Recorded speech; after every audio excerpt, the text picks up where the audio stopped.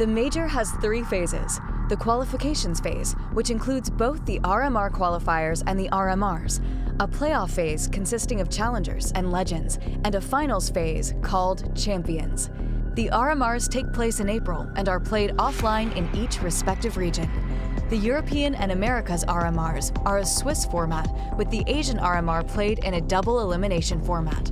Initial matches are best of 1, while all elimination and qualification matches are best of 3. The Asian RMR is an 8-team tournament with 2 teams advancing to challengers. The American RMR is a 16-team tournament with 4 teams advancing to challengers and 1 team advancing to legends. The European RMR is split into 2 16-team tournaments, European RMR A and European RMR B. From A, 4 teams advance to challengers and 4 teams advance to legends. From B, 5 teams advance to challengers and 3 teams advance to legends. 1 further team advances to the challengers stage from a last chance playoff. Stay tuned to see who will advance from the RMRs to the playoffs phase in Paris. Find the full format explainer, along with schedules, team info, articles, and the best live viewing experience of the Blast TV Paris Major on blast.tv/major.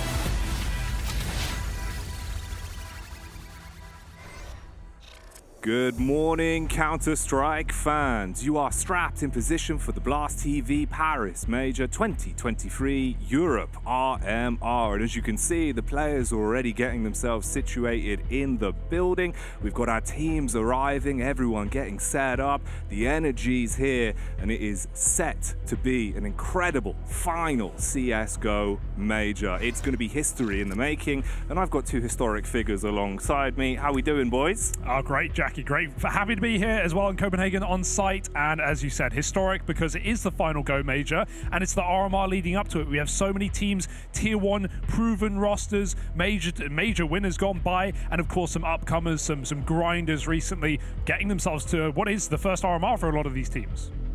Yeah, I'm looking forward to this. Sorry, you weren't really looking at me. No, yeah, you're allowed to take it. It's all good, man. You can work on the eye contact thing. Fine. Yeah, no, this is going to be sick. You know, it's the final goodbye to Global Offensive, and you talk about the top squads that we have in attendance, right? We're talking, you know, folks like FaZe who come off the back, hot off of a Grand Slam. You've got VP in there as well. You know, previous major winners. This is an exciting group to find yourself in, and then also I kind of want to draw your attention to some names that are kind of on the come up, right? You have folks like Kenny S, you know, in the Falcons squad alongside MVK. On the come up. No, but like the reason why that's exciting, obviously, French legend. Yes. Major taking place over in France, so a lot of folks are going to be keeping an eye on Falcons. You've got folks like Azza joining in with Sprout, which is a pretty sick move. Boomich even back within 1 win. There's some very exciting teams here all across the bracket at all levels of play.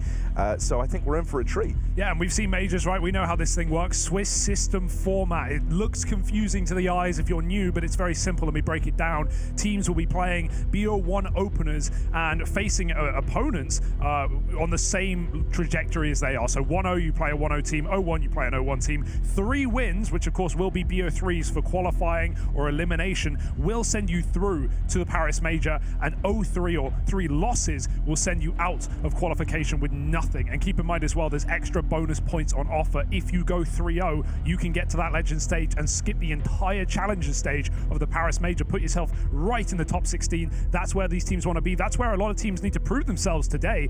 Teams like the ones you mentioned, the previous major winners of VP, NAVI, FaZe, these rosters are looking to go 3-0, but there's only so many slots, Jackie. Exactly. You can't afford to make any mistakes is effectively what we're looking at here. You can kind of think of the bracket more as a gauntlet run, right? Yeah. Any mistakes will be incredibly costly. If you can get those early wins, that's how you're going to project yourself far deeper and far closer to making it to the major. That's why BO1s are so cool. That's why we like the major format and the RMR cycle, because we get to see BO1s, and that's where the upset potential is at an all-time high, right? You have grinding teams, you have squads that are coming up, and they get to play tier 1 teams. And on a map, on a BO1, we always say everyone's comfortable with the map. No one's going to be uncomfortable with the BO1 map, and that upset potential is always there, Harry. It's always rife.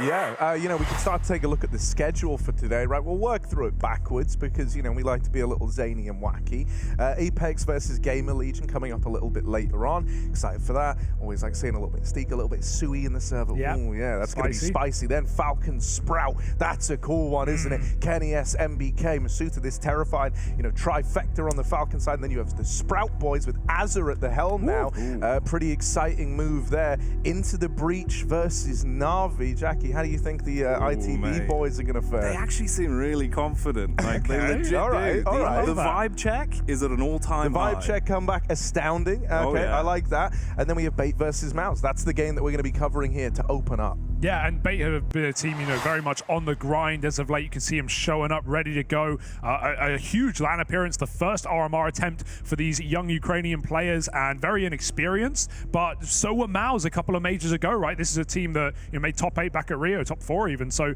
for Bait, I think this is super exciting. It's worth noting these guys are grinders, man. They've been really, you know, raring to go through the online circuit, and even in the closed qualifier for the Paris RMR, they were down 0-2. They made a full reverse sweep and managed to qualify. In the process, they even beat and eliminated LDLC, one of the very few French rosters we have right now in Counter-Strike, and that's left us with only Falcons as a French team here in the RMR. Yeah, I want to draw your attention to this Bait team and talk to you about one of the players that at least, you know, I'm fond of, and that's Owner, right? Yes. He's the man at the helm of this team. We got to watch him. You know, we talk about academy squads when we talk about like this MOUZ team and them coming from MOUZ NXT with the core. Owner, I think it's important to note, was in Team Spirit Academy. He was the leader there as well. Still is. Got to cover him. Now he's the leader in Bait, and dude, like, I don't know, when we were watching him back in the Academy League, there were times where I was sat there and I'm like, wow, you know, either this guy ain't legit or he is just nuts. Yeah. And I'm going to go with the latter out of the two, just to make that clear. I think he's nuts. He's got some great reads on the game of someone who's kind of, you know, young and growing into the experience of you know, this whole outlook. It's pretty sick, man. I'm a big Owner fan. Yeah. Can't wait to see how he fares versus, you know, tier 1 opposition in MOUZ. And I think that's why it's exciting for because you have, right, you talk academy and you talk young players. MOUZ were those guys just a couple of RMR cycles ago as well, and now they play a very inexperienced, very young, very plucky underdog roster. And I think, you know, Bait, hey, it's hard to predict them going through all the way, but in terms of, you know, having the potential, I think this is one of the rosters we need to keep our eye on throughout this tournament. Oh, definitely a dark horse. Absolutely a dark horse. Like, they can take a couple of wins in best of ones, but of course, this is their first best of one, and they have MOUZ as their opponent. Arriving in the building, always looking so damn fresh, aren't they? These guys are a great team, and they're a great unit. They're cohesive together, they communicate well, and they are very happy young lads. So this is definitely one of the most exciting rosters rosters we have in Counter-Strike right now. As we mentioned back at Rio, the last major, they managed to field top 4, boys. They took down Cloud9 in a quarterfinal. They have been, you know, stringing together a lot of wins. Maybe Katowice wasn't to their liking, but Pro League playoffs as well. And this is a roster that seems to be getting better and better with every tournament we see them in. Yeah, I had a little chat with JDC this morning. You know, kind of cool like that. I actually know the players. John DeCastro, I can call him by his real name, you see, because we're friends. Exciting. So I had a little talk with JDC, and I said, like, you know, good luck today, man. And he said, thank you. That's how conversations go. But then I think most importantly was where he said, you know, I can envision us getting to the playoffs again. He said, like, that's in my mind. We are making another run. For him, I don't even think there's questions on the RMR here. For MOUZ, in their mind, they should be breezing through this. And I think anything less than that is where it actually gets more interesting to look at MOUZ. So what do MOUZ have to say? We'll have to wait and see. We'll have to find out. We had an interview with Dexter as well, the captain of MOUZ. Well, Dexter, welcome back to an RMR. I have one question. We have an Australian commentator, Lucy, and she wants to know, do you feel any pressure now that being the best Australian IGL now that Az is back? No pressure at all. Just it's another day in the office, I guess. Now, coming into the RMR, obviously you guys are looking pretty good. You've been performing really well so far in this season. What do you think your chances are going 3-0? I would say it's pretty high, but we need to just prove it. Like, we're all still a young squad, and it's all about us just stepping up and just actually doing it now. What have you guys been up to since the last time we've seen MOUZ? Just practicing, played some online competitions and stuff like that, but mostly just practicing how we want to move and just be more fluid as a team and all that kind of stuff. In your opinion, how are you guys playing? How's your form coming into the event? Our form is pretty good. In practice, it's been very good. We lost a recent official, but it was due to like personal things that pop up on those days. So what can you do about that? But other than that, I've been pretty happy with how everyone's performing, acting outside the server. We're going to the gym, we're eating together, we're having fun. So yeah, everyone's pretty happy. Quick thoughts on your opponent of Bait coming into this one. I think many people may be not expecting it as much, but what do you guys think? I think the FaZe guys have good words about them. Like, they say a lot of good things, so if they say some stuff, then we have to be prepared. I think they can definitely surprise. They're sharp shooters, and it's a BO1, anything can happen, so we need to be on top of our own game. Well, good luck in your matchup. Thank you very much. It's a BO1, anything can happen, and that should truly be the takeaway for every Tier 1 team today in the RMRs. Anything can happen, Jackie. Nothing is safe, nothing is sacred, and underdogs and upsets are always here at the RMRs. It's where they come out, mate. It's like Pandora's box. You know? As soon as the RMRs start, it's open. Who knows? Who knows what's going to happen? Tell you what we do know, though. Yes. We do actually have the veto for our first map. Ancient coming through. Yeah, it's a BO1, right? So everyone's always going to be comfortable. This is one that Bait have been playing frequently as well. Obviously, we said they're a grinding team. They certainly have been online recently. So, yeah, it's a good map for them. They've won it 5 out of the last 7 times, but they haven't played this level of opposition. I think that's the most important takeaway. That being said, you know, Dexter didn't seem like he was underestimating his opponent, and, well, that's a necessity for a matchup like this. I hope Bait are ready for what they've got in store on Ancient, because if they could start off 1-0, firstly, what an upset that would be, but what a trajectory to put yourself upon. Oh yeah, you would be skyrocketing immediately. And I think we're actually going to be changing pace somewhat here and having a bit of a look at our predictions that we've done for the course of the event. Yeah, let's delve into these. Yeah, spicy stuff. MOUZ all the way along for this opening game. You know, no exception, no surprise. Yeah, you know, I don't think it's super surprising. MOUZ are the heavy favorites here, but you know, even though I pick them, right, we have to pick someone. That's just kind of how it works. There's 2 teams. I had to put one up there, didn't I? I do think, you know, as you've kind of been alluding to, in the BO1s, in the kind of hecticness of the opening matchup, where guys like Bait, you know, this is the biggest opportunity this team's had so far. They're going to be giving 100%. They're going to have done their research. They're going to be coming in prepped. So you can never count out the underdog in these sorts of matches. Yeah, I see you've gone for the ITB pick though, Jackie. You do love an upset. I do, mate. It had to happen. Like, there was no way in my mind that the Viperio one was going to be a safe pick. But ITB, I genuinely think there's a chance. Slim, but a chance. That's all you need. All you need is a chance, and that's what Bait are going to be holding on to as well in this BO1 opener against the MOUZ boys. You know, Harry, players, who are you going to pick here for the MOUZ side? Who's on your fantasy? Who are you waiting for? You know, I think Xerxin is always a safe call out, right, for my money. I think even back during like the MOUZ NXT days, he was kind of the player that excited me the most, and I would say that that's probably kept up moving into the main iteration of the MOUZ squad. Frozen, he's kind of showing that he's, you know, we were kind of calling him the young veteran as his nickname, because he is, like, hands down the most tenured player here, despite, you know, his kind of younger age. And he's proven that he can offer up that star power. Someone that I am going to look at, though, is JDC, not as someone who's a guaranteed pop-off, but I think that's why he's interesting to look at. He's someone who can have games where he dominates, and then others where he's a little quieter. So keep your eyes peeled for how he's looking today.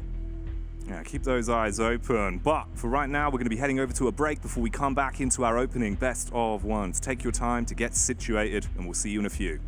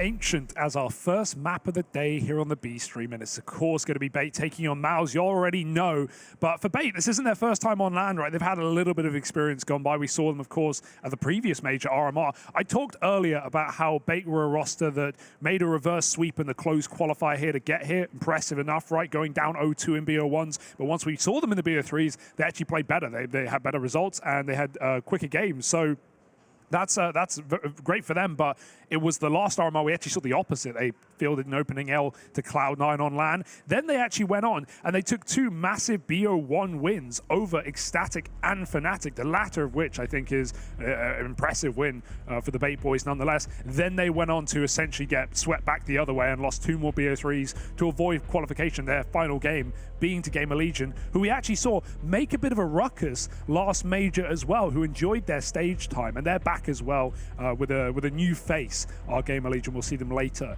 taking on Apeks. But I think that's interesting for Bait because, you know, sure, they've got that online experience. They've made some great runs. They've eliminated, as I said, one of the only French teams we have right now in Counter-Strike at the high level in LDLC. But once they hit the LAN last time for the RMR, everything fell apart. I guess the question is, will that happen again here? And will it take until the BO3s before we see Bait perform? Dude, I mean, you know, I was just taking a little look at it, and one of the things that I do even like about the veto out of Bait is I think, you know, as we approach the tail end, they had the option, you know, with Mirage left open to even lean into that one that's been a little shakier for MOUZ as of late.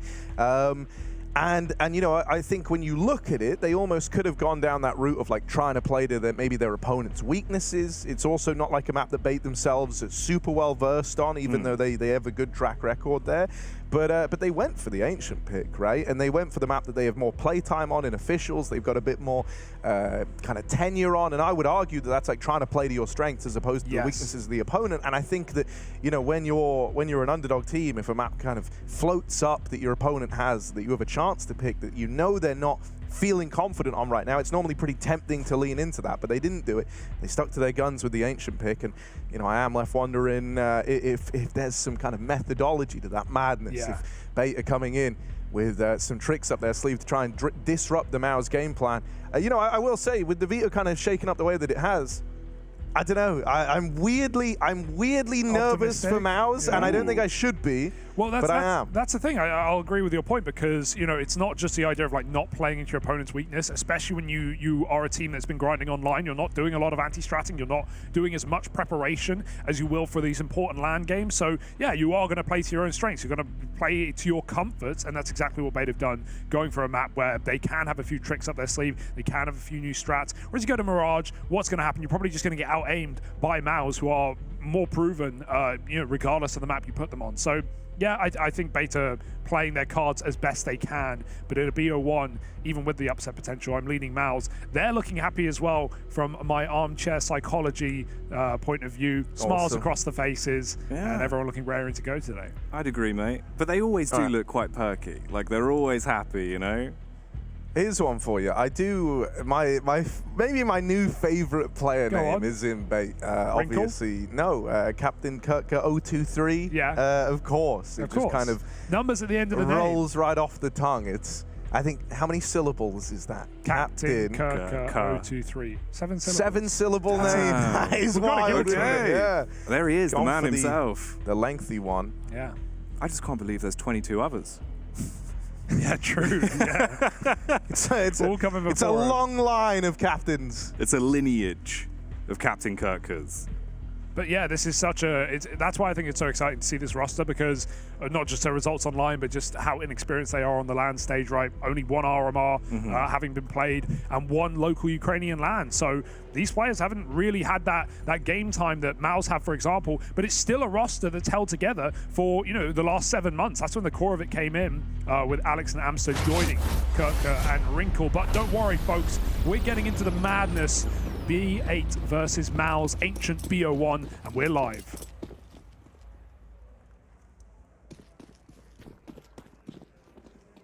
Yeah, wasting no time on this one. Bait setting up outside of B. Zershan is giving it a little look in. Ooh, okay, that's a nice way to open. And this double bait and switch with a quad B lean out of MOUZ. Oh, and they might never even learn about the double bait over in Cave.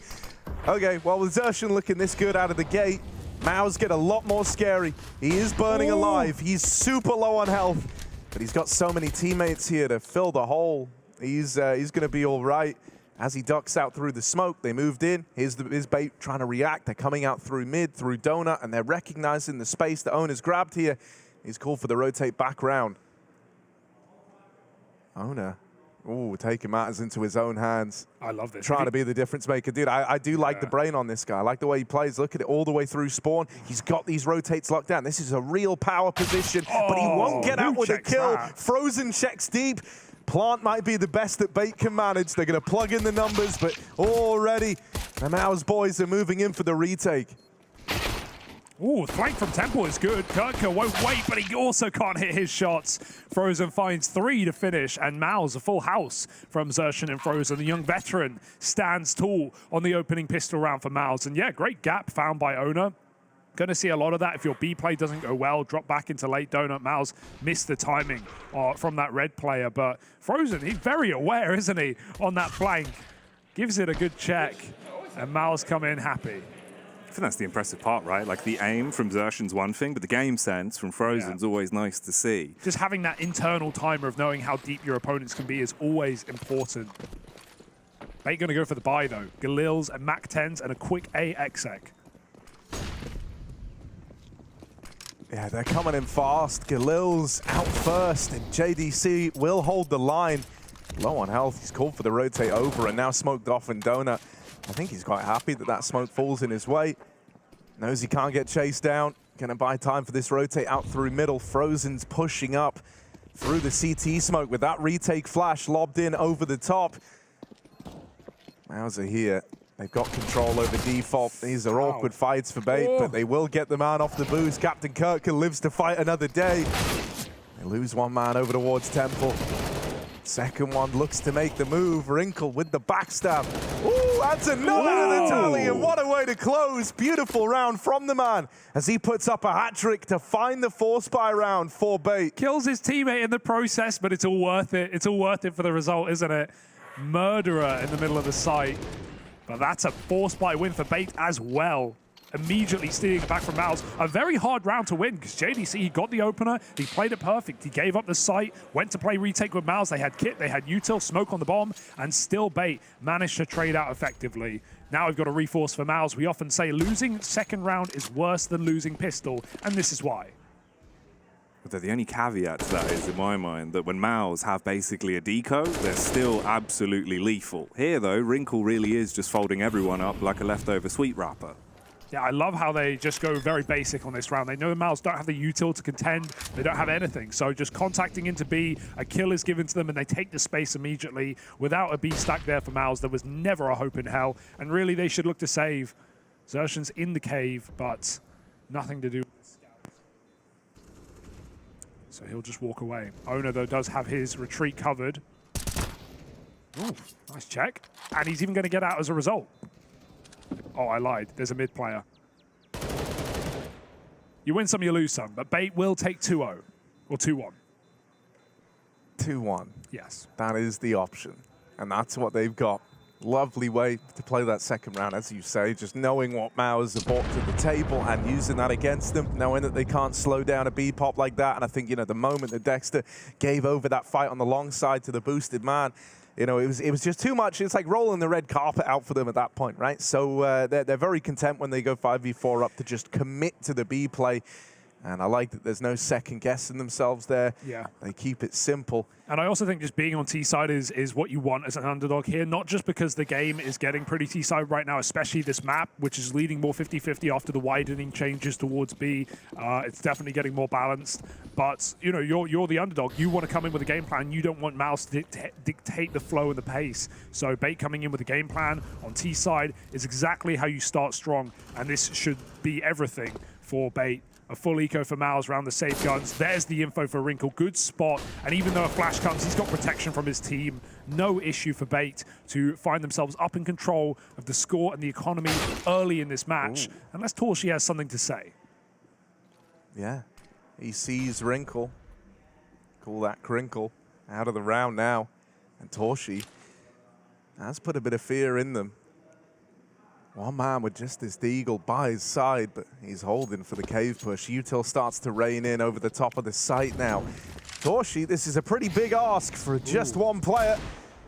And he knows they're up into the site now, spots them crossing over at ramp. This is MOUZ starting to back away, just hedging towards the save on this one. Yeah, he's got armor, he's the AWPer, he's going to want to stack that money early. Yeah. You know, you had a couple of pot shots, but with nothing connecting, played the long game. Amster trying his luck. Just going to have a little spot.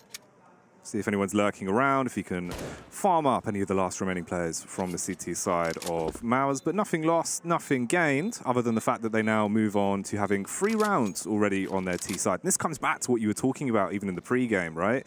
You've gone for the ancient pick. Counter-Strike is confidence. Without confidence, you've already lost. And already here we can see, you know, you weren't faltered by the opening pistol. You keep your head in the game. It's a great 3-round spree, but then the real game's going to begin. Oh, for sure. Just the fact that this team, you know, pulled a reverse sweep in the close qualifier is enough to show that they've got the grit and they're not going to go down without a fight. So definitely an inspiring start for Bait here on this BO1.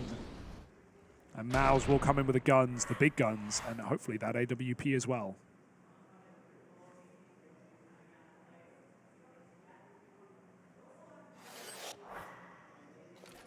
There it is. Exactly why Torshi saved his armor. Got some util as well. No kits, you'll notice, for MOUZ. Post plants could get sticky. Yeah, if you're MOUZ, you're just hoping it doesn't get that far. Oh, Torshi is holding for this boost up, and so he's going to win that. He owns the angle already, and Wrinkle learns about it the hard way. Xerxen wins out a cave fight as well. That's owner now removed, having a lead from beyond the grave in this one. Torshi ready for another swing, but will get deleted. 3-6s in the name. Mark of the Devil for Alex as he's opened this round up. Missed shot on the second, and so this one will sail on by, Bait, as it is that last man to fall. Yeah, it looked a little jumpy for Torshi. He's hitting left and right keys. If he's static, he probably hits the shot, but he's just, you know, jiggling all over with the AWP, and yeah, a sign of nerves maybe or impatience to begin this match. It's not a good sign, but he at least hit that opener. And MOUZ are able to trade out on ramp there. You know, Bait, they got away with a couple of dry ramp takes, but doing it in gun rounds is going to be a lot more difficult. And MOUZ don't play heavy towards the cave, so they have the manpower. 3-2, rebuy in, Wrinkle with another AWP and another chance. Ooh, Frozen already pacing his way down to slip into the donut as well and provide the extra cover towards middle. And already you can see the grouping outside of B. Again, going to go for the boost up with the AWP. Problem is, Alex 666 has been taken out of the equation, and Wrinkle's the only one that bites back onto Dexter, leaving them in a 4-on-4. JDC, though, not content with the numbers dropping for MOUZ, dashes the Molotov and backs off. Kirker got through, though. Do MOUZ know about that possibility? They're going to hold off, let this AWP hold the rotation, and Kirker as well just sits at the back of the site. That's a deep smoke. That's very helpful, but they know that JDC can't be far away. A molly will force respect, and look at the control that Bait have got in this post bar. Trying to dodge the fire is Wrinkle, but they have long control. This is great. MOUZ coming in on a flank, lose that first man, but they hear more. Yeah, that re-smoking at the cave is huge. Like, this could have been a bit of a problem for Bait, but they've kept them trapped in. Xerxen's trying to give them a route through. He drops his own smoke. This is going to give them a veil to move up behind, but time is running out for MOUZ. They need these kills, and they need them now. They're lost in the source, lost in the smokes. And now it's Torshi locked in the 1v1, but Wrinkle's got his name and number. So there's the close. Bait run away with that round on the back of the B control. And honestly, I think they adapt to it well, man. With JDC, he makes a kind of baller move to try and get into cave there. I think a lot of players would have elected to go for a kind of retake setup, but he makes this aggro move, pushing up, wins a fight over towards the ramp, takes back the cave control. That opens up the rotate for MOUZ through middle. And so in a way, it kind of negates like this awkward fight down the long angle, right? You don't have to worry about rotating through CT and getting AWP'd by Wrinkle. So it actually gave MOUZ a nice kind of staging platform for the retake. That's where the re-smoke in the mouth of cave really screwed them over. JDC tries to get involved early again, but is on the receiving end of this opener. Should be a similar sort of situation from this point forward as well. Just the pistols that have been brought to the table. Only 2 P250s thrown into the mix there for both Dexter and Torshi. Taking your time, though, for Bait is the key to victory. No need to run straight into those close angles, throw away any weapons, give up the manpower advantage. B completely barren as well, so if they can scout that out, then you've got the time to play with. And they showed some control A early. They can leave a player there and go back to just a standard B hit. And MOUZ have had to make concessions in a round like this, had to gamble on A. And so they're going to be completely avoided by this bomb. And the faking is nice. It's pretty simple. The Amsa should get the info here that there's multiple players, and that will just send Bait straight into B. One gun save is a good round as far as MOUZ are concerned on this full eco. But Bait are going to be up 5-2 off the T side. And they do look very decisive. Every round planting for the long side as well, not wanting to get wall banged out. And MOUZ are just looking to bodyguard their way to a save. Maybe try and find one more gun. But you don't want to lose this AK in the process, and there is a player in red. Oh, yeah, this might get ruined. No, hang on. They saw him, so that's enough info really for Bait. The only danger is if Captain Kirker just walks into middle, but it might go the other way. Oh! Nice shot. Xerxion's just hit him with the, look at me, I'm the Captain Kirker now. Nice. Oh, wallbang from the cave. Not bad at all. And may as well get some exits here. But Bait will give him nothing. Even they are playing every round to, you know, as safe as they can, not wanting to be too expensive. Build that money up early. You know MOUZ will wake up later, and you want to have the funds for when they do. You talk about waking up as well. For Bait, coming into it, I mean, Wrinkle's looking like he is absolutely wired. Wide awake, ready to rumble. Like, he's looking crisp, man. Yeah, dude, he's looking really nice. You know, I like the way... I don't know, like, I'm not going to pretend like I've watched a lot of Wrinkle play. Yeah. But, you know, for the first look in, I kind of like how twitchy he is with the AWP, man. It puts me on edge a bit, but he feels like he's making it work. And I don't know, man, it's kind of cool because it's very fancy looking, you know. These are going to be the kills that look sick to have. And I don't know, man, it feels like we're in for a bit of a treat here with Bait looking so good out of the gate. MOUZ might be feeling the pressure. Well, I want to know if Torchy's going to continue taking this fight, right? Will he give them the option? Because that's 2 rounds that Bait have gone for that B boost and found a pick. So are MOUZ going to continue to give this option to Bait? It's one of the only ways you can get opening kills on T-side Ancient with an AWP. So it won't be in this one. It's a solo B play as Bait look to take some more A control. They haven't really tested this part of the map, you know, significantly ever since that second round. So while player is making noise towards B in the captain, Alex is throwing mid-util, and for a change, MOUZ have actually taken middle, pushed 2 players deep in. That's given a gap, and of course, Bait have found it. Owner with the perfect call, they're sneaking out A. Realization is setting in for MOUZ that this could have happened, but no util. It's full contact. Bait have pulled the wall over MOUZ's eyes. Oh, and then Owner gets the opener as well. Perfect. Oh, this is beautiful. This should be a save already for MOUZ. They might give it a look in, right? Because, you know, you're kind of the more experienced, the better team on paper. So you might be curious here, see if anything's offered up. With the backstab coming in late, with the smoke down at CT, MOUZ are now saving. That much is guaranteed, and there's still this backstab to get activated from Captain Kirker. Oh, dear. There's the AWP removed. He's looking to do damage. Only the 1 kill. That AWP will get recovered, but look at the minimap, man. Bait are going full hunt mode here. There's only 1 man vaguely near the bomb site right now. I just love that call for Owner. It gets ahead of the adaptation for MOUZ. They know that they've been hitting B and taking mid, and the MOUZ are going to have to react. What's the one gap there? It's A, they contact the entire way through, and MOUZ never know until it's too late. Yeah, so I touched upon how we got to cover Owner back in the Academy League, right? And there, the thing that really impressed me was kind of what we just saw. I feel like his read on the game in terms of knowing what his opponent is going to do to try and adapt, and then countering that in the follow-up round, right, is stellar. He was doing that all throughout the Academy League. Now, obviously, when you're watching that, there is kind of this idea of, okay, you know, like these are younger players, they're not as experienced, maybe they are going through more standard motions. So there was a part of me that was maybe like putting down his ability to kind of counter calls and have these reads to that. And that was why I was very excited to see him here versus MOUZ, versus, you know, top dog opposition on the other side. And I've got to say, based on these first few rounds, I feel like he has a great read on the kind of flow of a game, right?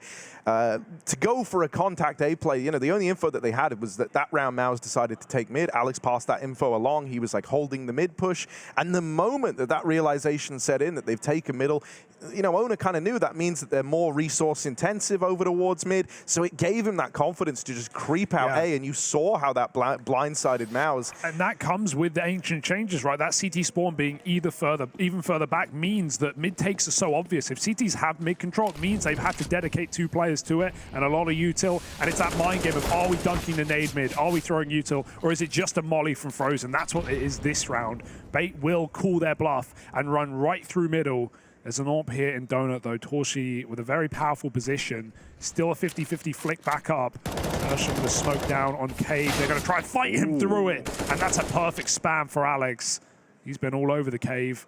And now Bait with a 5-on-4. Again, just grouped for a B hit. They like to keep it simple. And it might be perfect, especially if Frozen gives this pick over to Wrinkle. Man, if we were talking about the fact that they've been looking good online right now, they're like a pack of lanimals. They're just crouching low and then pouncing like an animal in beast mode. Captain Kirker with the first frag and the follow-up onto Frozen. Now there's just 2 of you left. And in reality, you've got to hold on to what you've got. You can't really afford to fight this fight. And Amster lurking around, catches out JDC, and it's all down to Torzy to just save the big green. Yeah, depending on what default Bait have called out of the round, they've often had a lurker on the other side of the map who's been finding these kills, right? Be it the captain going late through B to take down Torshi, right there Amster outside of the A site. They've got their contingency plans in place, and MOUZ can't save guns. Even this one is not guaranteed, and that reposition for Torshi is awkward timing just as they come through CT spawn. So he's on the clock. He should be fine. He should be fine. He will be fine. But still, this is a 7-2 lead for Bait right now. I don't think he is fine. I think he's got him. Oh, he had to hit that. He had to hit that. Just about. And they know that's a big kill as well. Like, they need the AWP around like this, where MOUZ don't have the money, where, you know, you're relying on one guy to make things interesting. Yeah, dude, one of the things, you know, I am really liking is that the responses out of Bait from when they get the opener isn't consistent. And I think, you know, that makes it kind of hard for MOUZ to problem solve here, right? Because in some of these rounds, they'll get that opener and then very decisively... Oh, JDC! What? Okay, he's having his own happy D moment. Look at this. 2 in the round through the mid-smoke. Well, how do you even respond to that if you're Bait? There was nothing you could have done. They didn't do anything wrong, but they're opened up to the Deagle. Damage done from the AWP. MOUZ are looking to win a low buy round with this hero AWP still in the fray. Right now, it's the Deags to have done all the heavy lifting. Bait on the back foot. Those shots just miss for Xerxan. They just sail on by. And JDC's been tagged up over in middle, but he's got teammates here trying to lend a helping hand, trying to problem solve. Oh dear, this is the true test for Bait. If they can win a 3-on-5 after they get legged as well, both AWPs traded bullets. JDC, he wanted to re-peek middle. He'll take a safer decision to reposition on A. He's got to pick his fights wisely though. Very low health, has a smoke. Ops not to use it, and Ops to take the fight instead. There it is, right down, and he gambles towards main. It's the right call for JDC. Bait on the clock, 50 seconds. They can wait this one out. Smoking his way, but we've seen already that's not a problem for JDC. Time's going to be an issue as well for Bait. They've made the decision to wait for this smoke to clear. They don't want to be left pushing through it, and they still have a bit of time remaining on the clock. Final 30 seconds as they make their move into the bomb site, smoking JDC off from spawn. The AWP is set up over in Temple. They might need to try and deal with this. Backstab on the cards as well for Dexter. This one's a free kill. Not even considering it was Wrinkle, so they're trying to take the space back, but they know they've lost Donut now. Captain Kirker had to do it alone, and that backstab from JDC is timed perfectly. 3 in the round from this man, and he's laughing all the way to the bank. He knows that double kills like that through the mid-smoke do not come along often. Yeah, AWP didn't even really play into it for MOUZ, did it? It wasn't required, and that is unbelievable. To hit not once, but back-to-back Deagle headshots through smoke. That is a shocking round for JDC. Oh, mate. The reaction as well. That's so good. God damn. The demon with the Deagle in Red Room, just making an absolute mess of middle. That is despicable. And that's also one of these rounds that amps up MOUZ so much more, right? The second they start laughing, the second they start getting the energy back up, that's when you're playing a MOUZ that you don't want to be in the server with. See if Bait can hold themselves together after that one. It's a tilt round, we could call it. Going to be trades of mollies towards B. I'll say this, the way it doesn't become a problem is if Bait come back and are able to win this round right now, but it's not looking good for that. They need this trade, and Captain Kirker will get it. 1 more out of the captain. And now he's found a way into this 3-on-3. Mid's being held by Alex, but he will get bested by Frozen. A lot of damage done on his way out through the door. But a man advantage now sides with MOUZ, and they're starting to move over towards B already, grouping for this retake before the bomb's even down. Oh, Kirker very close, though, with another 3rd in the round. Torchy's holding on with the AWP, but that smoke is going to be a problem to MOUZ. They're on the clock again. With Frozen so low, they really need a kill to tip the scales, right? They're going to trade the AWP around, so now Frozen's got it, but they really need this opener. If Torchy tries to make a play through this smoke and he doesn't win the first fight, the save is locked in. Torchy's being the point man. Frozen's floating around, hoping that this kill comes in, but with nothing getting provided, with nothing being given, MOUZ, this one might already be told. Wow! Captain Kirker is on for the ace, and he's going to get it all 5. And Bait find this one from nowhere. Captain Kirker wins a 3v5 by dropping everyone for his team. This is shocking. These are insane rounds for Bait right now. And the decision to even run out of cave in that 2v2 doesn't call for help on Ram, doesn't call for a flash, hunts that kill down on short. He knew it was the AWP, low health, and then he goes back to fight the player he just saw throw nades. Captain Kirker sees the gap and he takes it. All 5 kills. And Bait, that's how you reset after losing to Pistols. Oh my god. The start of the round to the big crescendo. Whew, it's all getting spicy here in the best of ones to kick things off. But dude, what's so wild now is I think, you know, if you're Bait, like what that whole point that you were making, you know, about like JDC winning that last round and how like this might fire MOUZ up, I think it would have done it. They were able to chain that round together and then they open with 2 kills. So in that moment, they're really riding this high of like, all right, guys, game's back in our hands. Then you get 3v5 with one guy doing the heavy lifting, right? Captain Kirk could get in the ace. It's gonna feel kind of soul crushing, right? Because now it's like the one round that you got wasn't down to any sort of like incredible, you know, call. It wasn't like outbraining your opponents. It was kind of a stroke of luck on a pre-fire through the mid smoke, happening not once but twice. And now they're splitting A, right? There's 2 players here, both in the donut, but that flash is perfect, and they're even caught with nades out. Oh dear, trying to fix it. JDC just drops a smoke, but they were already running through, and Bait have the round. That's it, simple, done. No questions for MOUZ. They cannot consider this retake. For once, Bait don't have lurkers, so these guns may be saved for MOUZ, but dude, they've done something different every single T round, and they've had great closes as well. Lots of impressive rounds so far from Bait and from the individuals. And Torchy's even started to win out these AWP fights as well. So you add that on top for MOUZ, and they're still losing. And pretty dominantly at that. 9-3 on the T side of Ancient, and we're not even done. It's mad to me as well, like the amount of opening duels, it feels like MOUZ have been able to win, but the conversions just aren't there. It's so crazy how Bait have just looked so damn good. And you're absolutely right. I mean, in terms of the strat book, this is looking a Saurus, effectively, right? Like, they have got all the plays to get through. All right, all right, all right. What do MOUZ do here? You are really, you know, bailing water out from your boat, but that hole, it's there. You're sinking. And this is not where MOUZ want to begin. One of the highest seeds of the entire Group A RMR. This is not what I had planned in the script. Yeah, you know, that was a nice metaphor, I thought. And, you know, I would say it's like you have a 500 ml water bottle and you're on the Titanic. That's like the situation you're in. You know, you are kind of desperately doing whatever you can.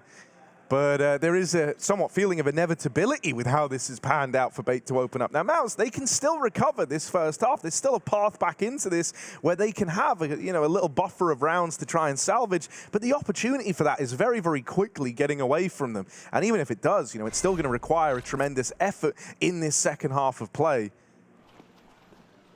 You know, I think really there's this very grim vibe where if you don't win this one and start chaining rounds together right now, I think Bait have already picked up more than enough momentum. And now so a flex call. Fast play up the ramp. They run down. That first man, Dexter, dead. Frozen replies from the long side. Ooh. Alex tries to give chase, tries to get that trade, but will get snuffed out. Frozen's having a round, but caught swapping onto the AK.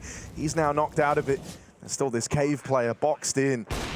Wrinkles holding for the jump up, locking down this path to rotate through mid, but he's just left the angle, and both players from MOUZ have moved in, trying to take advantage of the cave rotate again. I will say, Bait have got util. They don't even have to fight this. They could just put a smoke here, and it would win them the round, but they're going to take fight after fight from Wrinkles AWP, and Torchy is never even given a ticket to ride in this round. He is out of there. He is saving. Bait up onto 10. Double digits locked in. This is a great T side that they're putting up. Just an unbelievable unbelievable call to make, considering we haven't seen a single rush round all game, and they come off the back of MOUZ making a timeout. It's like classic Counter-Strike right there. MOUZ call a pause, they try and get ahead of all the problems that Bait have been dealing them, and then they just get B-rushed, and there's no molly on the ramp. So they keep it so simple, but some of these calls have just been perfection for Bait. And to think again, Frozen double up on B. The gun swap is not unreasonable, by the way. He has 3 bullets. He has to swap gun. Reload's going to take longer, and he gets caught doing it. So that's just so unfortunate for MOUZ. But again, we go back to crediting Onahari, a player that we had high hopes for joining this roster, and he is once again proving it as a very young and inexperienced player, calling fantastic Counter-Strike against one of the best teams in the world. Yeah, I mean, I even remember us talking after our first time watching him, and we were both saying, like, man, I hope this guy's on like Navi's radar. It feels like, maybe one of these days we're going to have Owner at the helm there. I could see a world where that happens. This group is crazy because not only do we have the possibility of one win playing Na'Vi, as in Boomich playing his old team, but we could even get the Bait Na'Vi game. If both these teams go 1-0 up, for example, that is a possibility. That could be exceptionally interesting. This is aggressive from Zersh, and we finally got MOUZ making moves. Flash through the smoke. He's getting a bit cocky for Bait. They'll find out the hard way. Owner has wrapped A. They surely heard his footsteps. He's run the entire way through this bomb site. I feel like there's almost a world where you just don't believe that he's done this. He is so deep behind enemy lines, and that had to hit for Torshi, who finally has his moment. Just Amster left, and they hunt him down. So MOUZ finally C4 arrive on the board. Wow. These rounds are absolutely ridiculous. Like, the pace of the game is just changing so incredibly quickly. And at least now we're seeing a little bit of a lifeline thrown back towards MOUZ, right? Especially if JDC is getting a little bit more into the flow of the game. Xertion as well, you need him there. You've got to have him hitting his shots. And you talk about hitting shots. That was a close range predicament with a sniper. The fact that he's won that, Hugo, is ridiculous. If he loses that, I think Bait probably win the 2v5, right? Like, that's a must-win kill. And Torshi's been hitting his shots in this game, there's no doubt. But back to B-Rush. Again, they continue to flex their muscles, and it might work out. But Dexter in the corner uncleared, gets away with a kill. Owner has to trade. Torshi with a shot, does connect, but he's boxed in, and he's calling for support. MOUZ will deliver. They finally get 2 concurrent rounds right at the end of the half, but it is still a dominant lead, 10-5 for the Bait boys, and MOUZ have to fight from the back foot. I think it has to be last 4 finals, I think. That's 4 finals in 2021 in Copenhagen, in the Arena, with the last dance of the French team. That was like so fun to play. Just we did the final against Navi. We had a lot of fun moments playing against Australis just before in semi-final. Like just, I said that a lot, like just making quiet the crowd. Yeah. It was pretty fun to be honest. I just had a really good moment back in the day. When the French team stopped at some point and we had that World Final in Copenhagen. I remember I didn't want to cry, but it came out without like asking. It's still emotional for me to talk about that because that was a really good moment with the French the team, and most likely with Extase we had like a really good like chemistry together, and we did a lot of things, good things together. So, but yeah, it's a good memory.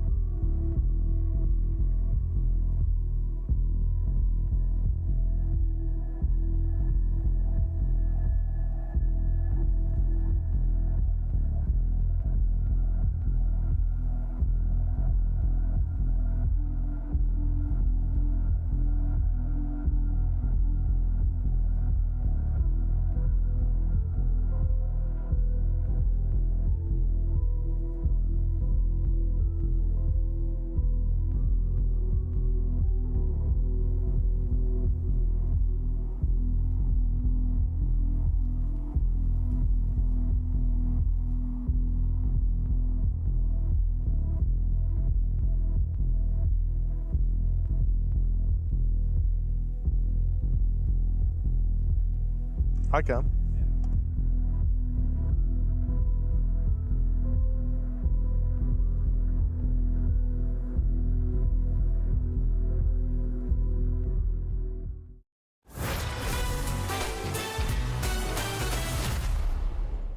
Well, here we are, Bay opening up in fantastic form. They put up a 10-round T-side. MOUZ able to salvage a couple of rounds towards the end, but they are left on the back foot. Right now, we've had an impressive performance out of Captain Kurtka, even offering up an ace to get one of these rounds on the board in a 3-on-5 for Bait. Some great calling out of Owner, even though he sits down towards the bottom of the board. I think he still had a lot of influence over this game. And so right now, MOUZ have a tall task ahead of them. They don't want to have an upset in this opening round. Oh my goodness, Alex doesn't even clear it. They're running mid. They wanted to climb ledge, and MOUZ were patiently waiting. Xerxes with more pistol antics, and Dexter comes in from the top to stop this pistol from getting out of control. Meanwhile, Kurtka making the full rotation off of B, and the red smoke has just faded. MOUZ looking for this demon as he creeps back in through middle.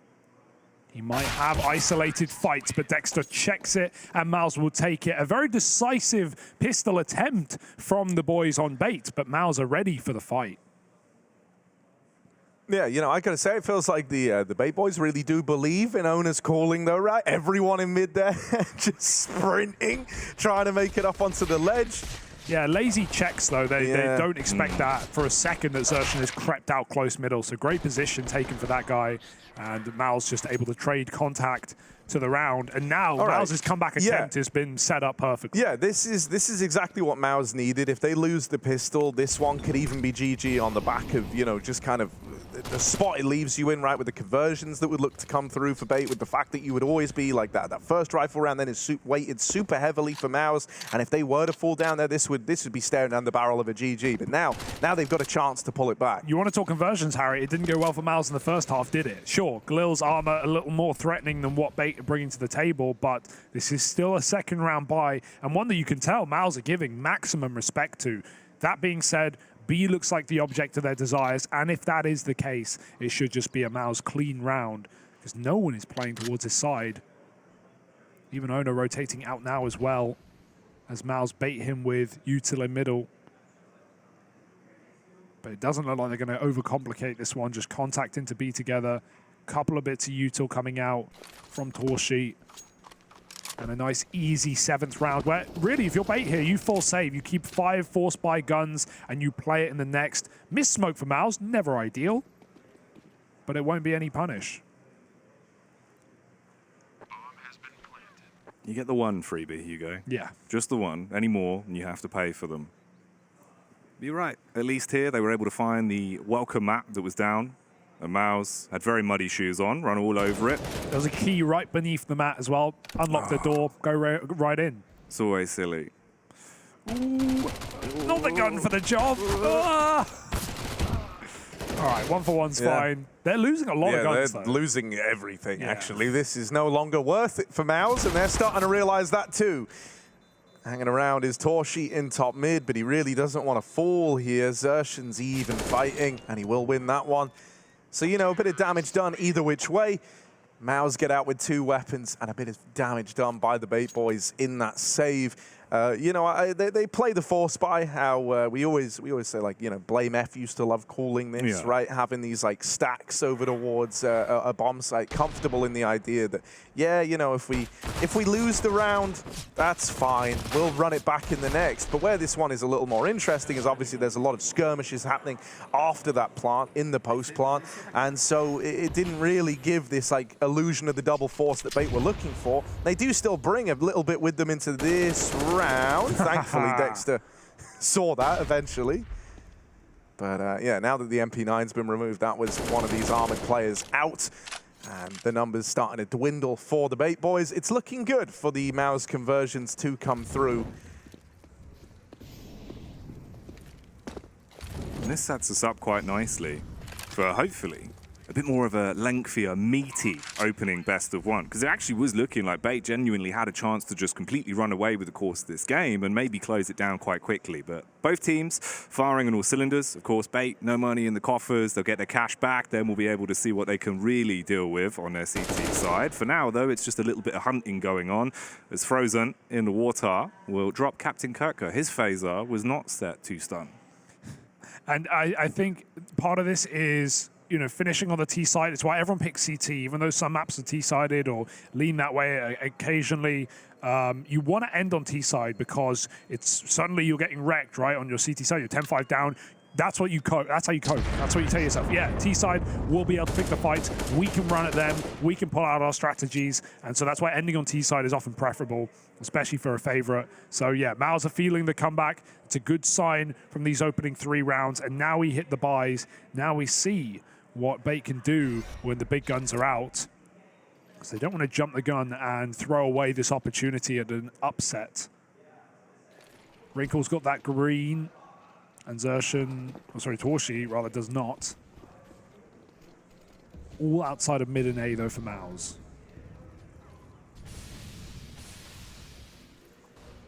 Oh, full Ropsek it does seem. That's an important kill. Aggressive towards Cave.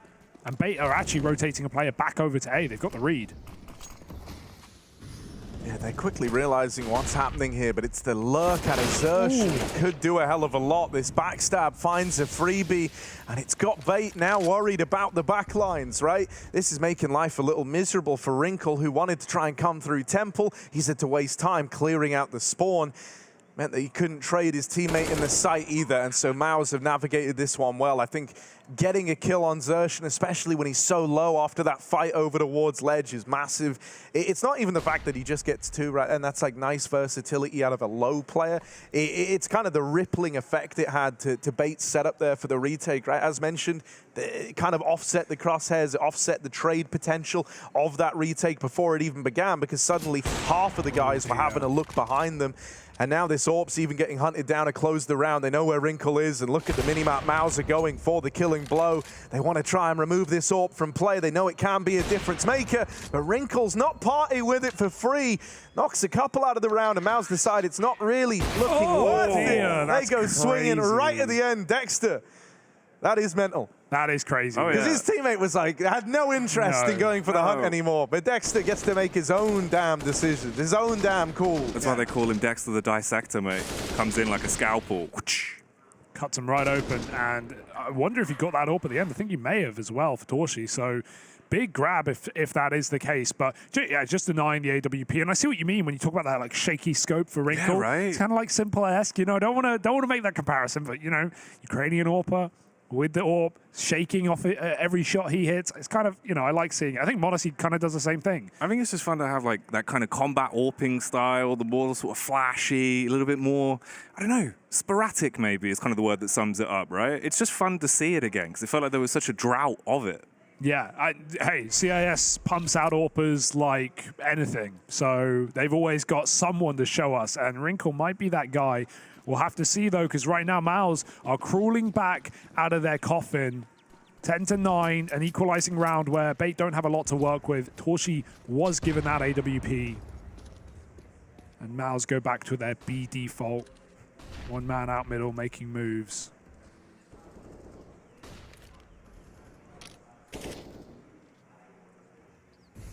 From what I can find online, Wrinkle at around about 2.5 to 3 cents. He seems to float around because there's a couple of different values at 400, yeah. So pretty high cents. Xertion over in middle. Nice space taken again with him getting all this control over the red room. And he even spots this close player. And that's just too tantalizing for Xertion. He says, really? You're going to give me this one? You're going to give me this fight? You sure you want to give me this? He's even giving you a chance, man. He's saying, like, look, I'm looking away. You can leave right now. I love the patience as well. And MOUZ realize, like, they don't know if B is stacked or not, but they know they've got one of the B players trapped right now. The longer that Xertion keeps him here, the better. Bait are getting aggressive. They're making a move in the mid round, but MOUZ might completely avoid this by creeping through Donut. This is crazy timing. Frozen, did he see him? Amster certainly knows. Zershan going to try and clear the corner. He does. Owner low. Second player. And he flicks back. Yeah, they think it's a B-stack, but meanwhile coming back through spawn is Captain Kirker with a deagle. Dropping the bomb. Time running low. Missed orb shot. Jumping MP9. This round is madness. This is starting to get out of hand, man. The backstab for Owner! The lineup is in! How is it Owner to end that round, given he should have been the first to die? He squeezed every bit of juice out of that lemon.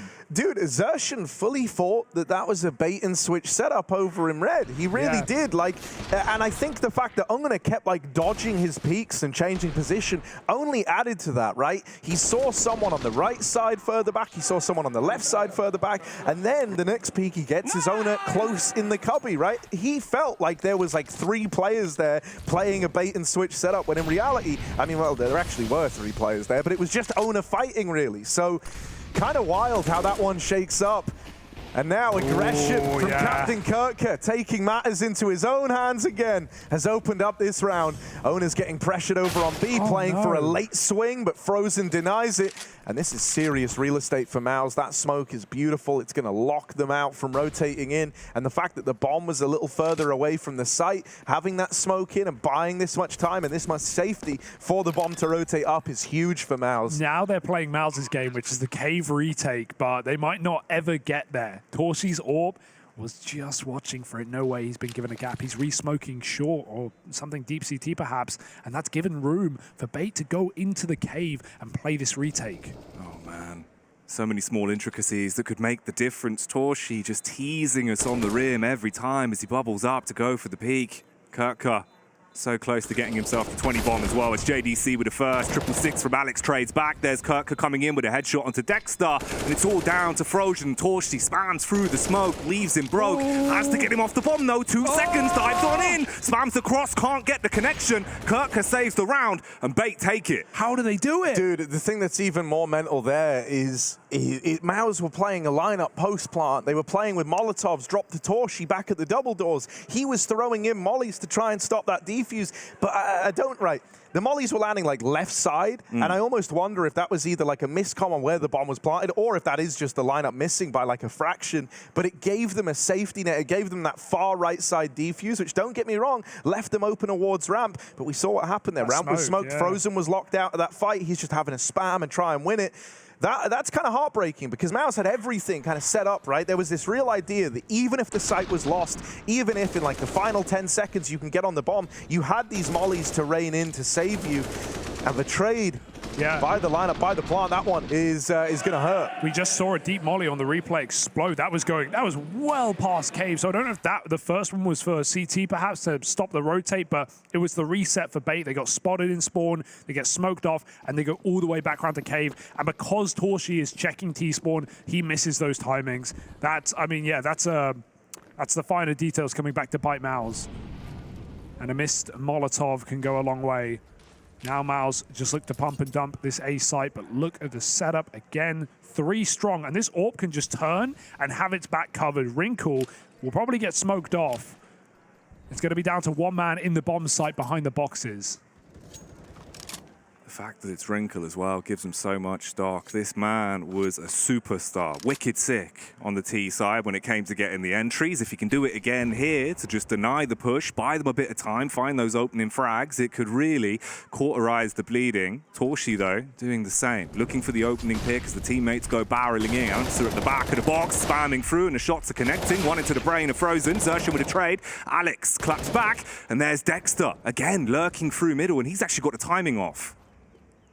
He's getting flanked himself, though, and with Alex winning that one, give it up. Knowing about the spawn push gives him a little bit of levity, a chance to get out of there. That is a big pick from Torshi, who deals with Captain Kirker, was giving chase to Dexter on that wraparound, but it won't matter because Wrinkle was there to close it out with that AWP, and Bait, they stopped the A play from Amster opening with the smoke spam, right, knocking out Frozen all the way at the back, by the way. Like, Frozen gets killed through a teammate. Classic.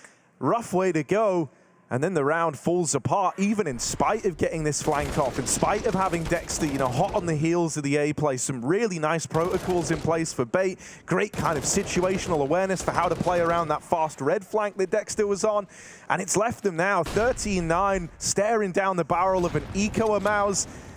This should be 14 for Bait. Yeah. 3 rounds in a row, and as you said, likely this 4th here. It's going to be no issue picking the pistols apart. And, you know, we look at eco rounds and low buys in this map. Bait have been the ones winning them. Bait have won those forced buys. MOUZ haven't been as fortunate. And so this one will be no exception to the rule. 5-2, 5v2, and MOUZ just hoping they get given kills. But we're seeing Bait look a lot more confident now on the CT side ever since they got started.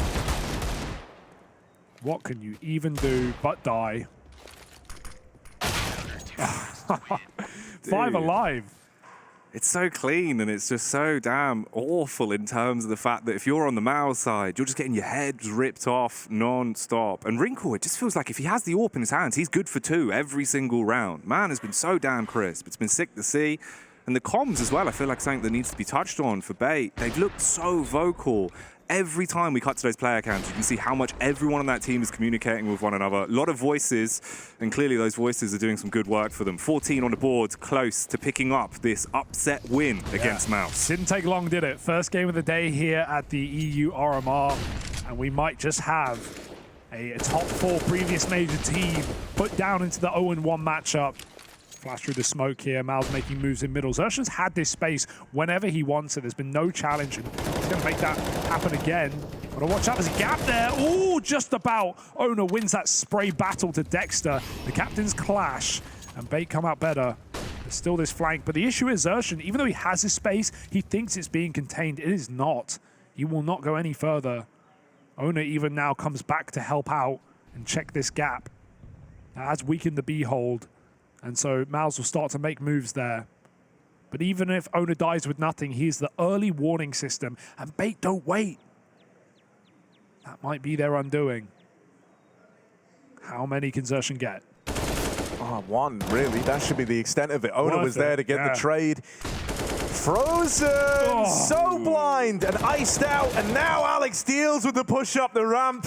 MOUZ, this is all starting to come crushing down around them. And now, right, over the last few rounds, you've kind of been able to hold on to this pipe dream of don't worry, you know, we can turn this around. It's a 30-round game. It's a long way away from being done. Suddenly, your opponents, you know, the underdogs in this matchup are just 5 kills away from upsetting you to open up the RMR for the last major in global offensive. Like, that is a tremendous amount of pressure to be under. And, you know, kind of realization setting in for MOUZ.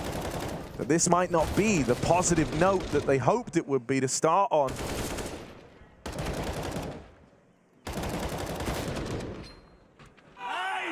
One more. And you can see what it means to them as well. They're getting loud. Fists pumping and bumping. And this would be just a massive upset in the BO1s, but that's why we love them. And considering this is a team that we expected to field more in the BO3s where they can show off their map pool, makes it all the more exciting. 5 rounds straight. Fast into middle. MOUZ looking to challenge them there. Alex will surrender that control, but not after getting some meaty grenades in. Ooh. Faking the reload. Pulling everything out to try and make MOUZ make mistakes. Spam is good back. Owner will eventually give this one up. He hears the molly coming and doesn't want to die for nothing.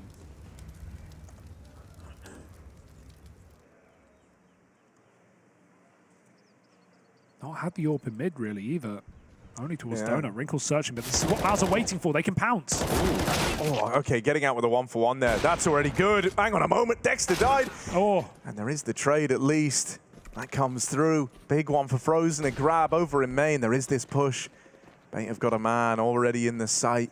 lurking in the back lines. Amster has the round in the palm of his hand. MOUZ think they've slipped the net, that they found this timing. And with Captain Kirker making noise out through the CT push, that might make this backstab through main even less of a known quantity. Bomb gets away from MOUZ. The round starting to fall apart. Frozen's got to do it, got to be the hero, and he can't find it. Bait pick up an upset win to open up this game. And for MOUZ, heartbreak sets in. For the other side, it's elation. What a way to open up. We are here at the RMR, and there are already surprises on our doorstep, with MOUZ fielding in a BO1L to the Bait boys, their second attempt at making it to a major, but already off to a pretty rip-roaring start. Oh yeah, man. They're firing on all cylinders. They're looking damn good. And what time would be better to do it than right now? The last ever RMRs for Global Offensive. The last ever major for Global Offensive, right? You take that first win, suddenly you're smiling. Everyone's got the energy. You get a little jig on as you're walking back to shake hands. It's the sort of vibe you need. Yeah, this can really happen as well, because especially when you have multiple BO1 upsets on the opening day, you actually get like underdog teams facing in that 1-0 game. Suddenly someone's 2-0 and you're basically at the major at that point. Obviously, I don't want to get too far ahead of myself, but they're in a great position. And you called them Lanimals in that game, Jackie. Yeah, we were even seeing that towards the end. Captain Kirker was like in that final round, he was staring at his teammate's monitor while he was playing behind the CT smoke. So they're pulling out all the little tricks they can to try and get information. And like, you know, that's something that you're not used to doing as an online player, being able to get info off your teammate's monitor and then play your round around it. But we're already seeing cool things like that from Bait, who are, again, extremely inexperienced, but right now putting MOUZ to the test. Yeah. No, dude, it was sick. And, you know, I mean, I'm glad that we got to see like a really good foot forward from this team. You know, I think Ona was great in the calling department, right? Like, I really don't think you can fault a lot of the decision making that we had in this game. You know, on the T side, it was a real mixture of paces. You never really knew what the response or the protocol was going to be on the back of getting a pick. They would have rounds where they slow it down, they get a bit lurky, a bit, you know, trying to finesse you with the timings and, you know, your adjustments. And then they would have rounds where they just kind of went full brute force after getting that opener with like a 5-man dedicated push. I mean, normally a 4-man dedicated push with like someone lurking. But, you know, there was like a real variety there in that first half. And then, you know, switch round onto the second. It was cool because they would kind of leave avenues open purposefully, knowing that MOUZ would look to exploit it, and then they could clamp down on the extremities. There were some very cool ideas put forward here, and some very big performances. Captain Kirker and Wrinkle kind of stealing the show in this one. Wrinkle looking good with the AWP, and then you've got a capable rifler alongside him. I don't know, man. Beta looking pretty legit by my book. That is a very, very cool BO1 to have won in that fashion. Already a team that other rosters should be looking out for as well, I think, is a safe bet to begin. And yeah, just even the pace changes, man. It felt like Ona was ahead of whatever adaptations MOUZ wanted to make in that first half especially. No, exactly. Like the depth of the strat book was absolutely there, but it's not just that. It's about knowing when to use those strategies, right? And the timing of all of his calls were absolute perfection. It left MOUZ kind of scratching their heads and scrambling to know what to defend and where. Yeah, you know, I mean, now this sets us up kind of interestingly, right? Like the first 1-0 team that we have is Bait. You know, who would have seen that coming? That's a sick story to tell. They've moved forward onto that 1-0 bracket. As you can see, MOUZ down in the 0-1 after making, you know, top 4 at the last major, after being in playoffs just recently at Pro League, right? This is a team that's consistent in their placings. This is not the start that they wanted. They still have time to turn it around, but it certainly leaves a bad taste in your mouth. I think that's what makes this victory even cooler for Bait as well. You know, this is MOUZ. This is a team that have consistency in their results. This is a team that has been consistently trending upwards in terms of, you know, the trajectory that they're on, placing well at the major. You know, as we say, just recently making it into playoffs over at Pro League. This is a very, very proven team. It's not like if they'd played, you know, I think like a Fnatic almost, you know, like a team that is streakier in their performances. Inconsistent. Like, yeah, exactly, right? And so I think, you know, you would say, you'd almost give like the benefit of the doubt to the favorite team in that sense, right? You'd say, oh, well, you know, Fnatic are streaky. Bait might have just caught them on a quiet day. But no, man, MOUZ, normally you know what to expect. You know what you're going to get. And in spite of all of that, Bait still pull up with a very legitimate win under their belts now. Well, Ukraine with a win already today, but that might not be the only one, because our next matchup, Jackie, is Into the Breach, taking on NAVI. I mean, quickly, what are your expectations for that game? Oh, it's going to be a banger. I'll leave it there. It's going to be a banger. Don't go too far from your computers. You're going to enjoy it. So come back in a few moments, get yourself sat down and strapped in for the UK squad of Into the Breach taking on NAVI.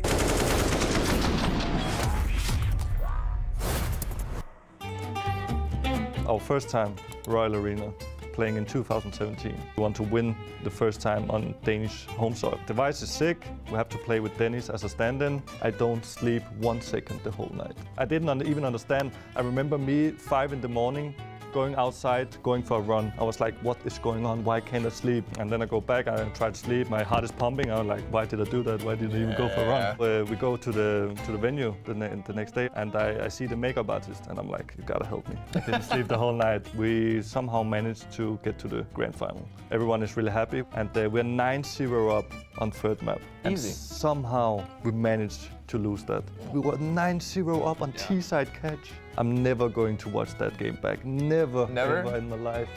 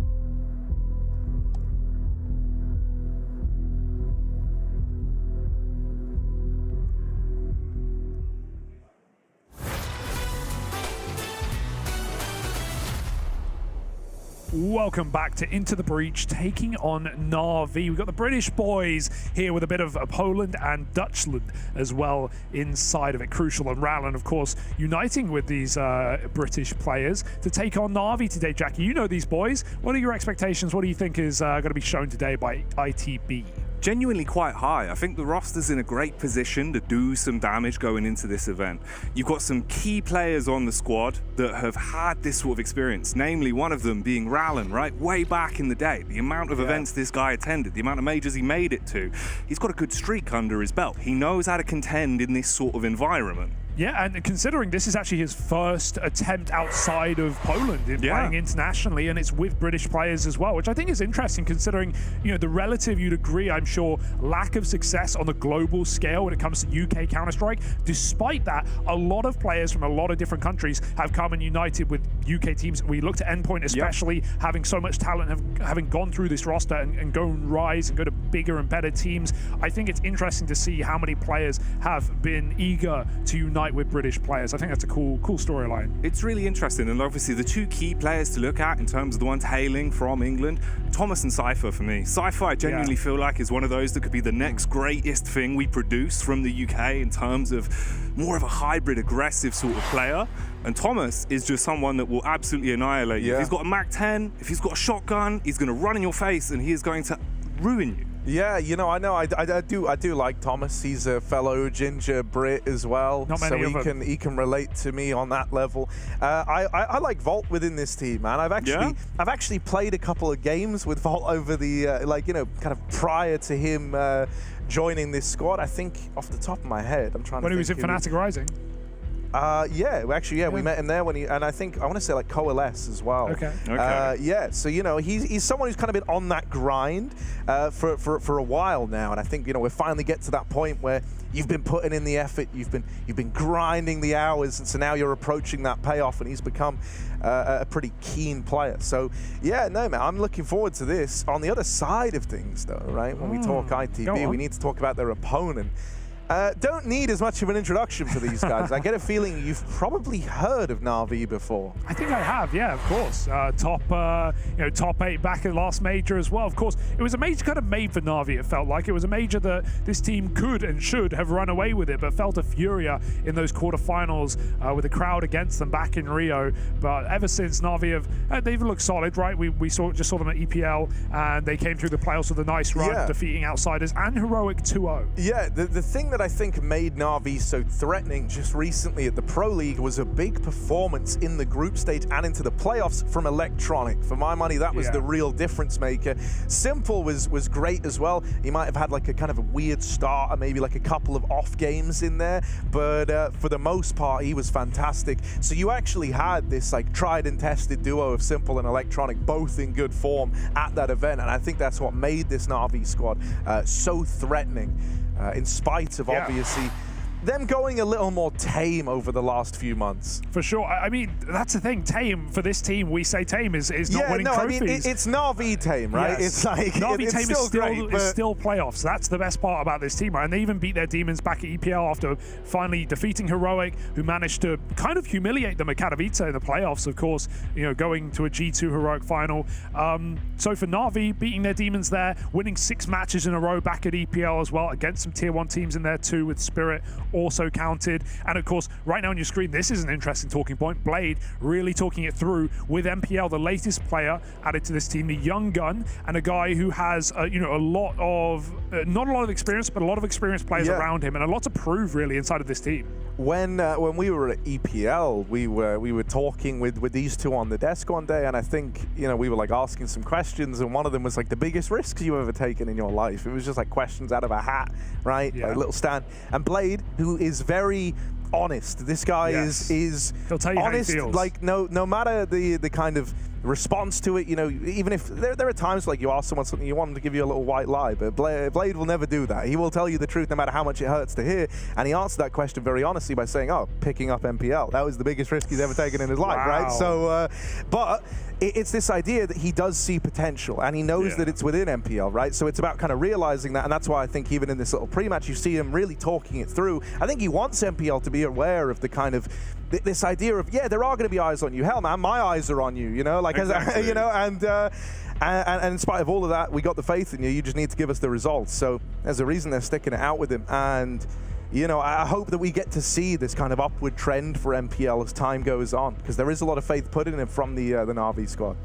Map coming through though, Inferno in this BO1. Any thoughts on that jacket into the breach? I mean, we always say no one's uncomfortable. No, not at all. And I think in recent memory, they have actually been playing a little bit more Inferno, if it serves me right. Like, they've actually been getting the hours in.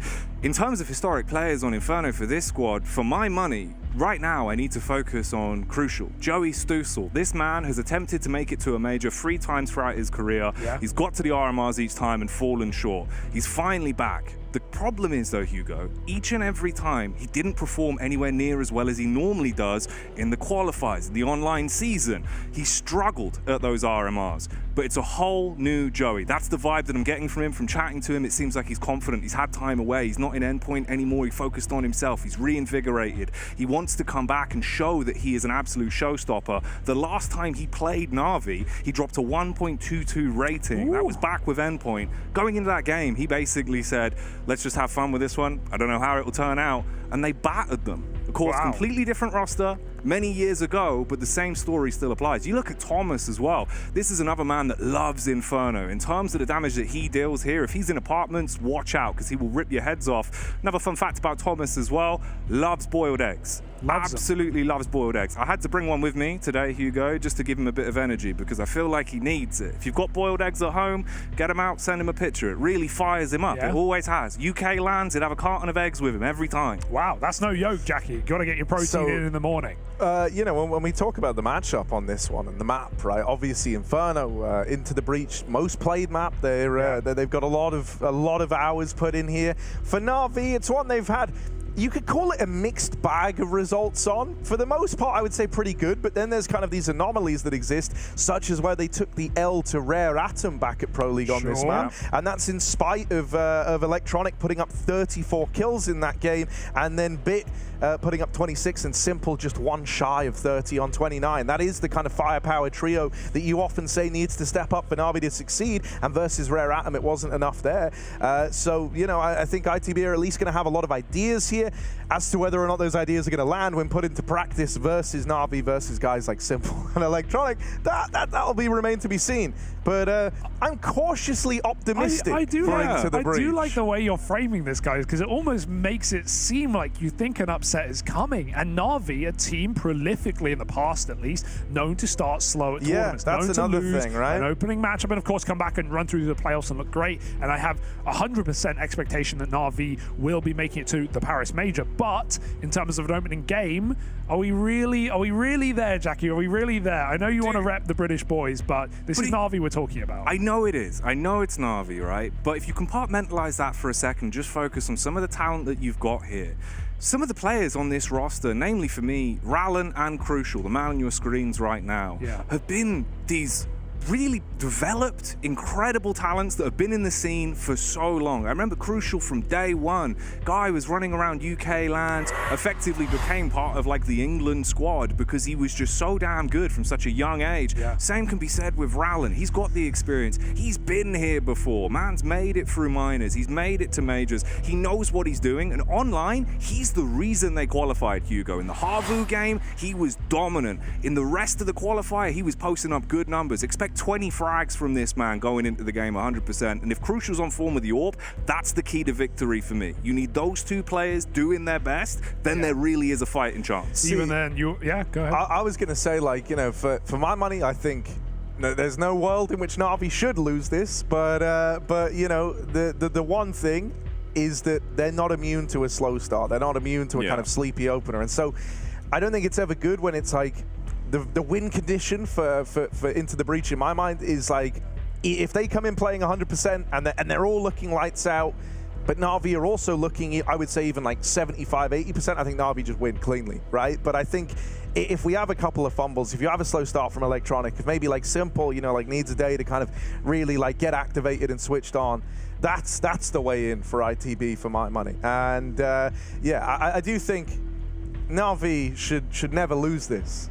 But maybe they will, right? That's the juice. That's the intrigue. That is the spice, and you can see them getting ready as well. Do a little huddle coming into the game. You know, you hope chemistry's there. I see Simple has been posting photos from the gym every day for the last week, so I think that he's probably feeling a fire underneath him to perform as well, especially with CS2 on the horizon. I think this guy already has a bit of a legacy, the GOAT of Go, but more to do for Simple, and you know, closing out with a win in Paris, closing out with a major title in your pocket, the final major, that would be a story for Simple. Yeah, you know, I think all of a sudden it's like giving him a real reason to home in and, you know, like give that extra, you know, if you're already like towards 100%, this is the thing that pushes you to go 120, you know, like this is the one that like kicks you into overdrive. The idea that after this major, you know, there is no redos of your global offensive career. You don't want to be left with this idea of, you know, you were the best individual player, you were like the best to grace us, but you only picked up one major in that time. I think he wants like another kind of crown, really, to end on a high. I think you just want to end it with that big final hurrah, right? A huge check in the book to look back on. Leave nothing unsaid, you know, like as the chapter on global offensive closes, you want to leave nothing unsaid. Make your mark. leave it there, go into Source 2, feeling invigorated. And I do like to just look at how NAVI are approaching this. You know, it looks like any game, any regular game, doesn't look like they're underestimating their opponent. Blade being very vocal, some little team huddle, a chant, some smiles.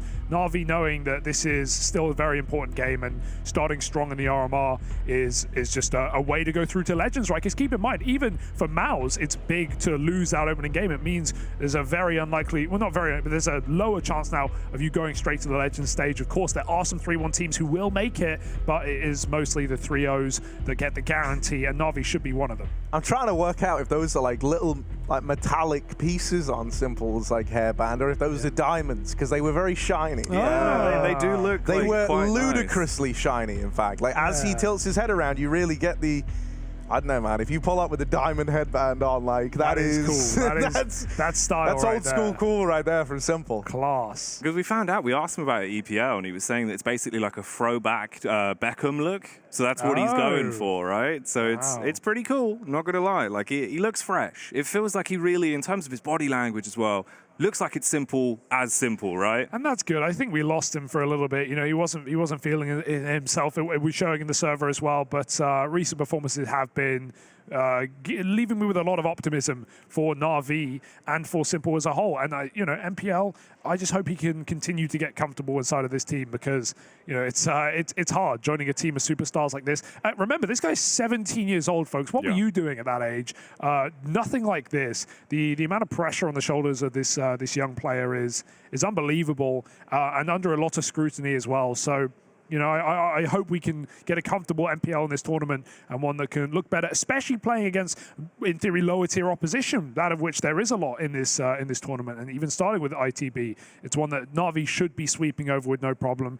But there's always a chance, boys. That's what we say. There is always a chance. Yeah, there really is. One of the other players as well that we didn't really give too much limelight on, touched on it at the start, but Cypher, for me, actually is someone that really should start to develop so much more. I think this is a great roster for him to be on as well, because you can see the way he acts with the lads, he gets on with them fantastically well. And for UK teams and for UK players, even if there's 3 of you, even if there's 2 of you, you have to be good mates. It's been something that always is just the main dynamic. For sure. The team will not work unless you're friends inside and outside of the server. And everyone here, all 5 of them, get on great. Rallen gets on with the banter. It seems like he really has gelled with this roster. Thomas is a vocal voice that seems to keep everyone energized when they need it. I think he's come a long way in terms of his own development. And crucial, he's always happy. That's the one thing about Joey. It doesn't matter what's going wrong, he is the happiest Dutchman you will ever meet. Have we seen much of Thomas in game leading before? That's fairly new, right? I'm sure he's done it in mixes before, but in terms of being the main captain of rosters gone by, what's his experience? I think there's been bits and bobs, a lot of it as well. I'm interested in to see how much of his calling style was maybe adapted from obviously a lot of his time under Mighty Max, right? Because there he was sort of being utilized as more of a set piece and kind of giving his voice when needed, but it's kind of hard in those sort of teams. Max is one of those callers that knows what he wants to do and you have to follow that. So I definitely think there's a lot of potential for him, especially again because this roster gets on so well, it's a lot easier to trust the call. And that's one of the main things. Even if it's a bad call, just trust it. Yeah. All right, then, let's get into this one, shall we? Into the breach, taking on Narcus Vincere. Our second game here in the RMR for Group A. And it's on Inferno, the stage is set, so let's get into this one, shall we? Into the breach with a T-side opener. And a bit of a peek, a bit of a push down through mid for Navi. They want to bring the heat right away. They're trying to put the sauce on this pistol round. Mid push and the kill gain for Bit. It's an early 5v4 with some damage done to Navi. Rallen's going to try and dispatch of this mid push down through the tunnel, looking for a backstab. He's going to have to hinge on the timings coming up well for him, but right now they're locked in a fight at ramp, and that allows Rallen to strike up close. There's the reply from Crucial. And so they've battled back into this one with damage done onto these players that were peeking down mid right at the start of the round. A is so tempting for the Into the Breach boys. They're taking the top mid control, and they're getting set up for the A play. Simple is wounded. MPL is as well. And so 2 bullets could open up the A plant for ITB. MPL, talking of bullets, one straight to the brain. Crucial with a clap back, MPL trapped between a rock and a hard place, and he's going to get shot straight in the face by Rallen. 2 kills in the opening pistol round for him, and just Perfecto really lost effectively at this point. wandering his way back over to see if he can find anything at all. Yeah, I feel like we don't see those mid pushes work too often nowadays on CT Inferno, especially on the pistol rounds. Something we saw a lot of from Furia, who would be willing to pull it out in gun rounds and pistols. But okay, Ooh. Perfecto. That's a quick shot, but I don't think the clock is there for him, and Volt just won't give it away. No reason to fight. Hits a goosh in the air and finishes the job. So into the breach with a pistol, but of course punished on NAVI by getting aggressive in the early round. It shows at least where their mental is at, where their mind is at. They're confident, but rarely getting away with the goods. I thought if they could escape with a 5-on-4, sure, but they dead-eat mid, and no one was watching that underpass. So free kill for Rallen here. And a nice tap for MPL, but that's all it will be. ITB on the board.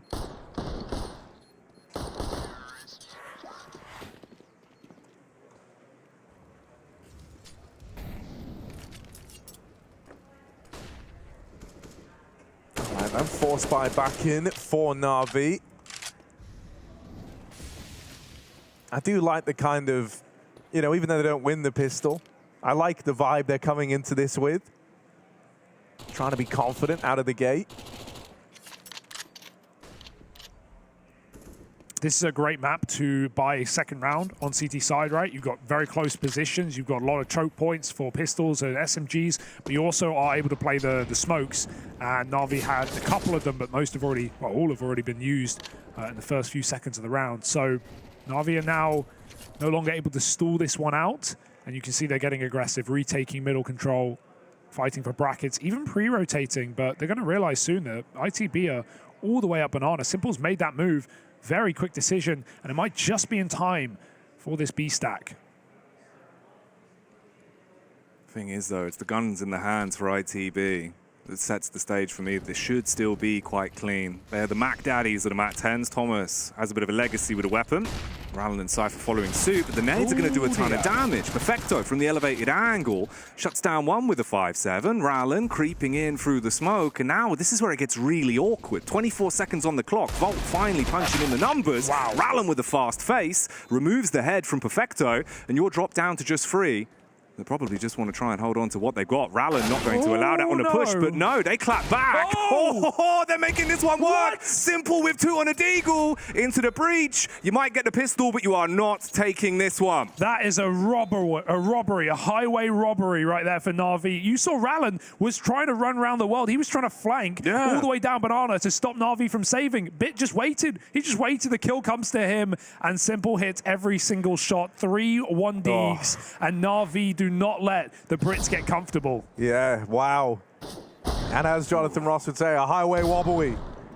What a way to win that round if you're NAVI. My goodness. And dude, for Into the Breach, what a way to get brought back down to reality as well, right? You try to get a little bit aggressive. You've won those first few fights in the post plant, and then suddenly, you go from riding this high, feeling like you can peak anything, you can take any fight because you got the numbers, to 3 kills going down in rapid succession. They're going to try and respond to it with a fast B play.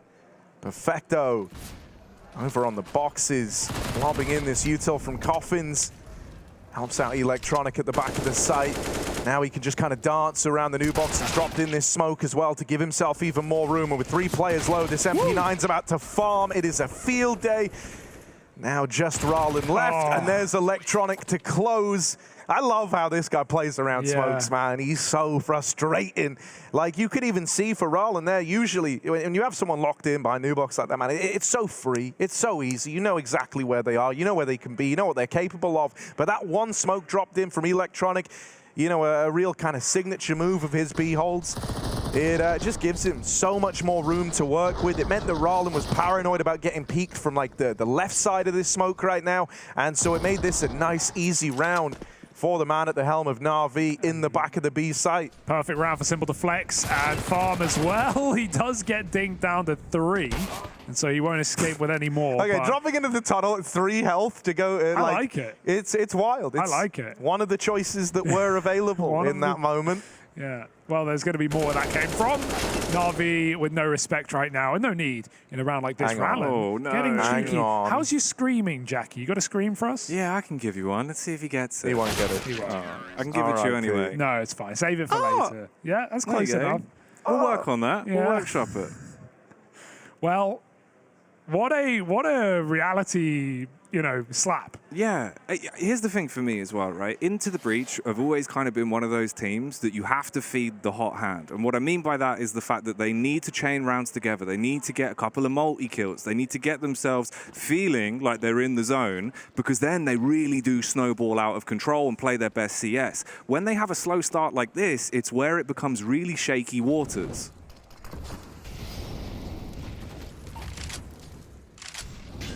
What have they got in this full buy round now? Taking apartments. Bit is here, the headshot beast, and he will prove it once again. That's a good grenade. That just looked crazy, man. Yeah. Like, that's such a clean little adjustment from it. Thomas, calm down, buddy. Hey, bud. Rolling with an iron fist. Just giving Crucial a reminder of who's in charge. Yeah, 5v4, and these are the worst rounds to play a team like NAVI, and they pull all the way back. Give nothing for free.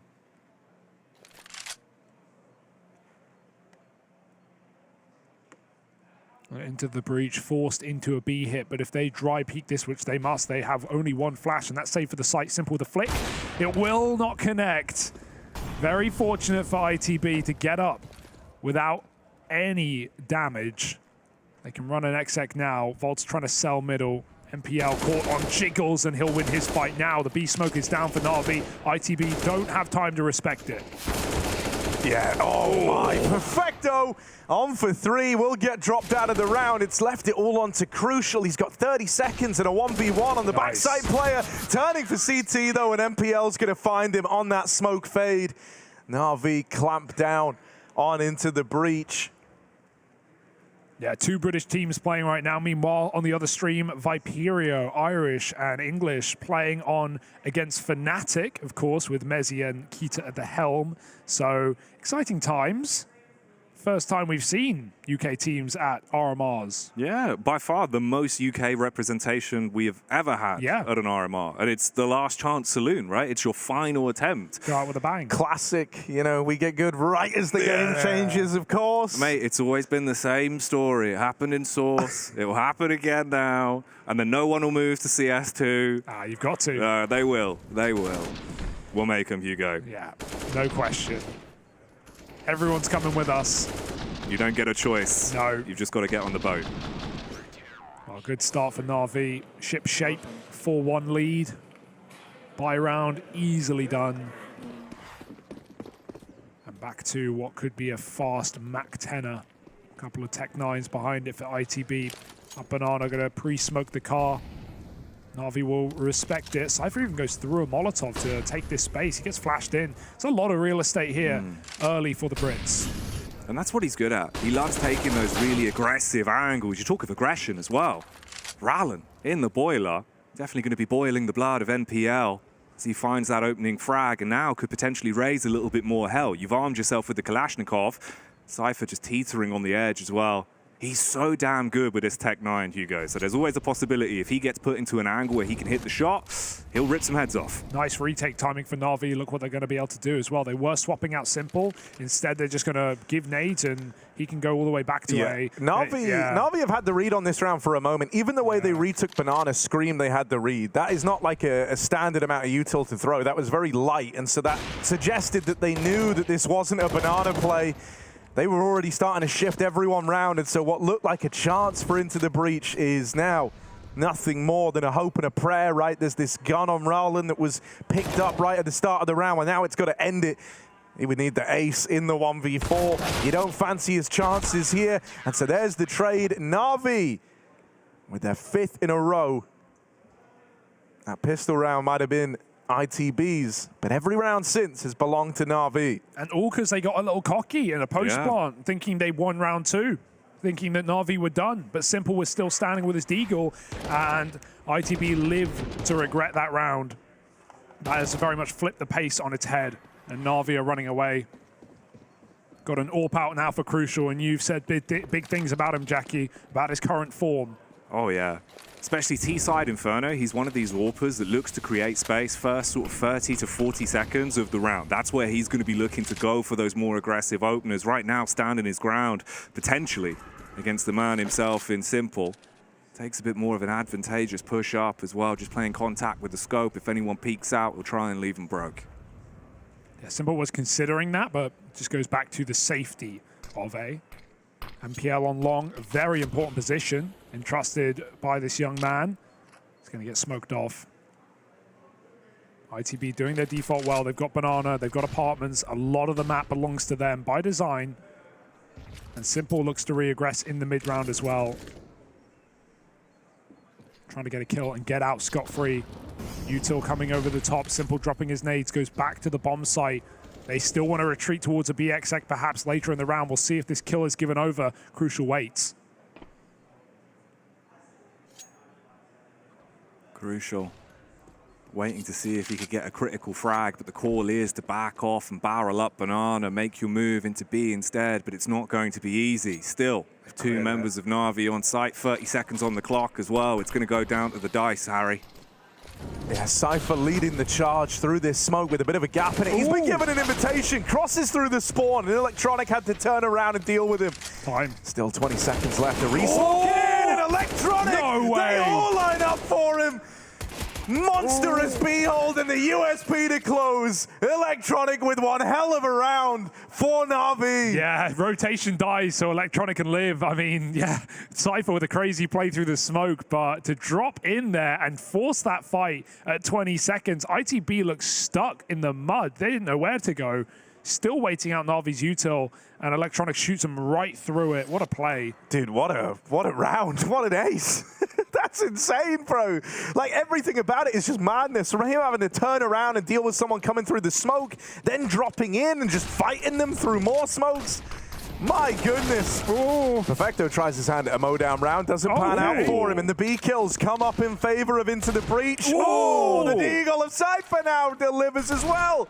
And so this one's gotten away from Navi extremely decisively. Okay, this way one, faster than they were ready for. You couldn't throw this one if you tried, okay? You couldn't overchase.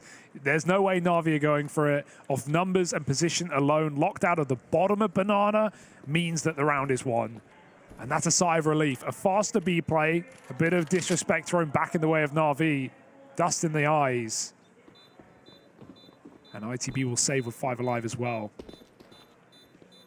Huge. Agree as well. I feel like it's one of those where that's the sort of CS we need to see them play. The second you start giving too much respect to Navi and feeling like, oh, we've thrown away a couple of rounds, we really should have won, you start making mistakes, you start turtling up, you're not really playing your style, that's when it's going to go wrong. If they get back into more of that aggressive style that they've always sort of played, there's a chance. Other issue is as well, the economy's just never been there for them, right? We've seen Joey on the AWP once, we've not really seen the rifles out. At least there, you've scavenged a few weapons. Well, what can they do with them? Because Navi will not be caught off guard every day with a quick B hit like that. I mean, Perfecto took a deep peek as well, right? He took his spawn, so Navi tighten it up. Simple with an AWP in middle, flashed off. But they, again, go back to the heavy B. And Navi are here to fight as well. Fast Mac 10, not going to get traded. How did Navi make it look so easy? Electronic back to the pistol. Vault very low. Could have died there. The nade will do it. And even though there's one in response, there's more Navi ready to fight. 3 on B.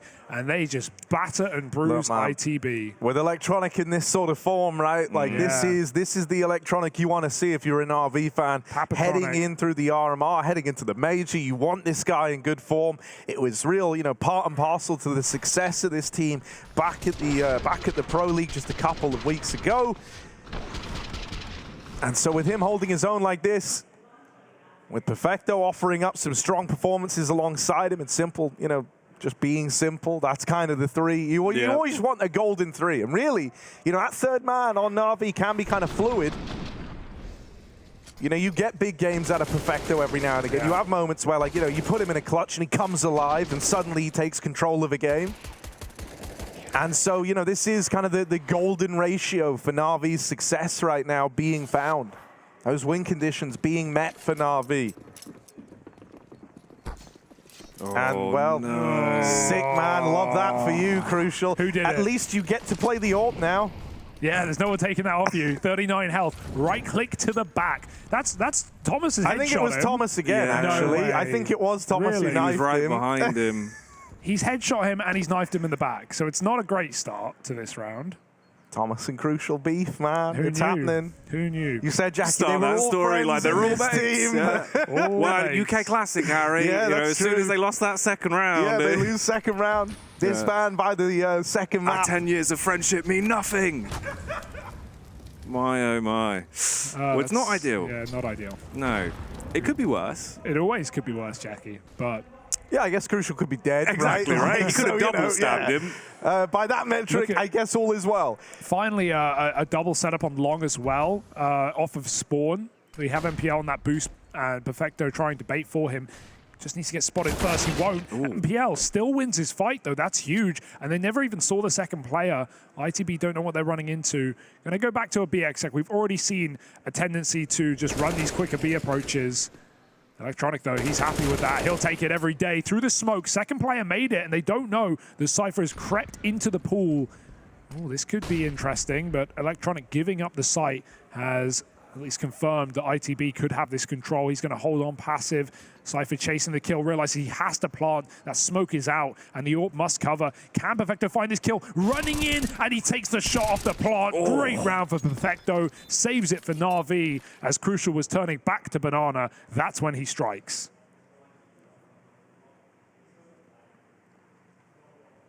Seeing some sloppy situations here for ITB so far, right? From team damage to just the second round of over-chasing, getting a bit ahead of themselves.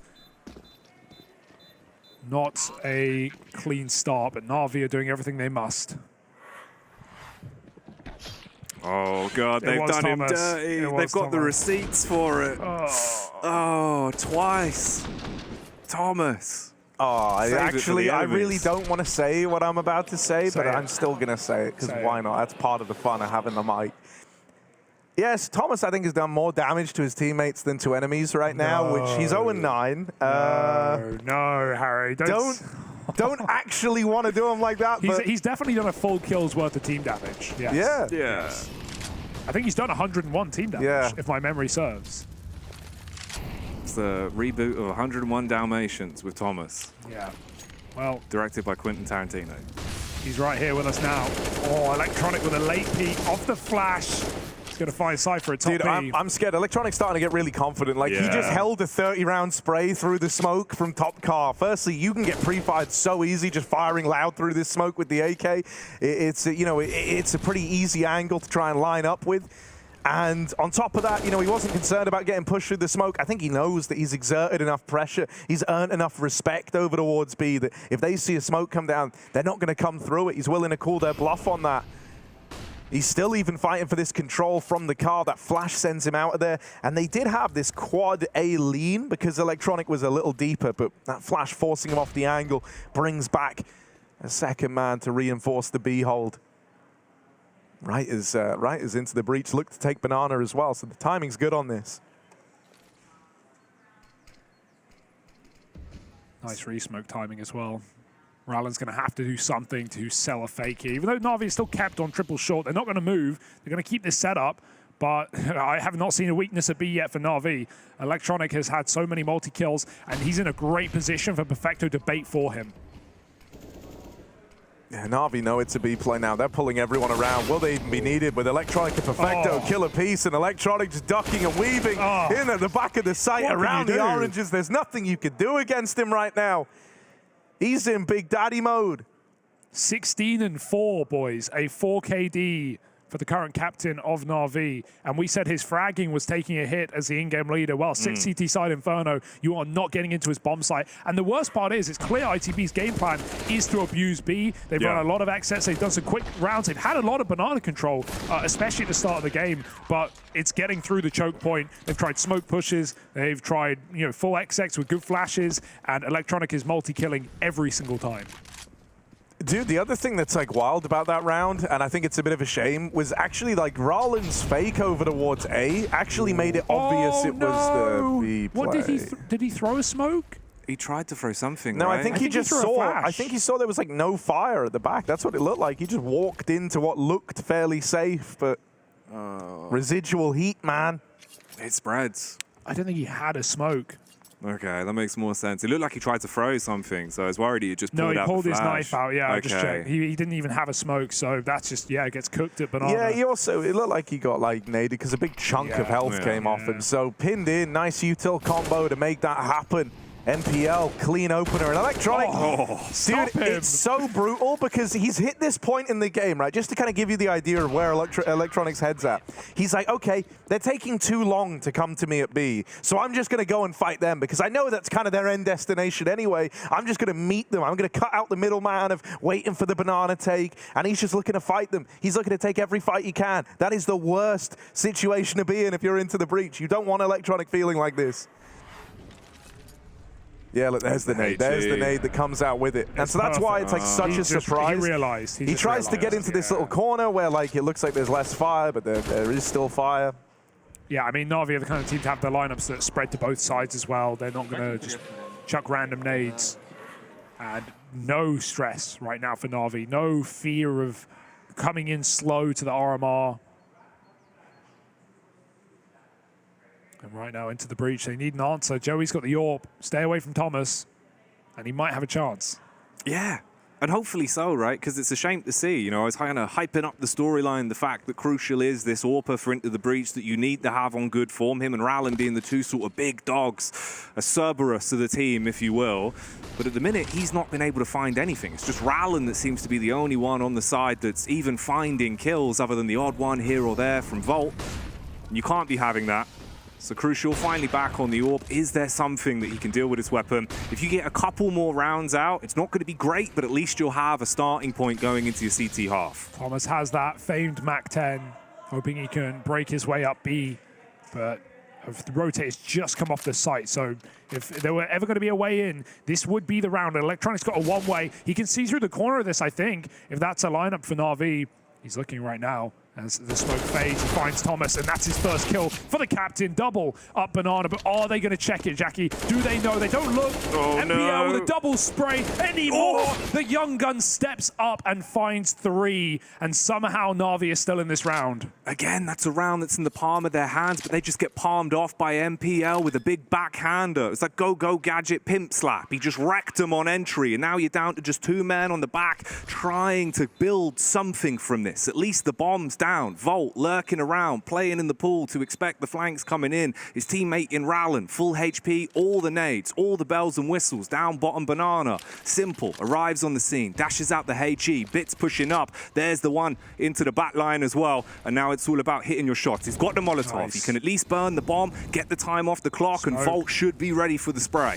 The smoke and the kit, they can get right on it. Volt's going to go over the top. Knife out, he's blind. Simple gets on. no! He gets hit right back in the smoke. No one's defusing. I think ITB might have it. But Simple's on the stick, and Bit provides the cover. It's not enough for NAVI. ITB in a mad dash win the round. I couldn't tell you how. Like we all expected, right? What? I can't believe Simple. Did he knife him? He literally tagged each other. Yeah. He heard the knife come out. He hears the swinging, and he's like, "Screw this! I'll meet him halfway." And then he pulls his own knife out. Honorable as hell, to give Simple credit, right? Like joining him with the knife fight, not defusing the bomb, but Great shots. honors all they're left with as that round goes the way of Into the Breach. God damn. It's freaky. The Wicked Skangman was on the server. Hey, they're fighting for 5 now. Maybe that's a way in. It cost them everything, though. NPL, great round out of him at top B. Triple kills after both his teammates fall with nothing. And I like the Apeks pop. Not seen anything like this. NAVI have just turned around and gazed towards the apartments. They've got a read. I don't know how. NAVI know it's coming. Bit in the pit. Oh, will get picked up cleanly. Lovely opener here for Into the Breach. The numbers getting thin. Electronic, you madman. Slips out through the smoke.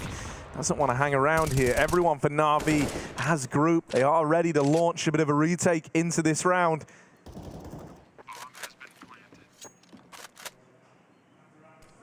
They're slow right now with the smoke down at Moto. They're waiting to see if they're given a reason to give this one a go. They've got max money. They should go for it. Lobbing in that smoke, that's going to allow them to cross a little easier, give them a bit of respite from Volt down in the pit, but they do have a lot of site fights to take, a lot of site fights to win, and right now they've found none of them. Thomas, arriving on the scoreboard here, starts to put up some numbers, and Simple is left saving this AWP. Having to just slide out of the round, give over a fourth, concede this one. And that's a nice feeling for Into the Breach. Na'Vi had a stack on A, they had 4 players here, they were ready for that push. And in spite of all of that, it still ends up being around for Into the Breach. Yeah, plenty of money for NAVI to buy in round number 15, so it's no sweat off their back, or no skin off their back, or sweat either. It's easy. But Into the Breach are the final few rounds waking up. And a 5-round T-side Inferno against NAVI, you're not going to say no. You're not going to turn your nose up. No warp here for Crucial, but that is by design. And Simple wants to get involved early again. Kind of flash himself in. Cypher was waiting in the pit. Or Crucial was rather, but he won't commit.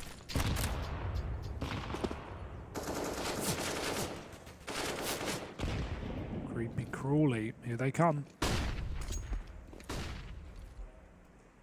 The thing is, you've got to be so scared as well, conditioned by some of the fights you've had towards the top of Banana, to just be paranoid of these angles. You can see Cypher again and again checking, just in case MPL still lurking there to raise absolute hell. Instead, it's Perfecto and Electronic playing together back towards the boost. The Electronics let loose. Does only get one. The push through the smoke's awkward for Perfecto, and it's down to a 3 versus 3, but Simple's arriving on the scene. Yeah, Molly on the site as well, that's big. They're going to have to change up the plot. Rallen shoots nothing, he shoots Ghost. And now they know there's a lurker in the back line. Bit's going to try and find him. He's repositioned through mid though. Will Bit find this timing? I think he might. Great check as Rallen runs away. Na'Vi now a man up, set up for the retake.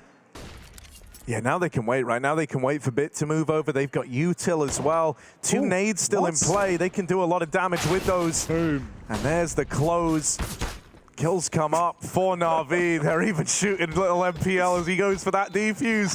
An 11-4 half and a bit of comedy to close that one out as Na'Vi run away with the CT side. Into the Breach now have a pretty tall task ahead of them, trying to come back in the second half.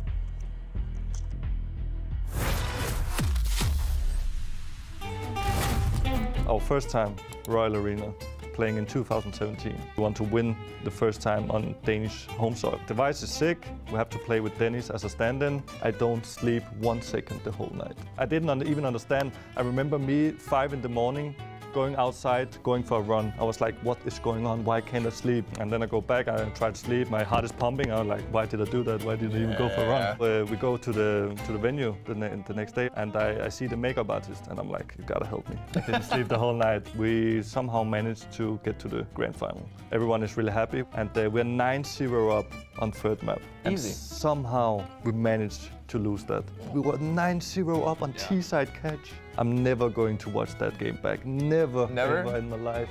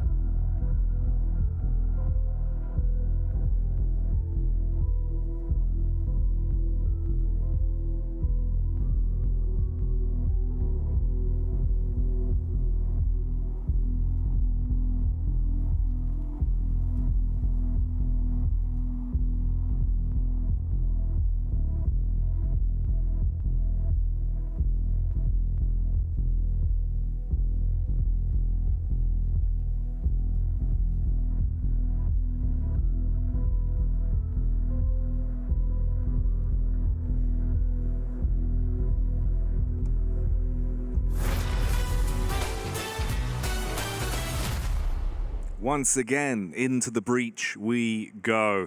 A rough half for the UK squad, not really being able to put up the numbers that they were expecting. But for NAVI, it is only praise that we can give them. Electronic felt like he could do no wrong, Harry. The man was just running around, ruining you again and again and again. It was like a record on repeat. Yeah, man, he was fantastic in that first half, was Electronic. I mean, both B-side players, him and Perfecto, were destroying into the breach over there. And so it was clear the whole game plan of trying to exploit the B-side, it was never going to work with the form of the two B-side anchors looking that damn good. NAVI with an 11-round CT side under their belt and a pick to open up their T-side pistol. The stage is set for this to be a clean sweep unless a hero can emerge from the... Oh, Volt, you're screwed, man. Oh, he just gets around the corner. I did not think he was going to find the timing after that tag came in. He gets to the back of the site, plucks one out of the air, but that's the end of the line for Volt. It's Electronic planting that bomb and setting up NAVI in the 4v3 post plant. Yeah, no kit as well is going to make this one very difficult for ITB. Waiting out the smoke in CT, finally fades. Rallen looking for a kill. And NAVI give nothing away. They have a crossfire, a great post plant with 2 players in Banana. ITB have to force kills quick and they're not coming through. Perfecto now, he can peek, he can choose some fights. He's got the time for it, checks one, and Thomas locked out. His teammate will go 1-for-1, but this is just kills. This is just glory for Thomas as NAVI take the pistol and go up 12-4.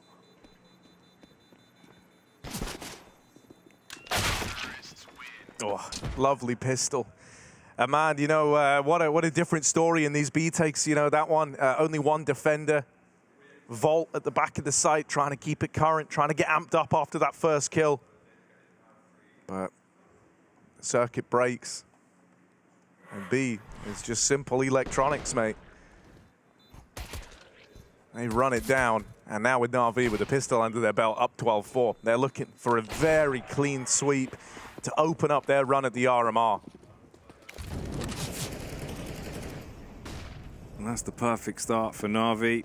Avoid the situation that's always on our lips, the slow starts. If you can completely negate that, come in hot, come in heavy, be able to show that you're ready to rumble, it'll bode a whole lot better when they start getting into those harsher matchups. And talking of harsh, god damn, Simple absolutely eating that grenade. That's funny. He's been bogged down. He's low health, so he gets the Galil, because he's obviously going to play at the back of the pack now.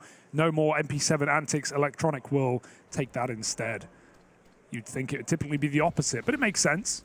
Put that rifle in a trade position. Simple can get a little bit baity here.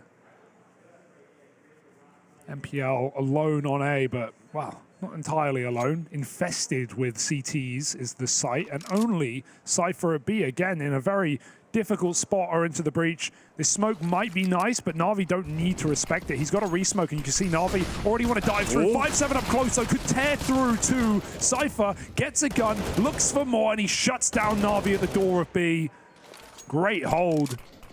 And more ammo, plus the bomb. NAVI is screwed. And that looked a whole lot more like the Cypher I've seen. The fast, flicky aim, the fact that he's twitchy, the fact that he's able to punish, single-handedly defends the B site with a hat-trick of frags there. But again, how many times is that going to be sustainable, right? That's the big picture. We're at round 17. It's 12-4. Sure, even if you take the 5th round here, you've still got to be able to consistently put them together. And Rallen, he's trying to dismantle them. He's pulled out the big shotty, but it's not going to happen. Pop a pump gets nothing. You know, it's a nice round for Cypher. We've seen glimmers of individual skill on this ITB side, but it's also one that NAVI, you know, they're a bit cheeky. They're jumping through smokes. They know what's going on. Cypher plays it perfectly, going close to the smoke and not respecting their util and CT. But NAVI had time to wait that one out. They didn't have to go. They'll learn their lesson, you'd think. Cypher. Nice, boys. Come on. That's what I love. The UK hype, all right. The UK accent, God, I've not heard that since Epic Land. This is good. I feel like I'm back, boys. A lot less flaming. Oh, yeah. At least here. No flavor text. None of that. All right. Can they build off of it? Because NAVI, this should be a free-ish round in terms of Tech 9s and an MP7. That's right, into the breach can get their confidence back. Oh, mate, Rallen with this shot. I love it. He rebought it. Oh, it's so devilish. Oh, there's one. Bit more out of the SMGs. Oh, long range with the XM. Thomas, Don't worry. Thomas is Wow, farming. all right. Thomas is farming. Remember, he was 0-11 to begin this game. Yeah, Thomas has yeah. risen up to 9-14 now. Not a bad road to redemption. A recovery arc, perhaps, for the Brits. From team damage to damaging the opposing team. Yeah. That's what you want to see. a Get good him arc. mean with the SMG. Madman. Navi will wipe it off. I like that Rallen's buying the XM, especially versus Navi, because, you know, Simple actually kept buying the XM on this very map back at Pro League. He was using it constantly, maybe even too much, you could say. Well, now it's a perfect round to farm. No, don't worry. Hello, Rallen. It's still in play. Hello. He's going to get glocked, and eventually the question is, how many can You he take think with he him? gets glocked No, I think it's here? I think it's one dig by Simple. Okay. He saw them cross. He's seeing some heads. I like this. He's crossing close. Great position for the XM. This is where you want it. This is where you want him. There's a couple. Quickly put another round in there. Wait. Thomas! Oh, my. Thomas stole the ball, man. Well, that's to be expected. That's their partnership, man. It's like, you know, the shotgun is loud. It draws the attention in, and it sets Thomas up to multi-kill again. Eco Cobra. Oh, yeah, mate. He's always been good for him. Mac 10s, Tech 9s, W, and headshots. That is literally Thomas's mantra. He will farm those eco frags, and that kind of gets him in the right mindset. That's the thing I was talking about earlier. Yes. You've got to feed the hot hand. Thomas is one of those players that needs those frags. You can then wipe off the last half, forget about it, and take it as just a fresh 15 rounds. Well, let's see. This is a true test here. Into the breach on a 4-buy, and the grenades have been good. Ooh, Dink even through the smoke from Crucial. But Simple low again. That's 2 rounds that Navi have had Simple on 10 health to start. So this is not a bad beginning for Into the Breach, and they've got more grenades to throw out. Navi going for the Apeks climb, taking middle. They will concede banana. Perfecto holds on passive. That's a spam that goes a long way, and it will get a bit of respect from Cypher. He has to retreat from fear of nades. He's even going to trade out positions as well, put Crucial back on that B-bomb site. Simple, again, taking... Oh, that's Electronic Infector trading, rather. Giving the healthier player the AK. As Navi go to retake Banana, they also flash mid and push ITB back. It is just the solo defense on B as well. Crucial rotated over just to drop the nades off to Volt, so he's still got the set to work with. He's already thrown out the smoke, so it's just the flashbang left in the back pocket. 35 seconds on the clock as time is ticking down, and Bracket's control has been completely conceded. Crucial has to lay down the law with the M4. If not, he's going to be mauled off the angle and removed from the equation. He gets 2, though, and that's huge. Now Navi have to scatter back to B in the final 20. Into the breach, they're already moving around. They're already moving over. It's done. It's a save. Yeah, it's Navi aren't even call. attempting this. I mean, you know, they took that early damage through the mid-smoke. They lose 2 players trying to wrap over here towards the long side, over towards the arches, and it just seals the deal on the round. Now at 8-12, there's a great deal of intrigue here. This has suddenly become a game that Into the Breach have real stake in. And, you know, with a couple of key players starting to come alive, you know, we've already talked about Thomas's recovery arc that he's been on, but even guys like Crucial having a great round here. He was actually the guy to land the dink to open the whole thing up. So he gets 2.5 in that round and effectively locks Navi out of it. I also want to say, over on the other stream, just to kind of keep you informed as to what's going on, the game is between Viperio and Fnatic, right? So we got some more, you know, British representation there, and also the Irish boys. That was 8-1 for Fnatic to open up. Okay. The scoreline is now 9-10, with Viperio closing the distance big time. Fnatic are yet to win a round in the second half. Damn, and for anyone that's not aware as well, Viperio, I think they're on a 12-map losing streak at the minute. So if you can finally break that streak here, what a time to fix the issue, right? On LAN against Fnatic. Yeah, they're pulling it back. And Into the Breach trying the same here, boys. Got to consider this. Navi have bought up. This is pretty desperate. They saved 3 Galils. It's not ideal. And so Mac 10's behind it. This could close up very quickly, and that dominant beginning that Electronic provided could be forgotten about. Perfecto flashed through a smoke. 3 CTs here. Guns out just in time, and Bolt will clear that corner. Always looking for an upgrade. It's just the same gun, buddy. So he'll get out of there. Oh. I get nervous. Someone crossed right side of the smoke. It's good molly, but Simple can save his teammates. Cypher. Simple can save his teammates. He'll trade. He'll trade at least. But Electronic dies in that Molotov.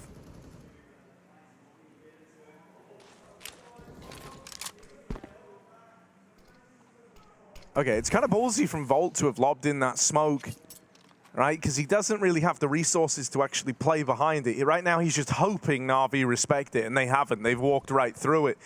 They like the odds of this B site right now. Now, there is a second man here, but they're swapping around a bit of util. Thomas playing the pixel angle, but Bit's already passed where that angle gives you vision on. Second man does swing, but Bit throws the timings through a loop. You think you've got them boxed in, you don't. Bit's up close, but Thomas trades. And so Na'Vi, their hopes rest on the shoulders of MPL. Thomas can stop this, and he'll spam him out as he tries to plant into the breach. Now just 3 rounds away from a tie game. Yeah, not laughing anymore here. This was once a dominant game for Na'Vi, and it's getting a little bit shaky towards the latter end. Sure, I want to see a full gun round with everything with Simple in the AWP, with no Galils for Na'Vi, but we're seeing some great rounds, some great space taken. Like oh dear, that's awkward for Electronic. The fact that Volt's even willing to flash himself or fight right down Banana and Cypher to re-peek again into the breach are making moves, they're making plays, and the hype is there, and the rounds are 2, 9-12, 3 separate, but again, Perfecto's even on a UMP here. Be popping through the B smoke. Exciting factor as well, again, of finally seeing Crucial on the AWP now CT side. In terms of his overall stats, it's always felt like the CT side has been where he's really at his best. He's one of those kind of more aggressive AWPers, but if he's stationary, he'll pick you to pieces. Problem is here, he falls to Simple, but Cypher claps straight back, and Volt's in position to assist as well. Jump. It's an awkward trade game, and it goes down to 2 on either side. I love how we see that from the CT perspective. That jump for Electronic offsets Crosshairs, so he can re-peek with it, and he actually trades out effectively to get this B site for Na'Vi. One player very late with the bomb, though. Bit's got to bring that in through what could be enemy territory. It's not, but he doesn't know that. The slow, the pause, it makes ITB split up. It keeps Rallen on this A site. Meanwhile, the bomb is coming right back in. Bit with a CT smoke. More util to cut off coffins if they really want to. Electronic will probably just, or MPL will probably just cover with his rifle instead. That's a great Molotov, and it will allow a plant. No way. Oh, no, he goes for it! Gets the crazy. kill, It works. gets the frag, doesn't stop the plant. That's what Thomas was aiming for with that push, but it's left him in the 1v1. Rallen's got to be the man to close. Early on in this game, this was the only guy putting up numbers. If he can keep that coming through now, into the breach, close the gap. This 1v1, so much weighted on it. MPL, inexperienced and sweating at the back of the site. Rallen bests him in the head-to-head. I cannot believe that play from Thomas, though. He goes through the molly jack. I told you, mouse, 1, and W. That's what he's done his whole career, Hot and right hands, there he hot runs through feet. the flames. It's mad. Hot hands, hot feet. He's burning up. He's cooked. Dude, in the meantime, Viperio over on the other stream have just taken the lead at 11-10. No way. What's happening? UK Rising. And they laughed at us. Hey, that's, yeah, man, wow. What a baller. It's not Rallen, it's ballin'. That's incredible. Getting told off or getting complimented is Thomas. I mean, it's a great play. Oh, yeah. If you go 1 for 1, it's worth it. It's worth it every day of the week. Puts Rallen in a clutch. And those are the safest hands on this team. Yeah. If you need someone to pick up a clutch, Rallen's the man that always needs to be alive for it, right? He's the experienced playmaker. Dude, the thing that's so wild to me is that Thomas didn't get his first kill in this map till round 13. Yeah. Right? He literally didn't have a kill till round 13 of this game, and now he's top of the board alongside Rallen. Like, it's mental how much he's come alive. Like, it's one thing to go on, like, a little journey of recovery and finish a game, like, 11 and 18, right, after you have like some quiet beginning like that where you don't get your first kill till the first half is almost over. It's another to actually go on and top perform for the squad. Crucial boosted over in mid, and now Cypher's pushing the smoke at top B. They're just making many plays. Yeah, they're not respecting NAVI at all, and you can feel how much the vibe has changed. This went from NAVI feeling like they had all the room in the world, they were dictating the fights in spite of being on the CT side, they were disrespecting ITB, but now the shoe's on the other foot, and NAVI, you know, they're walking them all in ITB's shoes right now, and they're not liking it. Fresh kicks. And, you know, the first half was really just Electronic and Perfecto locking down B. We didn't even really see A attacks, and for good reason. Sure, Simple was there, shutting it down, but now we need Simple more than ever. He just got picked over a smoke. He has 10 kills right now. It was just the Electronic show. Someone needs to step up. Maybe it's Bit. A 1v1 approaching. Player right below him. Bit can drop on in, and this might be his kill. Oh, but looking the right way is Rallen. Low on ammo, changes position, and Crucial will trade that kill. Keeping this round in the favor of the CT side means MPL with no health to do it and no time in a 1v3. Swinging out. He's getting wrapped through mid as well, and two players ready to face him on the long side. Crucial nails the shot, and I mean, dude, Crucial hasn't even been much of a factor in this game. No. That's like the scary part, right? He's down bottom of the board. He's had a couple of rough rounds, don't get me wrong. Thomas was kind of making life miserable for him in the first half with all the team damage. But now that he's no longer on like the crux of T-side AWPing, which can be really hard, right? When we were talking in that first half and you were saying like, yeah, Crucial actually does find impact here, I was thinking like, yeah, I don't know if he will versus NAVI, right? Because it is hard T-side AWPing. Very few AWPers can successfully have a lot of impact T-side Inferno. But, you know, now that he's on the CT side, he gets a big triple kill round there. He's starting to kind of find his footing a little bit more and make some opening moves happen with the AWP. It adds a whole new element that NAVI haven't had to deal with yet. It's impressive how much space they're taking. If you compare, like, the B site has been locked out really in both halves, but it was Electronic playing passive anchor roles and just getting a lot of multi-kills. They just keep taking Banana. They're rubbing up in the smoke right now. Cypher doesn't know. No one does. Perfecto's crept right by. Oh no, they're going to touch backs. Oh, this is so weird. Turns around, free gun gifted. That is a confusing situation. They both looked at each other for a moment. Wait, hang on. You're not supposed to be here. NAVI are going to take this opportunity with every chance they have to win an eco round and to flip this game back, because this is a huge streak of rounds. 7 in a row for Into the Breach, and Crucial's committed. This is too far. He won't get out after one. Bit trades. Volt with a double keeps this round intact, but even he has an expiry date. Gun picked up for Perfecto, thrown back to Electronic on low health, and they're going to go for the plant again. This is a little awkward though. Perfecto didn't grab another gun, so he's now onto a Tech 9, and this AWP is super low. He's trying to cross back to get guns from Banana and set up in the post plant, but he's been found. Electronic, Perfecto died to give him this AWP, and he won't even get a chance to fire it. The nade rains down, and Into the Breach have tied us up at 12 all. This is madness. This is on the back of a dominant first half for NAVI, one that Into the Breach weren't even really competitive in. They were able to find 4 rounds, and then we have, you know, 1 round put up on the board from NAVI to open up this second half. They win the pistol, then they lose to the 4 spy, and since that point, Into the Breach have not dropped a single round. 12-4, flawless ever since. And yeah, Rallo, he's a showboater. They're getting really loud now. It's not just Cypher. No, it's the whole team firing up, and it's the same that could be said for the B stream, right? What's happening on the B stream is the exact same as this. It's been like a huge first half from Fnatic. 8-1 at one point, ends 10-5. That's now at 13-10, with a huge streak getting embarked upon from Viperio. It's impressive to stay in these games, because that is synonymous with like UKCS tilt and you know, rage and maybe giving up a little bit. But neither of these rosters have. They're both still in it. It is not done, boys. NAVI, another 4-buy round. But again, it comes at a cost. Electronic starts on 25 health. Simple refuses to give him that AWP, and for good reason. We've not even seen Simple activated yet. He's not had a chance. This has to be the time. This has to be the round for number 1 in the name, number 1 in the game. Bit in Apps, but if he throws nades, he might get swung. There it is. Good shot for Bit. Clean on the head. Going to keep players on A as NAVI set up for a BXX.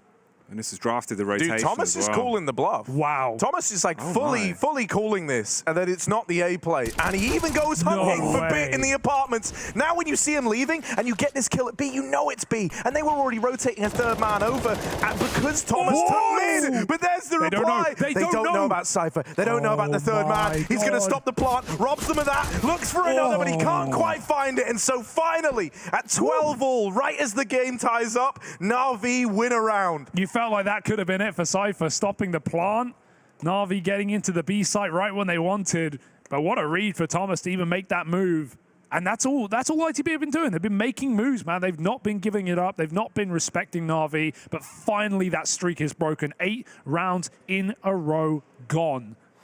And this could be where NAVI deal us a slice of reality and close out the map as they should a long time ago. Weirdly enough, exactly in time with that, Fnatic also just won their first round over on the B strip. Why are these so mirrored? What's going on? The simulation's really struggling today. Anders is in the office now, so he's doing something. He's pressing the buttons for the UK victory, but it's getting a bit scrambled. This is where critically, I think, for Into the Breach, right, when you were just winning, when every round was coming up, Millhouse, you were feeling so good, you felt like you couldn't set a foot wrong. It's very easy to, you know, as you were talking about, the hot hand, right? It's very easy to build into that. But now we're going to test the resilience. Now we're going to test the staying power, because if they start to lose, you know, a chain of rounds here, suddenly it's all for naught. So this needs to be a response. This needs to be the equalizer again. This will be an early AXX though. Perfecto's just jump spotting B, a 1-for-1 there, and a 4v4 now as they get ready for the long fight. Oh, Crucial just walks up, proves his worth, shows that he's handy with the steal, hits the first, but B's been a madman. And again, he assaults out of the apps with 2 clean headshots. This is just sheer madness. Crucial in the back of the bomb site, trying to go off as well. The start step from Simple is enough to deny it, but he's jumping around on the balcony and Volt will slice him all on Perfecto. The flank! Oh, the timing of it all. What's going on? He's running in. For it. Fights for the 1v1. And now he knows he's got a separate one in the site. Just Volt left to beat. The pressure is really on now. Perfecto normally thrives in these moments. Can he walk it over the line for NAVI? Volt with the response. And he lights him up on the short side play. Volt holds on. This game has you on the edge of your seat at this point because no one knows where it's going to go. Dude, that's wild, though. Like, to hold your own in that moment, I really can't stress enough how impressive that is from Volt, right? This is like the biggest stage he's got to be on. This is kind of the most impactful moment you find yourself in. And you're up against someone in Perfecto who's a name kind of synonymous with these clutches, with winning these sorts of rounds, right? And so the fact that he holds his own in that moment to now tie the game up again, like this isn't, you know, round 6. It's not like there's loads still to play for. You are in the kind of dying embers of this game, and he rises to the occasion to tie this game up. You talked in the pre-match about how NAVI have had troubles on this map, right? They lost it to Rare Atom, even with Electronic and Simple performing, even Bit alongside them. And right now, this is rearing its head again. The most played map for Into the Breach in a BO1. They couldn't have had a better opportunity, and they are not wasting it. 13 all. NAVI have to make that horrible call to half buy. Simple could even get an AK, he will. Yeah. I'm glad to see that.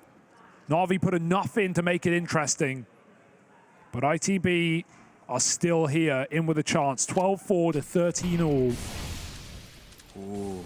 Joey went for the fast peek, Crucial repositioning to middle there, trying to see if he can get the shot off early. I was paranoid about him actually just getting swarmed by everyone at second mid, but instead it's Rowland that should probably take the full frontal assault through the apps. Dangerous reload in the middle as well. That was risky.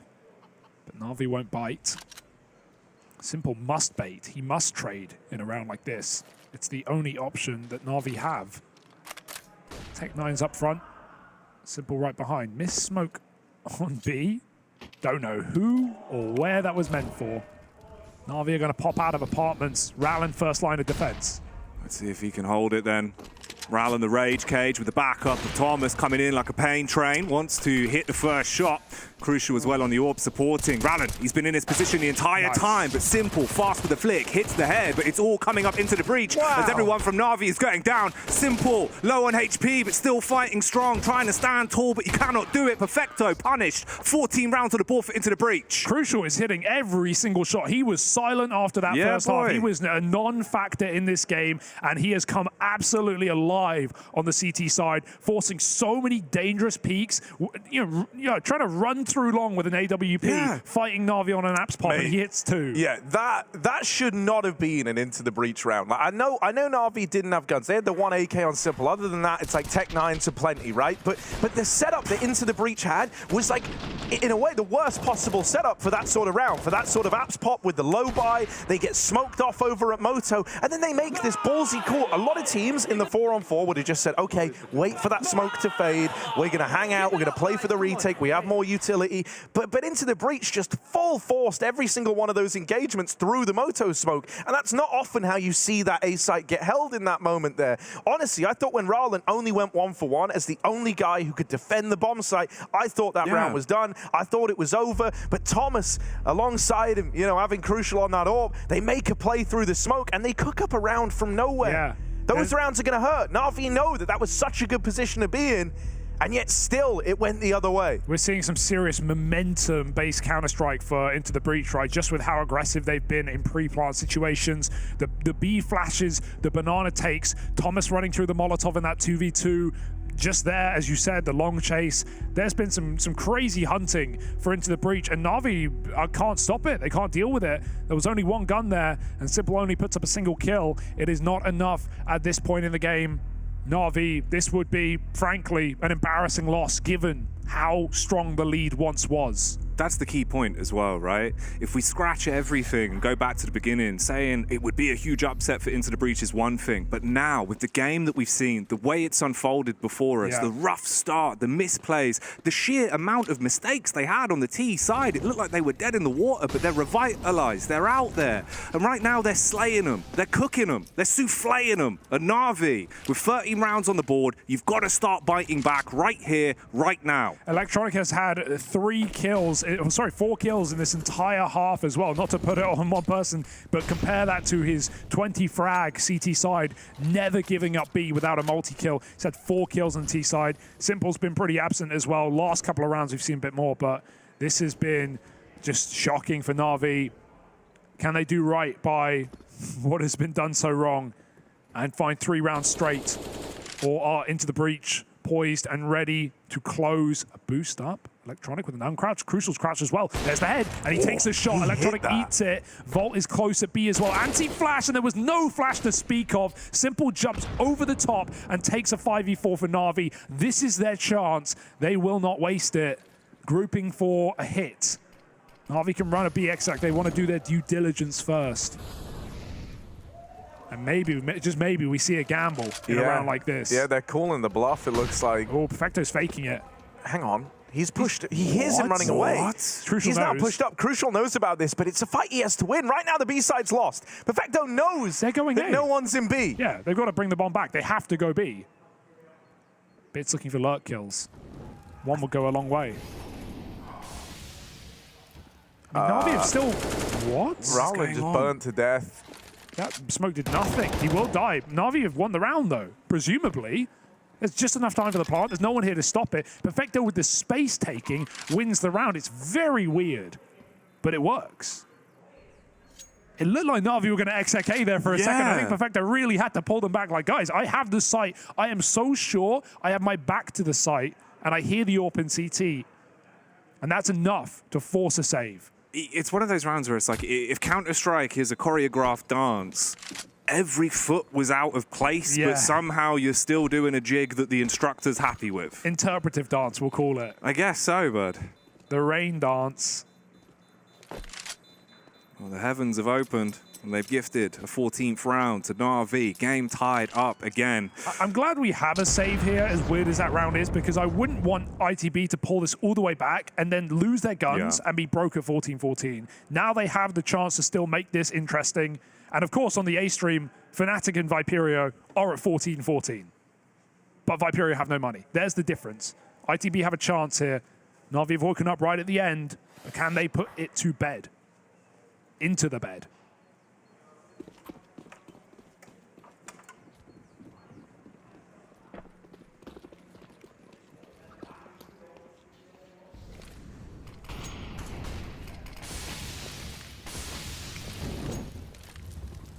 Cypher playing around these smokes. He keeps trying his hand at this with the banana aggression.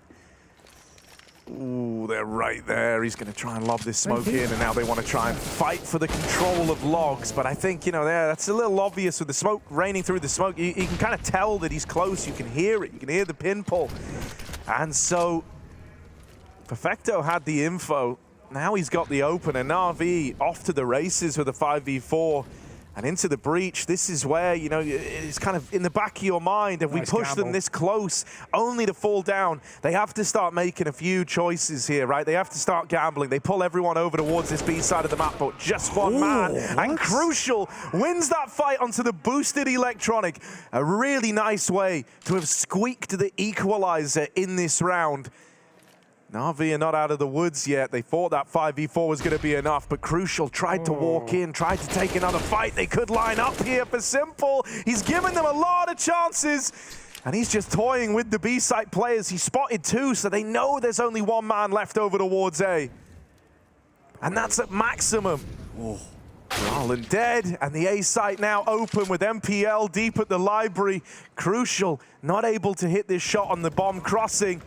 It's all teetering on the edge of a 2v3 retake attempt for into the breach. There's even a backstab coming in from the B site. Crucial gonna check up close, but the no-scope don't land. And Simple's gonna rob this round, putting NAVI onto map point. We've seen that a couple of times as well. The re-aggression for Crucial, it just seems unnecessary, right? I don't know if someone's calling for this, but they have a perfect bait and switch setup with 3 on B, with an anti-flash vault, and Crucial taking contact. He's gotten away with it one too many times on the push-up, and so he decides to do it again, but it puts his whole team in jeopardy there.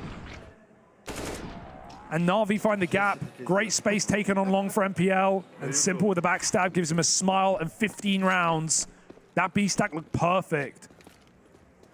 Dude, it's so bizarre to me as well, because it's one of those where surely if you're Crucial in that situation, you hit that shot through the smoke on the boost, that's it. You know, you chill out, just play it slow. You've got an advantage to work with. You can build from that. Instead, now the knock-on effect is he's just got a 5-7 to play with going into this round. It's not just him. His teammates are basically down to just pistols with 2 rifles supporting that.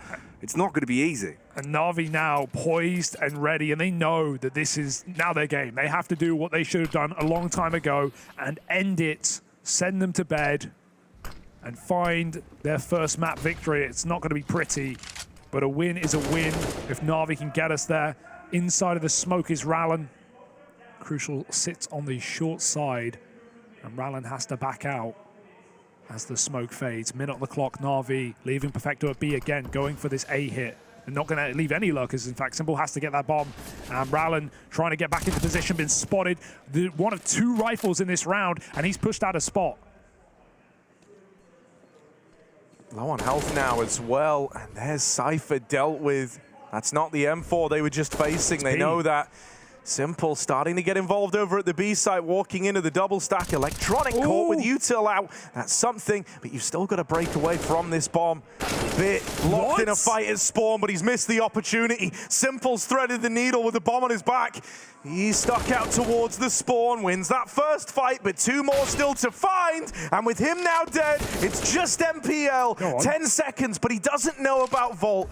He doesn't know about this other man inside of B. He's going to go hunting for it, but Vault nails the shot, and this one's run back in overtime. We go again, and I think the same has happened to the Brits on the other stream as well. Overtime rears its head between Into the Breach and NAVI.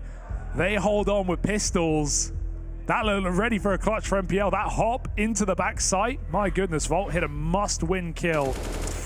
The fact he just flicks onto him with a 5-7. This fight was so awkward as well with Bit. It just felt so uncomfortable, and Thomas hitting the headshot that he absolutely needed to. The fact that this game has given us the full 30 rounds and now has OT, with the caveat being Into the Breach on the CT side, Crucial's got money for the AWP, everyone's got guns.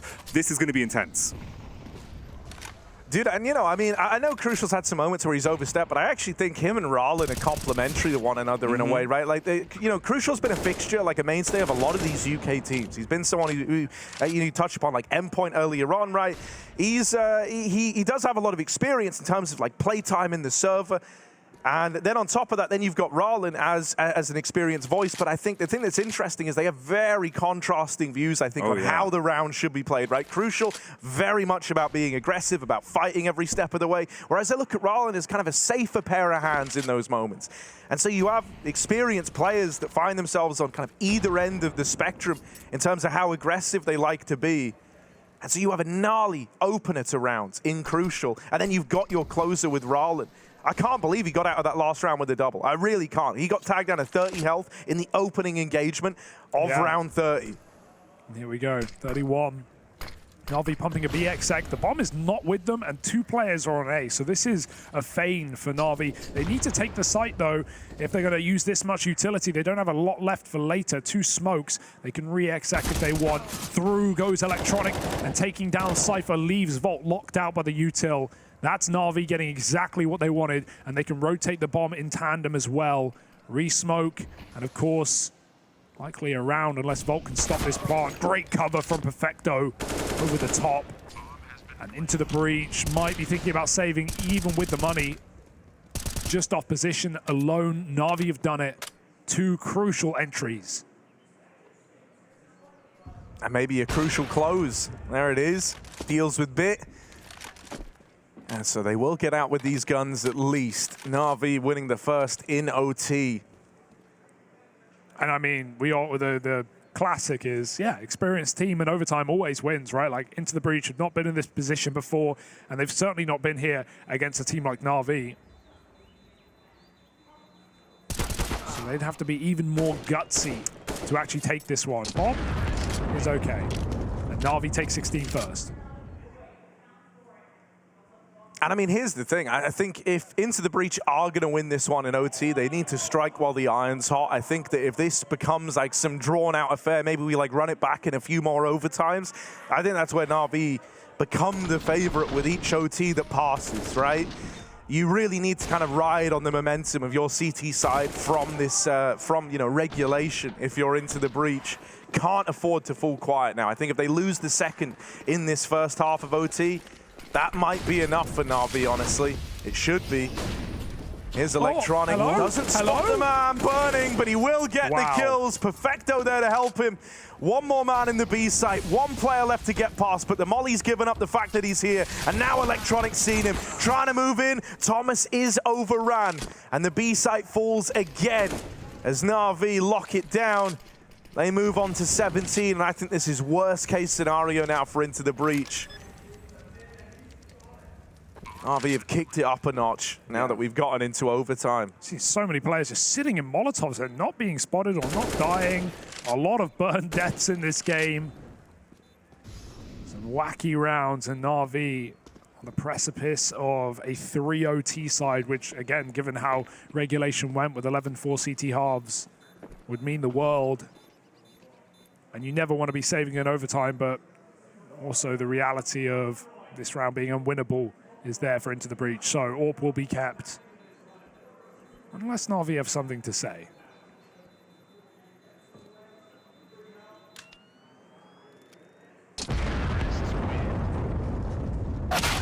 Oh, no. You know Bit's going to hit that. It's not going to affect the money, guys. It won't matter. It won't make a difference. They can still buy. But it does affect you mentally. Yeah. It's one of those shots where, you're just like, okay, I guess I buy a new AWP. I guess we go again. That one's rusty. Yeah. Gun jammed, guys. Gun jammed. Throw it away. It was a windy day. You didn't need it. Here we go.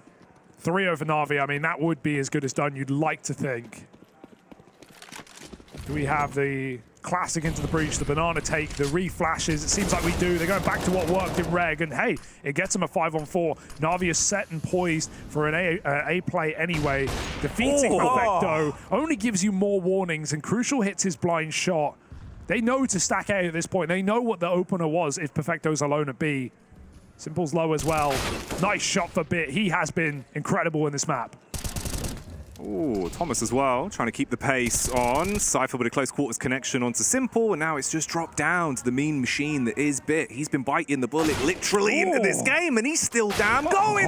Oh, the crosshair placement, but it gave me shakes. Woo, that was scary. Yeah, honestly, I think that's a really nice moment for Crucial, because in the first 2 rounds of overtime, he literally didn't even get to play. It was like, oh, I'm saving, cool, we just lost the round. I didn't even fire a shot, never even saw an opponent. Second round of OT, same thing, only this time he dies saving down in the pit. So it's like a slightly grislier end to an already like rough feeling.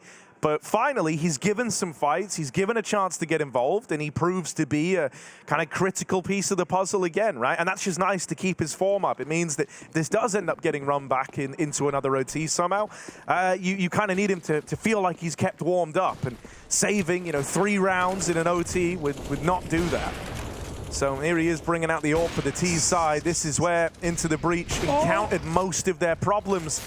But the game has somewhat changed from how they started. Into the Breach feeling like a different team to the one that arrived to open up this first half. The madness of the Mollies continues. Electronic burns from 100 to 20 at the top of Banana. I don't know, it looked like he maybe got team blocked there. Crucial's looking for these opening kills, went for some pot shots through smokes, now flashing himself to the long side. But if you know Simple, you know he's sat here at Porch. They're going to molly him off. He will trade util to try and keep some semblance of mid-control here for NAVI, but a re-peek is dangerous. They like danger though. Simple, still trying to hold his own, slightly backs off towards the site.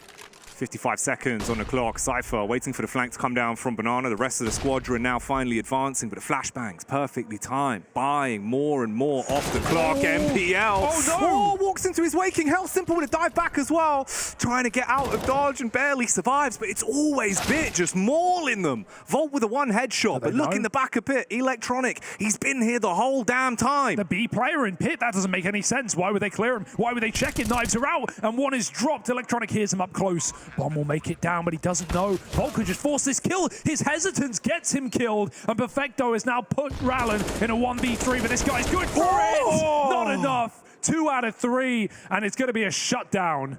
My God, these rounds are so close. Dude, that's heartbreaking for Volt. He gives Electronic just way too much respect in that spot there, right? Especially when he's open a moto on a timer with smokes fading, with 2 players unaccounted for, and boosts as a likelihood. It is a little bit rough. You imagine how different that looks if he deals with Electronic. Suddenly it's him and Rallen with a crossfire established. Rallen gets it down to the 1v1 in spite of all of that. But expecting him to cook up a flurry of 3 kills as they push this smoke is just asking too much of one man. And so now NAVI up on match point. Into the Breach need 2 more to try and force another overtime out of this game. NAVI can taste it. Victory on the tip of their tongue.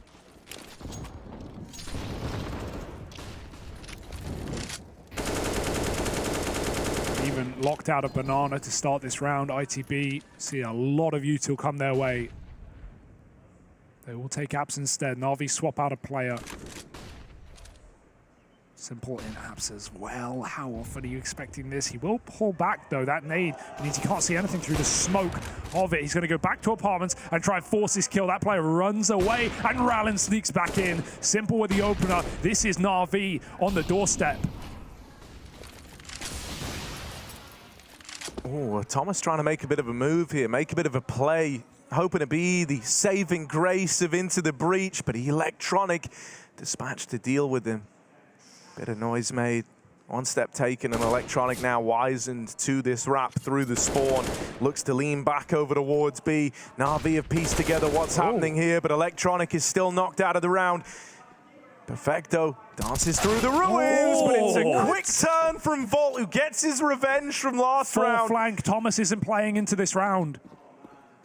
NAVI are already here, arriving quickly. Util on Simple as well.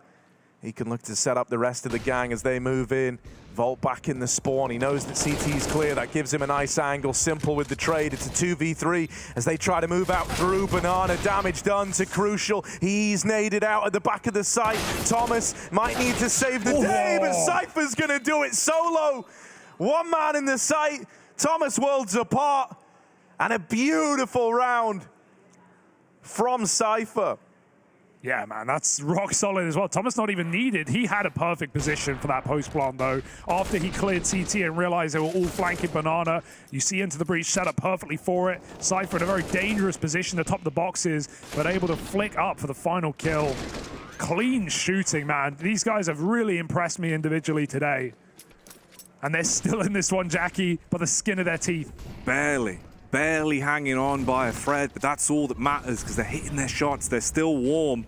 They haven't petered off. I was thinking T-side, it's where it's all going to crumble. Instead, they're building themselves back up. 17-18, one round away from tying it and forcing us into a second overtime. Which is where Viperio and Fnatic find themselves right now at 18 apiece. So these games have got legs. Who knew? Against NAVI of all teams who, if you are just joining us, were 12-4 up, an 11-4 CT side and a pistol round. And we sit here in overtime. Back to Banana. NAVI with a flash setup ready. When will they call it? Electronic might just have to dry fight. He hears them coming. Ooh. 1-for-1 trade as Cypher claps back, removes the Electronic from the equation. They're revving up the engines. Oh, he's good for 2. Has he got any more up his sleeve? No smoke. They just have to jump the cross. It's very dangerous, but no one was here to stop him. This is it for Navi. This is the moment. Can they close it now at a man disadvantage in the retake? Or is this run back again in another overtime into the breach? They've demonstrated tremendous staying power in this series. But to keep it alive versus Navi, I mean, this retake is labored. It's taken a while. They've lobbed out all this util to cut off some of these angles, but now the kills have got to come through swiftly for Navi. If they don't, this is another overtime as good as done. Damage found. Volt and Rallen with kills, and MPL left in a clutch that is too much for him to answer. It's another OT needed to close out this game. Mind-blowing stuff. First British teams at the RMR, and they are both in double overtime as heavy underdogs. Here's the A stream, Fnatic and Viperio raging on. Brits on either side. It's the Irish as well on Viperio, repping all the nations. It's just so insane that not only are we getting this spectacle, but both of them are happening at the exact same time with similar storylines, similar players. And for some of these boys as well, this is the biggest stage they've ever played on, the most historic event they've ever been at. And they're showing up, they're delivering. Against a Navi who, you know, came into this event in form, right? We said it in the pre-match, just looking at them at EPL was good in the playoffs. Taking down Outsiders 2-0, previous major winners, taking down Heroic 2-0, and getting their vengeance from Katowice. These were all good signs for Navi to make a run here and make this, in theory, easy in the RMR. An RMR that should be easy for Navi, where you have high expectations, and where even that 3-0 possibility may even be called a likelihood, getting put to the test in their opening BO1. Can Navi recover? Simple certainly can. He just found a shot through the smoke to Cypher, down B. Probably saw him there. That smoke doesn't cover the gap. Good molly. Vector's got to move though, and he will be fine for now. Support from the long side. Volt picks his targets though, and he takes them both out of nowhere, dropping into the pit. There's a one-way for Bit. He has got a kill over the top of it, and MPL, they don't know. Yeah, right now they're so focused on dealing with Bit. I don't know if they're even going to expect this second man. Why would MPL still be here? Hasn't fired off yet. They don't know about him. And so they just bide their time. These two pit players trapped in a cage, but it's all by design. Crucial with the long wrap. Now, if he can deal with Simple in the library, that makes life a lot easier. But he's just looked away, and Simple now knows. However, this kill, you can't wait forever, and Crucial's gonna nail it. There's the follow-up. Bolt holds his own in this site. MPL left in another one of these rough clutches, but the bomb is not for Crucial. He called his bluff, running out of time, and he will lock it in. He got off it. He had a second left. He got off it. He wanted to fight. I don't think there was even time if you win the kill to get back on it. There was nothing for him. He had to gamble, but MPL nerves, they strike. What a nice try. Oh, it's so fitting as well that you've kind of got this storyline of NPL, right? The nerves, the pressure, the excitement. That's what Crucial went through every time he made it to an RMR. Finally, this time, he's giving it the big one. I can't believe as well, Crucial abandons Volt on the bomb site on 10 health to go hunt that rotation, and he finds the perfect timing to simple on Library, and then comes in with a closer. First round in second overtime, it's into the breach. Plenty more to do, though. And Simple again, same as last round. Starts off 5-on-4. Last time killed Cypher and Banana. This time it's Rallen in mid. Big scalp to find. Simple doing what he can. He was very quiet in regulation. Once we've hit the overtimes, it's been the Simple show. Doubled his kills in less rounds. Perfecto leans back to B just at the right time, and he even spots someone that jiggle. Yeah, they try to play out fast before any util comes in, but it's not worked out for Into the Breach. They feed the beast at B, and now they're re-smoked still in at the top of Banana. They're going to come through it. They at least look to move in. This late boost from Perfecto is great. They just spammed it, so they thought it was clear. And oh my goodness, this is wild. We'll get bested by Crucial, but it's all left on Volt. Only thing on his side is time, and even that is slowly turning against him in the 1v4. This is asking too much, and so there's Simple to close. Yeah. Nice game. It looks crazy for Perfecto, but it's supported, right? Electronic runs in off Coffins at the same time. He's putting so much pressure on that even his death is just a guaranteed trade there with the smoke down. And very nice to see Simple finding all the success on opening kills as well for NAVI. They level out, 1-1. Deciding round here. Where will Simple go? Deeper this time. Flashed off, and he's not going to go back for it. Crucial will wait, and he will get nothing. There's an absolute party in the apartments. Yeah, Bit's out on a huge island there, just out in the middle of the apps. And MPL, he's done so well to stay alive here. That should have been a kill for Thomas. That should have been the kill that breaks open the A play, but instead, everything's coming up MPL. He's even ready for more. This has been a great round from him. 3 in the round right now, and still hungry. Nade could even follow up. Rallen is so low on health now. Looking for that AWP.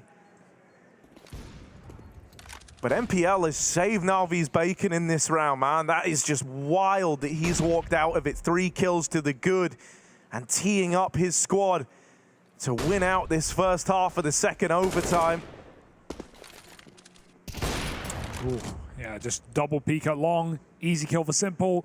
Rallen creeping up short side, but there's a man in the site. Electronic might die for free, but there's nowhere to go after this for Rallen.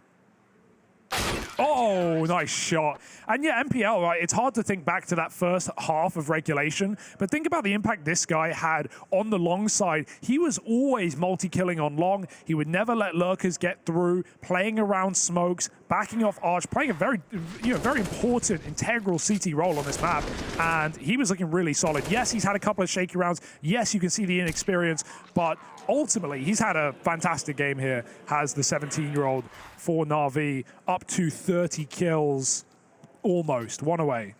So a fantastic game for MPL, and it might be NAVI's time to close. T-side again, where both teams have had their troubles.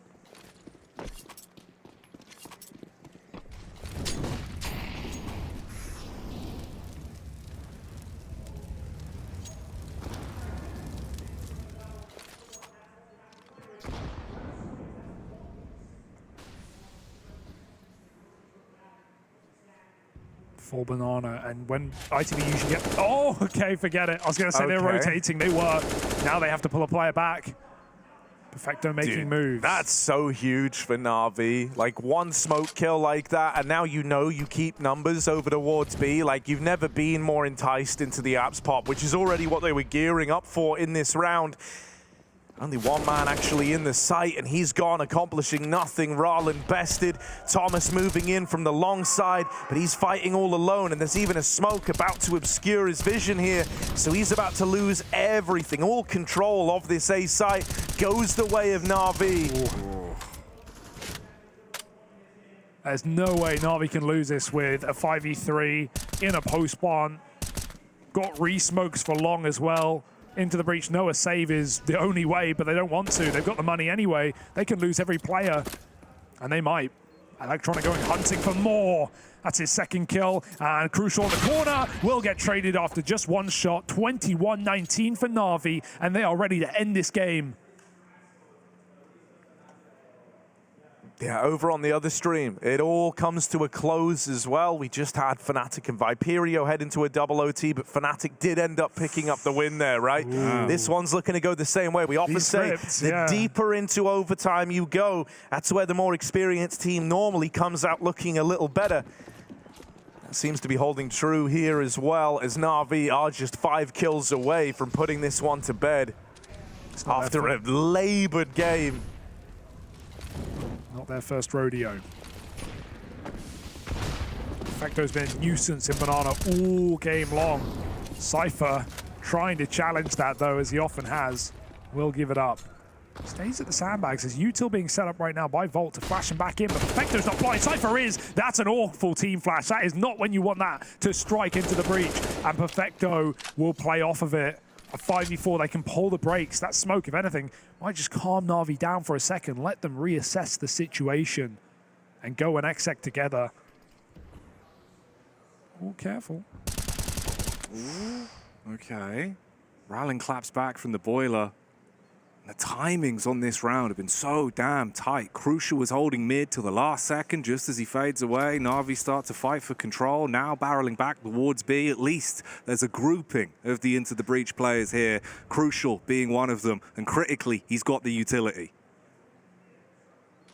Yeah, Into the Breach is stacked here. They're entrusting Ralin with the A site hold. They've got util as well to lob in, and so NAVI are likely going to be running through utility as they try to take this B site. Crucial lobs that in. Nice. I love the timing, right? This is going to separate NAVI into just 2 men units.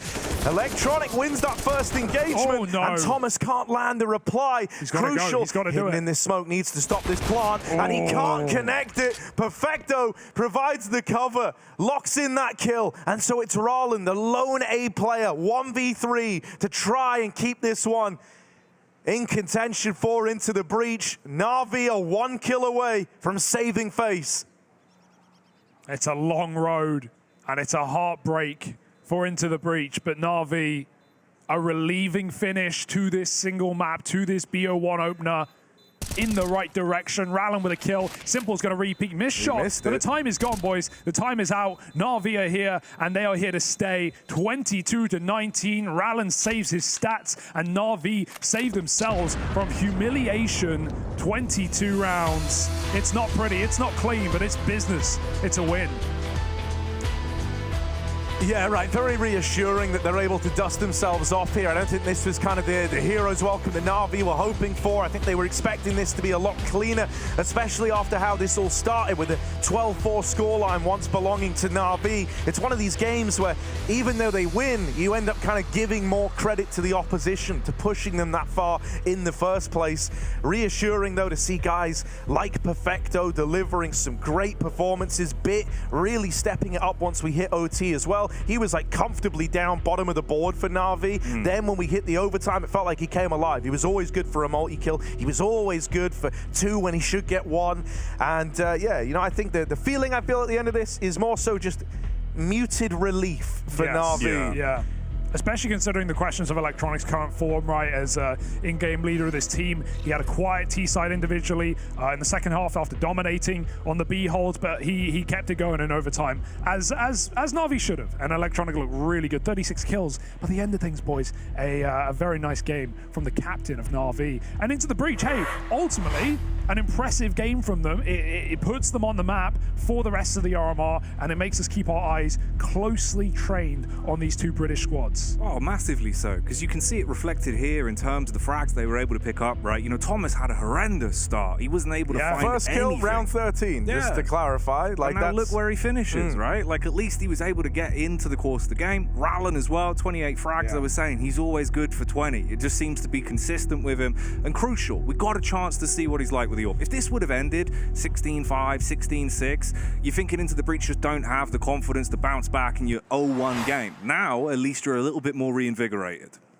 A good sign. Ultimately, a good sign for Into the Breach. They were never meant to win that game, but No, they of at least course made not, it interesting, hey? And for NAVI, they go 1-0 up as well, joining the likes of Fnatic. Yeah. You know, I think, you know, when we kind of look, because just to like home in on Into the Breach, right, as like the topic that's very interesting, I think, you know, in terms of like limit testing what guys like Crucial are capable of versus top tier opposition, this was a good match for that, right? I think there's some moments there towards the end where maybe it falls down, and those are the moments that are going to haunt you. You have like the team flash over towards top banana. You had a couple of rounds where Crucial just didn't really know when to quit, but I think these are lessons that you had to learn at some point, and you would rather learn them in your opening game than further down the line. For sure, and you know, the confidence was there. That was very much true on CT side. We saw a lot of aggressive banana takes, Crucial with a lot of repeaks, some great, some not so great, but it shows that the mindset is there at least for Into the Breach moving forward. They will be going down into that lower side. 0-1 in the Swiss system so far, whereas you can see we have our 4 first winners. Bait, VP, Fnatic, and NAVI all sit up comfortably with their opening win. Only one upset today so far, but the day has just begun. Yeah, and dude, I mean, it could have been 3 for a moment there, right? Like, that's the kind of margins we were working with. Both of these games were required to have field a double overtime for the kind of favorite to close it out, right? And you know, at a bare minimum, this does save us from some weirdness down the line. In a world where, you know, we had NAVI and Fnatic down 0-1, there would have been some real scuffed matchups as this continues, right? And it would have been this scenario, we keep saying this is like the last major in global offensive. It would have led to a scenario where it's like there would have been top dogs missing out. So, you know, at least the field's still open to kind of normalize. Well, BO1s are continuing all day long, and we have Sprout taking on Falcons as well. The only French team left in contention here for the Paris Major coming up next, so don't miss it. We'll be back after the break. I remember more Monesi clutches. Right, yeah. You know, it was weird. It happened in Abu Dhabi. Obviously, last year, he starts with that, like, MIBR clutch. Yeah. But, you know, in Abu Dhabi, he had, like, a similar clutch from the same position, and nearly the exact same kills versus outsiders. Right, yeah, I thought that was so weird, where I was like, I've seen this exact moment before, right? He had one good clutch against FaZe as well. For me, that one is the best because he played it out the best. Okay. I think it was last Lisbon groups. I'm also thinking of like the Inferno clutch as well, when he stole bomb from outside of apartments. Yeah, it was against outsiders as well. Yeah, right. Okay, two clutches, same maps. He's just crazy in clutches. Like even practice what he pulls off, it's, I don't know how, but he just somehow makes it work. You can't talk G2 clutch without bringing up Monosin.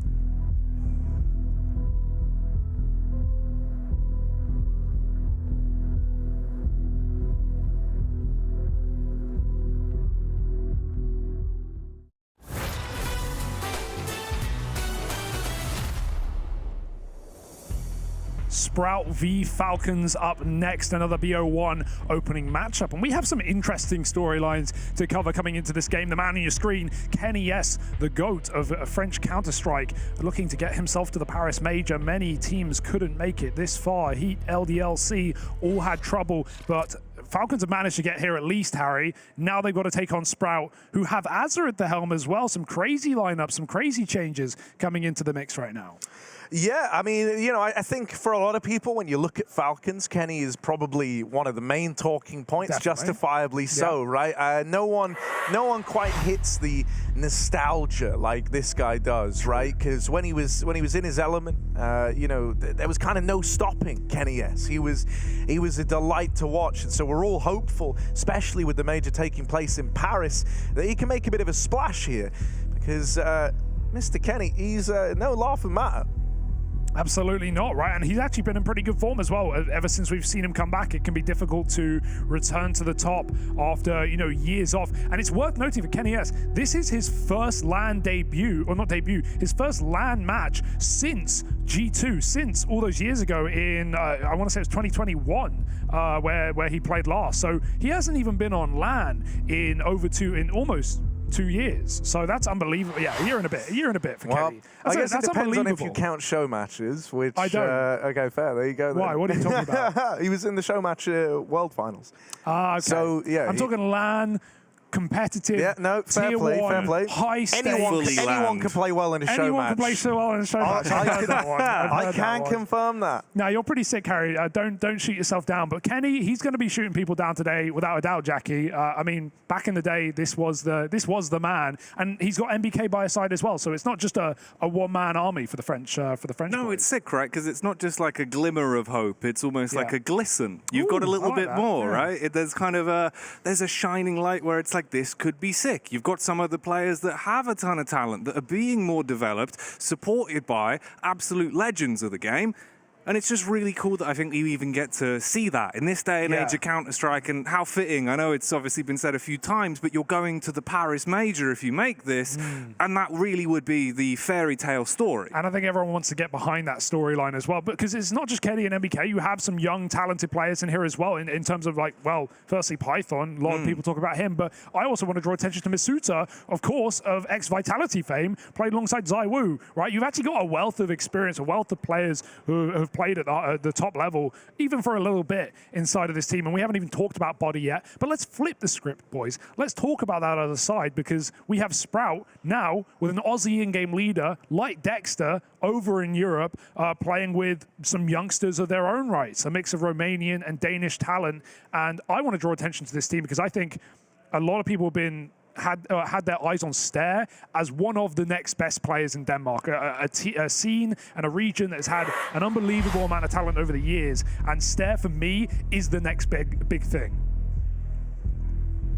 Yeah, I mean, dude, you know, Stare is someone that, you know, a lot of people, as you say, have like had their eyes on. I don't know. I'm so excited to see Azza as well, man. Like, it's just so cool. Like the idea that actually that at these RMRs we have like so many kind of historic players like making a bit of a return. You know, you have your Kennys and MBKs, then you've got Azza on the other side of the field, right? You've got Boomich in one win, right? It's kind of cool how many players we have stepping back up to the plate, really trying to go out on a high with global offensive. You know, when we kind of look at this matchup, do you have much in the ways of like feelings or predictions, Yuka? Ooh, I want to go for Falcons just for the idea of the French making it. You're romanced by it. You know, I haven't seen Azza and Sprout yet. He's played a few online games, but you know, I'd love to hear more from what Sprout have to offer. So let's check in with an interview we had earlier with Stare. Stare, man, thank you very much for joining us. Talk me through the preparation coming in towards this event. A lot of teams to prepare for. You got your opening game as well. How you feeling? I feel pretty good. I would say we got a good matchup. I won't underestimate Falcons, but I think like compared to the teams we could meet, it's a good matchup, especially also with our seed right. So we're pretty confident. Coming in towards this tournament as a whole as well, it's the last CSGO major for you boys. How does it feel to kind of be a part in the opening stages of this? I mean, it's incredible. Like, I'm very excited to try CS2 and stuff like that. The beta's already out, and I'm excited for the new major in CS2. I think it will pop off, and I hope we also qualify for that. That's also in Denmark, right? So time will tell what happens. Final question. Recently, you know, the start of the year for you boys, it hasn't been the greatest. I'm sure you'd admit it. What's it been like these last kind of few weeks, last month, getting ready for the RMR off the back of what was a pretty poor start to 2023? I mean, we had a lot of talks like about what we think went wrong and like where we could improve, because of course it was not optimal what happened and like our performance. And by that we just practiced a lot and like talked about how do we like better ourselves and like make less mistakes, right? So we had more like talking and more theory instead of like actually playing the game, so we could learn from that. So some theory crafting, some homework perhaps for Stair and the boys, and it's going to be needed, right? Harry, we talked briefly about the return of Azza, obviously coming from Renegades through 100 Thieves, through Extremum, even playing in Europe for a long time with Buntet as well. He went back to Australia for a little bit in the Encore project where we saw at a Pro League 4 seasons ago, I want to say. But I guess he wanted some fresher European talent, and he certainly got that with his team. Do you have high expectations of the future of Sprout, of Azza leading this squad? I think it's a very cool pickup because, I don't know, man, I always liked what Azza brought to the table in those old Aussie squads, right? Even over the kind of like COVID era, I have fond memories of that 100 Thieves squad being like one of the top dogs out in NA, right? And that was with this guy at the helm. So, you know, when you kind of looked who was like battling for first place there, it was like a real fight to the death between Liquid Furia and 100 Thieves throughout that era, right? And then we kind of had like the collapse of that team. You had guys like Jacob actually go back to Norway and join up with Apeks, who we do have coming down the pipeline later on, right? Yeah. So there's some history there. But Azza, over his time, you know, as he kind of developed to being a leader, if you remember, that wasn't actually like his initial thing, right? He had to kind of take it in his stride a little bit later on. You know, I think he did a lot for the 100 Thieves squad, and I do like it. And I almost wonder if this is where, you know, the influence, the kind of romance of Dexter's story within MOUZ could have even played into it, right? Like Azza, compared to Dexter when he got brought over, is way more experienced, right? In terms of games played, in terms of playing on big stages, Azza's kind of the man in that regard. So I actually really like it as a pickup, and I think it's going to give a bit of a unique outlook for Sprout, right? Who have always been used to having these kind of EU-centric leaders behind them. Oh, absolutely. Plus, it was actually a squad that was like in crisis when it came to leadership as well. So it's not like they really had like many an option to go with. Everyone they kind of tried felt like it was just a bit of a fail. And I think Azza is a pretty personable guy who is going to do everything he can to make sure the team succeeds. So yeah, I think you found someone who fits the bill quite nicely, and in doing so, you've given us a cool return story for him.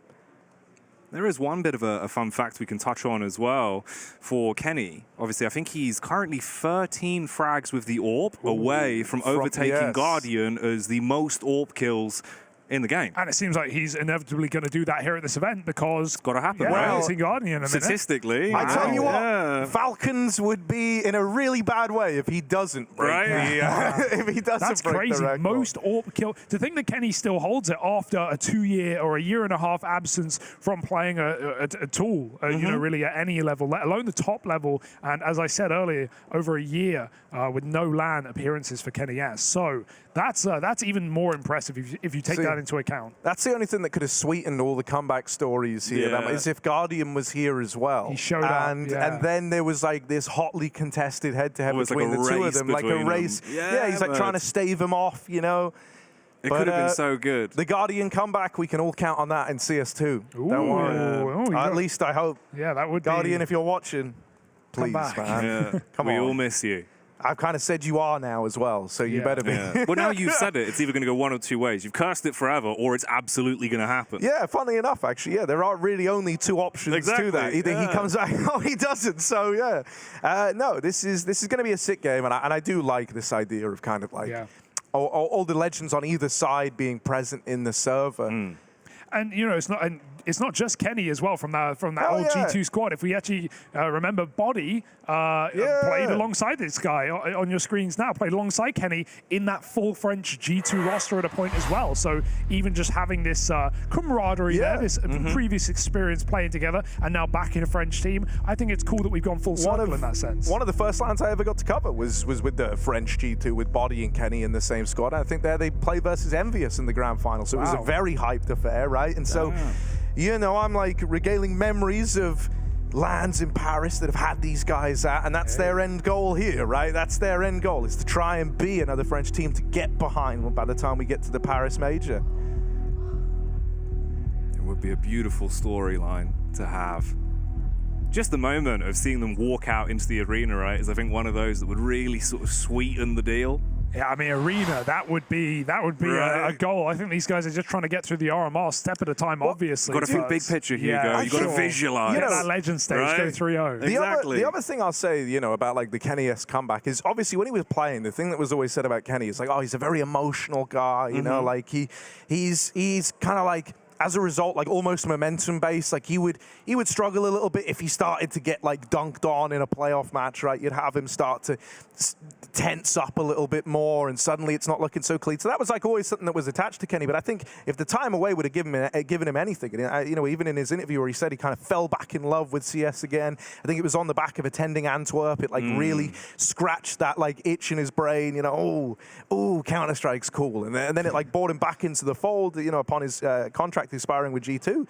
So, you know, it's sick to have him back, but I think the time away is probably given him a bit of a time to reflect and maybe, you know, come to terms with some of the, you know, you've got to bear in mind, like, as he became a pro, as he kind of became the guy of French Counter-Strike, he was still young, he was still, you know, what it meant to be a pro changed a lot. They also nerfed the AWP into the ground, so he had to put in like way more effort to try and get up to speed with everyone else who was doing that at the time. And I think all that stuff was pretty taxing on Kenny S. And I think it even led to, as he like admitted in that interview when he did announce his return, that, you know, he did kind of like fall out of love with the game a little bit. And so I think having time away, regaining that kind of fondness, really putting your heart and soul into it, and having time to reflect and just mature, you know, I do wonder just how emotional this guy is now in terms of, you know, does that have much of an influence on how he plays? Let's move back a little bit as well to some of the Sprout boys I want to talk about, because there's still kind of untapped potential here. There's still kind of untalked about players from this conversation, right? You have, worth noting, Zyphon, the only remaining player of that Copenhagen Flames roster who hasn't gone on, I guess, to the same height of his ex-teammates, right? You got Roy and Nikodos in Fnatic, also here, just picked up a win. You got Yabi in Heroic, and you've also got Huxi in G2. So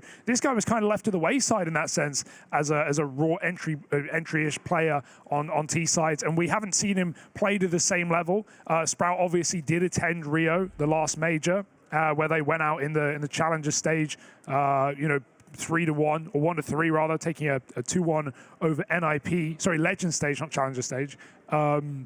Where they managed to take down NIP but fell otherwise, and it wasn't, you know, it wasn't an ideal event for them, but they've made roster changes. They brought in, you know, as we said, Azra, an in-game leader, but also another young Romanian player who's been talked about a lot to join up with Lonks in Zello.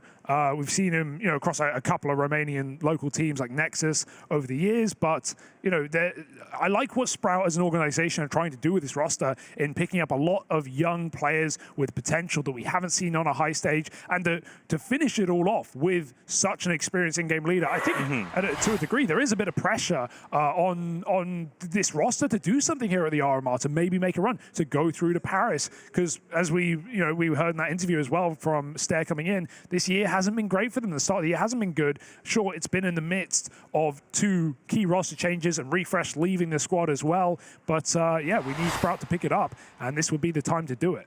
Oh, massively so, man. If you can just reinvigorate yourselves right now, start off with a 1-0, it's always the dream scenario, right? Because like we said, the bracket is an absolute gauntlet, and the harder it gets, the more games you lose, the more that pressure seeps in, the doubt starts to get to you. When you're winning, you're flying high, you see yourself climbing up the bracket, you know you've got a space to fall back on. You know you've always got a best of 1 below you. You know you've always got a best of 3 to look forward to, and it makes it a whole lot easier. But I completely agree with you. In terms of like the younger players, with the fact that you're scouting undeveloped talent that you can really bring up, it kind of has that sort of endpoint effect, right? Where they find these players that are absolute fraggers. They just need a little bit of molding, a little bit of confidence instilled into them. And then the next thing you know, you've got the top teams perching over your shoulders, looking to try and get those buyouts. Yeah, sneak them, right? To grab them out. And I think for a long time we were expecting Stair to be bought by Astralis. I think a lot of people were talking about that, and potentially a good roster move, at least for Astralis. Yeah, I mean, we always had like that meme, you know, like Big actually have 2 academy teams. Right? They have Big Academy, and then they have Sprout, where they just kind of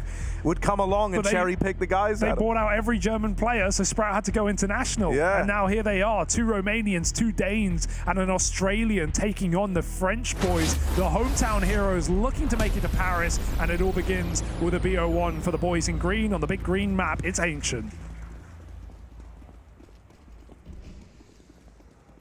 Yeah, the battle of the green logos. And who knows how it goes. Up in Donut, MBK opens up with a double. The bomb tumbles down to his feet, but MBK is still fighting. French USP just hitting a little different there. Kenny S back of the site, and you love. Go on. This. Hang on, do you? Do you love this? Zella will get dealt with. And so there we are. It's MBK and it's Kenny S to deliver that pistol round to the Falcons. Caw. That's a noise I make. Yeah, you got to put more like chutzpah into it, surely.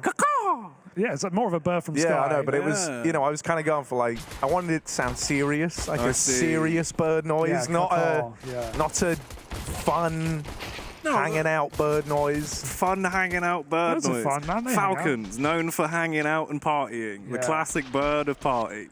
Great to see just Kenny and MBK coming alive. Wait no time for it. Great to see him in general. Great to see him. It's nice. Just happy they're here. Just love having them on my screen. Yeah, it's lovely. I feel like, you know, what year are we in? And now a little tech pause by the looks of things, but that's fine because we've seen a round, so we can really dissect it. Hugo, start dissecting. Here's the scalpel. Not a lot. Scalpel. Not a lot to cut open here, Harry. Forceps. Sure. Biceps. Hey, we're so in sync, how about man. Triceps? I ain't saying that. Okay, just me. Well, they got the legs. A little donut Russian pistol is very in tune with the meta, but not much to it. Tricepatos. Is that the dinosaur? Triceratops. Yeah. Jack knows his animals, and that includes dinosaurs. Yeah, they are slightly different than most normal animals, but they are kind of an animal. Lizard-like. Like a big prehistoric animal. Yeah. Yeah. Well, actually, not all of them were big. That's the fun thing about dinosaurs. There were small ones, medium ones, and large ones. And this... I like my medium rare personally. Well, this is a... how inclusive of the dinosaurs, man. Just well, you've got to. All sizes. Harry. You know, they all had their place until that meteor came down. Yeah. Right, here we are. Masuta with a bit of a push down the B ramp. As it has 1 flash and 5 Glocks to work with, I wish him luck. That's way more than Azza needs. Back in 100 Thieves, mate, he was just doing this, but without the flash, and they were still winning. So here they are, the conga line, walking back through the spawn. The longer they take, the more util is wasted. So really, you know, if this one ends up being like a final 30-second push out through these doors with a flashbang, that's fine by me. Might never come to it, though. As Body gets involved, takes a couple out of the round. There's that flash. Ooh, everyone's blind. 1 kill from the Glocks. It's just Azza to make it work. And so the conversion is found. Yes, indubitably. The flash did hold him back. It kept him away from him. He would have killed all of them without it. But now time to get the big guns out. Early T-side Ancient rifle round before Falcons have established money. Still playing bonus. This is where Sprout should be able to get away with some murder.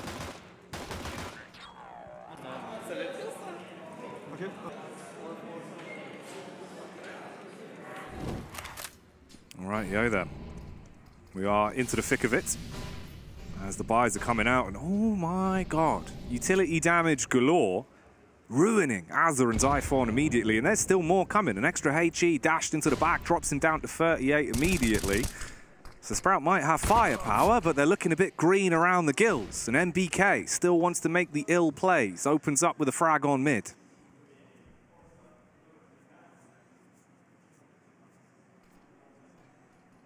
Sprout are going to try and find this gap over towards A, but there is still a man waiting back in Donut. Python's here. Oh dear. That is one hell of a missed Molotov. They molly their teammate off the boost, and they might win the round anyway, so that's pretty cool. A 3-on-3 found as they get 2 kills back in reply. Is MBK to keep Falcons up in the lead on this one.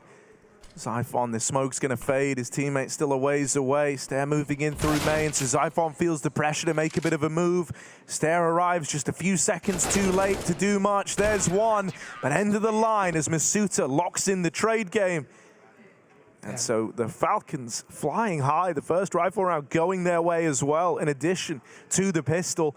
This is a nice start over on the CT side for Sprout. I mean, honestly, it's pretty brutal about the whole Molly thing. You know, I laughed about it because they got 2 kills back straight away, so it didn't really feel like it was going to matter much. But they had a player up on the boost who was watching CT who could have stopped some of these peaks coming through, could have stopped some of the involvement, some of the angles that Falcons had. But betrayed by his teammate, of course. Dead now. Of course. Sprout, have a Judas in the mix. Here we go. Falcons, meanwhile, ready to tuck into the Last Supper. Dinner about to be served on the A site. Exec getting lined up. One player in red. Zyphon, does he hold here? If he does, he might catch Masuta in rotation, but they want to clear this position out. MBK looking right for the check. Oh no, doesn't look. The flick back is nice. Saves the day. Now to Python. He's got to fight back from the box. They're all running at him. Good flash, but he just fires through and finds 2. As his teammates are there to finish off the round. Nice and easily done for Falcons. Gonna need a big rifle round again from Sprout to get activated. I like Kenny's mouse pad as well. It's brought the drip. Yeah, I was gonna say, man, there's actually some pretty like sick-looking mouse mats that we've seen players whipping out the past few events. Like everyone's kind of got a little bit freedom of like their brand now. It's nice. It's like the skins of real life. Yeah, you know? right. I like some of the names of head-to-heads that we've had. So we had like Volt versus Electronic, which I thought was cool because they're both like electrical themed, right? Kind of. And you know, in this one, you have Python versus Zyphon, which, you know, is cool because it rhymes. Yeah, Zyphon's my favorite kind of snake. Don't mean it like that. Yeah, you're going to just throw some shade at him in a live game? All right, then. Okay, so they rhyme, so that's why it's interesting. Yeah, they rhyme. Okay. Exactly. It was a different reason. Not everything has to be the same. Well, it can be. You know. Look at that mouse pad. Look at that mouse pad. Yeah, guys. it is Let's pretty change sick, man. Subject. I also like how he's brought the... What animal is sloth? that? It's a sloth that he has, right? He always whips out a sloth. You're the animal guy, Jackie. No, let's get can we get a zoom in on Kenny S's item that he's brought along, his animal? Zoom in on Kenny's item. Yeah. His magic stick. His fluffy item. What is that? It is a sloth, right? Yeah, there that we is go. a sloth. Yeah. Look at that. See, one of the hardest things about being on a team with Python, allegedly, is that he eats mice. That's actually why we have the tech pause right now. He's chowed down on it after the pistol. Yeah, that's why Kenny has a wired mouse, not wireless. Otherwise, he'll just, you know, take it. He needs to pull it back. Way, he can like yank it out of him, yeah. He's wrestling with a python. Oh, Fight God. the snake. Obviously, some tech issues going down right now. Not the end of the world. Meanwhile, if you were wondering, you probably are, B stream's going on, or A stream is, we're the B stream. It's BNE taking on one win, featuring Boomich as well in his return to land CS. Much the same for Kenny S. Exciting times. Yeah. Okay, so I read something earlier that like upset me to my very core, and it was just someone wrote a comment that said UK era 2 overtimes. That's a good one. Yeah, you know, we hold the shortest record for the era. That's pretty sick. Hey, at least we got that, right? It could have been a 5-round era. Yeah, true. Yeah, that's true. That's true. Not as impressive. It can always be worse. They can. That is the motto of Britain, England, actually. Yeah. We're used to it. We'll always bounce back somewhat, but never as good as we were. Like a really old rubber ball or something. Yeah. Oh, the elasticity's gone. But you still keep bouncing it because the memories are there. And that's what matters, Harry. Good memories. Exactly. And, you know, there's a lot of good memories in this matchup. A lot of memories of Kenny S highlights. Yeah. Hell, probably even an MBK highlight out there. Dude, I always just think of MBK, you know, picking up 4Ks with Tears Don't Fall, blaring in the background. I remember MBK casting. Yeah. Oh, yeah. I think it was Clone 15 final. MBK on a mic. Yeah. Was that the one that you attended? That was the one. That was your first ever. Yeah, my first LAN, and you played great, man. Thank you, bro. Yeah, took the MVP for that one, obviously. No, that was the Fnatic. Oh, was it Envy Fnatic? Like I just remember the first round of the pistol. Dust 2, back B site, flusher 1 tap, someone through B tunnel smoke. I think MBK was casting that. That sounds familiar. That sounds about right. There's some hand movements coming out from MBK. He's got a high desk as well, you'll notice. I like it. I do like the contrast of Kenny. And then obviously you look over and it's like he just looks so huge. He looks big. His desk is large as well. He's a behemoth. All of these legends, giants of the game, making each other look normal-sized. It really is a shame that only Falcons made it as French representation, as a full French roster, right, to the RMR. Heat obviously lost out in that last chance qualifier, and LDLC were eliminated by Bait, who we were talking about earlier. So that's a shame, but it's great to see some of the legends we have in this team. MBK gets caught by a flashbang in middle, fast down the ramp. Masuta looking to make magic happen, catch his stare, trying to drop a molly with his smoke. Zyphon's up in red. All of control here for Sprout despite the 4-on-4. They may lose B, but so did Falcons, who have up and left this site entirely, trying to regroup back in middle, and they are walking right into the Dane. Brings the pain, drops a flash and a smoke, and Body wants to go through. I like that position. Yeah, Body, the angle's nice. He's clearing out red right now. Ooh, Kenny lands that as well. Azza knocked out of the round. Masuta. Bit of damage onto the donut players, and even follows up with the main kill. Here's the backstab for Body. Nice and easy, clean as you like. It's a 5-0 opener for the Falcons. That's Kenny's first kill, right, with the AWP? Yeah, that is. So that now puts him 12 away. Is it definitely 13? It was 13, 100% before the event started. Good to know. So we should be down to 12. 12 to go, and that's to be even or to be in the lead with Guardian? I think that's to beat. That's to beat Guardian's current. 12 to go, and Kenny S better than Guardian. Let's see if he can do it this match. Well, right now, unless Sprout step up, there won't be time for 12 more kills for Kenny. Well, it makes sense. Yeah, I was going to say, if they're 16 off, I'd like to think Kenny gets at least a kill in some of those rounds. Well, but hey, said 16-0, not me. No, me either. No one's ever done that. Flash over the B doors. Falcons with Kenny on long side. He's watching for the red flank right now, but he can turn very quickly. Got a contact. Don't want to announce it. It will be an execute. Short and long smokes over. Zyphon waiting for a flank that won't come. Maybe through middle later. Kenny, will he get smoked off? The cave is. Oh, Masuta goes right through. I love the confidence from this guy right now. 3 kills very quickly, and Kenny make it 11. Yeah, bringing those numbers down. And keeping the numbers going up for Falcons overall as well. Zyphon milking this for all he can around the world. Squeezing the udder. But Falcons aren't going to move away from this setup. MBK doesn't have to commit. He can just get info. But 1 bullet. And that's the round for Falcons. Here it comes. Oh, now they've seen him. Go give Kenny the kill. Give Kenny the kill. Yeah, there it is. Up to 10. Ooh. He's doing it quite quickly. Yeah, this is a speed run. I know. He knows what's on the line. Don't tell me Kenny's not keeping count. 90% world record, beat Guardians world record. Speed run, truly activated here. Kenny's crafting really nice, something. Man. Yeah, Masuta looking fresh as well, right? Obviously, it was hard to argue for him over a player like Spinks. Right now, back in a French roster, looking very free, and MBK, even turned for the flash as well. That's the difference. Last time he got caught in the open, this time picks a nice spot in front of the Molotov, turns and takes 2 with him. Kenny, he wants to bring that down to 9. Posting up on the angle like a gangster. Has to back off, makes a bit of noise as well. Stare baited in, hook, line and sinker. The aggression just never ends for Falcons. Flashing a BP, Kenny with a missed shot will die. There's a flank coming in for Body though, and Masuta looks solid on the site. That's a good shot though. Will allow a plant. He's gonna fake it out. The spam very close to killing him. They know he's off the bomb now, chasing him down, and Body will be there to stop it. Falcon still yet to drop a round. Yeah, 7-0 now.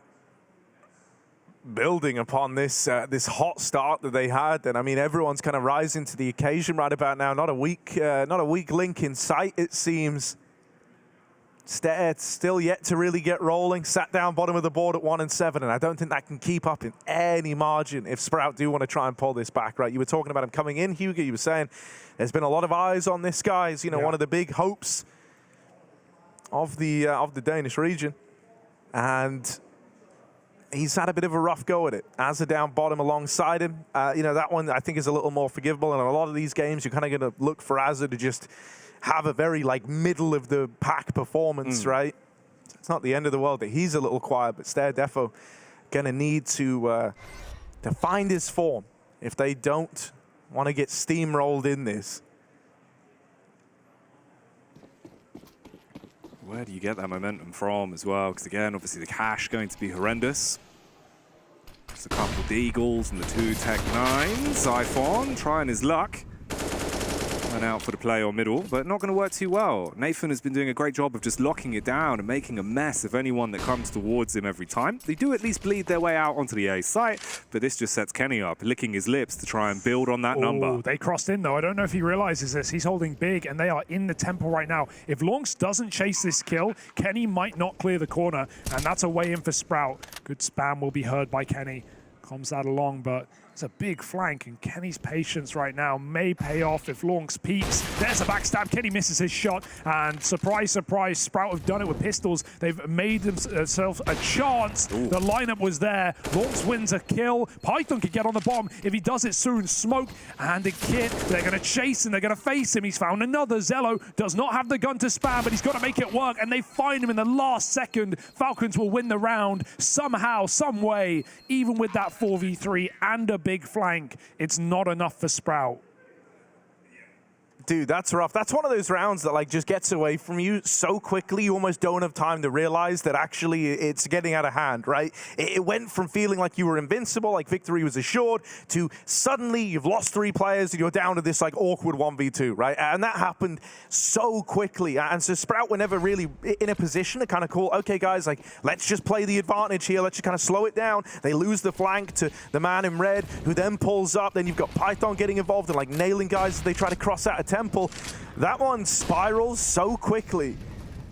And so those rounds kind of hurt because you feel like you met all the win conditions. You kind of did all the legwork, but now you get none of the reward. MBK over in mid has been a real problem, but they're finally going to deal with him. Zyphon with an opener and Python dead over at main. Goes 1 for 1. But this is going to tee up Sprout for the A-Rap. I think Falcons might already be leaning away from this for the save.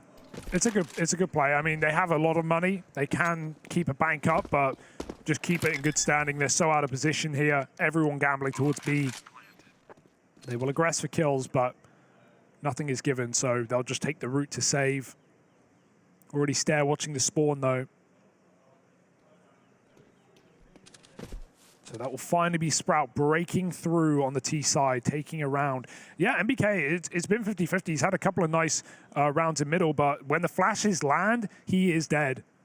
Often alone in these positions. Nice play for Zyphon, calling for that flash through the smoke.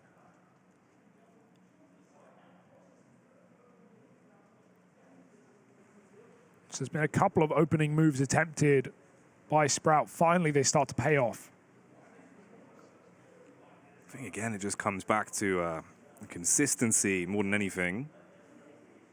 Because you've got to build a bit of a buffer now. We're actually getting quite late into the game. It didn't feel like it because it doesn't really seem like it's been live for that long. But the sheer amount of rounds that Falcons have been able to farm up, you need to build yourself a buffer, have something to fall back on. 1 round's great, but you really need some more. At least here, there'll be an equal spread of weapons across the board as well. We get Zello on the AWP, we get Kenny on the AWP. We'll see if there'll be any anomalies here into the 10th.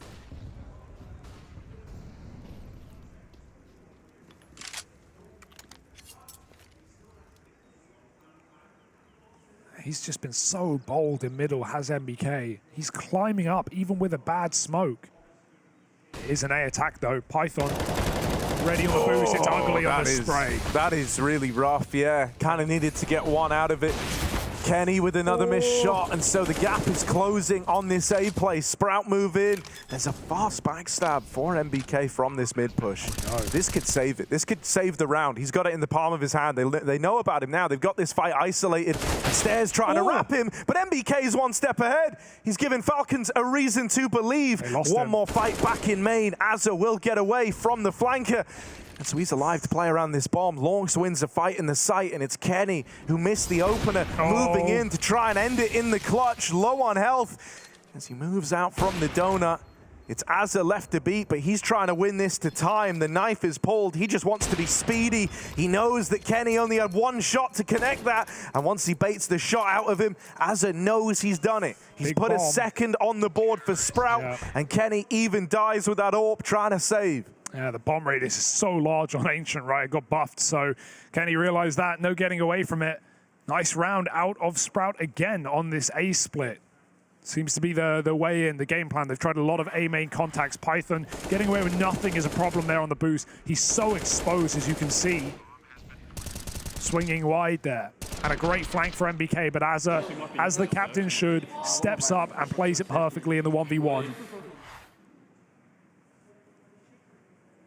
Obviously, we've been talking about the fact that Azza, you can get away with kind of being middle of the pack. He doesn't really need to be the one out there giving it the big one. But if he can lead by example in rounds like that, those are the clutch moments that you have to fully convert to be able to get the team on the same page and get everyone feeling a little bit more limber. Yeah, Counter-Strike's at a point where, it's hard to even have an in-game leader who can't frag anymore, right? Like, players under a lot of scrutiny for having poor games, even if the game plans are good. It's not like the old days of CS where you could have, a player take a bit more of a back seat in the fragging department. But that being said, Azza has always been an in-game leader who can put up numbers and have big games. So, yeah, shouldn't, as you say, be a requirement in a team filled with this many young talents. But he is the one with experience at the end of the day.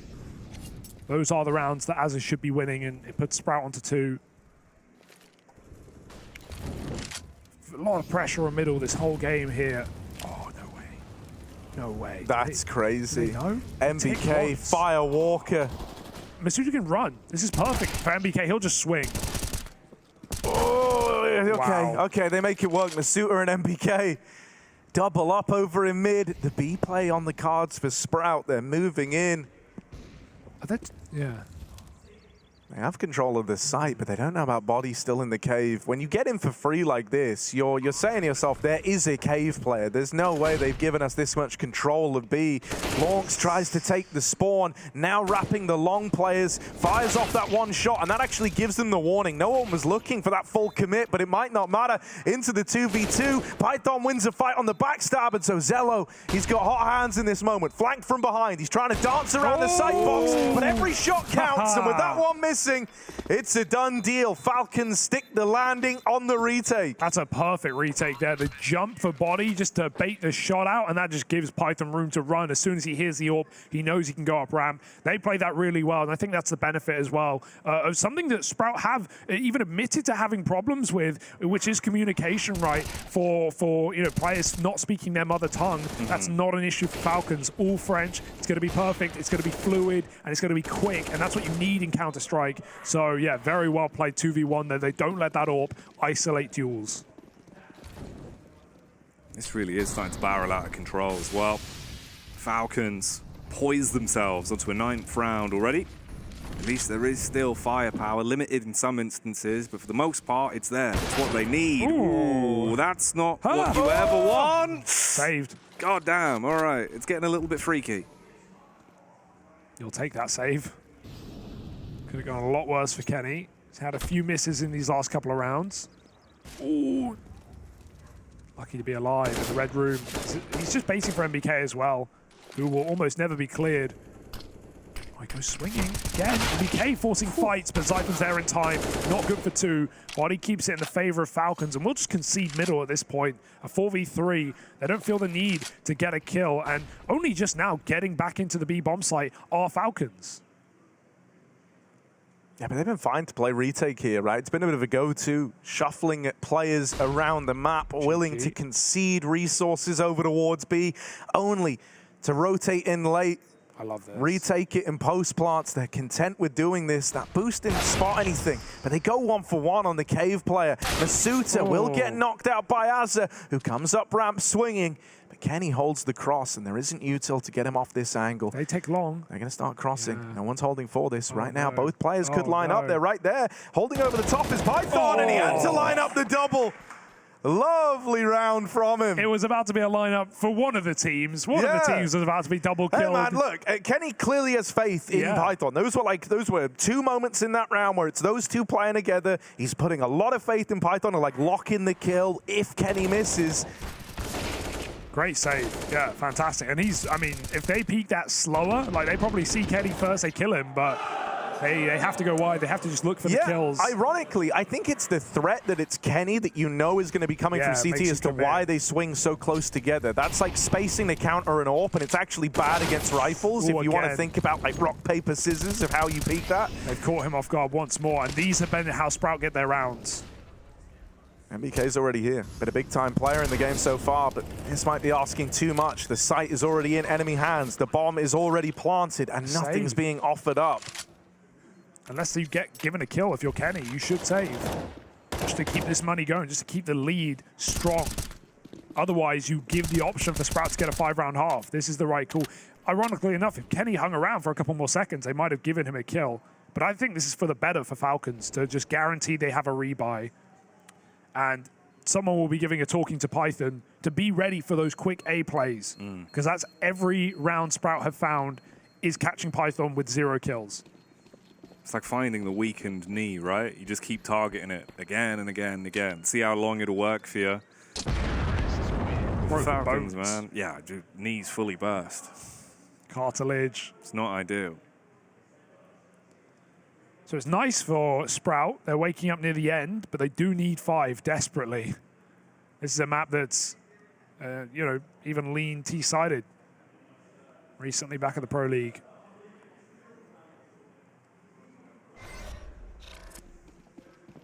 So what more can Sprout give us here towards the latter end of the half? Another A main setup with MBK.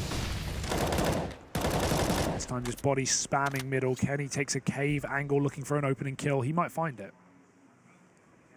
It's kind of crazy how often there's been aggression through main like this. You know, it's not often that you kind of have teams really dedicating to taking this control away, but this has happened in a handful of rounds now. The backstab from MBK sticks the landing onto Zyphon, and I mean, for Sprout, this is like really awkward, because suddenly you now know that Falcons know where you're going. If they've taken main and they've killed your mid lurk, they've got all the info. But that little double, that transfer out of Lorx is going to entice them for the B play. That's given them the resolve. They're going to double down on it now and look to move in. There's still this big backstab on the cards for Python, who they don't know about. Body flashed off the angle. MBK a little ways away. Body just spamming, trying to keep the attention off of Python on the lurk. You almost hoped they found MBK a little sooner so that Python was unexpected, but he still wins that first fight onto Lorx. Backstab's coming in through caves, so Python's on a timer. He dodges it. They know he's on ramp as a result. They've got the info about this point map, but the molly forces a swing. Zello actually wins the fight, doubles up. It's left to MBK, and he makes it look doable for a moment, but it's just stolen away from him.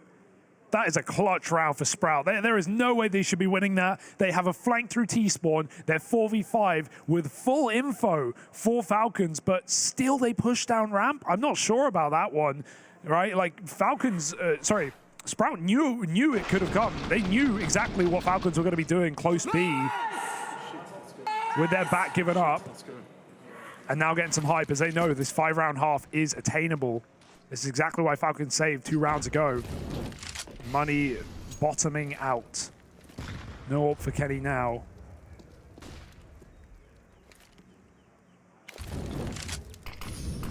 Really are scraping the bottom of the barrel, what you've been able to bring out. Body on the Deeg though, up close and personal. It's got flashbangs to try and make a bit of a maneuver with as well, and it's the UMP from Masuta. My God, I haven't seen the UMP in a while.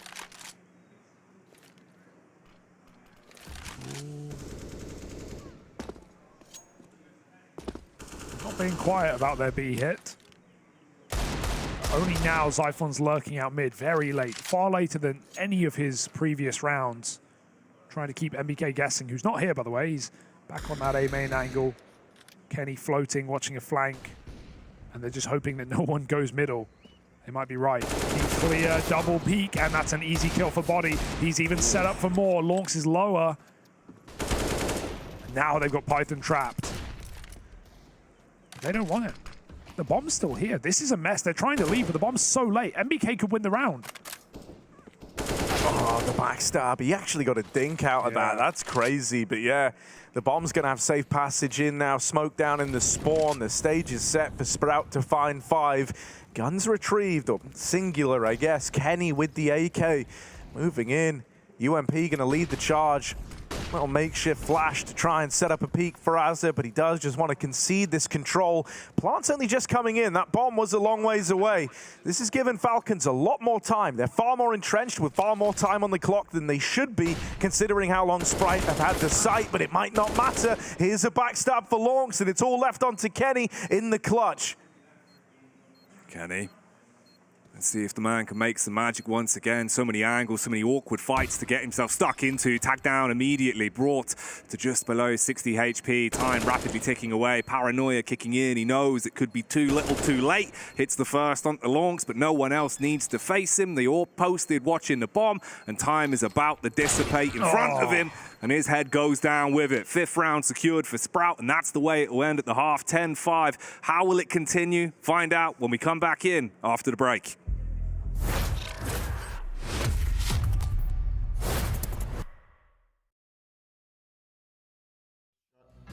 I'm gonna walk out the door. Flusher is the first guy I'm gonna get. No, it was not Flusher. Let's start with Simple as the first guess. Let's try. Okay, let's type Monacy, okay? Let's start with him. I heard he's a really good player. Okay. So he's from Europe. And he's young, it seems like. Let's try. I'm gonna go further down south. I'm going to say Kenny S, because I'm gonna try and see if I can hit an Arbor. And I guess I can go for Saibu, since that fits. So he's from G2 and it's an Arbor, so I'm kind of close. G2 and he's an Arbor. He played the last 2 majors. Monacy, alright? I just have to go for Manesi here, I think. But Manesi is Russian.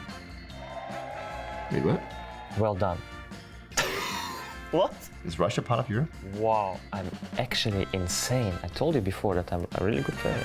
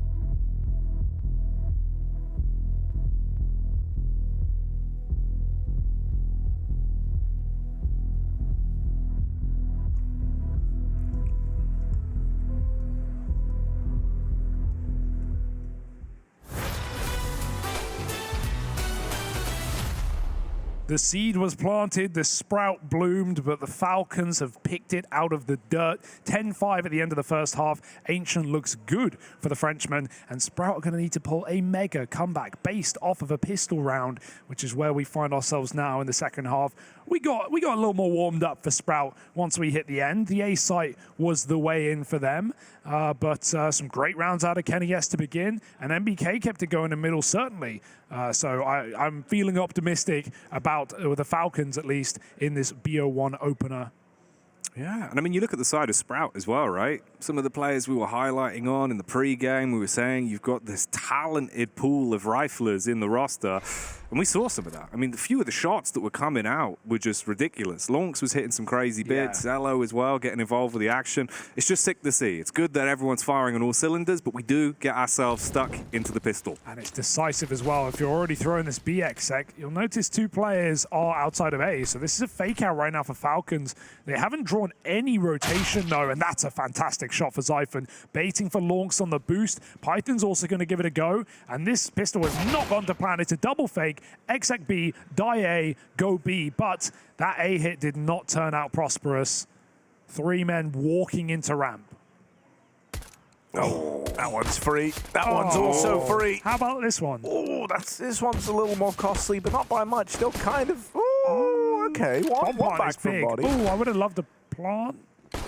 Oh, he might still get one. They're running at him. Oh, running at him. But body finally shut down. We started to believe for a moment there. 3 out of 5 on his way to an attempted 1v5 clutch. I know you have to re-peek for the 4th, like legally, I think you're required, but if he plants there, man, suddenly, like, that's a very winnable round, but some great shooting for body. When you're, I like the term hot hands you brought out today, Jack. I'm going to keep using it. When you've got those hot hands, you got to keep the fire raging. I think that is like one of the biggest things about Counter-Strike, right? It's like it was said way back in the day, bud. It's all about the confidence. If you're feeling yourself, if you're visualizing the frag, if you're saying, I'm going to win this, you do. It helps. It's like peeking with intent, right? If you lazy peek an angle, if you walk around a corner, if you don't believe your opponent is there, you're not going to win the fight. But if you peek knowing they're there, whether or not they are, it's a very different kettle of fish. Oh, yeah. Boiled trout on the B site. Sprout will win it.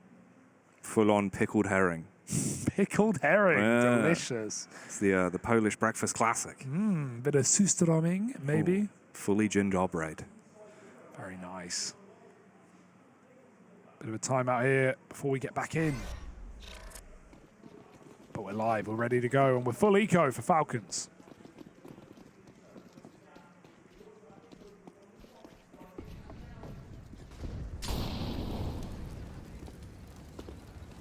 Just peeping the mini-map, seeing Azza just barreling his way down mid immediately. Madman. I know. Can't spell annihilation without Azza. I think you can. No, you definitely can't. Okay. Yeah, I've got a major in spelling. Well, major, that's where we're trying to find ourselves. This might spell disaster for Falcons, though, with just pistols to play with. Stairs even on the flank as well. He's realized they've cleaned out of B. Key is to keep everyone alive right now for the Sprout. Don't want to field L's v pistols. They will not. Yeah, a nice clean round. That's exactly what you want if you're Sprout. Nothing really against you. No sweat, no worry, and now money made. This is how you build back in, right? They kind of needed a bit of a foundation of cash with the scoreline where it is. What you don't want to happen is have that first rifle round go against you and then you're just broke, right? And they dodged that by mopping up this round very concisely.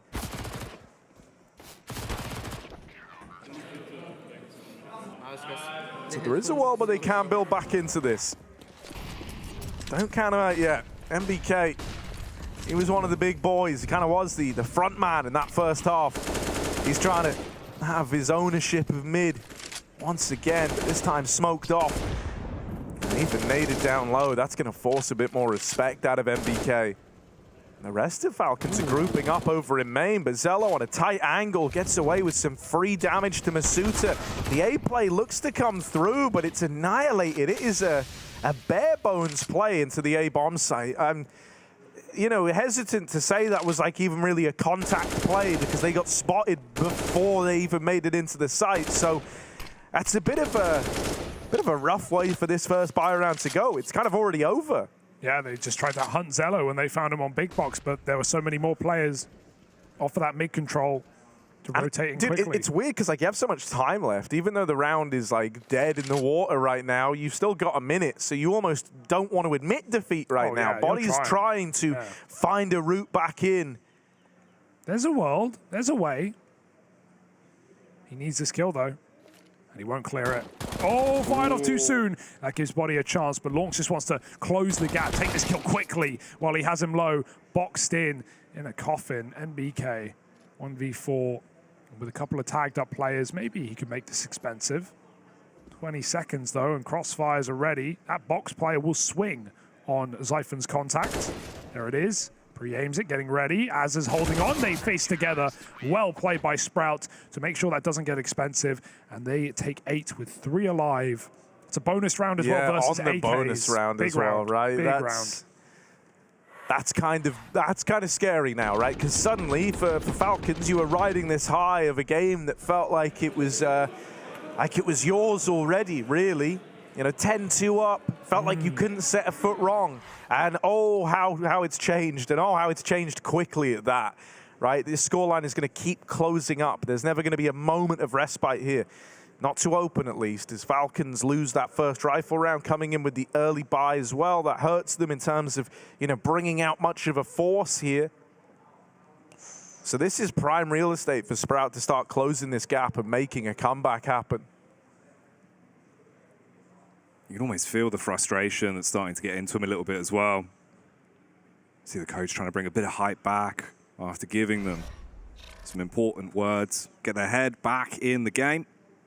Because you had a ludicrous lead. Now it's brought down to just 2 rounds that could very quickly fall to just 1 because you don't have anything to play with really going into the 19th here. If MBK can find a couple of tags on the scout, that's always the story, right? Then maybe the Deagles can finish them off, but they're just eating utility to start things here.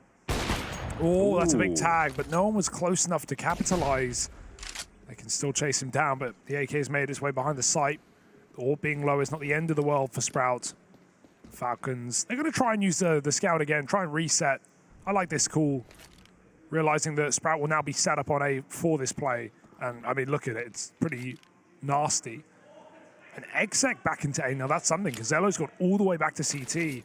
Falcons with the realization that they can get a lot more space. It's going to be up to Zyphon whether he wants to go through the smoke or give a bit of respect to Falcons. Zello's had to reposition, but even now he's been smoked off in Temple. Molly will buy a few more seconds, but they're not focusing on A main. They're walking out mid with this exec. Oh. That's it. Sees him. Wow. That nade has done a lot of damage. Over 100 from that one nade lobbed into middle. There is a player pushed up close to the red room. Stair should have this locked in, and he will. There's the mowdown over on A. And so Falcons try to get a little tricky with it after landing that opening tag, try to lob the util over in a way and then split it through mid. But it doesn't pan out. Not a lot of damage done in the long run. And so now there's just 1 round between these teams. That changed very quick, right? 10-2, as you said, was very dominant, winning every fight, getting aggressive, doing mid pushes, A flanks. Kenny just hitting every shot. He's not had an AWP kill in 10 rounds almost. Yeah, oh my God, so much damage just got dealt to him. And like, this is his all. Yeah, he finally gets to play it again. And he's brought down to 19 points of health. Did he see him? No. Well, Azza can't move. Oh, this spam is brutal. Oh, and they still don't know. They still don't know. But he whiffs the spray. That's awkward. MBK puts it in a 5v3. Stair has to commit in front of the Molotov. Will it fade before the smoke? The guessing game. Stair, does he even want to leave? He might need these kills now more than ever, but 5 and 13. The start very quiet right now for Sprout. This could be a huge boosting round. With Lonks baiting in for him, this is perfect. Stair set up, Zello falls, they don't have to go B, and they've got all the info. Falcons know both players sit towards a cave, the bomb resets A. Yeah, they can move quickly. They can move freely here. You can take as much real estate as you want. They're even trying to nab this control of the red room. And with that smoke down, the fate of this round is kind of set in stone now, right? The realization dawns on Sprout. They've just been outmaneuvered in this one. And they lack the manpower to launch this retake out through middle, especially with red already taken. So it will just be the save. Very relieving for Falcons, honestly. Dude, it's just been a great game from MBK. Like, this has been phenomenal from this guy. He's the whole reason this round even comes through for the Falcons. There was this double mid setup getting run by Sprout. As I think it's going to hurt for him individually because he kind of had to get that trade. His teammate was baiting for him over in mid. He had the drop on them. They didn't clear him, and he whiffed the spray. MBK went on to double and kick-started this whole round. So this is how Falcons try to widen the gap. This is in spite of Kenny getting brought down at 20 HP to open the round before he even saw anyone. That's been such a key factor as well already. Even though we haven't had that many rounds from Sprout on the CT side, you've just seen the abundance of utility that they've been able to distribute early. Like, that round must have had nearly 150, maybe 160 damage done just off of chip damage before anyone even had like a proper firefight where they could even see each other. Most of it was just spam or nades. So it's interesting, but we're into the 21st now. 11 rounds finally secured for Falcons. Kenny carries over the AWP that he had from the prior round, barely, but it's still there. Yeah, they break a streak of 7 rounds of silence. There, that's a lot of space with that smoke as well. It's got to care that someone doesn't go through it. Both smoked off, neither AWP fires a shot. They've been looking for a lot of A main picks, and they might have a chance here to walk out while Zyphon repositions. Molly goes out behind Big. Zyphon can play that smoke though on the Molotov. It might favor him. MBK is very deep, but this is a nice position for Zyphon right now. Holding on, swings out with a whiff, and MBK continues his stellar game right now to find that opening kill.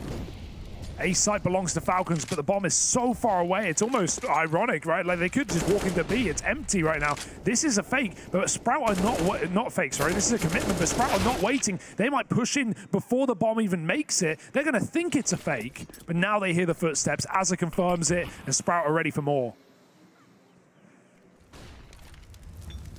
Logs volleyed out, takes one with him, and even lives to tell the tale, ducking through that CT smoke. Falcons go a man down.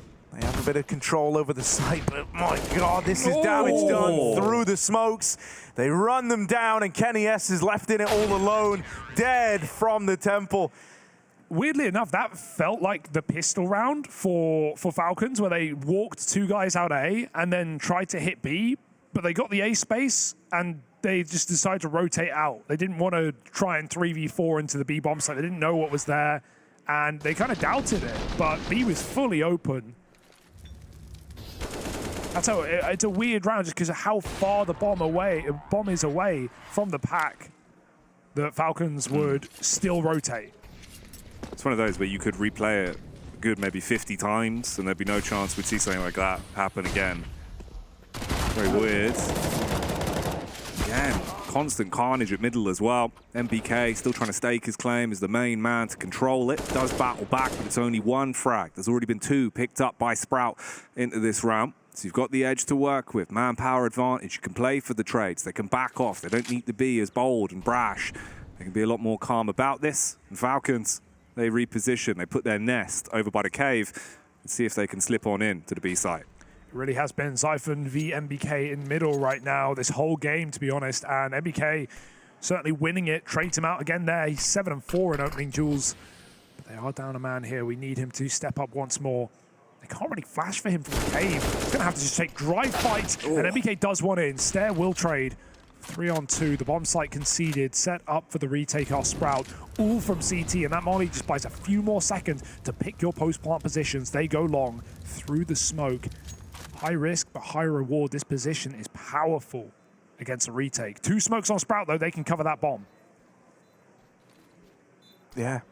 Moving on up. Python. Oh, he finds that gap. They think they've cleared it, but now that could have been something there. Instead, Kenny S is the next to face, and he knocks out Steph from the retake. It's all left on to Zello, running out of time, and he knows it. He's got to run for the hills on this one. Falcons take long away, and they catch Sprout setting up that util that you mentioned, Hugo.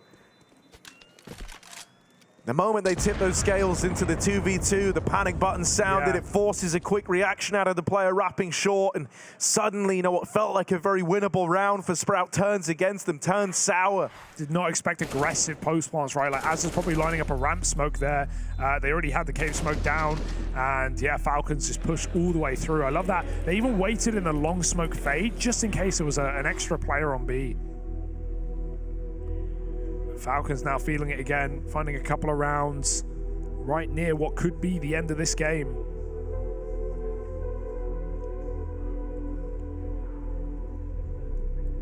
These are the pivotal moments.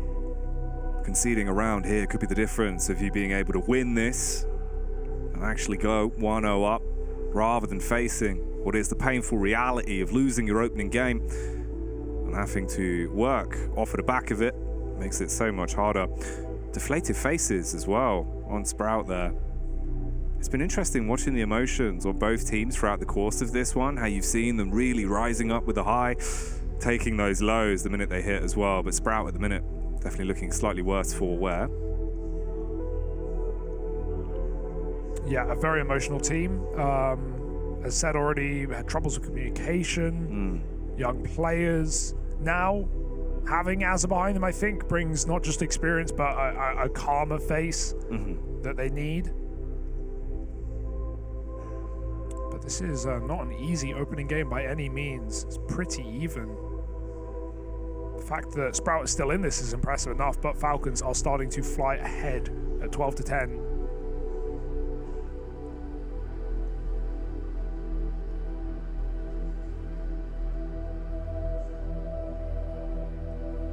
Meanwhile, BNE down 13-9 against one win in Boomich's LAN return. This is the same for Kenny. Oh, that's interesting, because I was only looking at that game right when it started, and BNE went 7-1 up to open that whole game up. So to hear it's now going back the other way is pretty interesting. That's with Nickelback and Boomich both up towards top of the board. Big Boom at 17 of 14. Yeah. Exciting team one win, right? Like Deco's been touted as like the next big thing, another CIS AWPer that has been really solid in a lot of online games, who we haven't really seen proven against tier 1 teams or you know, major cycles by any means. So yeah, a lot of interesting rosters in both these groups, because keep in mind, folks, if you're not fully attuned, it's 2 EU groups for the RMR. This is Group A. We have a few days of this. We qualify 8 teams to Paris and 3 teams to the last chance qualifier, and then after a second week of groups for Group B, we have obviously 8 more teams and another last chance qualifier to find out who will be that lucky last roster to make it to Paris. Falcons certainly want to be one of them. We've had a quick tack timeout to refresh and reset coming into a very important round. Money on the line here. No AWP for Kenny. Zello will have his.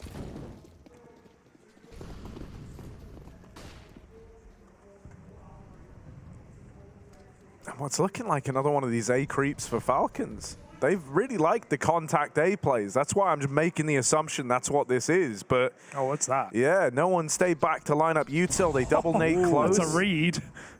That was a triple nade. Oh yeah, there was a third. So wait, they don't commit with that. Interesting. I guess they wanted the kill to be convinced.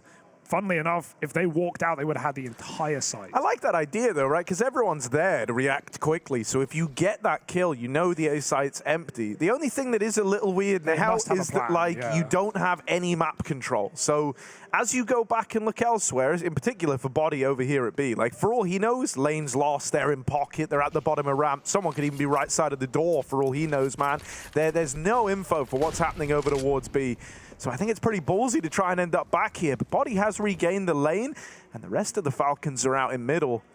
Yeah, the late mid take is super powerful on Ancient right now anyway, so it kind of works out for Falcons. They just throw in late util, they've cleared Donut, and they've pushed Sprout all the way back. Zyphon has the power position, considering there's no A main split. Once he figures that out, he can go ham. Through the smoke, Longs, that's a mad dash, and Azza does a lot of damage, but that's poised for Zyphon to go absolute beast mode. 3 kills on the plate, he'll tuck in 2, and the spray is good for Zyphon. Lovely work for Sprout, they shut it down. Azza sets him up perfectly there. Him and Longs sending it through the smoke. Dude, they both really smoke sells. push, and they get 3 dinks between them. Like that's wild. Yeah, that would have did wanted just more, but hey, it worked. That teed up. Zyphon.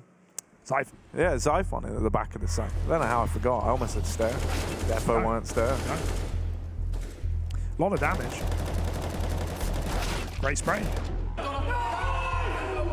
I mean, that's why they run through the smoke. They know if 2 players die doing that, it's so crazy. It looks like there's, oh, we panicked. We had no one A. Like, don't check the corner, though. And they don't. No, it's Falcons with timeouts. Really were banking on those nades, getting an opening kill. It was a nice idea. It looks like a read, but we haven't seen, like, that's like a demo watch read, right? Yeah. But we haven't seen a single player play close there. No, exactly. It's one of those where it feels like an anti-strat, but then you do wonder where you've developed it from, or... Yeah, I remember Chad even telling a story to us the other day about J-Nups, Sponge, ex-teammate of Azza, about when Azza was doing prep for Gambit on Train, about taking Pop Dog, and he like anti-stratted them really hard. He knew how they took Pop Dog, and then they got to the official, and they just didn't take Pop Dog like that, and he wasn't happy. So that's another example, but that was for Falcons at least. Ooh, body. Oh, that's crazy.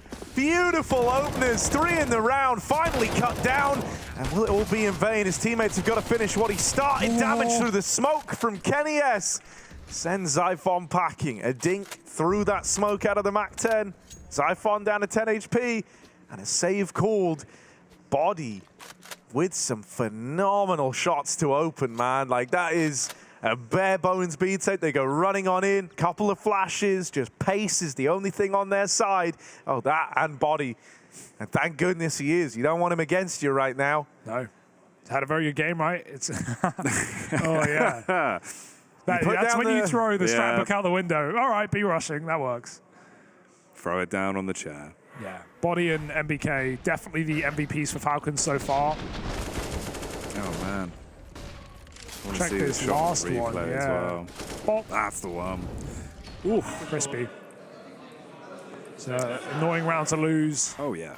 You reckon, like, Berry's just itching to get in the server? Yeah, I bet. Just grabs the keyboard. This is mine now. Yeah. 13-11. And we're trading rounds, but that's only going to benefit Falcons on T side. Yeah, I mean, they can sustain it, right? They can keep this up. Ooh. Zello with a push. CZ, not your friend in the ammo department. Yeah, going to be hard-pressed to get out of this with much. Although the timing is great. The timing's fantastic. No, it's not. Kenny. What? Oh, could have been so much more. If that was a 5-7, that's what makes him switch. Kills. Genuinely, Zello will never play with a CZ again. Mark my words. You just witnessed the death of that gun in his arsenal. But can the rest of the team finish the job? Right now, they're trading evenly. But finally, Falcons get the kill to push them into pole position in this round. It's just Stair up close in the temple, staring at smokes right now. Over the top of it comes Body with a clean tap to close it. And so Falcons run them down on the A play. Why is he checking that? Madman. What a clear. Yeah, literally, I would have left the game after this and unequipped the CZ. That would have been me done. P250, hell, anything. Nova, give me a Nova in that spot. Mate, that's unreal. Nova kills them all. One big burst straight to the brain. XM, now maybe we're talking. No, Max 7 maybe. No, by the time you've clacked, you're dead. It's that dink, bro. It gave it away. Yeah. He needed a clean kill, and he also was thinking about the ammo, definitely, and just how he bursted. Yeah. In his mind, he's like, if I actually want to get multiple, I cannot spray. I have to 2-tap, you know? That hurts, man. That really hurts. It really does, because you know that just could have been everything. Like, not just because it would have been a sick play, but it would have saved your bacon in this game. Instead, it ends up coming down to a 2v1, which is like thin margins to end up losing a round to anyway on an eco. And so you're just left with this horrible feeling of like, man, if I got 2, we probably win that. And now Sprout back to another halfie. Falcons. I mean, this is them wings. like, if I saw correct, I think they put everything into this. So I think this is, yeah, this is them trying to cook up an immediate reply. They've all in this round. So this actually has to stick the landing. This isn't some half buy. This is the full commit. And while they lose Stare up in the corner, full blind as MBK finds another over at ramp. Body and Masuta tearing them to shreds, and that's 15 for the Falcons. With the final 3 rounds all being these kind of forces for Sprout, it's going to hurt. You're going to be left feeling at a scoreline this close that it could have been yours, but you weren't able to break through on the force buy rounds. And so that's kind of sailed them down the river. It's an aggressive purchasing strategy. It's high risk, high reward, but sometimes, you know, you don't get the reward. No. And now another force. Why not? Run it back one more time, and it may be the last time here for Sprout.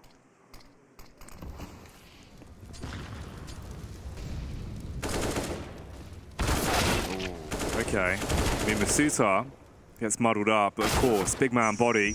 Always good for the trade. The Stairs already pushed the whole way down, fumbling to grab himself the AK as well. But big picture, Falcons down to 3 here. Sprout have to win this round. They can't afford to drop a single one going forward if they want to push it into an overtime. Otherwise, this will be Falcons with the lockdown. And moving on, 1-0 up here in the RMR. Kenny at middle. Oh, gets his head ripped off like a can opener. And they're fragging him. Bombs drop cold on the ground. It's just NBK. Yeah, this guy's had a great game. But with the bomb under their control, with Sprout all over it, and a crossfire set up in middle, there shouldn't be a way back in. The AWP is homed in on this swing, so MBK, yeah, not going to even survive the jiggle. Okay, Sprout, all right, we see you. They pull up with the force buy. They win that round, the round that they had to win. And it's going to keep the game alive that much longer. All started with this. Lonks and Stare getting aggressive over towards B. Lovely bit of crunch in the mid round as well to find that bomb. And they see that force buy through to the very end.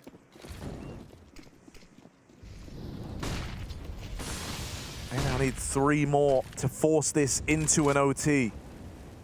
Oh, the body on the B contact. He has 1 round off of this single-handedly. Kenny's behind him with the AWP as well. Just trying to creep in. They're going to find out the hard way, the latest they possibly can. The body is in the bomb site, chasing these kills. Great entry as well. MBK has gone from mid. That sets him up for a retake, but they lose Cave quickly to Masuta. And even Long taken back. Swinging here is dangerous. Re-smokes is smarter if Falcons want to guarantee a win, because look at what it's done to Sprout. It's forced him to rotate round and flank from middle. Azza can't really afford to wait for his team. He needs kills, and that molly is going to guarantee it. He decides to give it up, but that might just be the game in and of itself. There's more grenades, there's more assault, and there's too many players to break through. Nice shot for Python, and this is it, folks. Sprout looking for anything, they won't get it. Falcons take it. A map up now. The French on the way to Paris on the road, and they are walking it. It was a bit shaky in the middle there, boys. A 10-2 lead that goes almost the full 30, but the Falcons close it out. Yeah, and that's the big picture. That's what mattered most, right? Just being able to secure that victory. The entire pre-face, we were hyping up the fact it's Kenny, it's MBK, it's the French squad trying to climb their way to qualify to that Paris major that we are getting ever closer to. And that's the first step taken, right? I mean, it's a long old set of stairs, Hugo, but you've got to take them one at a time. Yeah, I think it's I think we all want it. I think we want the French in Paris. Yeah. I think it makes sense, right? And especially when it's Kenny, yes. You know, you want a legend like that. And MBK as well, I will say, that was a great game from MBK. That was a phenomenal game. In OG, he didn't really impress. So this was a far better sign from MBK, something we've not seen for a long time. No, it was the vintage natural born killer back on the server, which is what you want, right? Yeah, you know, I think one of the things that is interesting, right, because obviously it doesn't really apply to Kenny, what with him, like, being the one who kind of took a bit of a step back and having that whole, like, contract situation with G2, but, like, for the rest of the gang here, for folks like Body, who, you know, was, like, skipped over back in the G2 days, who I don't ever think was, like, massively problematic, it's just, you know, maybe there were, like, better options available. I guess you could say the same thing for Masuta, as he was, like, a part of the kind of Vitality reshuffle, right? So it's like, I think you have these players who have often been overlooked because it felt like someone better started to come along, someone younger, you know, someone who's a little bit more malleable, who maybe feels that they have a higher ceiling, and I think that's like the big romance of this Falcons team, right? And I think that's why guys like MBK stepping up in this fashion, it's sick to see. It's clear that he's been putting in the hours, putting the work in. Yeah. He dominated that game alongside Body. Especially with a mix of, you know, experienced players, but still fairly young, and also, you know, young players not without experience in Python.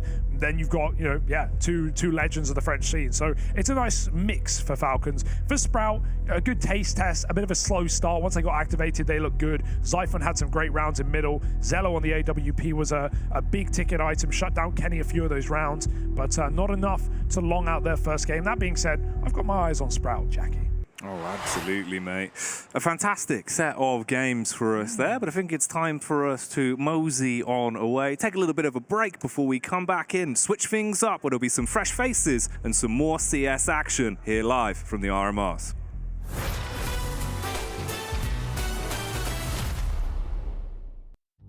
Okay, so I have 5 rounds, and if I nail someone in the first shot, I'm gonna walk out the door. Flusha is the first guy I'm gonna get. No, it was not Flusha. Let's start with Simple as the first guess. Let's try. Okay, let's type Monacy, okay? Let's start with him. I heard he's a really good player. Okay. So he's from Europe. And he's young, it seems like. Let's try. I'm gonna go further down south. I'm going to say Kenny S, because I'm gonna try and see if I can hit an Arbor. And I guess I can go for Saibu, since that fits. So he's from G2 and it's an Arbor, so I'm kind of close. G2 and he's an Arbor. He played the last 2 majors. Monacy, alright? I just have to go for Manesi here, I think. But Manesi is Russian. Wait, what? Well done. What? Is Russia part of Europe? Wow, I'm actually insane. I told you before that I'm a really good player.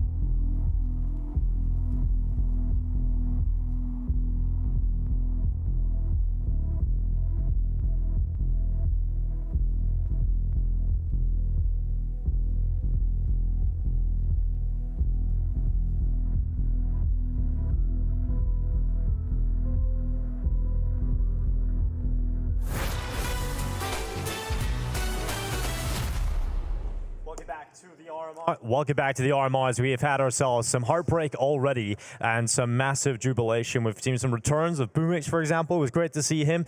My name is Nico, joined by Lucy and Hawk as we head into this one. It's going to be a great affair. I think this is quite an evenly matched matchup. Apeks versus GamerLegion. Tough to call this one. It's been tough to call, I think, every single match we've had so far. So many potential upsets, a few actual upsets. This one does feel like the most even game, like out of the gate there, that we've seen.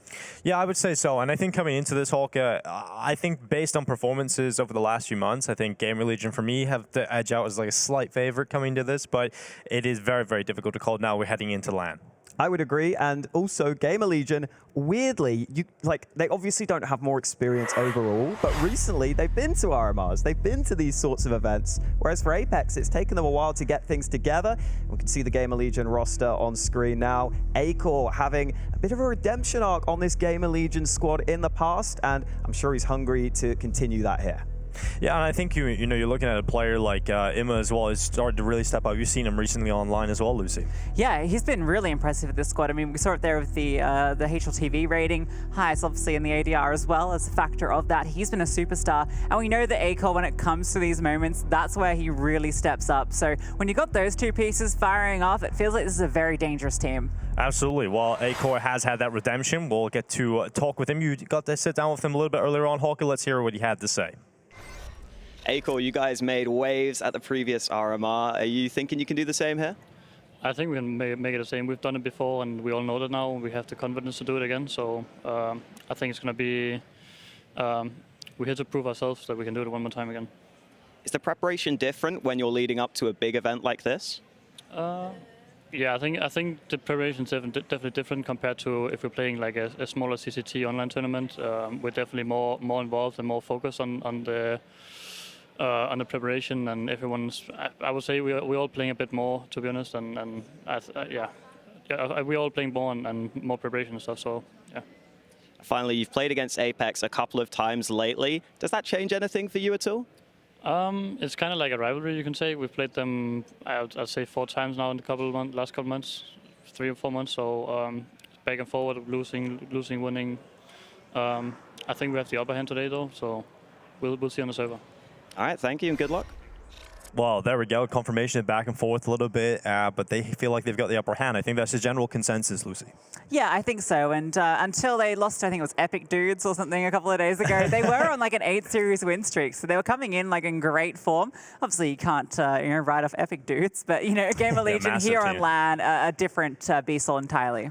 Absolutely. And, we're looking at their opponents of Apeks, right? They're coming in. I think Knock is just one of the most unfortunate cases because he's playing really well in NIP, and then Device came in. You couldn't really question that move, right? When you have Device coming in, you just kind of have to accept that you're no longer needed on the team. But he's gone out here. He's joined Apeks. He's been there for a long time, Hawk, and we haven't really seen him get back to the level he was at before that. Yeah, it's a couple of players on this team that are in a similar scenario. Jacob is definitely someone who you think should be able to compete at the top level. Aggressive rifler, was having a lot of impact in the past.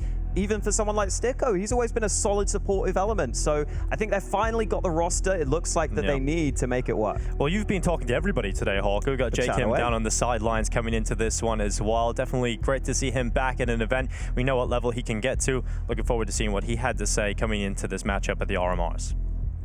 I'm here with Jacob, who we haven't seen for a while at the RMRs at the Major. Jacob, how's it feel to be back? Honestly, it feels fucking amazing to be back. It's been a while since I, played in the Major. RMR not that long, but, we failed last time, so happy to be back. Talk to me about how this team has made it here. It's been a long, long process for you guys. This roster must feel good now. The roster feels really good. I think, I feel like we don't have any pressure, but we have pressure on ourselves for sure. Like, we expect to go through. We are very confident. And, the lineup is strong, I would say. Talk to me about GamerLegion, a team that did pretty damn well last time. You feeling good about this one? Yeah, I mean, we have faced GamerLegion a couple of times, won once, lost once, so it's a pretty even matchup, I would say. They're pretty strong. I know they did good last time, but, best of one, we can easily take them down. Well, great to have Jacob back. At best of one, it is indeed, and it would be played on Mirage. Thoughts on this one, Lucy? Yeah, it's a pretty standard map for this to be taking place on. I will say for GamerLegion, I mean, they haven't actually played any games versus top 20 this year, right? So that's a little bit of a concern for them coming into the RMR. But on the other side of things, I mean, that's not changing in this matchup anyway, because Apeks are outside of that. And Apeks is quite interesting as well, right? Because they've been on a bit of a tough run for like the whole of 2022, very up and down, weren't really finding the results they wanted, but they bring in this new IGL, kicks in, and it feels like that's been a reversal of fate for them. Yeah, and I mean, we're looking at this year, obviously, GamerLegion may have not played against the top teams this year, but last year they were the nuisance in the last RMRs, right? They're the ones that caused problems for G2, the heartbreak on the way to Rio. So they've got to play the major before. They know what it's like to get through an RMR. It does get more difficult, I think, with every year that goes on, Hawk. I think we were speaking to Mezzi earlier. I made a joke. It's like playing in the ESL Premiership again. He goes, yeah, everybody's just 10 times better. And I think that's just been the whole scene. The whole scene's just elevated. Look at the unicorn odds. Oh, absolutely damn. Right even. down, you can't really split it at all, really. That's Split incredible. down the middle. Yeah, and there's quite a few parallels between these teams. They both have young IGLs who I think are showing a lot of promise on the international scene. And that's what we're getting now. We're getting these young in-game leaders because there are so many international squads out there. There almost is a lack of in-game leaders for them. So guys like Shuhei are really coming through and making a name for themselves. It's kind of surprising it to be seeing it so evenly matched on the odds there, because I would really think that GamerLegion just coming in with that history at the RMRs before, they've shown that they can make it through majors, that they would be the favorites. But I think maybe just that lack of big events since then has really kind of cost them a little. Yeah, well, they do still hold that world ranking advantage very slightly. Both teams very closely matched in a lot of respects. So I'm mostly excited to see how Nok is going to be playing. I think he's going to be a really interesting player to see what level he's at, considering we haven't seen him at some of the big lands in a while. Apeks, I think, have been very consistently disappointing since they came into the scene. They've spent a lot of money. They've got people like Shocks in the team at times, and it didn't really work out. They've had a lot of different looks and not really been able to make it happen. I think this kind of shows the disappointment and inconsistencies of the team. Absolutely, yeah. They've never really been able to crack that top level of Counter-Strike, never really been able to make it to these sorts of events consistently. This roster feels a little different to me, though. They feel like a team who could really do some damage here. Yeah, absolutely. And yeah, it comes off the addition of that new in-game leader. Hasn't been with the squad that long, only 3 months. So you can see that they are starting to make their way back up that ranking. Obviously, a good result here would be the difference. But it's a team that you kind of have always wanted to do well. You know, we talked about Nok. We talk about Jacob as well. He's been an absolute star for them. One of the highest, most impactful players that we have, particularly on the T side. Very exciting to watch. But it's felt like the last year has been in stasis. And now they're finally starting to edge forward. The other interesting thing is Cuban as the coach. Like that's something that people don't really think about. He was the coach for the old Virtus.pro roster, was with them for a very long time. You've got a lot of experience coming in there behind you if you're on the side of Apeks. So I think that's definitely something you got to think about coming into this. And you know, when we talk about the resurgence of Acor, Hawk, I think when he was playing with MOUZ, he was one of the worst oppers in the top 20 teams for a very long time. And then everybody kind of lost faith in him. I thought personally we wouldn't really see Acor return to competing, being a contender at RMRs, etc. that soon. But he's come back and he's put himself in a really powerful position with his team last year. I think he impressed everyone with the level he was able to reclaim. Yeah, I think it wasn't really a great fit for him on MOUZ. That's clear to see. And now he gets to be much more of a focal point on this team. I've always thought Acor is especially good when sort of holding angles, playing a little more on the passive side compared to some other AWPers. But honestly, since he's joined GamerLegion, I think he's shown a different side to his game. He's shown he can take initiative, he can be more of a battle AWPer. And it really goes to show how key confidence can be in Counter-Strike. You come onto a team like this, you're the big name, you're going to get whatever you want, and clearly Shuhei is enabling him to play at his best. Yeah, I think that's the difference, right? Even when he was on MOUZ, there was always the conversation about how good his movement is and his actual sort of core mechanics. We never really got to see what he could do with it a lot of the time because, yeah, as you mentioned, it kind of felt like he was a little bit leashed. But now, unleashed on GamerLegion, looked fantastic at the last RMRs. But we did see with those ratings at the start, right? He's not currently the star for this squad, and he does kind of need to be just because they aren't a favorite coming in here. And we have got 2 simultaneous streams running. You're currently watching the B stream. We have got OG taking on FaZe on their opening game of the RMRs over on the A stream as well. Excited to see how that one's going to go down. Both games today, we had a lot of close upsets. We've had some really close getting upsets at times, as well as some of these UK sides earlier today. The RMRs always deliver some craziness, Hawk. It's always wild because everybody's coming in with their A game as much as they can to try and just qualify for that major, especially now with all the pressure on it only being one major this year, the last CSGO one. There's a lot of pressure today, and I think we're going to see some real crazy results. Yeah, definitely wouldn't be surprised. And I think when watching for GamerLegion, when you talk about Emma as the sort of star on this team now, I do think there is a conversation around whether or not he's able to do it as consistently on LAN.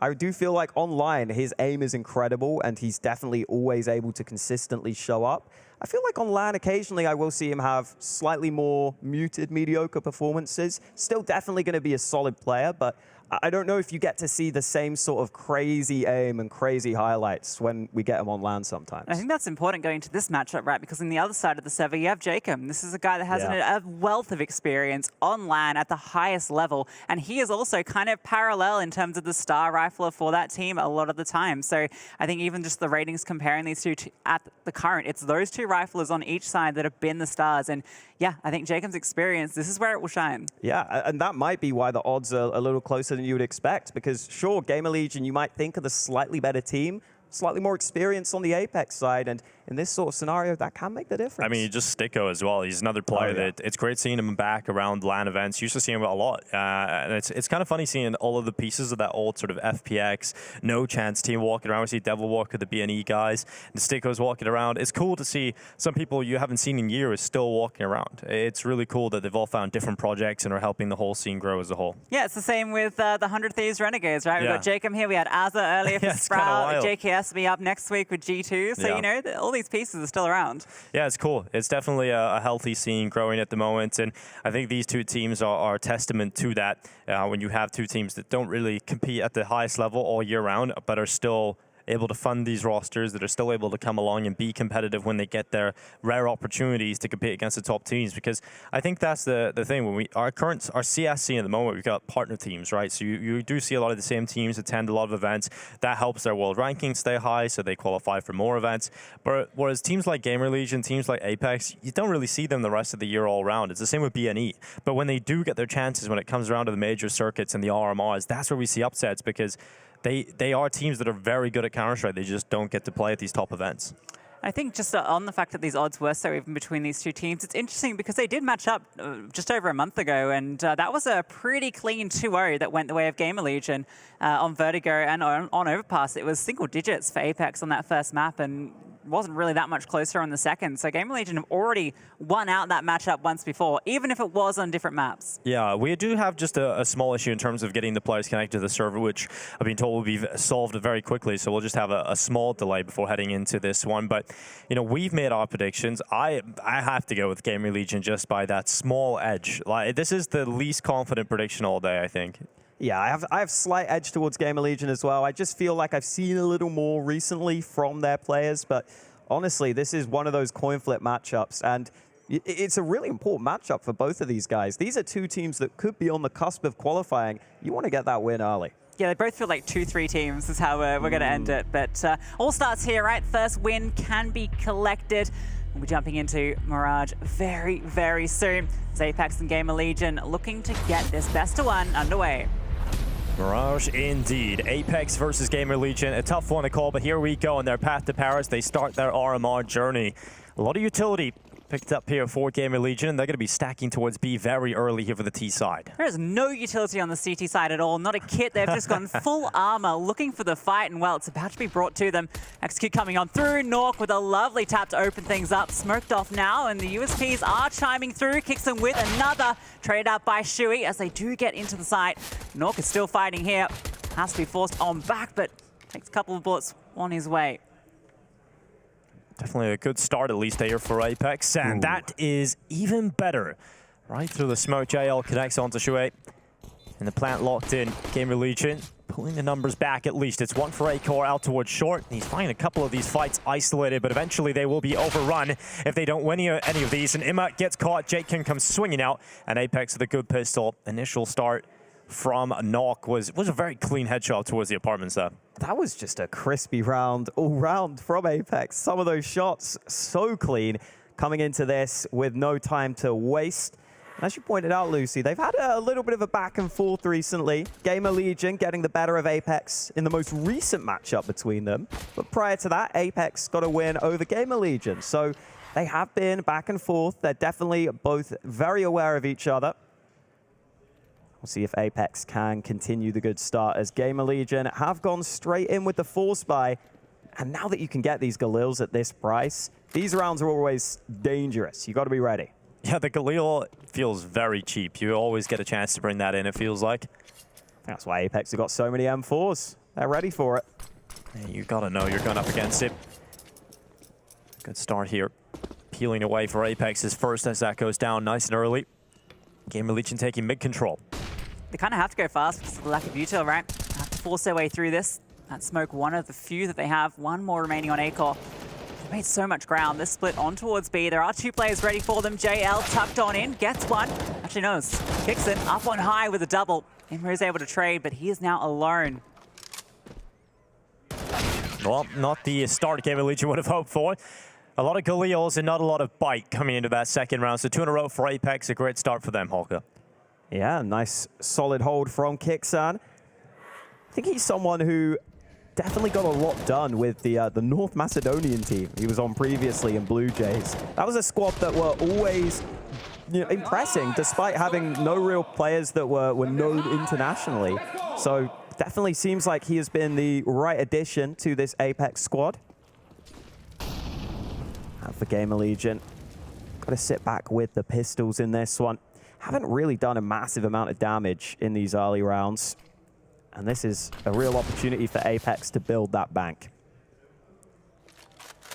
Kixan again. Same spot? Yeah, same spot. Why not?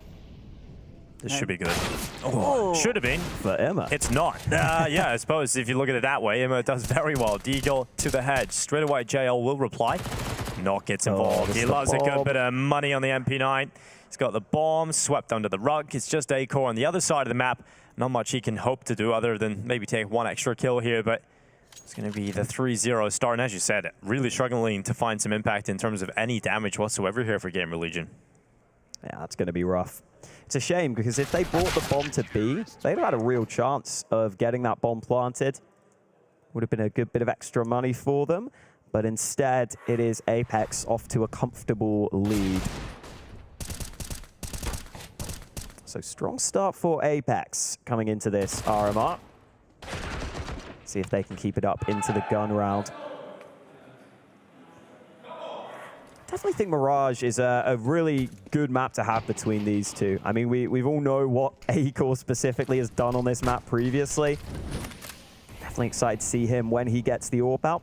Not in this round, though. Just the AKs for the T side. Oh, there's a gap. Yep, gap intentionally set up there for JL, and Shui not ready for it, not aware of that, and JL is going to take the first kill, no problem. So Apeks with the opener. Kios is very patiently waiting for this frag to come through. Jacob is sitting behind this smoke, again, just using these one-ways, and he's going to fade, has to fall on back, but Kios not able to find that timing. So GamerLegion, they took mid briefly, but it cost them a life, and now they've conceded it anyway, going back to this AWP of Nork. Yeah, getting the AWP in Nock's hands so early in this game, this could be really difficult to flush out, but missed shot straight away. He'll drop back into the site and call for some rifle support to come over and help. GamerLegion having to commit into B now. 55 seconds. Nock still here. Finally, second time of asking. Hits the shot with the AWP, and his teammate is beside him, remember. He still has that rifle support out towards bench, and Nock is very good at positioning himself. He can get away with a little bit more here, but he's overwhelmed, he's overrun, and JL isn't doing too much, and finally will stand up. 2 kills picked up from the bench, has to switch to the sidearm, and Imma now in the 1 versus 3. You know exactly where he is, but somehow he turns around. He lands the headshot on JL, and with 29 seconds left, he nearly got a second, but it will be Apeks to pick it up. Seeing this B site really tested early on here, but they are stepping up under that pressure, able to get a solid hold going in this one. And yeah, they switch it up, having that AWP in the B side of the map instead of Kixan, who was there previously. And Nork missed a couple of opportunities early, but eventually made up for it. Yeah, I mean, the key thing here was JL, right? I feel like Nork had so many chances to get like multi-kills there, but he only found that first kill initially, and it was just JL. The bait and switch was perfect for Apeks. So even though Nork misses the opportunity, you've got the backup in JL, and he did enough. Well, looks like Shu is called for just the straight-up A play here. Try and get a bomb plant down, at least get some cash flowing. Sticko, oh, not the best movement there, and he does get caught in the ladder. Jacob goes down too, and maybe more than just a bomb plant here, because they've removed 2 of the players without dropping a single of their own.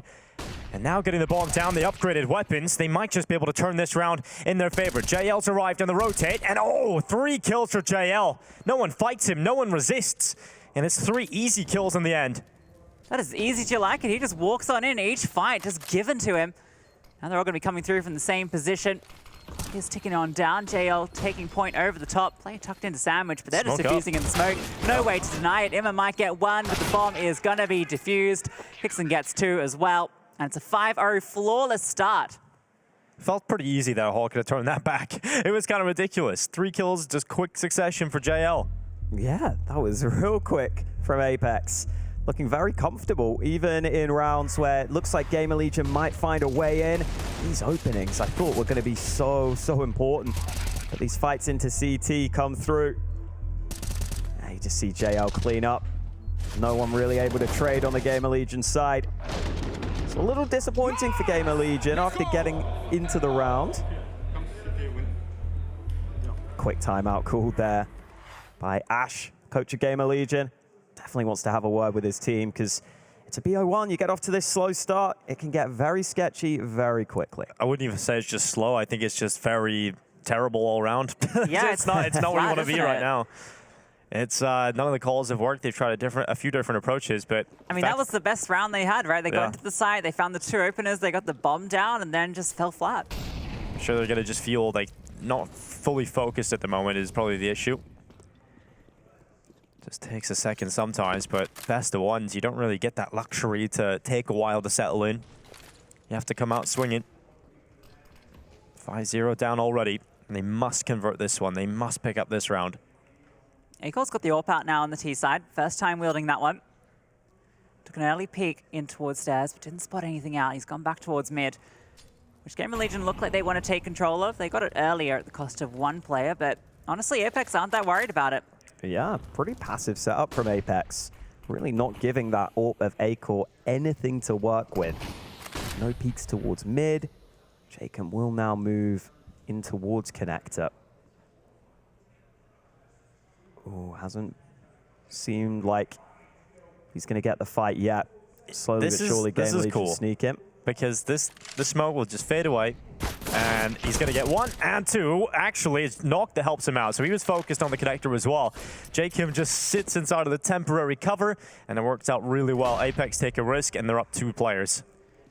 The rest of the pieces weren't even ready to activate when that smoke faded anyway, so there's no response out through main, nothing in Palace. They finally start to come on through now. Akor scopes on in. He's known, misses that shot, but it's all a bait to allow Sticko to strike. He also going to get 1 back, but that's all it's going to be. Sticko picks up the AWP and gets 1 as well. Well, and another rough round. Straight out of the timeout as well. It didn't look so coordinated. Like you said, you know, even if they wanted to play off that smoke fade, no one was towards ramp. Yeah, that's rough. And then even as they come out through ramp, not ready for that close angle. It's not played too often, but you still have to be ready for it. This initial shutdown in connector just makes it so easy for Apeks. You're walking out through ramp, it's desperate times. And this has just looked way too comfortable for Apeks so far. Gotta say, I love this music. I was thinking the same thing. It's heavenly. Yeah, ethereal. Divine. I kind of like tech pauses now. This is the music that's going to be played. But yeah, it seems like Shui has a little headset issue, so hopefully we can get that resolved as quickly as possible. And we've got the admins down there making sure that everything goes smoothly as possible. But I think if you're GamerLegion, you almost welcome a break at this point, no matter how it's going to come. Just mull things over in your own head, because this has been a really shaky start to the game. They've come in maybe a little bit nervous. And it is that LAN environment. It can sometimes get to you. you don't want to go down into the 0-1 bracket because we've seen some big teams fall there already, right? And some difficult teams to get through. You know, B&E are down there. They're a hard team. You don't want to play them at any point. No one really wants to have to play B&E. MOUZ are there. MOUZ, yeah. That's one of the favorites the whole tournament, right? That's crazy. The MOUZ won earlier today, Hulk. We didn't get to watch the game, so I'm interested in going back and seeing exactly what happened, but I'm interested to see whether or not it was MOUZ underperforming or just getting wrecked. Yeah, listen, I keep hearing the hype about Bait. I'm glad we finally get to see a result from it. Hope we get to see them continue. Would be a very cool story. I feel like you always get one or two teams, one or two new names that suddenly pop up in the RMRs. GamerLegion were one of them last time, but it really has not been a good start for them in this one. Tell you who it has been a good start for, though. FaZe 5-2 up over OG. That's over on the A stream right now. It's currently being played on Ancient, but we return to the action here. 6-0 start for Apeks. Just pistols, Mac 10s for 2. Maybe a bit of pace over towards A. They did find success with the pistols here early. Nork has the AWP, and he's struck for 1. Not flashed off the angle, and he's just repositioned. Ready to take more fights. Deco almost overwhelmed, but able to get that smoke out, staying alive, fighting these fights, cleaning them up one by one. A-Core, the only one remaining, P250 in hand, and can't even connect a kill with that. Well, Stiko should have died. Just saying that. I mean, he was fumbling through nades and still somehow gets his gun out in time. Definitely nearly been caught on that position twice now, but he does very well to get more than anything out of that. Here he goes. It's caught. Here they fly out of nowhere. Composes himself and just gets a nice little lineup, just absolutely picking them apart. Another quick round attempt to just try and get a bomb plant here from GamerLegion that doesn't work, Holka. Good fucking shutdown. Keep going. There we go. There we go. Couldn't have said it better myself. No. Absolutely. And now the buy back out for GamerLegion. This time more of a spread across the map. See if Imma can try and get involved. Oh, the nade is going to be brutal. Oh, it's a double nade. He's down to 8. They saw him go there, and what can he do? He's got no support, but it doesn't matter. He does the one thing you don't expect, runs on out. Kios and Shui have found kills as well. Suddenly, this is just all crumbled for Apeks. So they either win rounds really quickly or lose rounds really quickly. That's what I'm learning. Yeah, but that's wild, because Imma looked like he was destined to die, and he somehow makes the most out of it, and then suddenly there's just this huge collapse upon kills. GamerLegion confirming their first is the player to do it, 7-1. Finally, GamerLegion arrived to this game with their first round picked up. Imma has had a pretty solid start as well, up to 7 kills, leading the way for his team. So definitely good to see that. If he can get involved in early fights, it could be really helpful. Yeah, that is just wild, moving up through mid like that. It's so ballsy. That's what you need sometimes. Well, the positive vibes are certainly still there, so that's good. 7-1 down. I mean, Counter-Strike, every game feels like it's close these days. It doesn't feel like you're going to get those massive blowouts anymore. So I'm sure GamerLegion will just warm up into this. A slow start, certainly, but a chance now to build on it. I like that Apeks immediately used their timeout first one as soon as they lose that round. It's a bit of a momentum breaker too, right? You've just celebrated winning that round, you're a bit fired up, and then, all right, we have to wait 30 seconds before we can jump back into it. Yeah, stifles anything they're starting to build up. But so far, it's so good still for Apeks. GamerLegion. But the AWP in A-Core's hands. Excited to see what he's going to be able to do with that. I've seen mid be pretty lax from GamerLegion. They're not often putting all their players there, oftentimes 1 or 2. Well, it looks like B is all ready to call straight out of spawn. Yeah, we'll see if they can get up close and try and get a good timing window. Problem is, look at this rotate. Nork arriving with the AWP. This could be brutal for GamerLegion. Yeah, to go in with a full XU right off the get-go. Oh, there's a lot of risk here, and Nok is going to go away with the first. Kicks in, now starts to kick in too. It's 2 picked up. JL just unleashes, and there's so many players here ready to deal with this attack. GamerLegion don't even get out of the apartment, and they just get destroyed in the most ridiculous way to close. The old jumping headshot with the M4 to close it out. Beautiful stuff. What a hold from Apeks. I mean, they just knew, right? They just had the read, no action in mid, nothing over towards A, so why not rotate your third player over? Nork gets all the info on that one peak, and they're just ready for the fights. It's not quite a cold zero play, but you know, you take it. I think it's more impressive. Yeah, why not? No, of course not. But 8-1, that's a little unfortunate. GamerLegion win one round and immediately get destroyed, melted inside of the apartments. But 8-1 now. Still a good buy here for GamerLegion. You've still got the AWP, still got the rifles and utility. And Kixon getting aggressive in towards the apartments. Oh, Isaac on the right side. He's going to be checked, he's going to be cleared, and still doesn't matter. Kixon goes down. So the opening kill is there for GamerLegion and could have been a follow-up there for Acorn. No real reaction from Apeks immediately. If anything, they're actually just leaving the B-bomb site entirely. Maybe hoping that GamerLegion would think there's an over-rotation towards that B site. It was only the one man spotted. For all Apeks know, it could be a default for GamerLegion, but they're about to realize they've lost B, and I think this surely has to be a save. It's just so hard to retake that B site. JL is really deep though, and he can come through on a very fast flank, so I think with the positions they've got, they want to give this at least a slight look and see if JL can find something here. He's spotted out Shuey, trying to get these bullets to connect. It's a tough fight, and Shuey's just going to swing out and sit him down. And now it has to be the save. No retake possible here. Yeah, I think the last round was just ended up being a bad call, unfortunately. Just to try and go for the B execute. Didn't really feel like they had done enough before setting up that B execute. It was too easy to read. So they realized, okay, they'll throw that one away to the win. We'll just come back in. We'll play a little bit more of a standard round, and it's much better here. Much, much better. Just setting up in the default. Now they can build on this. They can't just go back and do an execute here, Hulk, because straight out of spawn and get melted. It can't happen again.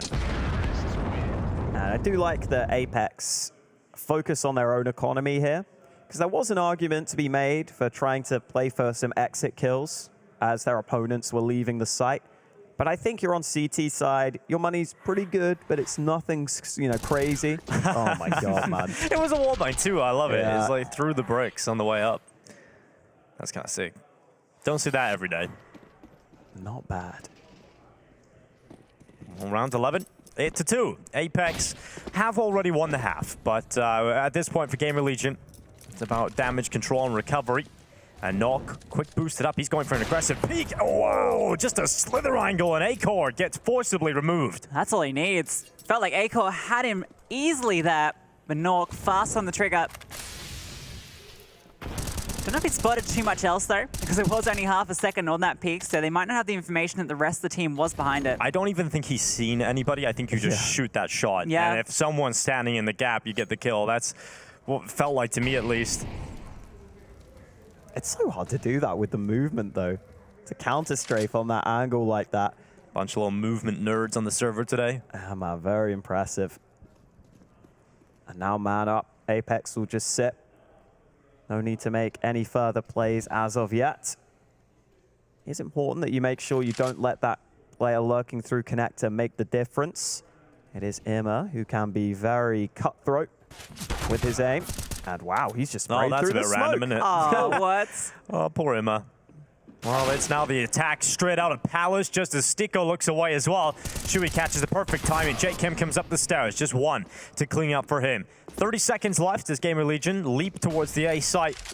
They'll lock in the bomb plan at default. JL can't do much about that, but they can wait. They have to wait till the 3 players arrive for this retake. They've got the player advantage. They can't find their way out of this. They have to find some way through, but Kixon shuts down CT. Isaac in sandwich. Not a position you want to be in with 3 players staring you down. Gets the first, but the trade is immediate. Yeah, that double peek out from the 2 elevated positions is really difficult to be able to do anything about that. The fact that he lands damage onto the player on top of Ticket's impressive, but hard to see a world in which he pulled that off. And now it is getting to the territory where the comeback is not feeling likely. It's about damage control. That guy sounds annoying. Yeah, screw this guy. Boosted up, he's going for an aggressive peek. I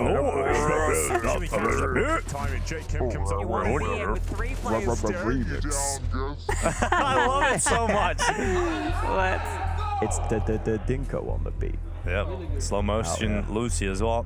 Great to hear that.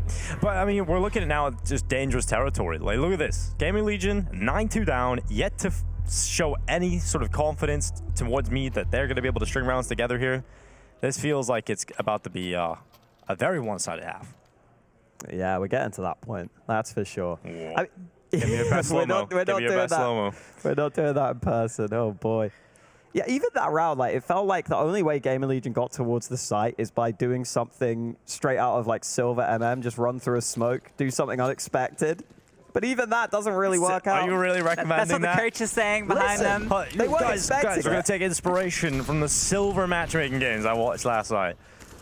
They didn't expect it, man. They didn't never expect the Silver MM strats. Silver MM strats. Well, 1 for 1, straight away. A-Core and Knock go blow for blow. And JL starts to get involved in connector, but he has just looked away as Imma comes around the backside. Like a little nightmare from a horror film, he appears. Kiss on the cheek. Yep. Kiss of death. Stico towards CT spawn. Good recovery. No issues here at Apeks. Once again, into the player advantage. Don't even have the bomb. Yeah, that's pretty far away from them as well. All this control for nothing. They feel like they have to at least get something off it. So Isaac's moving a little bit forward. Stico is ready for it though. Peek on through. An ambitious wallbang. Doesn't connect. And Isaac at least has this ground. It can still be a bit of a pain, but Kixon's looking for it. And that flash over the top actually sets up Isaac. And the bomb can be recovered. Is it back to B? Is it really? Oh, we're going on a tour, I think. Here we go, the grand tour of Mirage. Send that bomb back over towards B. No one's even near. I like it. Yeah, it's a great read. And honestly, GamerLegion haven't had many chances in the mid-round like this, because most rounds either just end really quickly. So great to see that they can get the right read in this sort of scenario. And now you get onto B, you've got 2 smokes. Yeah, but this is set up perfectly. Yeah, they're on the opposite end of the map too, so you're going to have so much time you can just rot away. If they get here for the retake, there's going to be barely any time to do it. I'm going to call it. It's unlosable. All right, he's done it. Let's see. Has he ruined it? I think so. Open the retake definitely makes it tougher. Good setup here for both teams. It's plan of default, so that's going to entice him to not expecting the short play up. Stico walking through, clearing the angles. Imma's in a good angle behind bench, and Isaac has the off angle. Might not even be needed though. Oh, what a shot from Nork.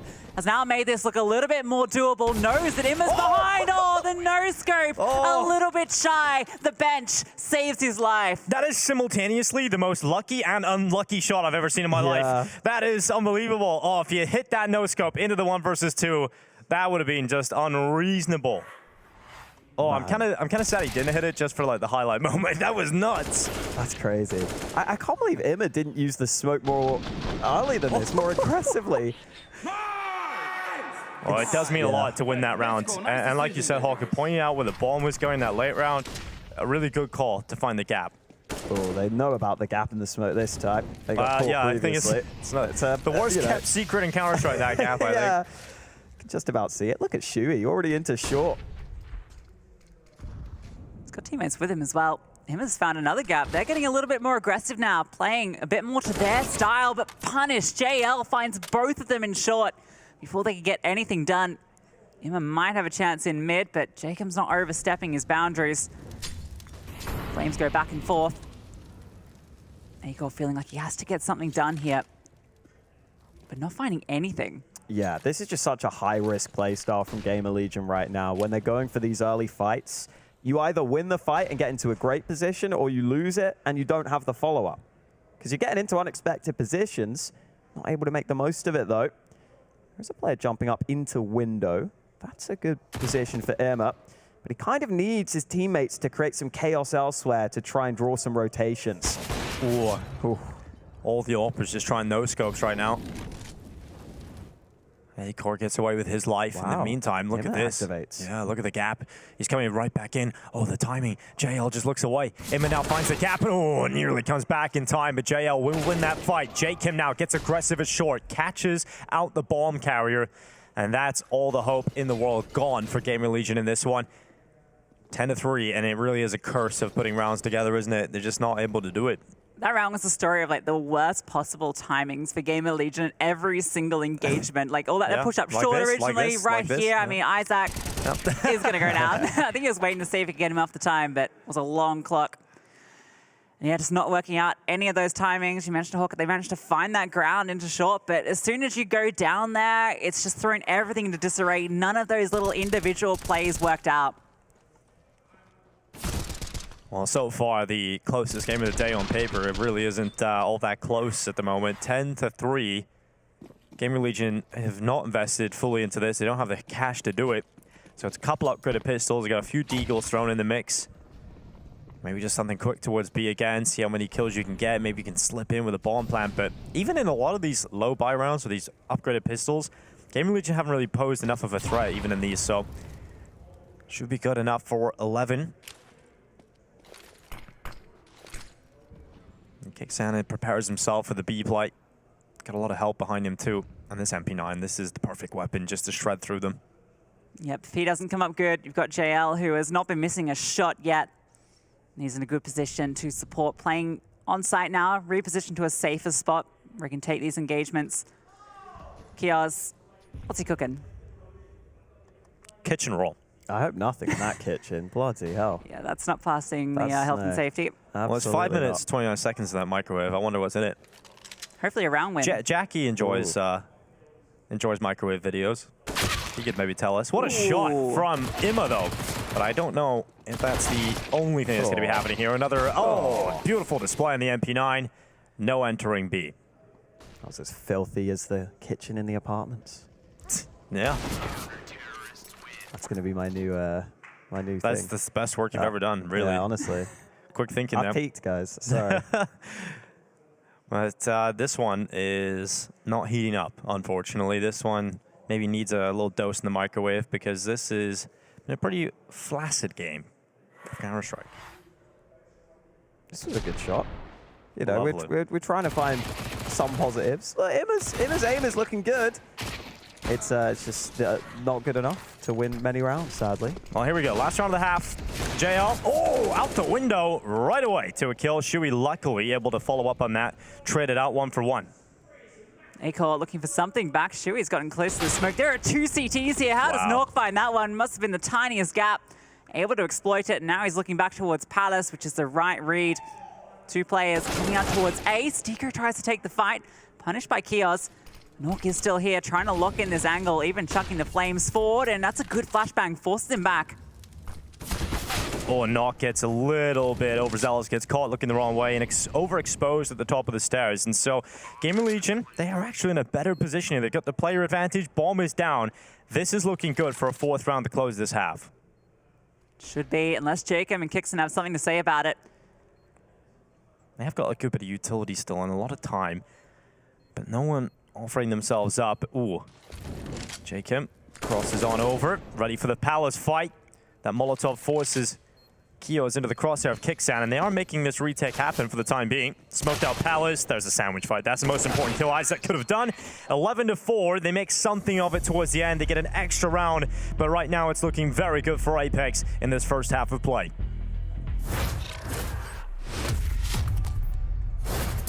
I'll go for a young player again. I'll try for an American guy again. Let's go for Breeze. Guess the Mystery CS player again. Hunter. Come on, Leash. You got this one, bro. No, it was a rifle. North American, but not American. Well, this guy has to be an AWPer since the weapon he used is not AK and he's older. Who's old? Okay, simple. Come on, Cold Zero. No, it cannot be Cold Zero because you only had 9 major appearances and he's older than 25 and Cold Zero was, I didn't check. It's open. I knew it. He played more than 11 majors. Device? I'm guessing Fallen here, because that seems likely. Less than 16 majors. Guardian. JDM. I think. Now it's showing orange box. United States, the same continent. Fallen. Gabriel Toledo. Let's try. Okay. 1. Oh. Fallen. That was very easy. South America, older than 27, or how old he was, and a lot of major appearances.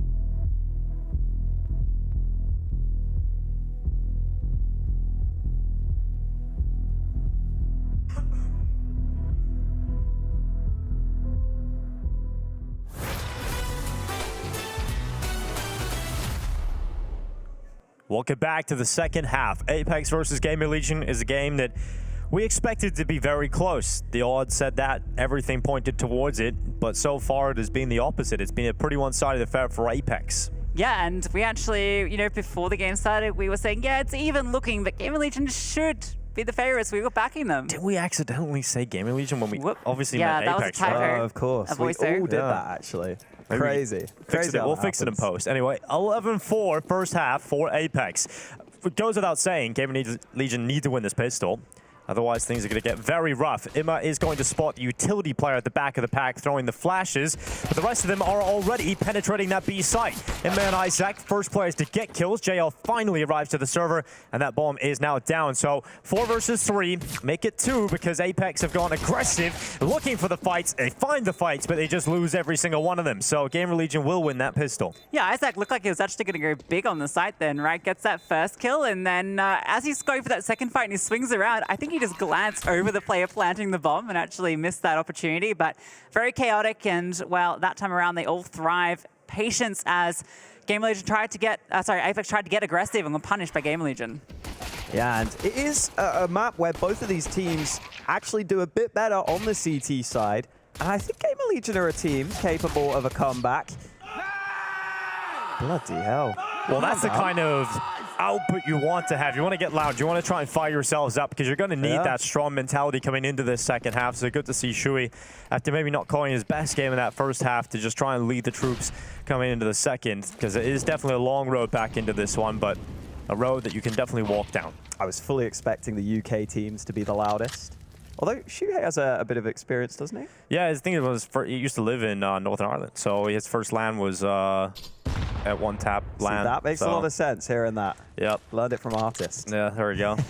They play together, I believe, for Biscu. Here we go, 11-5, attacking towards the site. We're going to just add a 6 to the tally, but it's not going to be too easy as JL gets 2 here, Lucy. Yeah, JL has just been dominant. He's the leading fragger on the server, and he's putting up so many rounds here with these kills. A retake now has to come on through. Acor, there's a close angle here. That smoke's currently blocking it, but he is able to find that kill. Looking for another as well. Spotted out, Nork on the site. Kios found a player out towards short as well. Acor runs out of bullets, runs out of teammates, and runs out of life. Uh-oh.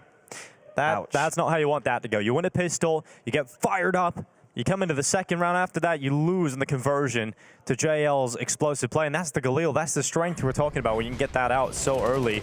Just gets a nice double here, and that's the round. Right there, that's just that's the movement that gets them into the round-winning position. Yeah, fantastic flashbang to get that initial kill onto short. That helps them isolate the fight onto the site. And JL's not really someone we talked about massively in the pre-game, but look at him go. He's carrying right now. It's good to see, right, that Apeks aren't necessarily just relying on you know, Jacob and Nork to do it. We've even seen some great rounds from Kixon as well, right? A few key multi-kills on the defense. That was... All right. Okay, that didn't work out. You know, try again, and then if you don't succeed, this quit. team famous for movement plays. Yep. Yeah. Notice that wasn't Acor. Well, they have invested, and they have a few players on this B site GamerLegion. If there were any chance, maybe this would be it. Isaac might just swing out at the right time, but he's not. Oh, he's going to get caught. JL is just locked in right now. Eventually gets overrun. The USP taps away at his head. Nock and Sticko pull a couple of kills back, and now we're looking at a 2 versus 3. Apeks sure have the advantage, but this one isn't without contest. GamerLegion definitely have a chance here, and Shui's just looking to fight as much as he can with a 5-7. Just trying to make sure they can't leave the apartments without feeling uncomfortable, and they've done a lot of damage, and now he has an AK. It looks back to short. Still 3 players to collect here, and couldn't compose himself and get that spray down towards short. Definitely a few chances there, but Apeks withstand. That got very uncomfortable there, where he's jumping around with the 5-7. You think, oh dear. Here we go. Oh, we get the sneak. Yep. Here we go. Try again. Oh, no. Here we go. Perfect. Got it this time. Go. I think he's looking for like a pixel walk or something. Okay, yeah, he must be right. That's crazy. Yeah. Because there's no way he can't just jump into the window room. Yeah, even I can do that. Come on. Yeah, so he's obviously looking for something very specific there. Got a specific set of skills, which weren't useful in that scenario, apparently. Nope, they weren't. 13-5, and about to be 14, because there's absolutely nothing of value here for GamerLegion. Oy. There we go. He makes something happen with the USP. Shui, don't think it's going to be easy to get that gun into your hands, though. USP. What? How are they doing this? This shouldn't happen. These USPs should not be delivering this kind of impact. The good thing is they haven't recovered any weapons for the side of Apeks, right? So you haven't lost any of the premium rifles, so it still should be recoverable here. The bomb, though, it's in top mid. I don't know how Imma does that, though. 2 double dinks. Look at Isaac. He's coming around the back this here. This is weird now. It's getting funky. Yeah, Sticker should be able to lock this in. Yeah. Yeah. JL finds him. And Isaac might have threaded all the way around. He might be able to get a gun in mid because the bomb's still top mid. They'll be considering this, right? It's the only angle he could possibly be. Absolutely no way he can make this work. Spotted out, and Stico takes him down. Yeah, like I said, absolutely nothing of value there that whole round, but they somehow made something happen with it. Got it close, but yeah, just the issue of not being able to get any of the weapons that you drop early. You're still having to finish the round with USPs, and it's easier to start the round than close with this second one, I need to see it. In the flames. It's crazy. Some crazy aim right there. Well, they need more of that. Last listen, chance, really. Yeah, Imma's been the one player showing up, but the rest of the squad not really here. You got the AWP out, you got the rifles. You got to do it now, GamerLegion. Imma feels like he has to take it into his own hands. Pushing towards top mid. Do you remember when you said, Dinko, we don't see any more blowouts in CS? Just none of them. No blowouts anymore. You don't often see them. Oh, was that the phrasing? I hope it was. But I'm going to control the narrative. Well, Imma, he is the player fragging out. He does find Jacob towards top middle. Stick on a bit of a prowl, swings out of powers. Here's the steps down beneath. And that actually might have worked out in favor of GamerLegion because he looked like he was about to get a kill towards CT. Minute just over. Takes the fight against Shui and comes out worse for wear. So 3 players up right now for Apeks. GamerLegion in the better spot. Yeah, the slow pace round isn't quite working out for Apeks. JL, though, if there was a man to recover it, this is him. I don't love this from Isak. I feel like you should just play super safe here. You're up 4v3, sorry. Or 5v3 even. The only way you can lose is if you die as the B anchor. Oh, he's just done it. Like that? Well, that happened. Kios, though, fighting back. Connects on towards Sticko, and Imma's towards short. Oh, that's the bomb. He's gonna get out towards the site, and JL from the bench wins the battle against Imma. So now a 2 versus 3. Shui's low. Oh, Molotov comes in. Luckily gets out of battle. JL's been caught, so it is just Knock.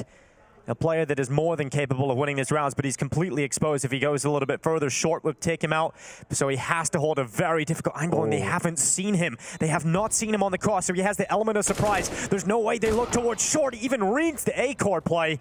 Turns around, but A-core is just quicker to react. A nice try there from Knock. A good idea to play that position.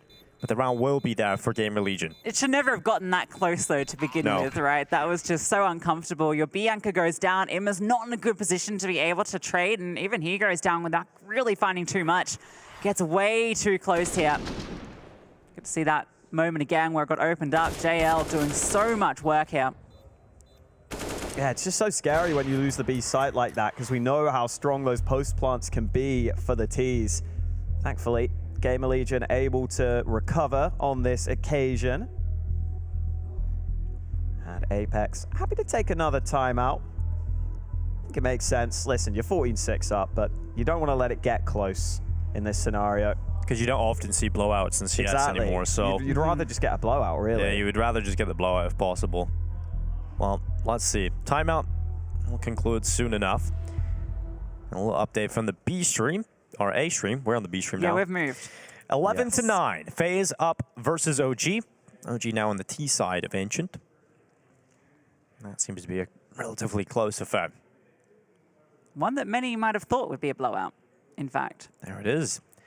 You guys can see the action now. FaZe up a player in that round, so looking to try and convert upon that. And I believe Rops just got a multi-kill from that spot. But here we return to round 21, 14-6, 2 rounds away from closing this one, Apeks, and they've just concluded a timeout. So we'll see what ideas they come to the server with here. Run boost. I see teams mess this up occasionally. Glad to see Apeks have got it locked in. Now we'll see if GamerLegion want to challenge mid. They've got a couple of players hanging around. Still flashes available if they wanted. But I think when you've got Acor on the AWP, it's not as easy to challenge mid together with the rifles. A couple of players coming into short now, though. In comes the boost. And oh, JL almost spotted. The flash was there. Doesn't look like any of the Apeks players have been spotted at mid, though. Not quite. I'm sure he did get that read on JL at the very least. You can see he's adjusted. Acor hasn't needed to budge, and that's allowed him to reinforce A, which is where Apeks are looking to go. It's going to be a split. 2 from mid, 2 from Palace. Will actually make that 1 from mid. Jacob does fall. So committed, Kios. This is still dangerous. If he goes down early, the rotate might be a long time away. See if Acor can get into position in time in CT. Oh, missed the opportunity there, Acor. Very small window to hit that shot. Lack of utility for Apeks could be brutal, though. No smoke to get that bomb down. Good effective flash, though. Gets the AWPer off the angle. JL on the hunt. Finds one. Thought he might get a chance there on Shui. It's Nock that has to do that. Oh, and he is being peppered through the boxes. GamerLegion win the round. Another one added to the tally. That actually comes down to a single kill there onto JL as he came back out of connector. If he stays alive there, the bomb can actually be planted by Nock, and suddenly you've got yourself into a reasonable post plant, even though you don't have any control towards CT. You can fight your way through jungle, but Shui finding this kill puts it back into a really good position. And they're able to come on through, finding all these fights one by one. Slowly edging their way back into this, but it's a very large mountain they have to climb. Put Apeks down to pistols. Yeah, that's the way to do it. Oh, God. Still got scary. You're always going to get a couple of moments throughout the round where the pistols are going to pose a bit of a threat, but GamerLegion should be able to prevail to pull through to 8 rounds. I can't wait to see Palace in CS2. Oh, that's going to be cool. Harry is, that's like the most exciting thing for Harry, apparently, is being Palace and Mirage. It doesn't feel like a Palace at the moment, I will say. It's it needs a renovation, yeah. I know if I was a prince of that palace, I'd be pretty disappointed. Yeah. Not to mention all these people just running through with bombs and guns. Yeah. So rude. Where's the security? Oh, okay, well, there we go. Original. Acor up towards the apartments. It's an easy kill for him, and I think he's going to get a few more of those coming his way here. Think I've jinxed you. Why are you still talking, man? Okay, now I want you to talk again. All right, well, I'm back. Acor with the wallbang. Jakim comes through with the dig, lands the headshot right away into the AWPer. Sticko has actually slipped his way out of the B apartments and hides behind the van. Might be able to get another dig here. Sticko does have a nasty deagle. Maybe if he landed that one in Isaac, it would have been maybe something to say about, but not to be. And it is the comeback trail still being laid out. Yeah, good to see a multi-kill from Acor. It feels like his kills have been few and far between, so to find a double there, get himself warmed up on that AWP, because he needs to be firing. Nice couple here from him. That second, very nice. There it is, wallbang. Diggs doing a bit of work here, keeping them honest. I miss seeing Sticko. I don't really get to see him that much anymore. I know, man. It was always really fun to watch him play. Oh, Keo swings towards ramp, and Jacob, of course, is going to punish that kind of maneuver. Shui goes for one. And it is just one he's allowed to get here. Apeks in a far better position. That's a good molly. Important to get Acor off this angle. Oh, and great the flash on top. Oh, Acor screwed. Oh, there's nowhere to go. And Jacob just holds, patiently gets the headshot. And now Imma and Isaac have everything to do. And just Imma on the flank now. A great round from Apeks. That's going to put them up to 15. Yeah, just no chance for GamerLegion to fight back into that one.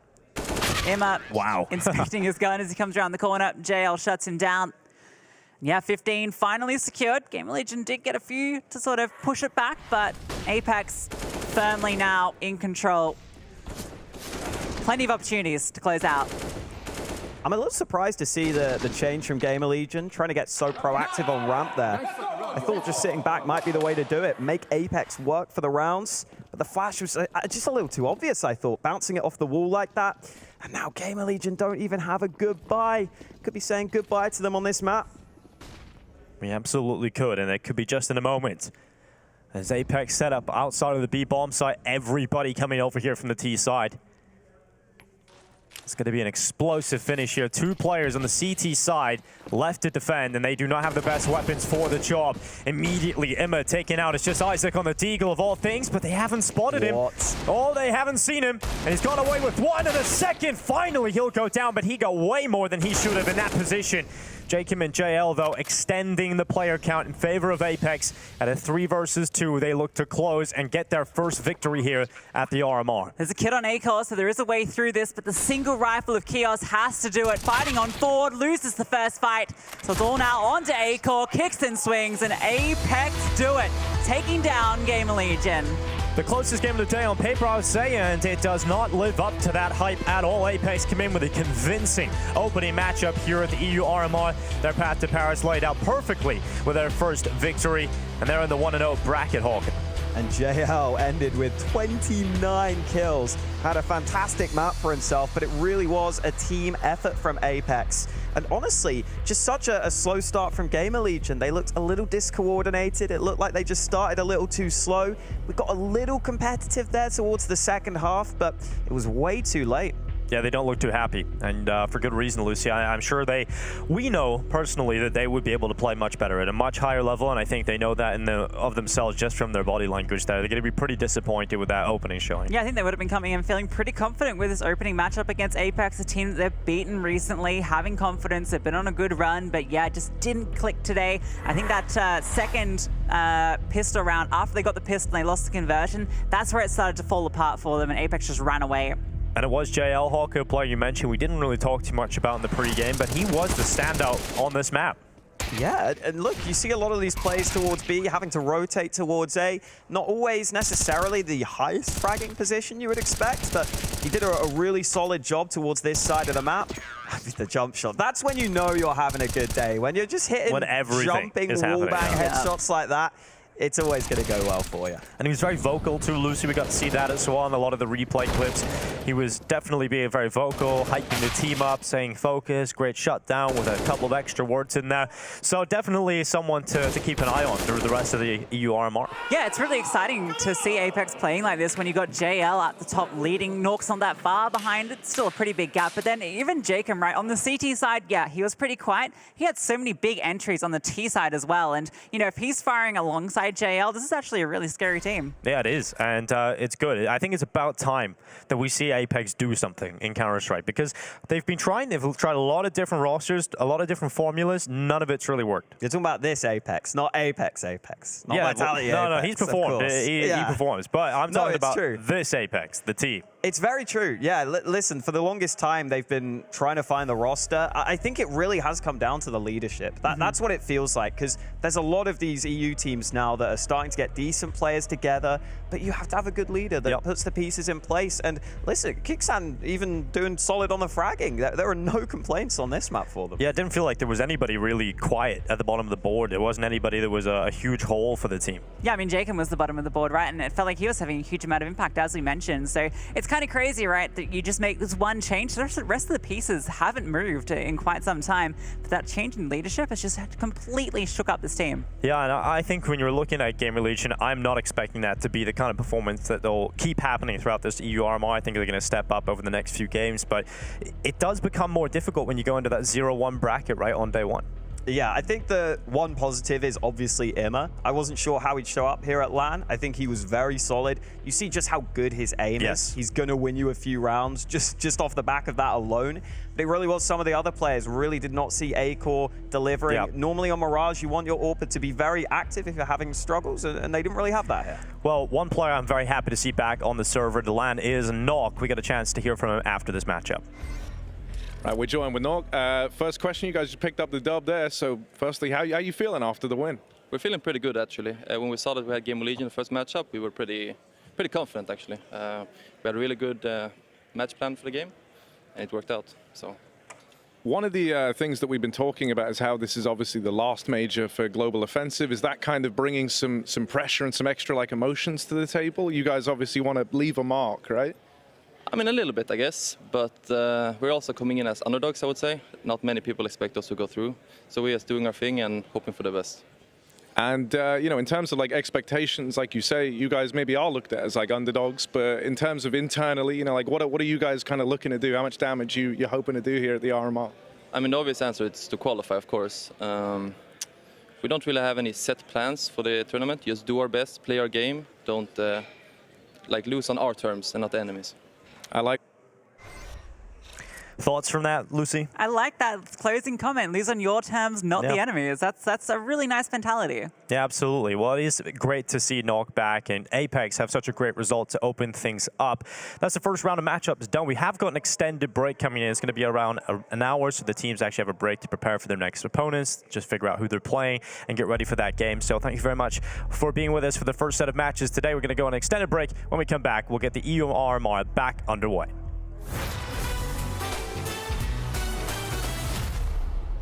And round 5, who do we get now?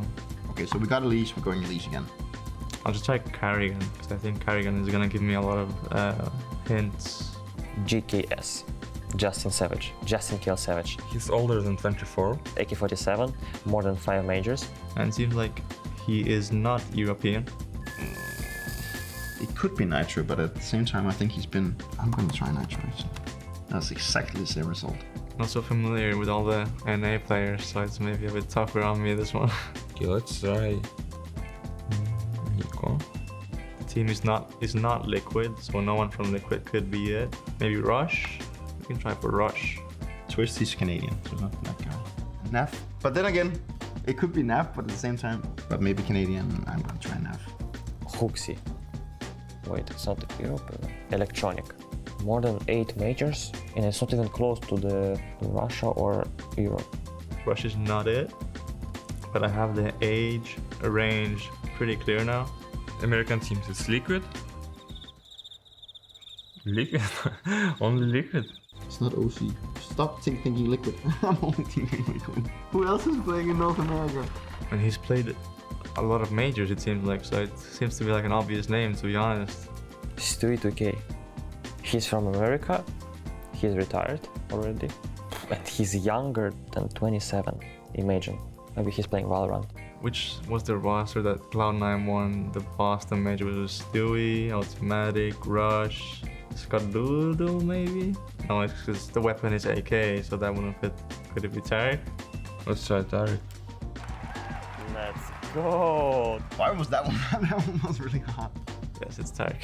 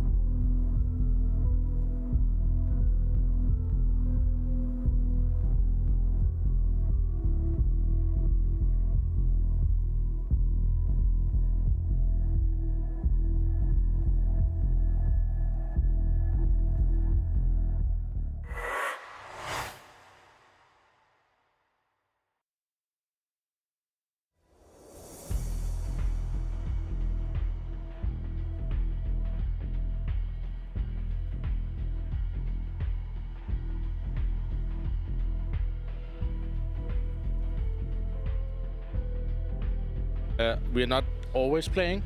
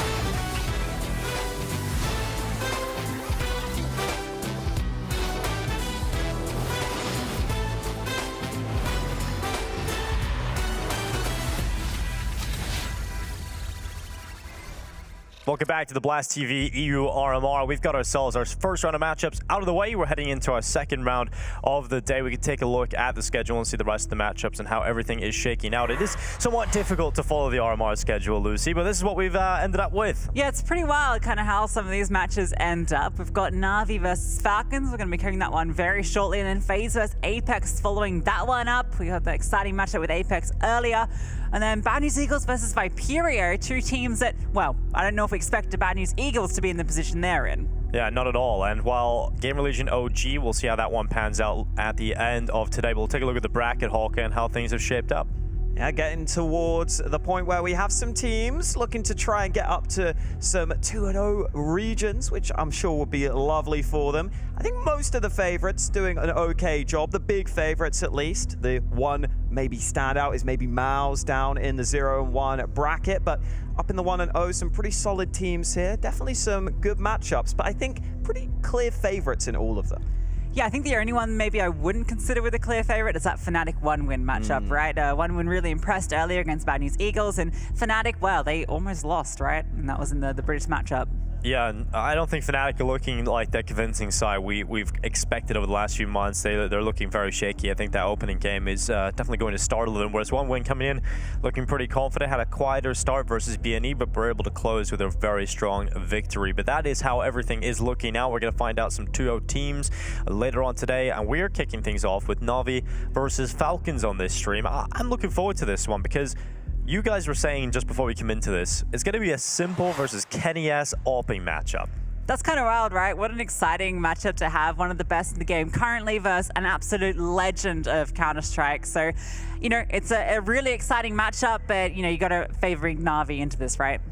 Absolutely. I think NAVI coming into this, you know, often can start tournaments slow. Definitely struggled earlier today against Into the Breach, and going up against Falcons, I think this is actually going to be another tough matchup though, Hoka. Yeah, listen, definitely not plain sailing for them in that opening matchup, and maybe somewhat surprisingly, Simple was kind of pedestrian in that opening match. I think some of the other players were above him on the NAVI side, so maybe a little surprising to see him start a little slow. And I feel like it was kind of the same for Kenny. Kenny didn't have a great game either, so maybe whoever steps up out of the AWPers could be an important factor. Yeah, here. both my fantasy team too. I was going to say, they want to say it's not a great start for me. That is rough. That is absolutely rough, but I'm sure they're going to be picking it up coming into this one. I think obviously Falcons, we haven't got to see them as much because they're not part of this whole partner team. They usually play online in the Tier 2 competitions, and we've seen some good results since Kenny S has joined. I think his level's still at a pretty solid level, and now we get to see what it's like against one of the best teams in the world. Yeah, they've had a lot of moving parts around the sort of French scene, and Kenny's number I know doesn't look amazing there, but the one I want to point out is Body, right? I mean, this is just the map we've seen so far, but Body, not only in that matchup, but this entire year has just been an absolute superstar for them. Yeah, and MBK in that opening game killed it, which I wasn't necessarily expecting in game leading for the team, so really good to see him also up there bringing that experience for the squad. The thing about this team is Masuta, I think this is a way better team for him than Vitality at this point in his career. You know, I think he got put into Vitality a little bit too early on. He wasn't very well refined. He wasn't a player that was going to be capable of playing in the Tier 1 team right away. I think it's very unnatural for unlikely to find a player rather that's going to be able to just slot in. You know, it's hard to find players like Monacy who comes in, who's still a little bit rough around the edges when he initially joined G2, but he's a phenom of the game, you know, so it's really hard to find a player like that. So Masuta, I think this is going to be another rebuilding period of his career to come into this team, feel a little bit more comfortable, find his role, and then hopefully come into a team like Vitality or just grow with his Falcons team. I mean, he's looked good on this team. He's kind of is that second star, you know, behind Body. It's these two riflers that are doing a lot of the work, and obviously you've got plenty of experience as well with MBK and Kenny S. And, you know, for those two, it's more just about being that consistent force while, you know, your younger superstars can sort of come through and you can lift their game up. Absolutely. And I do think for Falcons, again, it's always that scenario where it's really important they have a team showing here. When you have a team like Falcons going up against NAVI, we know all the NAVI guys are going to be showing up across the board. So you kind of have to have your whole team elevate and play at the level you know they're capable of. And I'm hoping we do see that here, but I'm a little scared. I feel like just firepower-wise, Na'Vi are pretty handily favored in this one. Yeah, you would have said that against Into the Breach as well, right? It's true. And that went to, what, double OTs? So anything can really happen here. My issue is that's Inferno, and I feel like that is the map that this year has just been a very hit or miss with Na'Vi. It feels like it's the worst map for Simple's individual performance. If we go anywhere else, I feel like Simple is not going to be as quiet as he was in that first game. It's the map they were picking a lot, though. They were leading into it. It is weird, themselves. isn't it? But it does look pretty rough this year. Yeah, it's weird. They were kind of grinding out results on it, but yeah, I agree with you. Like, I don't feel comfortable or confident. One of the two. I mean, both at the same time, apparently. Take both. But, you know, at the start of the year, we had the Blast groups, and there was the first tournament that really kicked off the new season. And Simple went a whole half getting 1 kill, for example. You know, this is definitely not the comfortable affair for him as an individual right now, but there's Inferno out of there straight away, so we won't have to see that one. Na'Vi, as the higher seed, will be able to choose whether they want to ban 3 maps in a row here, and they've elected to do that. Vertigo, Nuke, and Overpass going out of there. Overpass, interesting one to ban out, and yeah, I think these are the 2 maps I thought it was going to go between either Mirage or Ancient. I totally get going into Ancient here for Falcons. They just had that win against Sprout on it, and it feels like if they are going to cause the upset, that's a better map to do it than on Mirage, where, you know, a player like Simple can go pretty carry mode. Yeah, I think it's going to be a solid. I mean, Ancient is a map that Na'Vi are very good on, have been, and Falcons obviously comfortable enough coming into this, but this is going to be a different beast, I think.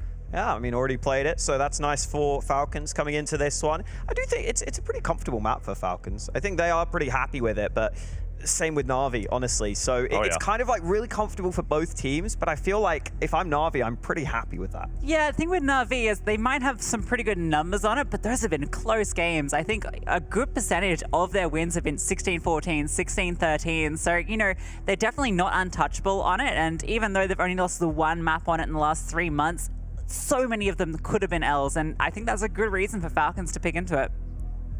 Yeah, definitely a decent reason to give it a go. Already seen them warm up on it against Sprout. That was an interesting game. Falcons got off to just such a solid start on that CT side, were able to close it out in the end. It felt quite chaotic watching that game. There were quite a few awkward scenarios, and that would play into Falcons' favor here. You kind of have to make a bit of chaos, you would assume, against Na'Vi, who should be pretty well drilled on this map. So I wouldn't mind seeing a similar game like that to Falcons, because they did seem to thrive in the chaos, at least against Sprout.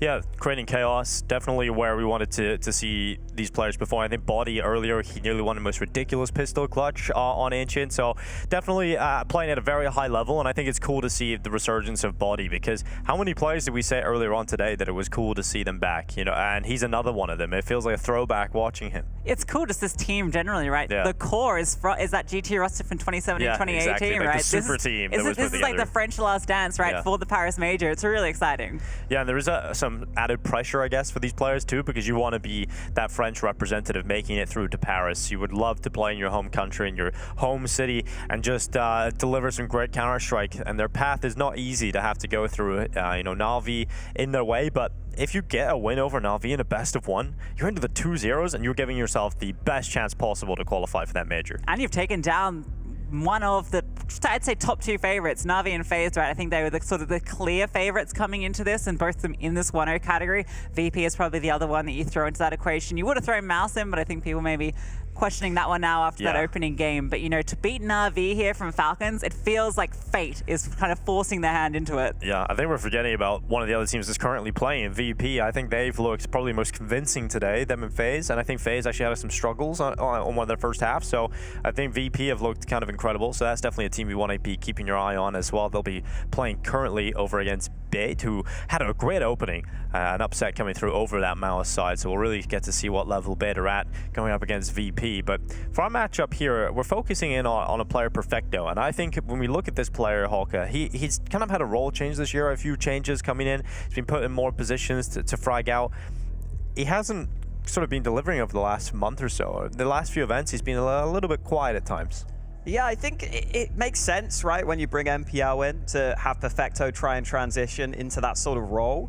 But at the same time, you do feel like Perfecto was doing such a solid job in how he was playing already. Maybe the switch up is going to cause a bit of uncomfortable period. Maybe he's going to have to adjust. I feel like we do see pretty often for players, maybe for the first few months when adapting, it's going to take a while before you fully get into it. So I still think it's possible for Perfecto to continue to improve. And he actually had a pretty good game opening up here. So did MPL, in fact. So I think those are some really good signs for Na'Vi that the well-roundedness of the roster seems to be coming through. Yeah, and particularly when you look at Electronic as well, right? It feels like he's almost been the star of the show in a lot of these games, right? We used to talk about Bit as this, you know, killer rifler, but Electronic's kind of taking over that role a little bit at the moment. This looks so ominous. Yeah, this really does. They're going to get the candles out. There's some chanting. So Na'Vi ritual right here. Yeah. Is it a cult? Yeah, who knows? Looks like it. Simple, the leader. But Bit, he played so well back at Pro League. It was good to see him back on top and finding that form. Definitely took a dip, as you would expect, given the living situations for him, being a young guy. So the fact that he's finding some more form over the last few events too, that's massive. So if Bit can return to any sort of level that he was at when they were winning the major, when they had Boomich in the team, that'll be massive, because he is such a difference maker when he's online. I do think heading into this major cycle, it is a little sad for Na'Vi that I personally don't know if they're in a position to win the major right now. With someone like MPL, listen, I do see the promise, I see the potential, I believe in what Blade is saying, but it's going to take time for him to get used to this level of competition. And I mean, you want to see Simple competing for the last CSGO major. It feels like he's got to be in the running. Yeah, it doesn't feel like the same mood as to when Bit first came into the roster going into Stockholm, right? That felt like a completely different team to what we're seeing now.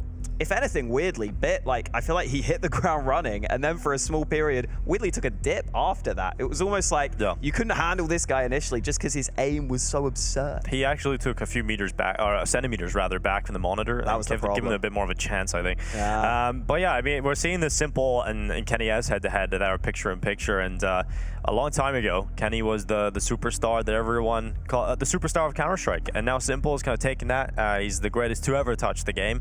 Kenny S was the flashy AWPer that made the big moves, and I think he kind of transcended the game. He kind of transcended CS. People in esports knew Kenny S without knowing anything about Counter-Strike. So Simple is now that.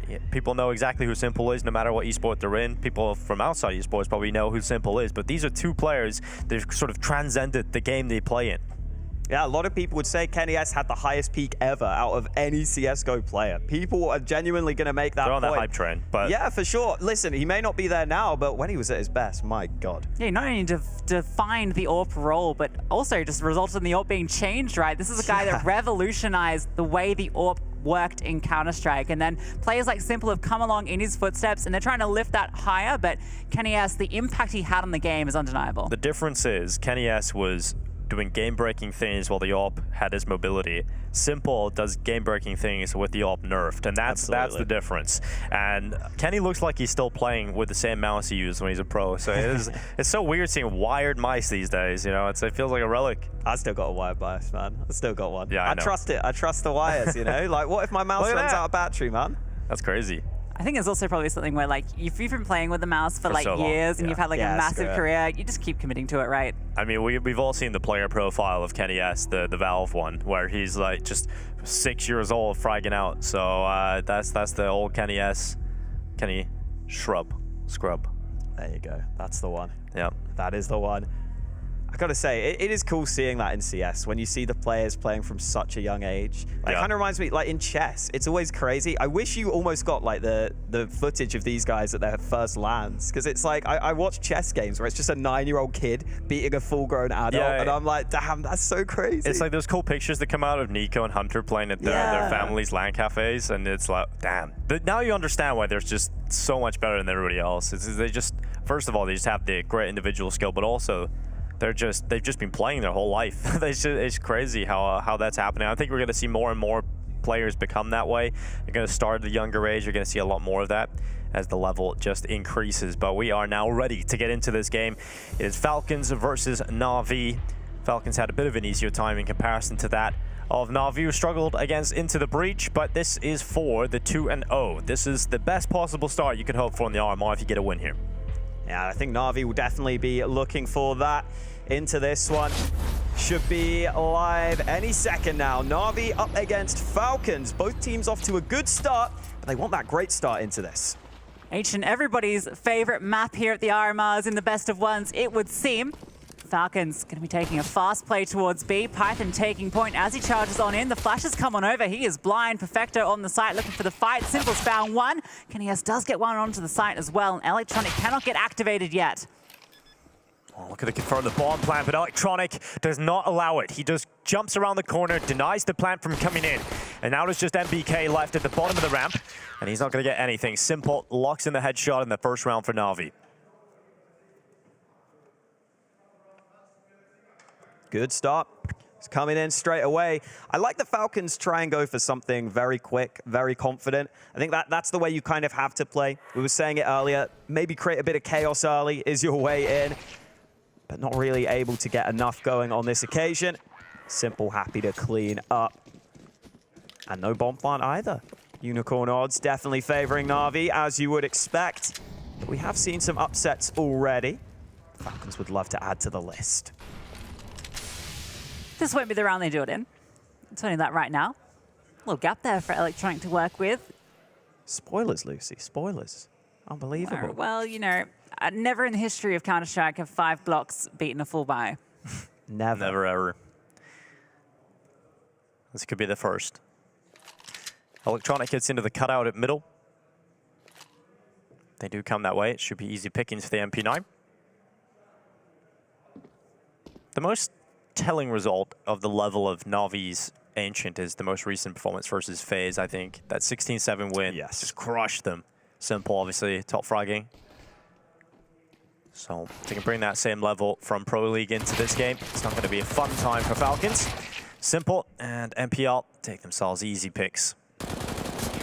And it's cleaned up. 2-0 start here for Navi. They don't lose a single player. And that's exactly how you want that to go. Yeah, can't complain about this start. Going well for them initially in this one. I do think it's in theory nice for Falcons to start on T side. Like if you can just get Navi uncomfortable early, it could be good. But it looks like Navi have showed up and are looking very, very sharp straight away, as you would expect. See how Falcons approach their first T round. Ooh, smoke blocked into mid. That smoke seemed maybe a little more delayed than the instant top mid smoke I'm used to seeing. What are you trying to go for this fight? MBK standing on mid, and Electronic is getting some good flak damage through that smoke. Body denied as well. Bit actually finished off that kill. Damn, such focus on the mid control for Navi. It could make it awkward for these players down towards B on the Falcons side. They could get double peeked. Oh, Kenny S. A double headshot coming in on Electronic and Bit. Now swinging out his nipple. He's going to hold down the MP9 for 2. Kenny S and Masuta don't get any closer to entering Cave thanks to MPL's Impact, who's 6-0 right now. And Python stuck in mid. 55 seconds. Plenty of time here for him. But a difficult round ahead no matter what.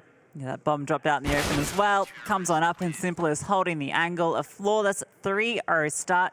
Despite a couple of nice kills from Kenny in the middle there, but MPL doing a lot of work with the MP9.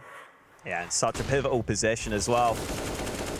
Has to be stepping up towards this cave area. That was really nice from Kenny. But this MP9 putting in a shift. Definitely good to see if MPL can deliver with this sort of impact consistently. That is all Navi need to be a true title contender. Sneaking out towards A early. This might give Falcons a pretty good chance of trying to sneak a bomb plant. Although Bit has just gone back to watch this and use some util. Ooh, bit of nade damage across the board. Flash gonna get out of that. Pulling on back, relying on the long range of the M4 against some of these pistols. And now you've gotten Simple. He's involved, coming on over to take a peek. He's not gonna spot anyone either. Falcons are actually falling on back a little bit, just checking out mid, seeing if anyone's on the flank. They are going to be hitting onto A eventually as they all gather as 5. Bit's found one though. And still, no response. Simple was very vocal there. I think even looking at his teammate's monitor. I think he's got a read that it is going to be this A play. Oh, this looks like such a good setup. Oh, good smoke. Perfect timing is going to hold him back. 40 seconds left. Team Falcons not even committing back in towards A now. They're going to be searching elsewhere. That smoke has scared them off. Perhaps through middle is the pathway they decide to take, but it's really hard to see a world in which they get anywhere at this point. Running back through spawn, over towards B. Rotation starting to come back with a third player in towards this B bomb site too, so getting onto the site is going to be very, very difficult here. The best thing they can hope for is somehow a bomb plant. But Navi should be in a comfortable enough position to even deny that. They go forward. Easy for NPL. Another double kill for him. Make it 3. Good start here for NPL. It's great to see this. This is going to fire him up, give him some confidence. You got to think if they just committed to that A hit initially off that contact, then they might be able to get something done. It's just bit there initially with the M4, even with Simple's rotation. The M4A1S, you can just overwhelm those players there and maybe at least secure that bomb plant, but instead they give up an initial kill, fall on back, and then just walk into the crossfire. A lot harder to get into B like that. There's a third player. It wasn't even needed in the hold. I kind of hope that that's a lesson Falcons learn in that round, rather than having to learn it in a gun round. You realize if you're too hesitant like that, especially with the lack of util, you're going to be in trouble. That was a bit of molly damage onto Kenny. Again, this mid control has been devastating. I think Falcons have got to figure this one out. You see that gun switch there? He swapped to the A1S to fight that fight. It's a little details. Double peek again. Here they come. This time Kenny gets 1, but Electronic sweeps up 2. It's Kenny has a body no longer with us on the server, and Perfecto wins the fight in the B aggression down the ramp. It is now just Python and MBK. So much time still left in this round. But Navi have made it feel like it's over already. You can have your say, your vote on Blast TV as well, as to who you think is going to pick this one up. Pretty close actual votes between there. A lot of Kenny-S Falcons fans. Yeah. Well, here comes Python. Up on the ledge. The bomb safely in the hands of Navi right now towards the B doors. They're going to slowly make their way back down B lane, clearing so many positions as they go. And 40 seconds left. No bomb control. And 2 more players extra here on Navi. Oh, Perfecto even wins that fight. Gets traded, sure, but they know exactly where Python is. 30 seconds left. Has to pick up that bomb. And then get through Simple bit and Electronic. When you put it like that, it gets a little bit harder for Python. And in fact, he decides not to even give it a look in. Save the AWP. No chance. Man opened up the scoreboard and was like, yeah. Retreat. Yeah, listen, this is clinical from Navi right now. And I don't think Falcons can allow this mid control to go uncontested like this. The swings down into B, it's just way too much ground Navi are getting. They're confidently taking that double peek. Good timing on it to allow Electronic to line up and trade his teammate. In theory, on the T side, you can definitely contest mid early if you want to. Maybe not in this round, though. Another half buy on board for Falcons. Oh, a 5-0 lead here for Navi, looking to try and extend. On the other stream, 4-1 lead, about to be 5-1 for Bait over VP. So both maps on Ancient. I knew I should have picked Bait. I knew it. It's early. Let's show. VP's Kryptonite. CIS teams. Yeah, that's true. Ooh. Well, setting up with the flashes here, MBK. Just gonna try and allow them out of the doorway.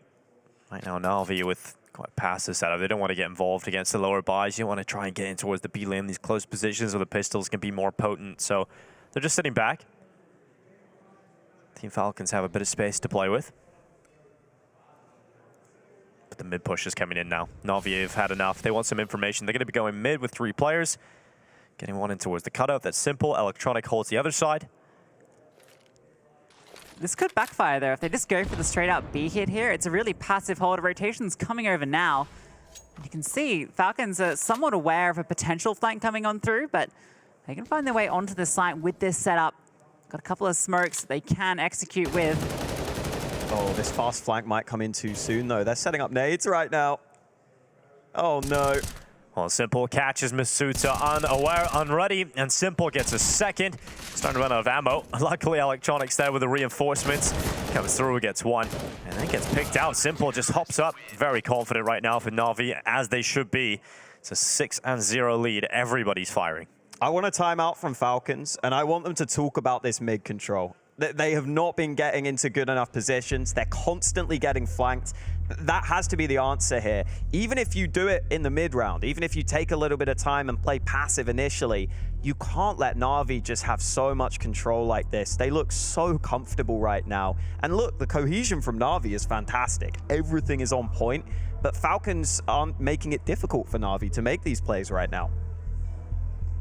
It's unusual because with the change, right, it's actually given the Tiers a lot more room to fight into mid. We saw it earlier, just how easy it can be to get that mid control if you just fight for it. Because on the City side, you have to commit a lot early if you want to take that control. Well, you do have a slight tech issue. Hopefully that won't be too long. And we get back into this. So the Na'Vi pummeling can continue, or Team Falcons figure it out after that timeout. Because he did call one immediately after you asked for it, Hulk. They were already ahead of that. Got to figure out the mid control. And also, I felt like at times they're a little bit too tentative. You know, when we're seeing teams, what's working today is when you don't respect them. You play a little faster. You try and get in their face and create some chaos, and that's what you were saying earlier. They thrived in the chaos with it. They're not creating any of that right now. They're not getting into any of those. They're letting Na'Vi control this. Yeah, for sure. That is how it feels right now. Match back underway. The plethora of notes lie in front of MPL. Pretty much every team's got notes nowadays. Yeah. I love it. Kids, you have to do your homework. Even if you're a pro CS player, always do your homework. Counter-Strike homework. That's all I used to do. I used to sit in school. I used to sit in school in my math class and just try and write CS strats down in the book. Did they work? Some of them did. Nice. Which one was it? Rush B or Rush A? Rush mid, A split. Oh, very nice. Very wow. complex behavior. So creative. 6-0 as we return to the action. Ooh. Missed Molly for Na'Vi. Not the end of the world. No, because Team Falcons aren't playing fast, Hulk. And they are, once again, not pressuring middle out of spawn. Taking it slow, looking for B lane as the focal point. And while Na'Vi are coming to fight them. Set up with a flash, forces them back behind the doors, and now they're bullying them. This is bullying. This is the term we use when you're in this sort of hole and you're just getting forced further back. You have nothing. You're just getting bullied by utility, and you're just getting forced away from every attempt you go for. It was like they got a jump scare there, and as soon as the Utah comes through, they just jump through the doors and evacuate immediately. As soon as the first sign of Na'Vi comes through, they are out of there. Oh, good spam from MBK. An opening kill. That's been rare for Falcons to find. And they've got mid too. Another rarity, but 50 seconds left. Simple's just going to sit in the donut. Not an easy player to force out here, but MPK has been tasked with doing it, and he will be caught. Simple brings the player count back to even numbers. 35 seconds left as Team Falcons look towards B. Simple's on the move. Na'Vi rotating over to this B site, so Falcons have to get a move on here. And they haven't been going fast so far. Molly might be helpful. A couple of players committed right now. Perfecto goes forward, but it's a good headshot. And Falcons taking their time, finally moving towards the bomb site, but it might be too late. They're trying to get that bomb down. They will be able to do so, but they might not be able to do much more here. Body in the 1-on-3. He's been a good player for them. Their star in many games, but this will be a difficult clutch.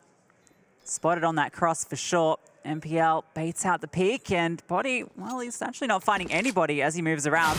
Oh, Bit catches them though. What a reposition. Well, just a headshot machine, isn't he? Great shot from Bit, very quick. And that's 7 in a row now for Na'Vi, and that's with finding an opening kill, with finding a bit more mid-control. But as you pointed out, Lucy, it was like a jump scare. They dropped back immediately after any sign of a push from Na'Vi. They're not wanting to fight them. They also used so much utility earlier. Like the 2 smokes in mid meant they had nothing for the execute onto B. They're just going for dry fights, and they just get eaten up by Perfecto. Does feel like maybe too much respect being shown right now by the Falcons side. Any opportunity, Na'Vi are taking control. And I like that Na'Vi even switch it up. They kind of just give up mid in that round. And they say, you know what, we'll just go aggressive elsewhere instead. Yeah, there's been a few different looks. Yeah. I mean, Simple's 9-0. That's a nice nade onto MBK. MPL 11-1. It's Bit's turn. Here we go. Starting to fire up. MBK goes through mid alone, but it's an A play. And they're going to pressure Simple. They will not give him his first death just yet. It is MOUZ that falls to the AWPer. And Bits come back from mid, straight through the donut to rise to this A assistance. Another headshot collected for him, and the bomb loose outside of donuts. You have to commit into the site, and finally Simple will perish. But there's still 4 more NAVI players around the corner. With the bomb safely in their hands. Just feels like a moment away from an 8th round being collected for Nadas Finseer. And that's it. Electronic with the flank closes. 8 rounds in a row. I mean, seeing Bit with the AK on CT side.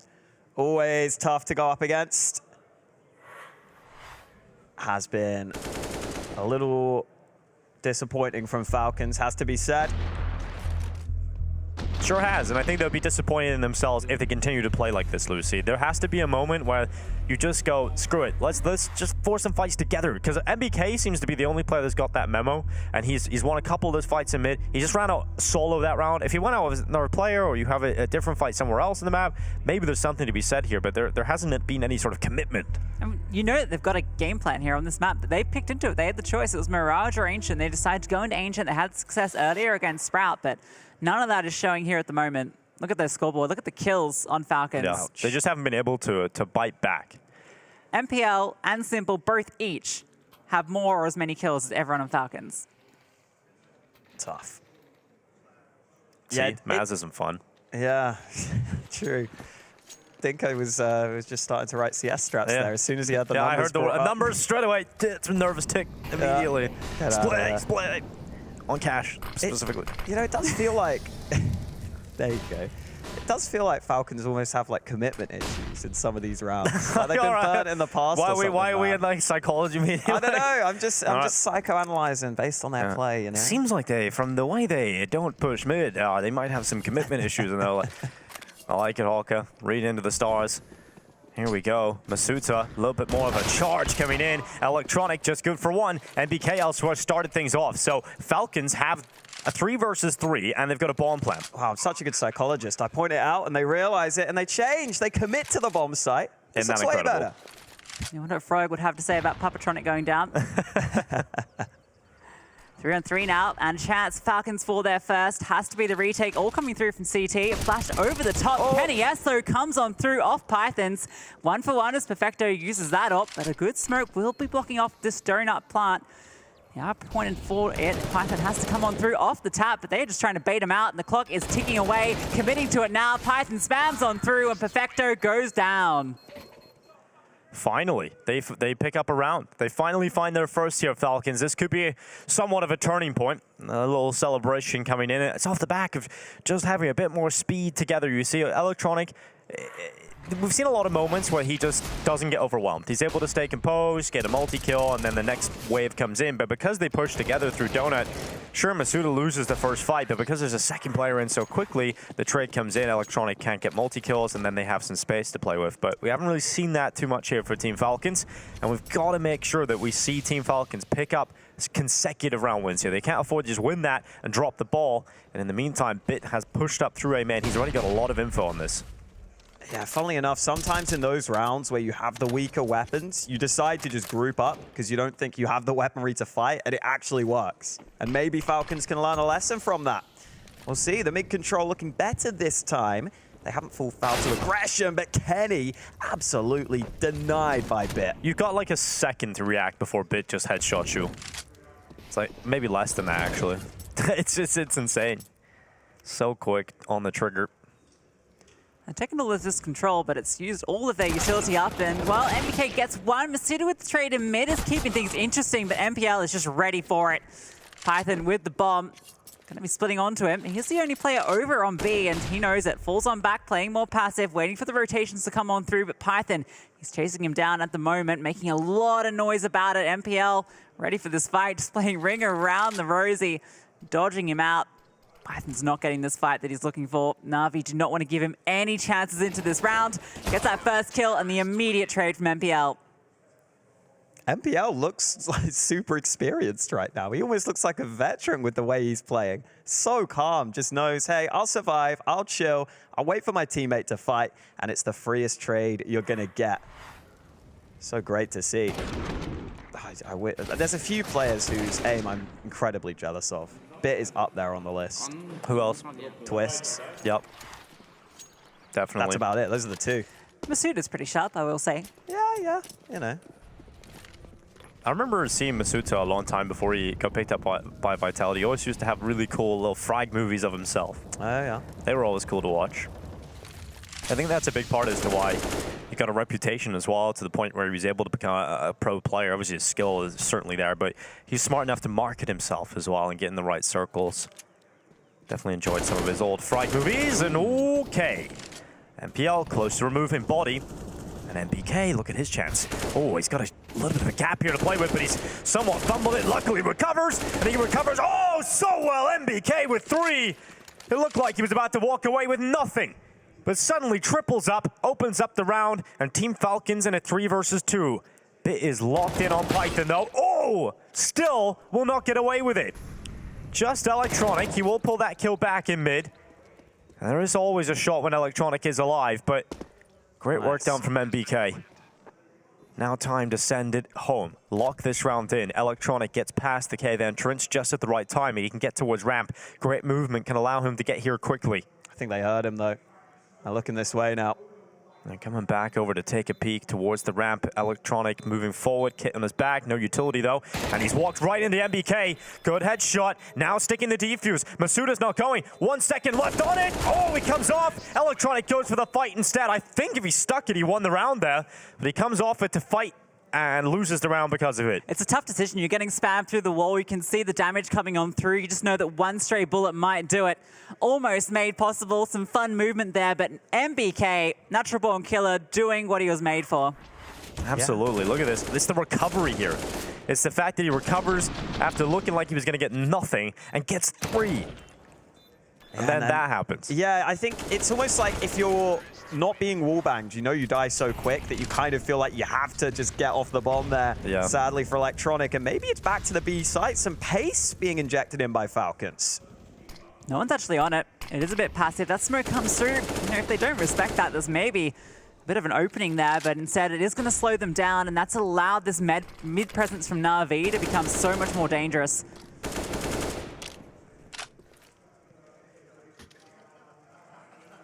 One Team Falcons all together. Outside of the B site, utility is going to start raining in, forcing MPL in towards cave. So you remove the player from the site, but another has joined him. On the rotation back over, Electronic's taking a lot of damage. Perfecto swings with a flash thrown by Electronic and takes that first kill down the ramp. MBK once again finding a gap up towards ramp here. He's undetected for the time being. If he can use the distraction of his teammate towards cave, maybe that creates an opening. Body runs in. He could get a second here, but Electronic with a trigger discipline, able to get away with 1. MBK running in with a Glock has somehow found the kill. Against the USP for some reason. Bit only able to go 1 for 1. Simple coming through, and it's up to Kenny to try and clutch. Both of them so low, though. He doesn't know. Keeping the AWP out. They're taking their time, waiting to see if he's going to peek into him. Kenny has repositioning now, and Simple holding the angle. Ooh, spots him out. The Tech-9 out, gets the shot onto Simple. Now it's just Electronic in towards the cave. His position known, and the flick from Kenny. It's vintage, and it's a 3rd for Falcons. He's still got a speed, that's for sure. That was damn fast in the flick in the final, but a great 1v2 for Kenny S to lock it in. It looked for a second he was about to play himself by walking into Simple scope, but doesn't happen in the end. Damn, yeah, Kenny in the clutch. Great to see it. And this is a round that was chaotic. We were saying. How did MBK win that? The Perfecto had a USP out. He has like 10 HP. Yeah, so awkward. Intensity. I mean, listen, that's what you're making Na'Vi do on the comms. That's what you want to do. And all of a sudden, Na'Vi's money is gone. Opportunity for Falcons to recover this half now. Just don't walk into the stack. Easy. Yeah. That should be pretty easy to follow. That's some good advice there. If only you were the coach. Just don't walk into the stack, guys. MBK. The stack's coming to him. The stack is coming to him. Oh! The stack is on the move, I repeat. The stack is on the move indeed. Python looking to try and break it apart. A good headshot on towards MPL. Holds down and recovers everything. Lovely kills from Elbow. Just Electronic and Simple left. And it should be pretty easy to collect the 4th round here. Good recovery, really, from Team Falcons. Finally getting into it, maybe finding some of their confidence, winning some clutches, taking some fights. Well, they're now going to be doing a little bit better than VP is doing against Bait. And, oh, my lord, Simple. Okay. Just the one. We're fine. That's a nice shot. Whenever it's Simple, you start to believe. Just a little bit of me. Yeah, you do. But a 9-2 scoreline, as Lucy was pointing out over on that other stream, 9-2 right now, Bait leading over Virtus.pro. And 9-4 here for NAVI, having a much better showing. But Team Falcons starting to recover this half. You mentioned the last round Hawker. Finally, the money was gone for NAVI. They've decided to buy here, and it's 2 for MOUZ, an MP9. Oh, that's a knife in Sport. It's all right, Python. You'll be okay. We've seen some team damage there, haven't we? I think Into the Breach had some issues with that earlier today. Happens to the best of us. And the worst. And the worst. Look at him, BK. He's leading the charge here. Looking to fight Donut, and he does have the superior weapon to Bit, but it doesn't matter. Bit just lands more shots. Molly forces Bit into the open. Should be a fight you're ready for eventually. It's Vision. Body who has to get the kill instead. Yeah, the visibility nearly costs him that. Simple, trying to boost himself up quickly, but now he has to commit to a fight. Oh, it jumps around the corner, baits the shot from Kenny S, and this is the heads-up Joe we've been wanting to see, but Molotov will cancel that out. Simple actually gets away, but in the meantime, his teammates are all falling. Yeah, NAVI going to be repositioning, actually gambling over towards B, thinking that because the AWP was shown there, they might reroute, try and avoid him. Instead, Falcons is just being patient, waiting to see if anyone walks into their crosshairs, and Body's going to be the info man. If he finds out there's a player here, even 2. It's giving me anxiety. Stop inspecting as you walk around corners. Okay. There we go. He gets the headshot. I can't believe he clears out Cave while inspecting and then tunnel visions that position. Simple will punish him, but they now know where the last player is. So Simple sprinting back, realizing he needs to be quick if he wants to get there in time. He takes 68 damage from that. The shot is a warning shot from Kenny S, and Simple doesn't feel like he's got a high percentage chance of pulling this one off, so would rather have the AWP in the next round, considering the finances, and it's definitely the right decision. You want to have Simple on the AWP as much as you possibly can, but that does concede a 5th round now for Team Falcons. Considering it was the 8-0 start, right, from NAVI, it looked like it was unstoppable, but now Falcons are putting up something a bit more reasonable on this T side, and you start to believe that it is possible. That's the open. Yeah, okay. You can't do much about that. From Body, he got a quad kill here, even with the inspect. I can't believe he's doing that, to be honest. I would just unbind it at that point. Wow, pretty decent comeback for Falcons. Keeping it competitive here. NAVI having something to think about. Has been a nice change in approach for Falcons. Definitely just looks more confident across the board for the Falcons side, which is exactly what we were hoping to see. Yeah, it just took a while to get going, but eventually they figured that out. Navi's last few buys have been terrible. Yeah, they've struggled. 3 MP9s to FAMAS, not you want to be working with, but Simple has the AWP. He's already finding a lot of impact in this matchup. And MPL, honestly, with the MP9 here, can still do a lot of work. That's been very solid in that position. Close quarters combat definitely suits the SMG.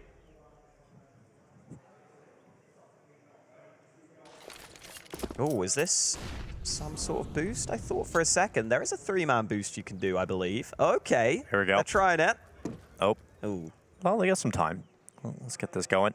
I like it. Gymnastics. Let's see. Slippery head. Oh, they've called it off. And here comes the play. They're hearing a lot of noise. Electronics calling it. They're trying to boost here. We might get a pack of 3 players around the corner. And it's just 1 for MPL so far, but he's still standing, which means he can get more. Oh! MPL once again delivers with the MP9. They cannot enter the cave area without having to go through that. And Python, well, a fantastic shot really on Perfective. That's just drawing it right back. 40 seconds left, 2 versus 2. Bomb coming back to mid. This is the one gap right now because Bit has pushed through. He won't flank mid in time, so the bomb will sneak its way into A. And they've still got so many nades for this post plant. It's a full set for Python. Once this bomb goes down, they can completely smoke off an angle, and MBK's already getting into a forward position. Now, I don't think it's planted for him. That looks like the safe plant behind the boxes, which will make his position not quite as potent, but oh, Simple not ready for it. MBK takes him down. Now it has to be Bit in the 1v2. MP9 in hand, creeping on forward. The Flames, he's in front of them, fights on forward, but can't take down Python. Strong first showing coming in from NAVI, but it slips away. Falcons come back into this first half. We'll see if it's enough to close as we move into the second.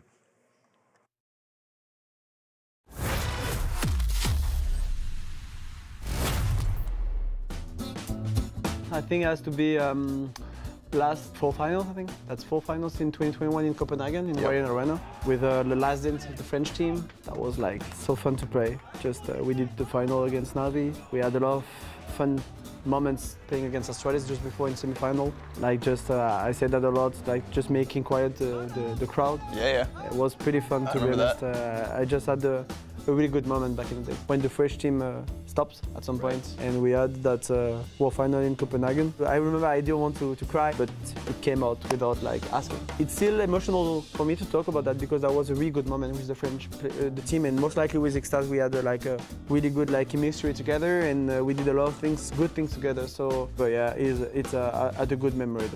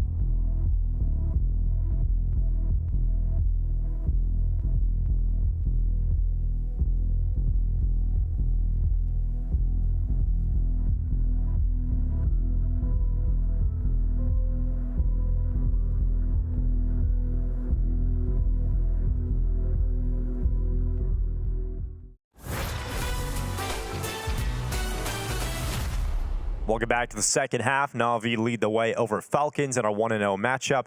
They are certainly the favorites to head into this one. And this was the matchup we were hoping to see. And Kenny had a big clutch, but it has been Simple that's been dominating. But even still, I mean, the fact that Falcons have made this game more competitive, it was 9-1 at one point. They got 5 in a row to close out the half. So now it kind of feels like it's contestable. You get this pistol, you're now onto the CT side. It feels like maybe there is a chance for them here. Well, pistol start, Hawker would certainly go a long way. Dual Berettas on 2 players here for the CT side of Falcons. It's a classic on Ancient. Unicorn odds still favoring NAVI, but Falcons definitely brought it back a bit, keeping themselves close enough that they still have a chance in this one. Now, the Dooley's not taking the initial contact in Cave. It's actually MBK peeking round, but Simple's so ready. Well, the rest of the attack trying to come up ramp. Bomb has been put in the ground, and Kenny S has a bit of a gap at the side of the smoke. He doesn't see the victim. Not enough given to him to try and deny that plant. So unfortunately for Team Falcons, they'll have to play this post plant, 2 players down into the retake. And they're moving forward now with the dual Berettas at the front of the charge. Bit will be on the ramp, Perfecto on site, and they even have a player out and towards Cave in the form of Simple. So it's not going to be easy to get anywhere near this bomb site, especially now they know how close Python is. They can play together, but he's done very well to remove Simple. Bit, though, peeks out, takes out Kenny S, and Python's support network is gone. And lovely couple of shots coming in, but Bit just needs to just hide on the ramp. Doesn't need to give away his life here. Swings around, instantaneous headshot again, and Navi with 10. I think even if he goes down there wasn't enough time. There was no kit. They went for the double dualies instead of a kit onto one of the players. So even though they get some nice entry kills there on the way back on that retake, it's not quite enough even with the time. And it was a pretty decent comeback for Falcons. They won the last 5 rounds of that first half, but not able to pick up the pistol. Yeah, just managed to break Navi's economy, it felt, towards the end, and Navi went with a less conservative approach when it comes to finances. They decided to buy in a round that kind of messed their economy up for the rest of the half. But we'll see if they can get off to a decent start. Maybe this forward spike can add up to something for Team Falcons. Going for some aggression in towards A main, but Bit is dispelling that. Kenny S immediately headshot, and Python tries to run away, but they've got some info off of this as well, Navi. It's not just the opening, but they know 2 players push towards A. Yeah, now the rest of the team has to do something. You've lost such a defense over at A. Python can't do anything now with such low HP, but Body hits a slammer with the Desert Eagle. Electronic removed, and that's going to funnel the rest of Navi back towards A. 2 players in the donut. They have a good setup here to deal with this. MOUZ is trying to get up close with his MP9. From the close angle, waiting for the hit to come on through. Now they're going to swing all around. Gets the one. The swing out from Python punished. MBK now has to do it all. Swinging on out, and Simple takes him down. Body, another Deagle shot connects. Oh, and another from Body. It's just Bit remaining. Body just needs a single bullet to connect, and he can't quite hit it. Oh, that would have been something special. Body frustrated. You can see why. The shots are just brilliant. He has the easiest player to kill in front of him, and he just can't connect a single bullet with any weapon. Oh, that is so unfortunate, but that could have been something beautiful. Navi, though, got to give it to them, Hawkett. They stay composed. Even when they decide to accelerate in towards A, they got the utility out before they attacked the site, but this could have just ended it all. This one, ooh. Woo! That is so hard to do. Bit's just standing there on 50 HP, man. just like, yep. Even sub to the MP9. Yeah. Oh, no. He'll want that back when he watches it in the demo. He'll be disappointed. So much work put in to get to that point, though. I love the peek down into B. I like this. They peek mid. There's a Mac 10, so like, yeah, you know what? We don't want to go there. And well, straight to another Mac 10. A Mac 10 sandwich. My favorite. Not bad. Well, this round was always going to go to Navi. Question was just if Falcons could do any damage realistically. Well, Bit looking to continue the sandwich. He selected baguettes as his choice of bread, and he's going to take 2 of them. Get him out of there. Smack that baguette and go on to the next. Nice. Got the real guns now. 12-6. And actually, you know, because of that round before, right, where it came down to the 1v1, that did actually mess up Navi a bit. They had 4 Mac 10s into that round. They've actually decided to drop one of them, and they've got an extra rifle into the mix here. So it's actually going to favor Falcons into this with the buy. Yeah, even the ult for Kenny could be a very valuable weapon to have in the mix. Well, I got to pick this one up then. We'll send Perfecto forward with a Mac 10 to clear out Jaguar. We'll throw the HE in. Clear out the left corner of Kev, and Body it just runs in here with MOUZ. They work in tandem. They bring down 2. Electronic and Perfecto both gone. That's one of the AKs lost in the midst of that battle, and 1 Mac 10, and now Bit. Oh, right through the smoke. That is ridiculous. Just a random bullet towards the end of his spray. He just starts tapping into the smoke. MBK gets caught by it. MPL also finding some impact here for Navi, and they've drawn it right back, Lucy. How did this happen? They had the advantages. It's Smokes just getting spammed on through. little bit of luck. He knows that headshot height, man. He knows it, always. I'm convinced he's got like a, I don't even know how you would do this, but like in his brain, he's just got something that figures out, right, this is headshot height here. Python can still ruin everything, all right? Yeah, like, man. he's gotten pretty close here into an angle you're not going to be ready for the swing, but he had to find them. MPL just about stays alive. Kenny's going to rotate over with the AWP. Utility coming on through. No smoke to actually block it off. Okay, it is going to bloom now, and that's going to give him the path for the bomb plant. The fact that Simple reacts so quickly there is just going to be so frustrating for Python, because he has two players right in front of him. They're fumbling through nade sets, and Simple's like, still panics and gets back to that position before he's able to kill any of them. Frustrating couple of engagements here for Team Falcons over the last few rounds, but it is NAVI pulling through on every one of them. 13 rounds now on top of their scoreboard, 3 away from securing the 2-0.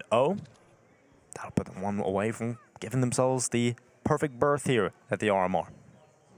Yeah, such a shame for Falcons. From masterclass to a disaster class in that round. Oh boy. It's just like everything that went wrong in quick succession, and then they don't even get a chance to go for the 2-on-3. You feel bad for them, but at the same time, that's what Navi can do to you. When Simple, MPL, Bit, and Electronic, like you just have, if they're all fragging out, yeah, it's just impossible. Is Blade fragging out? Yeah, Blade, he's I probably... reckon he could if he got on the server. If he got on the server, this I is believe in him. ridiculous. Oh, man, he was ready to just aim to Donut. Like, he was moving his crosshair. We don't have the player cam, but I guarantee you Bit just didn't even react. No, of course not. He's like, all right, that happened. And here he goes again. You got to be scared behind that smoke now, just a little. Little Terminator's coming after you. Wow, mid-smokes are up for Navi. They haven't fully taken mid-control yet, though. Maybe a little scared that the peak could come from above. And actually just all grouped up on the A side of the map right now. Kenny waiting in this advanced angle. It's pretty hard to flash him off here. Good spot to be in. Support in towards Donut. But he has to hit these shots. MPL looking to jiggle onto it, and Kenny hits it. Falls on back to Donut, can reposition. Even throwing in the flash bit, trying to get in front of it. And Molotov is going to go onto where Kenny is, but he's got a smoke that he can deploy behind. Gives him so much room to work with. The second one out the front of Donut. Simple has found MBK in mid, though. So Navi don't have to commit to A. Yeah, and even if they do want to commit to A, I like just taking a bit of time. They may decide to go back because Electronic sneaking into B, but Masuta wins the key fight that keeps Falcons in control. Still a bit on the luck, though. That's the headshot, and the bomb will now come back to A. Or will it? 30 seconds. They're actually going to send it all the way back because Simple's sneaking into B. Well, he's calling that it is absolutely clear. Bring the bomb to B right now, and they are making their way there as fast as they possibly can. And every second that ticks forward, Simple is getting deeper and deeper behind enemy lines here. Masuta can catch Bit, but Bit is quick, and again hits the headshot. Kenny has his turn, but Bit with another headshot. Absolutely no issues for him in middle, and Body can't even think about going to the other side of the map. They have just been absolutely destroyed. They had the read on it. He was ready with the fight for Bit, loses it out. Bit's caught off guard, but able to adjust. And then the second one, Kenny has the AWP, knows where Bit is, and still Bit comes out ahead. I want to hear Bit when he's playing DM. I'm sure it just goes headshot. Headshot. Monster kill. There you go, yeah. That's the classic. And then after he's fragged like 1,000 people in 10 minutes, he just logs off. Yep. Had enough. A day in the life of Bit. What a baller. It is kind of nuts watching him play. This has felt a bit unfortunate for Falcons because it feels like they're doing pretty well on their CT side at reading what's going on. You just can't stop Navi sometimes. And I'm so glad we're getting this sort of level from Navi. I want to see them just crush teams here. I want to see them in this form. Yeah, against Into the Breach, it was a great level. Yeah, listen. They had to turn it around, you know? UKCS was nearly too much down. Yeah. KCS does crazy things to people, you know? Never seen anybody do this before. Why are they doing it this way? But it's been a great response here from NAVI coming into the second game. I think the first game probably scares a lot of teams because you really do not want to drop the ball in that opening game. It just makes your life so much more difficult. Your chances of getting deeper in the major right from the get-go already screwed over. So you definitely want to come in and just get that 3-0. And getting through that first game is always the most tough. Well, last chance really here for Falcons. Yeah. They're investing into it. It's the scout for MBK. MOUZ has got an M4 with no utility. Python's just got a single smoke. Kenny S, has he? Okay, no, he does have an M4. Just drop that one for a moment. Picked it back up. Out to A early. Python in position. Almost able to transfer, but MPL just about finds the trade. And now the question is, do NAVI want to commit? They were happy to slow it down previously. I think you let Bit just do whatever he wants. Yeah, let him work. You come back, let Bit make a play. Surely it's going to work out. Simple aggresses out A alone. And it's going to keep attention on the A side while the rest of them are relocating towards B. It's just such a luxury to have Simple and Bit be able to play on their own. Mate, Simple just like pulled them away from mid as well, so Bit gets here. Ouch. Bit needs to, if he turns around right now in mid, he's got himself a couple of kills locked in middle. Masuta has to focus on the ramp, and he looks away. He looks away, and MPL just walks right up. Headshot, luckily locked in. And it's just Kenny S and Body. And like you said, Lucy, this was kind of the last buy chance. And while it hasn't gone so well, you might want to just save these. You're kind of enticed with that kill there, right? And two of these NAVI players are actually nowhere near the site. It's a weird round. There's no kid on either of these. Oh, no, sorry, Kenny S does have one. U-Chill's a little light. Flames do come out. MPL forced on back. Clock is ticking. No smoke. HE goes on through, but Kenny S has found a kill. Has to find two more now. Looking for them. The bomb out in the open. Taps it. No idea where they're coming from. Holding for ramp, but that is not where they are. MPL blindside him.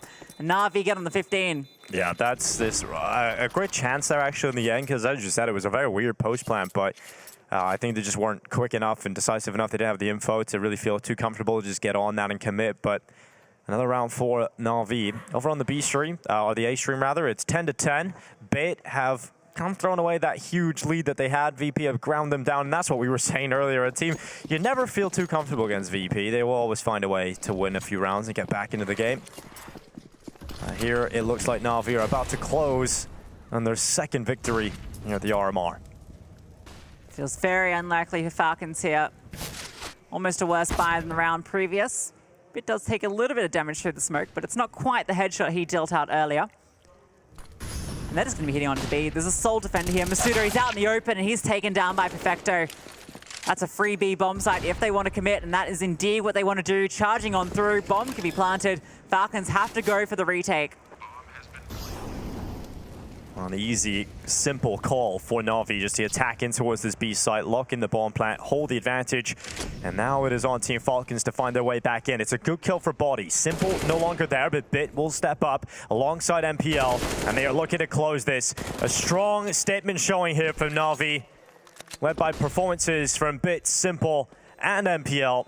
Just charging their way to the front of the pack, and it's NAVI with their second win here at the RMRs. Their path to Paris is almost complete. Just one more victory in a best of 3, and they will be heading to the major. Looking very clean, looking very comfortable in this one. I think you can see the composure on display. Very happy. They're not showing it, but you know, it's business as usual for NAVI. They were expecting to win this, and they live up to their expectations in this one. Yeah, absolutely. 2-0 start, exactly what the doctor ordered. One of the two favorites, I would say, coming into this. No reason to stress for NAVI. They now have plenty of opportunities to make it on through. But you can see from their serious demeanor, they know that each one of these games counts. Well, I was talking to Carrigan earlier, and he was saying when you come into an RMR, you don't show anything too crazy. You don't show anything at all, really. You just get through an RMR playing simple, good CS, and that's exactly what NAVI did. They didn't do anything special. It was just great team play, just everybody popping off, and that's why you're not going to see like the crazy reaction. This is getting business done for NAVI. They should be getting through teams like Falcons. They should be getting through teams like Into the Breach, no issues, and head their way to the major without a problem in sight, and so far looking good to do that. Yeah, it really felt like in the early stages of this map, NAVI were just so solid at taking aggression at the right time, taking map control, making it really uncomfortable for Falcons on that T side. And then they started to loosen up a bit. I think they started to play a bit more standard. But towards the start of that map, we really saw what NAVI are capable of. And again, kill distribution looking great. Another great map for MPL. Always good to see. Yeah, you got to highlight MPL as really one of the big hitters of this map. He did so much work, particularly on that CT side early on. What was he, 9-0 at one stage? He was just having a dominant game, and then Simple alongside him, both those guys just popping off. Yeah, slow starts to both second and the first half here for Team Falcons. It felt like a little bit too much respect, a little bit scared play, perhaps you could say, at the beginning of this game. Started a resurgence at the end of the first half, but really didn't get it going in the second. A couple of moments where it could have happened. Maybe that body deagle round, maybe if he converts that, maybe they springboard off that and get something going in the second half, but that's how the cookie crumbles. And Falcons will at least have a 1-1 record, so still a great chance for them to make it through. Yeah, I think that was one of the key differences between these two teams here, right? You can't just rely on the individuals to have the heroic moments. Obviously, we had the Kenny S clutch, for instance, the almost body clutch, but Navi on the other side with the full package. Yeah, absolutely. I think all in all, Falcons can be okay with this. Listen, you know, it's obviously not the result they wanted, but they'll do what they can and they'll move on. Yeah, absolutely. And, you know, we're looking at Team Falcons. There wasn't really anybody that stood out as head and shoulders above the rest. But for Navi, Bit certainly did. So I'm looking forward to it. I believe we have an interview with him ready to go, or a highlight package, rather. And we'll take a look at Bit's performances, because this guy was an absolute monster throughout this whole map. Yeah, some great stuff from Bit. I think particularly on the T side as well, had a huge amount of impact. We're going to see a couple of those highlight rounds on the CT side. Here we go, dual Berettas coming on through, and then plenty of kills to be found. It felt like it was the simple MPL show on the CT side, and then Bit on the T side went crazy. I wanted to see how many of these are headshots. I assume it's a lot of them. Oh, I think pretty much every kill was a headshot. Pretty much. Close to it. You know, you can always trust in Bit for the headshot machine. That's what I've learned over the last few years of playing Fantasy, or a month or so. You realize that Bit will always get headshots. It's just his thing. Doesn't really shoot anywhere else. And I guess you just maximize the ammo. He's ridiculous. It's absolutely ridiculous how many situations he pulled Navi out of in those rounds. You know, even when they're in a 3 versus 3, he'll get that ridiculous kill through the mid smoke. It's a headshot somehow. So when he's having a great game, and this is what we're talking about, his performance at EPL, it was great. It finally Bit's back, because he definitely took a dip after his great performances and great string of results for Navi throughout 2021. Yeah, definitely. And you want to see him be a star on this team, really, for them to be at their best. So definitely looking good. I'm excited. I really hope that Bit can continue on this level, because it's just so fun to watch. He's like Twist when Twist is at his best. You know, It's like so many highlights, so many kills where I'm like, I don't know how you've done that, but I'm all here for it. I'm enjoying it. Yeah, well, absolutely. Well, Navi take one step closer to locking in their spot at the major in Paris. One more best of 3, and they have done it in a 3-0 fashion. That's it for this matchup. We're going to go to a break, and we'll continue the RMR after this.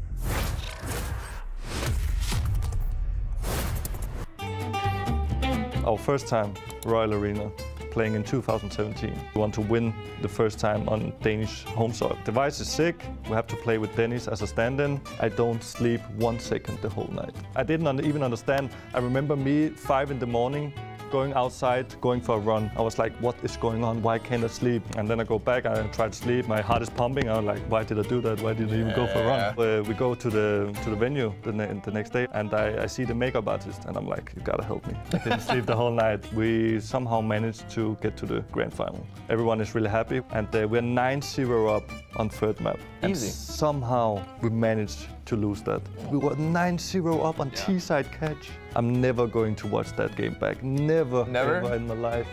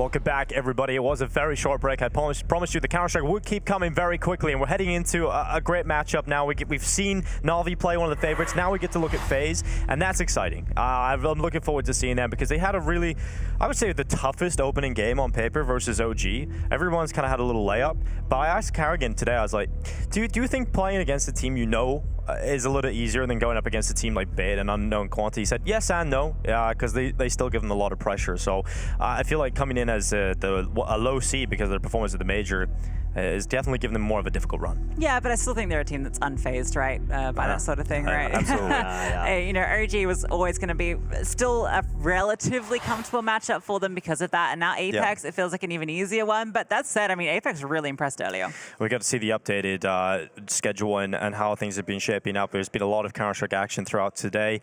Some upsets throughout the first portion of the day. I think you will see most of those upsets come in the opening games, but FaZe, they got through it without too many issues. I spoke to Carrigan. He said, yeah, at one point you felt a little bit pressured, but we're playing good, simple Counter-Strike. That's all we feel like we need to do going through this RMR.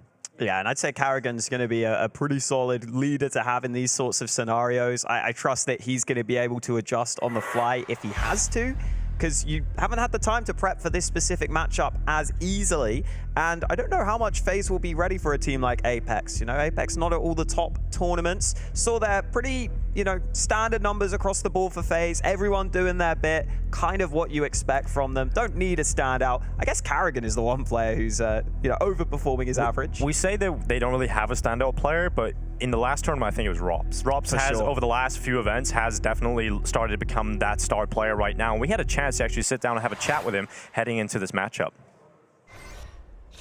Robs, hello. How you doing? First game done of the day. OG destroyed. How you feeling? Good. Obviously, great to have a good start. It's exactly what we need. OG, they have a situation with their roster with Nexa and Nico currently, so we didn't really know what to expect. But I'm glad we keep it short, and it was good. So you're going into Apeks next. Is this a team that you expected to be seeing in the 1-0s? Are you excited for this? Is this like an unknown quantity, or are you guys just playing game by game, thinking, actually, this is going to be a fine matchup for us?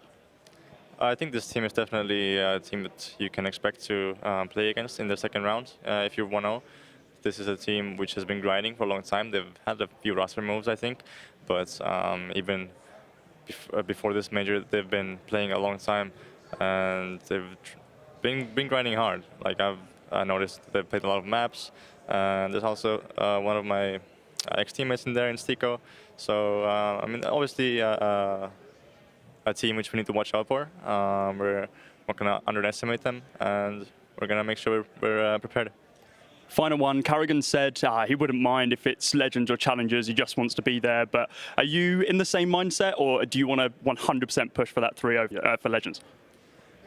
I think in general, I would have the same mindset as Carrigan when, you know, you just want to be in the major. But as long as you can maximize the results, we'll try.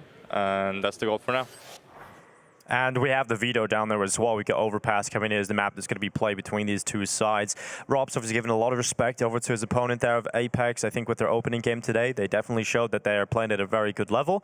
How do you feel about Overpass in this series? Yeah, it's I don't think it's an unusual pick to be coming in here. Apeks have definitely got plenty of reps on it, and I think Ancient is a good one for FaZe to be avoiding here. It's a map that we've seen Apeks play on quite a bit, and yeah, I think Overpass is a little bit more comfortable. And Hawka, you know, looking at this matchup as you're coming through, how are you feeling? Yeah, I think it should be pretty solid for FaZe. Listen, I just feel as though Apeks, yeah, you have the overpass. It can be scary to go up against top teams on this map if you don't have all your protocols down. So they've got to make sure they have all that down despite being under pressure. Absolutely. And this is the lineup for Apeks. Stico, Jakim, Nock, JL, and Kickstand. And we've seen JL today have a massive step up in performance. Look at those numbers. 1.79 rating. Just absurd in that victory over GamerLegion. Nock not that far behind. And we mentioned earlier when we were talking about this team, Jakim has been the star, and actually he wasn't even needed there, which I think is a really good sign of what this team can do. Well, Nock certainly had a good performance. We had a chance to talk to him ahead of this matchup going up against FaZe Clan. Nock, thank you for joining us. You're one round down, you're up, you've won your game, it's all going well. How are you feeling going into FaZe? We're feeling pretty good. Like going 1-0 up is pretty important, I feel like. But now versus FaZe, we just take it as it comes. Like there's no pressure, just play our game and do our best. Is this a team that you were hoping to play against, or was it one that you were hoping to avoid? Are you prepped for this? Are you worried at all, or are you just gonna smash it? I mean, it's not the most fun team to play against for sure. It's one of the best teams in the world, of course. So, but it's like I said, we take it as it comes. There's no pressure at all. We just try to do our best, be calm, and do our thing. Can we expect another iconic 6K from you at this event as well? Sadly, FaZe they permaban Vertigo, and so do we. So maybe not here though, but maybe later. Good throwback there. With the 6K coming in, this is the unicorn odds. You can see FaZe heavily favored coming into this one, and for good reason. Knock himself said they're one of the best teams in the world, and they absolutely are. Intel Grand Slam winners just coming off the back of that, now looking to qualify for the major in whatever fashion they deem fit. And it doesn't matter how they get there, but I have a good feeling about this 3-0 run. It's looking good for FaZe. Yeah, I think so. I would also say Apeks obviously getting a great result in that opening game, but GamerLegion did look a little shaky at times, right? Yes, it's a nice win to get, but I don't feel like GamerLegion made Apeks uncomfortable or made it difficult for Apeks at any point. There were a lot of spread pushes across the map. I feel like with FaZe, you're instantly going to see a complete turnaround, and that's where we're going to have to see what the mental fortitude is like for Apeks. I think a lot of Apex's performance was good, but also the fact that I think GamerLegion definitely underperformed today, and that plays in the result we've seen from them, Lucy. Yeah, and I think going up against FaZe, they're not going to underperform. You know, we've mentioned so many times, there's so many different stars on this team that literally anyone can be the player that just pops off and carries on through. And for Apeks, that's going to be something you have to deal with. You know, on a map like Overpass, it's going to be quite difficult. And Hawker touched on it before, just going against an experienced team on here, particularly on that T side, it's going to feel suffocating at times. And I think a player to look out for on this map in particular is Rain as well. I think he's a really exciting player on Overpass, and particularly on the CT side. He finds a lot of individual impact. He's very capable of just doing everything on his own. So that's definitely a player I'd be looking out for coming into this matchup as a particular player to look out for FaZe. But heading into Overpass, I mean, this could be a blowout in my opinion coming into this. I think FaZe's map pool is just so deep right now, and I think with all that prep that they've had coming into it, I think they're pretty well versed on everything at the moment, Holka. Yeah, ever since we said we don't get many blowouts in CS nowadays, we've been getting all the blowouts. Yeah. So I honestly wouldn't be surprised either. I think we jinxed it. Yeah, now man, looking good for FaZe. Done the opposite, but yeah. Oh, okay. Hey, I wouldn't mind a close game either. Yeah, it was cool hearing Rob's kind of call back to playing with one of his ex-teammates, Sticko. I feel like Sticko's been a lot of people's ex-teammates. Yeah, he's been around the block. He has. He's got a lot of X's. But, you know, that just gives him a lot of experience, right? That's true. That is true. And he's also a player that's kind of elevated his roles a lot of the time. Like he's been a star at times. He's also been this like support player. Tried IGLing too. He's done pretty much everything that is needed of him, and that's something you have to respect. Yeah, he's got a similar mindset also to someone like Elige almost, where him and Elige are similar in that they try and really meticulously take notes of everything. Like, I remember a podcast with Sticko where he was saying, I take notes of everything I did during the day, and depending on what I did and whether I felt good when I was playing or not, I take that into account, right? He's fully focused on the wholesome of everything, which is important. Okay. You know, if you're in a bad mood because of some weird stuff going on elsewhere, it's going to affect how you play. So he's just trying to maximize the most out of his individual being. So I like that. I like that. Next, we're seeing a lot of players turn up to events now with the rulers and like the liquid spirit levels to make sure everything is perfect. Alicia's always doing that. We're at that level where, you know, every small advantage matters. And, you know, if you're a centimeter off on your desk, that could throw out your game completely. Exactly. Every percentage matters. We're just getting as much out of it as possible, and FaZe Clan will certainly look to do that in this RMR. Get themselves as least amount of maps as possible. Holka is the opposite, I would say. FaZe want to go and take this in possibly, what's the match, 4 maps? Is that is that how little you can do it? That's kind of insane. You could be in the Legend stage pretty deep in a major in 4 maps. That's pretty likely as well for a team like FaZe. Yeah, NAVI as well, also potentially, you know, in that same sort of position. And the 2 teams that we expected to be here too. So still can't write off a team like Apeks and what we've shown. I think Overpass is going to be tricky, as we've mentioned. And in fact, Apeks have losses against a good chunk of teams from this group on Overpass. They lost to MOUZ recently. They've lost to Sprout, as well as GamerLegion. So, you know, not quite on the same level as FaZe here on Overpass. Yeah, the level of opposition is quite different, and that comes back to that narrative of, you know, not being a partner team in the form of Apeks. You get very limited opportunities to play against the best teams in the world, so you gotta look at it positively. Yes, sure, you have to play against one of the best teams in the world in the RMR, but you've got to revel in that moment, Hawkins, see how much you can learn from this too. Oh, Jacob throwing some nades down to his teammates below as we get underway into Overpass. FaZe all outside this B side of the map, and some pretty solid utility for them to work with here. Oh, this aggression could be nice though. JR wants the info. Oh, he's going to go ahead and get it blinded with the first headshot. It's Rain that goes down first in this map. Stiko has the nades lined up as well. He's also carrying the kit. Brokey, in the meantime, has pulled one of those kills back, commits to the plant. There goes the nade. Stacks coming in. Rob should lock the plant in, but he's not getting out of that. And that's a massive way to get the opening. Yeah, 2 huge kills come on through. Now they can force their way through. There's a kit in hand. They've got time to work with. Twist tucked on in, trying to find the fight here. Taking it to them, hits a headshot. Looking for a second now onto Jacob, but can't quite connect. Doesn't matter though, because Brokey has come on through, and they cannot get past Twist. Jacob eventually finds him, but the trade from Brokey is there. I love the nade stack idea just to open up the chance for the retake, right? You get that first kill back in, but unfortunately, we aren't able to capitalize on it. Yeah, it might have been nice if you, I mean, in theory, you want 2 players to line up the nades at the same time, but obviously they couldn't do that here. They wanted more players fighting for the site. Pretty cool that they chucked the second nade down to allow that to happen. This was that initial trade onto JL. They get onto the site, and good to see Brokey off to a strong start in this one. So FaZe pick up the pistol. Couple of scouts in play, and that's a nice tag early. Right down to 12 health. He's got the MAC-10 as well, right? He's the one that wants to get up close, get into the fray, and now he has to play a lot more conservatively. I'm sure you heard that. We've got a couple of teams getting hyped in the building. Carrigan looking to try and pressure short. In the meantime, Rops making his way up Monster and delivering one on JL, but Stiko, he's not going to be detected, and he will absolutely revel in that. 1 kill comes in. Kixan starts to step up, and the scout out of nowhere just delivers kill after kill. FaZe just got stifled. What a force fight. That's huge. 3 players stay alive. That is exactly what they needed on this CT side. We get to see the setup again. Stiko up on high. Actually only gets the 1 kill, but the distraction is enough to allow Kixan to swing on through for that double. Yeah, really nice setup, having that crossfire locked and loaded. And I like that Stiko, when he gets the first kill, he instantly drops down, just trying to make it as difficult as possible for the trade, for the comms to come through. See those unicorn odds heavily favoring FaZe into this one. With that force back, Apeks have a good opportunity to get off to a good start here. Nice kill from North. Yeah, good peel away. Just finds that opening in mid onto Rain, who's really had a tough time, hasn't he? Both 3 rounds in a row, he's just been damaged up or killed right from the get-go. Good reply from Carrigan, though.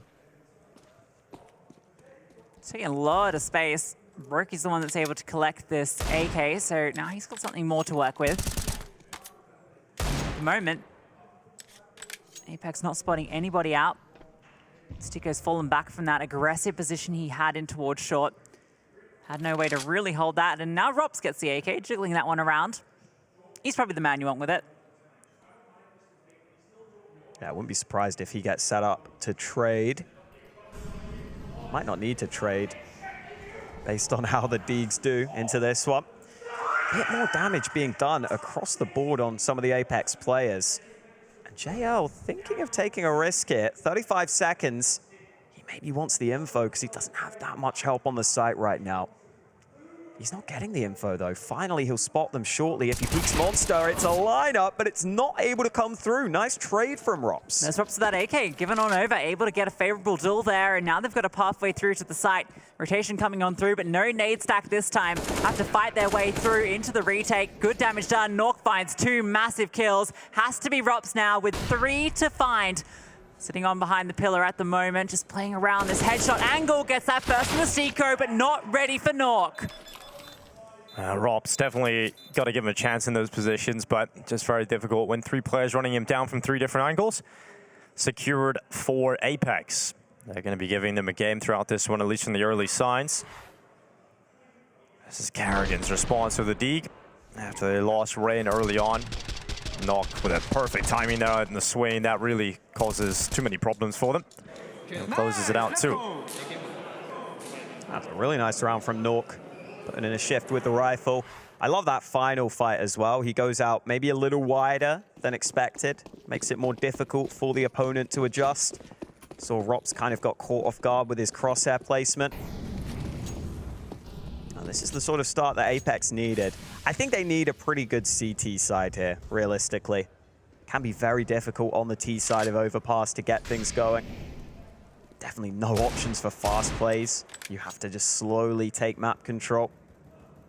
Oh yeah, Overpass is going to be a slow one for sure. And FaZe will eventually get a bit more cash in the bank. Right now having to deal with just pistols. And it's easy pickings for Lysa Jacob. It goes out and takes Rain out. Oh, a lovely shot as well on Twist. He'll barrel back into the bathrooms. Bit of a one-man wrecking machine over here against the pistols. Nice HE, follows it up with the AK bullets. Carrigan slipped on through. Jacob can probably account for this as well. Ooh, just falls back. Rob's about to swing on through. Jacob in a potential good position to even ace this one out if they continue to slow peek him. Yeah, you wouldn't mind taking all 5 here, would you? Pad those stats a little bit. The confidence flowing. Apeks, it's a different story than what we've seen from some of the underdogs, like Falcons in the previous game, for example, versus NAVI had a terrible start to the game. And that puts you in a real tough spot. But Jacob's going to get cleared out. No ace for him. The rest of his teammates should close this one out. Just Rops moving forward towards the site. 5 HP now. Has an AK for a short amount of time before he is taken out in the 3rd round, confirmed for the side of Apeks. Now we'll get into the rounds that really matter. The meat and potatoes of all this is FaZe getting the bye. They'll have everything they require to be competitive now, Hawka. Yeah, and one of the things I do love about Overpass, something a little different about it, is you often see the Star Rifler playing with the AWPer on the same bomb site towards A. Definitely a cool dynamic to see. And Jacob and Nork, I'm sure, will be looking to lock that down. For now, though, let's see what FaZe can do. They've got the guns out here on their T side. No presence to A early. They just throw out the smoke to feign the push up through to Playground, but they're putting everyone over towards B. Nice tap through, does a little bit of damage. They're actually committing through it. Rops is leading the charge, getting aggressive, but JL on the other side sprays down. Oh, Brokey takes his teammate down through the confusion. Rain, he's trying to find something in towards short, but there are 2 players here ready to deal with him. Jacob doubles up, and it's all on to Brokey now. Jacob shooting his toes out. Yeah, good work. I mean, that commitment forward was a little bit flustered from FaZe. They tried to go with a strength in numbers, simple B hit, a run through, and unfortunately, they got the trade, but it's this team kill that really causes the issue. Brokey just holds down a little bit too long. Twist gets caught in the crossfire. And Jacob's having a good start to this map. You know, for FaZe, they're going to see how much they can get away with. How simple can it be? In terms of the strats that Carrigan has to call, eventually they're going to have to change it up a little bit because Apeks are not making it easy for them right now. I was about to say, it's all well and good, Carrigan saying just, you know, keep it simple, keep to basics. But Overpass is probably the one map where you can't really do that in the same way. There aren't as many simple plays you can run other than that B rush. Yeah, the T side is so difficult to run that really simplistic Counter-Strike. And Apeks are going to throw everything they've got. There's going to be a stark difference in terms of what FaZe would like to present and what Apeks are going to throw at getting to the major. Twist fights back. At least gets one here, but a 3 versus 4 at the moment. Apeks still heavily favored here, and with Jacob in the bathrooms, yeah, it's just a strong position for gathering information. Yeah, Jacob's such an aggressive rifler, and that shows on both the T and CT side. And I feel like a map like Overpass actually favors that style of rifling as well, just because there's so many different ways that you can take aggressive fights on the CT side, particularly over towards A, which is his domain. I like the idea there, but it would have had to have been perfect, and Nork now can reposition to a more passive angle. These Deagles trying to make something magic happen, but here's Jacob, who has indeed been magic with the AK. Like that he knows when to fall back from the bathrooms. Risk giving away that AK for no reason. They're really teasing him. not allowing in the fights easily. That's a fantastic shot from Rops, but not recoverable yet. 20 seconds, and they don't have nades here. They need to land some bangers. I don't know if they've got any bangers left in them. It's just Mash here at the moment, but Broky has found one. Time is going to be the issue. Stiko is here. He can deny. The bomb goes down. No chance now. Twist removed as well. And Apeks are on fire. 5 in a row. Yeah, that's it's definitely not the start the FaZe wanted right now, but I'm going to give it a few moments here before they really get going. That first gun round attempt through B was that's just canceled out, actually. I think the Broky team kill, just everything went wrong.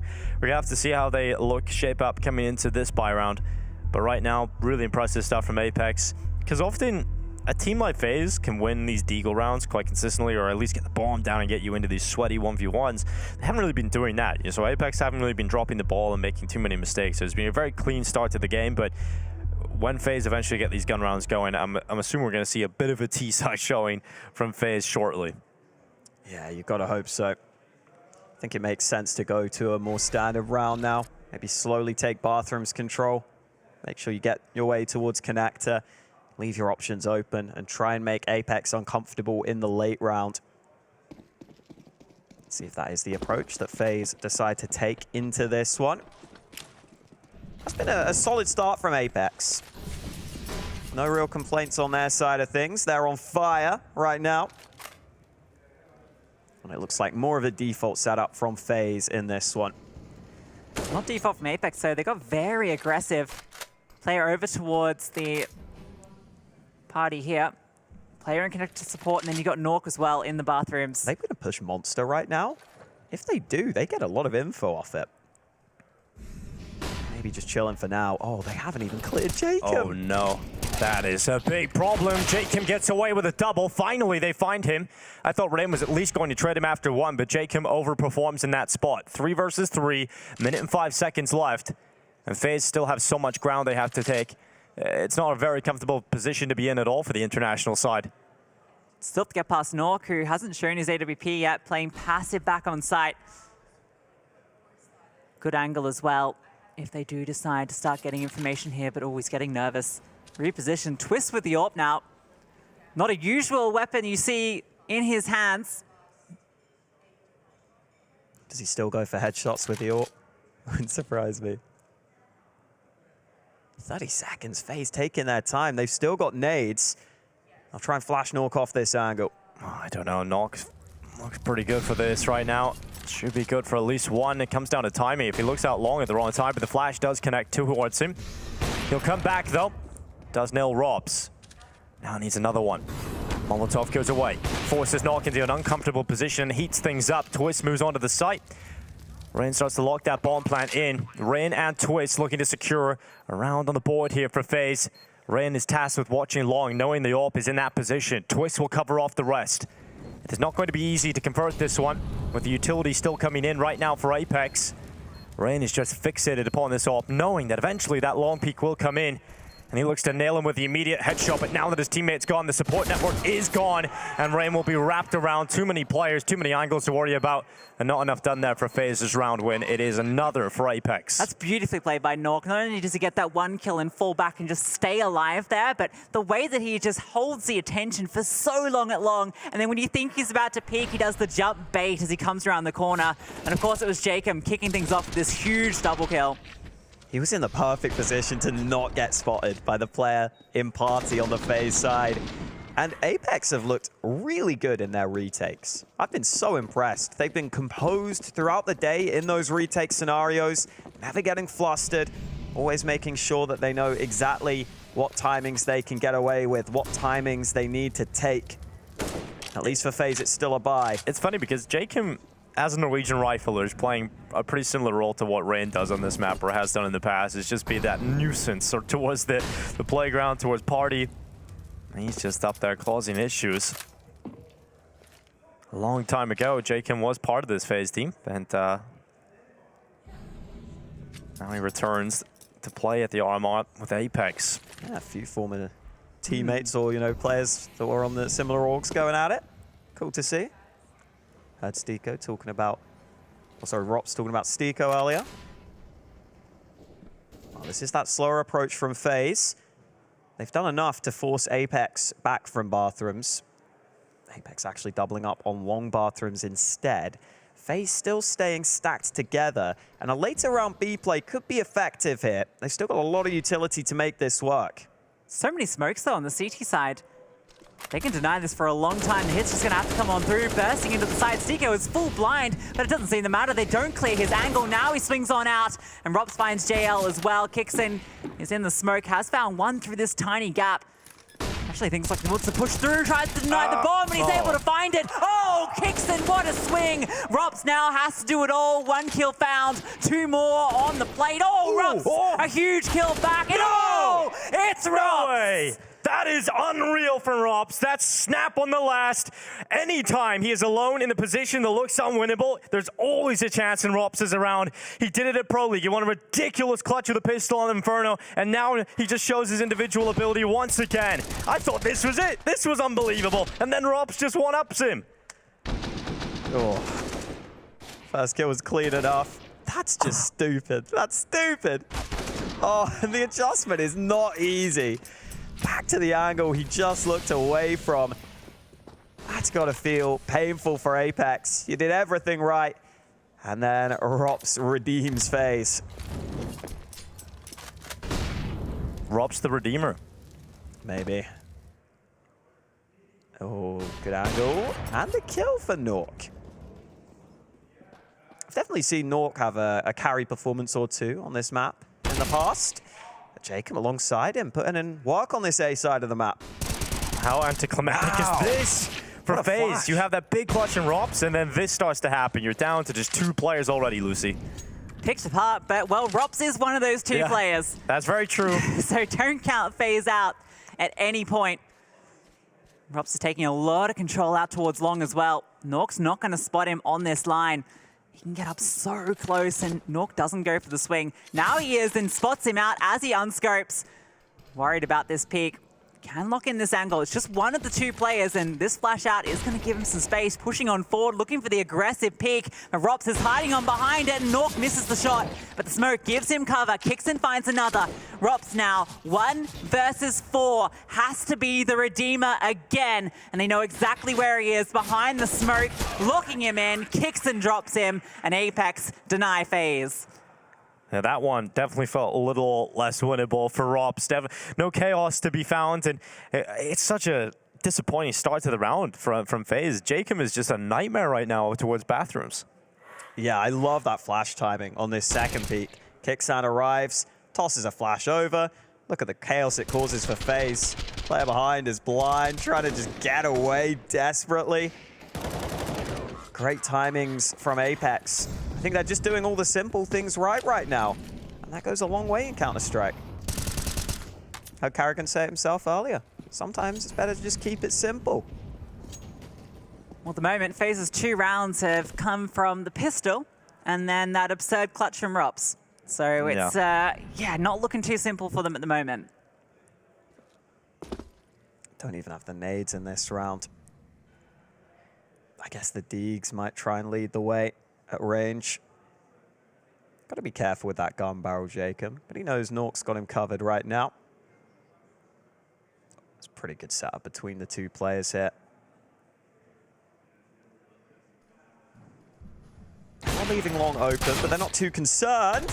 That is concerning, though. Rain with a Tech-9 headshot. And now we'll see if Nork is going to get tested on the A site. Looks like it, and he might just play this for retake. Oh, he's just not missing today, is he, really? He's just... Every easy shot's landed. That's Rops gone. But there's a bit of a gap here for Rain to try and slip underneath, and that's exactly what he's going to do. That bomb is trying to make its way away from this A side. Rain keeping the CTs here and opening up a gap, and Sticko's about to be put under a lot of pressure on this B site. And while he's handled it so far and so well, 2 kills on Twist and Brokey, no issues really. Solid stuff. Locking it in on that B site. That's what you have Sticko on the team for. A very safe pair of hands in those sorts of scenarios. Well, we said that they had to get a good CT side. I call this a pretty good CT side so far. Yes, absolutely. I think pretty good is definitely something you can use for this, because this has just been one-sided as hell. As you mentioned, pistol and a crazy ROPS clutch is all that FaZe have won so far. They're definitely feeling rattled right now. Yeah, I don't feel like tactically FaZe have been able to really get ahead of the game here. And on overpass, that's just so important. You kind of want to be drawing those rotations. I don't mind some of the mid-round group ups that FaZe have been going for. I think those have been pretty effective. But all in all, not consistent enough right now.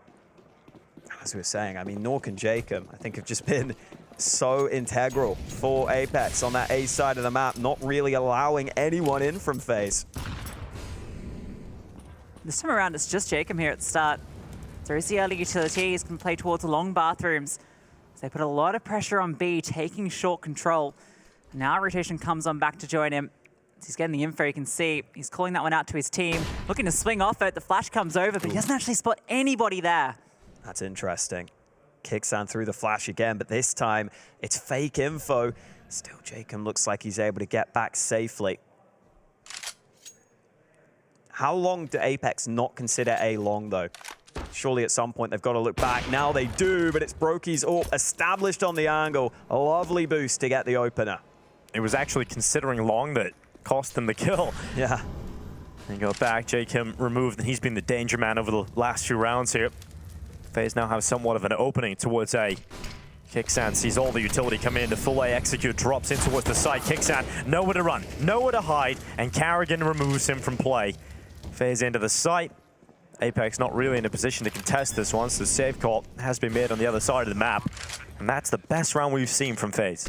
Yeah, and you know, it's been unfortunate there for Kixan because he throws the incendiary, but Carrigan was just ahead of it. You can see he just was not accounting for that. The incendiary comes down a little bit earlier. Maybe he can put up a defense there, get a kill, slow them down, allow the rotations, but they're just out of position. They're not able to go for it, expecting that B hit to come through that never came. I do feel like Apeks might need 10 or 11 rounds even. That's the feeling I get. I think FaZe only need 4 rounds on this half. I think, personally, from seeing how Overpass has played out over the recent months, a strong Overpass team, generally like 4 or 5, is pretty good on the T side at the moment. I think Cloud9 are one of the teams, so if you get like 4 or 5 rounds on their T side, generally they're pretty good on the CT side at closing out. I think FaZe would be pretty similar. I think they can get the ball rolling on the CT side quite consistently. Obviously, you want a little bit more. Yeah, if you can. If you can. It's been great to see some of the experienced names from Apeks shining. I think Kixan's doing a solid job as well between the bomb sites. Oftentimes, really enjoyed some of the flashes he's throwing for his teammates. See if Apeks can keep it up or whether FaZe are going to start to pick up those few rounds we think they need. Nate does a decent bit of damage onto JL, who has a flash of his own, prepped and ready. Look how nervous they have to be over at A now just because of what Jacob has shook into their bones early. That forward smoke as well. Rain had to just be so patient as he comes for this player. Flash up. Not going to spot anyone out in short early. It's a very defaulty looking round from FaZe, spread out across the map looking for this opener. Ooh, wow. Again, okay. Norwegian on Norwegian action. But as Jacob that comes out on top, he's just been a master in there right now. Carrigan's turn. Smoke fades away. Doesn't see the elusive Jacob, who hasn't moved. He's still towards Divider. Oh, wow. And wow, he stays there and he gets the second kill on Carrigan. That was so cool. He lined up the position so that his gun barrel wasn't sticking out there. That was a really calculated position. Robso, this is calculated, but it's only the one. Kicks and trades. Swiss now coming on through, and JL is there. Knock from the heavens, and 9 for Apeks. Yeah, so you go from the best round for FaZe to immediately find another round win for Apeks. So really good work from Apeks in this half so far. They've really stopped FaZe from getting any momentum whatsoever. They haven't been able to string rounds together at all. And I thought this was going to be a lineup. Yeah, almost certainly would have locked in on that. Yeah, man, that was such a sick play from Jacob. I just love, like, it's just such an annoying angle. Carrigan almost like half clears it and then realizes it's a bit deeper than you think. No one ever really plays at that sort of 90-degree angle because it's pretty hard. If you get peeked and hard cleared, That didn't happen. And now Brokey looks like he wants to get involved early. Nork here. Oh, man. Just about gets off the angle in time. I don't know who I'd have favored in that fight, because Brokey peeked up on the fountain. Tried to make it awkward. Flashes have been solid for Apeks so far. See if Jacob wants to activate from A long, or whether he just wants to stay in that corner. It's a common setup, but it's not one we've actually seen Apeks pull out yet, so it might be able to catch FaZe off guard here. It's so hard for Jacob to get more than one, I feel, in his position, but if there's any man who could do it.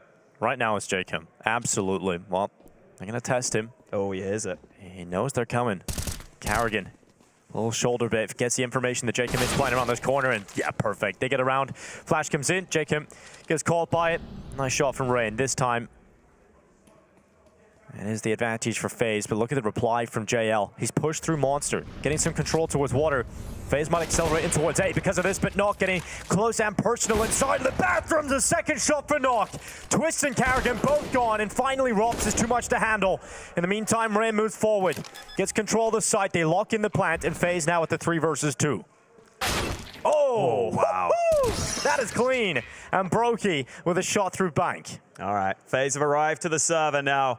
That was a nasty shot, actually, on the turn back towards connector. Yeah, man. Very, very good to see. And I love the initial flash towards long from Rain. It's so obvious that's never a flash that's meant to blind Jacob. They just want him to look away. Look away, exactly. And that's all he can do. He has to look away from the flash. What am I, just going to stare at the flash like an idiot? I'm going to feel like a schmuck if I get blind.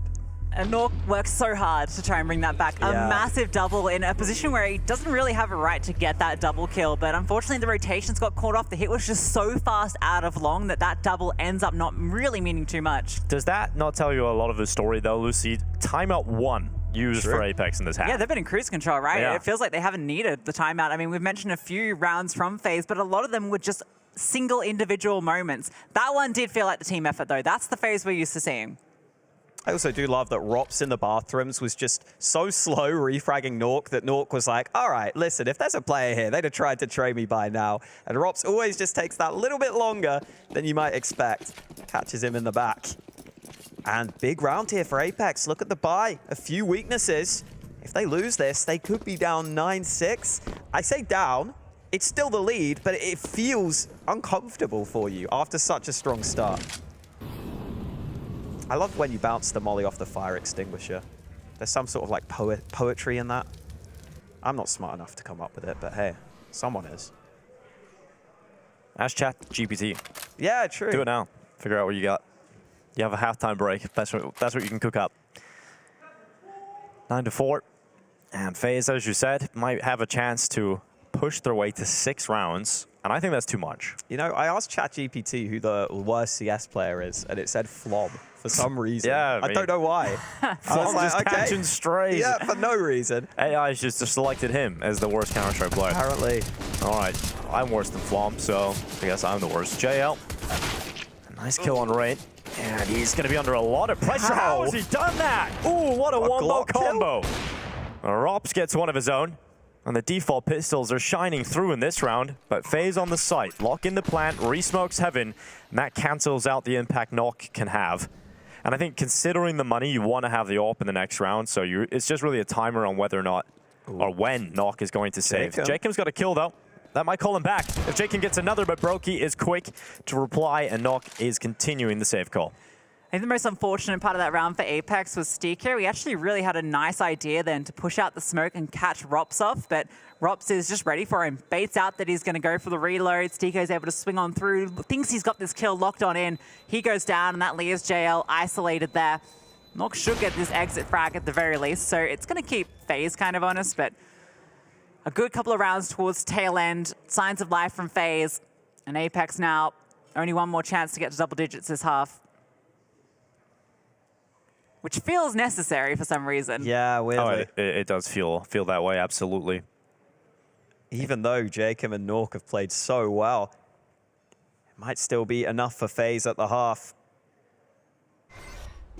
I do love that. Rops is always there. He's kind of like an anime villain. An anime villain. That's hard to say. That is hard to say. He's always there like, you think you can catch me off guard? Yeah, it's like that. It's like what Lucy just said. There you go, yeah. And then Had your Finding Nemo moment. Yeah. It happens. Oh, just really keep swimming, doing Hawker. the 3-man boost? I don't see it too often nowadays.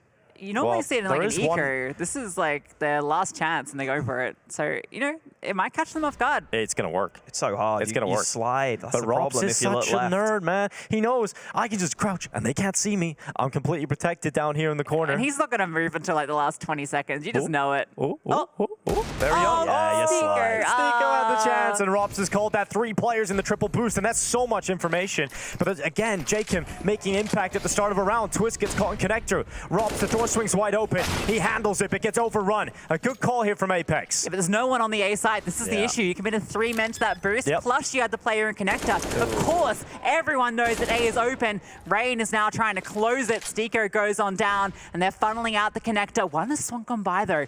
Rain dropping the smoke in a second is going to slow down things again. And no kid in play either. Rain takes down one more. Has to be Nork, and it has to be Kixen. Well, Carrigan, looks away, and Kixan gets a chance. A nice shot on Carrigan. A lot more needed here, but you do feel somewhat suffocated if you're FaZe with the players in the bathrooms. And they go out. Rain realizes he needs to get into the midst of battle. Kixen turns back. Again, 10-second defuse needed here for Kixen. It doesn't matter. Brokey runs him down. It will be a round picked up at the half. 6 picked up for FaZe. In fact, a close affair as we head into the second. We'll see if that's enough for Apeks, or will FaZe close this one.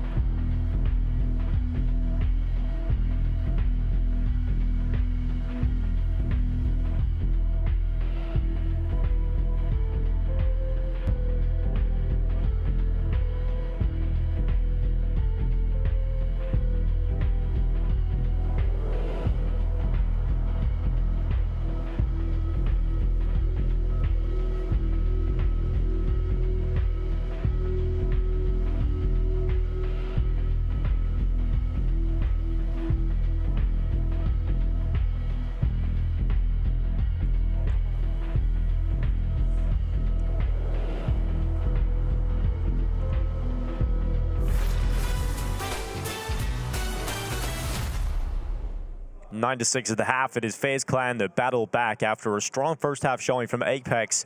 Even though we have big performances from Kim and Knock on that A side of the map, it might not be enough after FaZe scramble together 6. Yeah, those last few rounds just slipped away from them, and that feels a little unfortunate because it felt like double digits was assured for Apeks, and we touched on it. It feels like maybe that will be necessary unless that T side has something really special to show us. Yeah, we'll see if they can come through, because it definitely started strong there for Apeks. And they have got the opportunity in this T-side pistol. Decent amount of utility. I think that's kind of a necessity on overpass on your T-pistol. You still need some nades to get involved. You see those unicorn odds shortening up slightly, getting a little closer. Some Apeks believers starting to get involved in the action. And we'll see, I think, a good reason here at the start of the second half. Brokey with the Joel Beretta spots out the first piece of information. And he'll drop out of the connector and get back to the safety of the bathrooms. Has got his teammate alongside of him too. So Apeks has some room to play with. Jacob at the front of the pack. The rest of his teammates are right behind him. This is about to be somewhat explosive. Up towards the A side of the map, Lucy. That reposition means that Rain hasn't actually spotted any of this. He's going to swing on through off the flash from the T's and actually spots nothing. Jacob's still here, making noise. Looking for this fighter flash on through. Jacob fighting out, and oh, it's awkward, but Rain comes out ahead. Rob spots him as well, coming on through. He's under pressure, and he stands tall. JL dropped, and now the hit comes through from short. Twist finds another, the bomb goes flying, and they can't find their way into this site. It has to be the IGL, and he has to find 5. Oh, very difficult challenge in front of him, and he doesn't find anyone. Brokey immediately puts one right between the eyes, and FaZe Clan secure themselves a pistol in the second half, and that is going to take the pressure off slightly here, Hawkey. You know, they won both pistols now. They settle into the second half. They managed to get 6 on the more difficult affair. This is a great opportunity for FaZe to grab control of this. Yes, it's very good for them. I mean, not that first fight, but the rest of them. Yep, looks great. You know, as clean as you like. 2 Norwegians didn't want to kill each other, you know. It's yeah, man. Mutual respect. Too kind. I mean, Jacob was getting the better of Rain a lot in the first half, so... A lot of Norwegian representation on the server right now. I believe Apeks is a Norwegian org, right? So yeah. You've got 2 Norwegian players and a Norwegian org. There we go. Out in full force today. Good. Big up Norway. I mean, they lost Hulzak, so they gotta use what they have. Yeah, but he'll be representing in the Americas. He did. America has claimed him, though. Yeah. Giving those offs all damn day. He's an absolute legend. I saw a post on Reddit the other day that someone didn't even realize that he was Norwegian, thought he was American. Yeah. It's so good that people have actually fallen for it. I love it. He does seem so American at heart, though. The mullet is like also could be Aussie with a mullet. I remember in online CS, I saw him drinking straight from like a 2-liter bottle of Coke, and I was like, you know what, fair play. Do what you want. He's one of my favorite human beings I've witnessed. He's just amazing, really. Live your life. Yeah, great human. Hulzak, if you're listening, we love you. And Norway, of course, says this is where it all started. But around there for FaZe, nice and quick, nice and easy. And simple is the word. That's what Carrigan said. Keep it simple. Oh, there you go, Twist. FAMAS looks good in his hands, doesn't it? Yeah, don't let it trick you into thinking it is good. No. Yeah, true. So true. Don't try this at home. Literally. You need the warning on that one. Here's the gun round for Apeks. I want to see what their standard default looks like, what their nade protocols look like on this T side. Taking a bit of damage early. You tend to see teams slowly take A control towards bathrooms or long. Opens up the options for you. Oh, okay. Jumping MP9 here can be very good, genuinely. It's surprisingly accurate if we see it.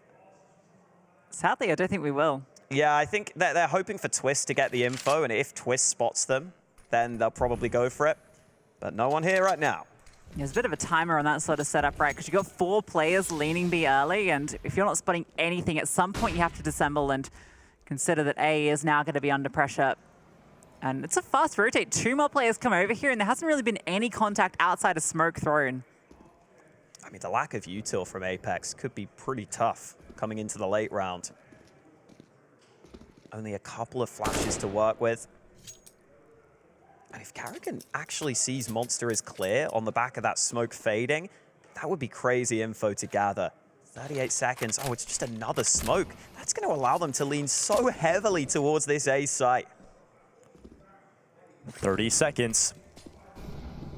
Yeah, Oh, drops, just eats the smoke grenade.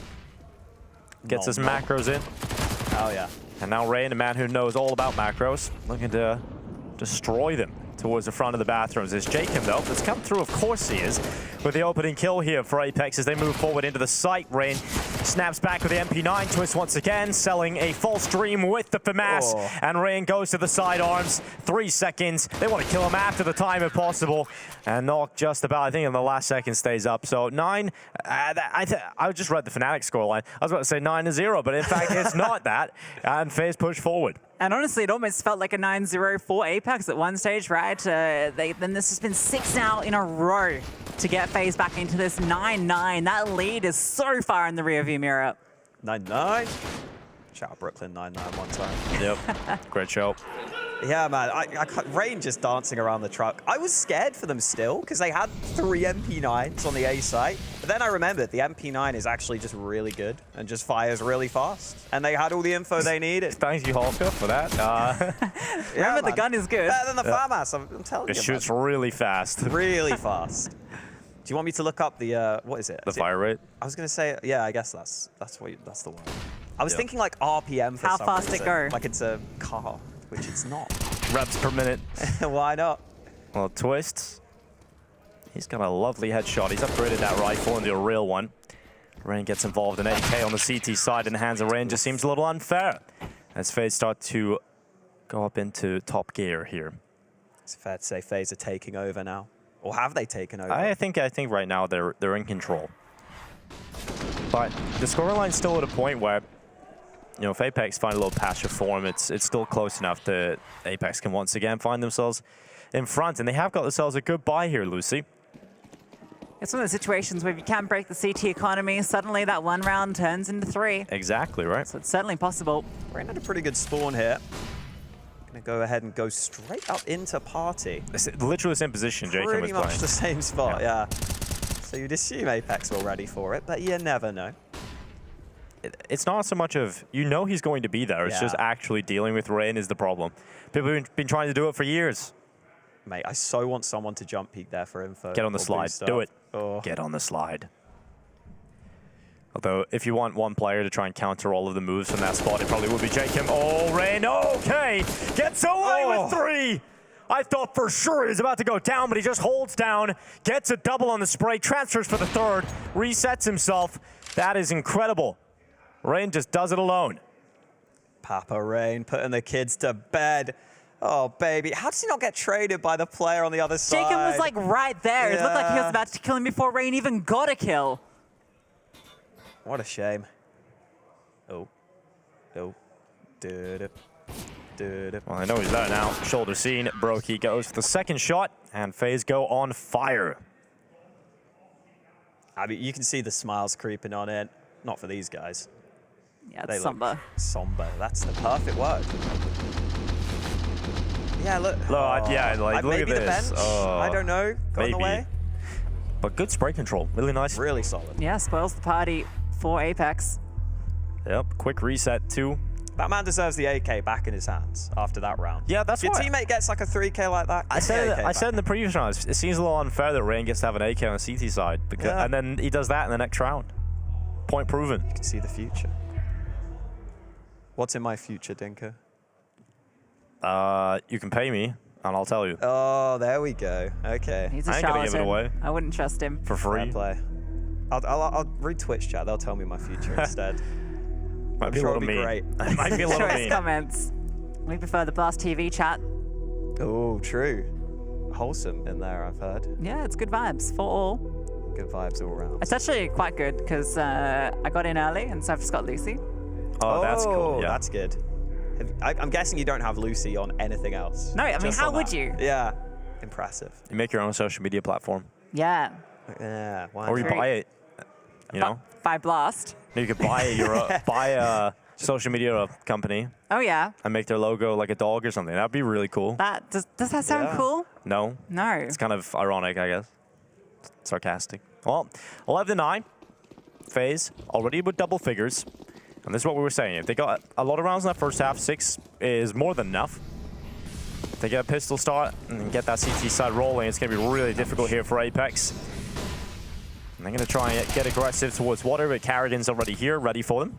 Tell you what, FaZe, if they wanted to change careers, they'd be good footballers because they managed to headbutt every single piece of utility that comes at them. I like how I now know that a molly hits you in the head and does 4 damage because I've seen it so many times today. I'll throw one at your head. Yeah, go on then. I'll make one real quick. Here goes Twist from the side, holds down and gets 3. Not really put under too much pressure until he swings out low, and Knock hits him in the dome with the Glock. I think he's reloading as well. I like the confidence of swinging there. Like, what? You've got like 10 HP. Yeah, I mean, complete it. You got 3 already. Get as many as you can. Update from the other stream, 12-0 right now for Fnatic. It's about to be 12-1. One when picker's not feeling confident right now. That's me. Hey, I'm one of the few Fnatic pickers. I believed. Oh my god, 1 winner, 12-0 down and going for knives. I respect it. Why not? Alrighty, let's see if Apeks can get anything going here. They need something now. Oh, the boost is actually going to work for them. You so rarely see that work nowadays, but Carrigan not ready. Look at this response from Rain immediately. You know so many players were committed to that. He's made his way all the way into Playground. Yeah, it's a quick call. Carrigan will obviously say, boosting. Rain just doesn't even waste a second. And they have to realize, we're going up against Rain. He's probably already in the Playground, but where is he? He's hiding, he's lurking. Oh, and the metal. Yeah. Oh, the bullets don't go through, and Jacob gets a piece of cover to play with. That's unfortunate. Rain really should have done a lot more there. He just gets unlucky with the metal. I think you probably take a risk now if you're FaZe. Down 3v5. They seem to be sticking with this B setup. At what point do you adjust this, if any?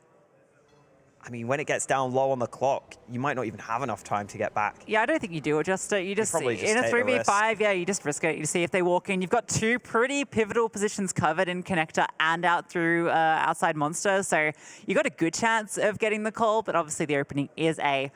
So Apeks, all they have to do is continue what they're doing. They've risked it for the chocolate biscuit. But there's no chocolate biscuit in sight. See, this is where it gets scary. Robs finds that kill, immediately rotating. Well, Jacob is already out long. Yeah, the util looks good. Oh, Jacob catch. Oh, should have got a kill. Robs, however, reacts faster.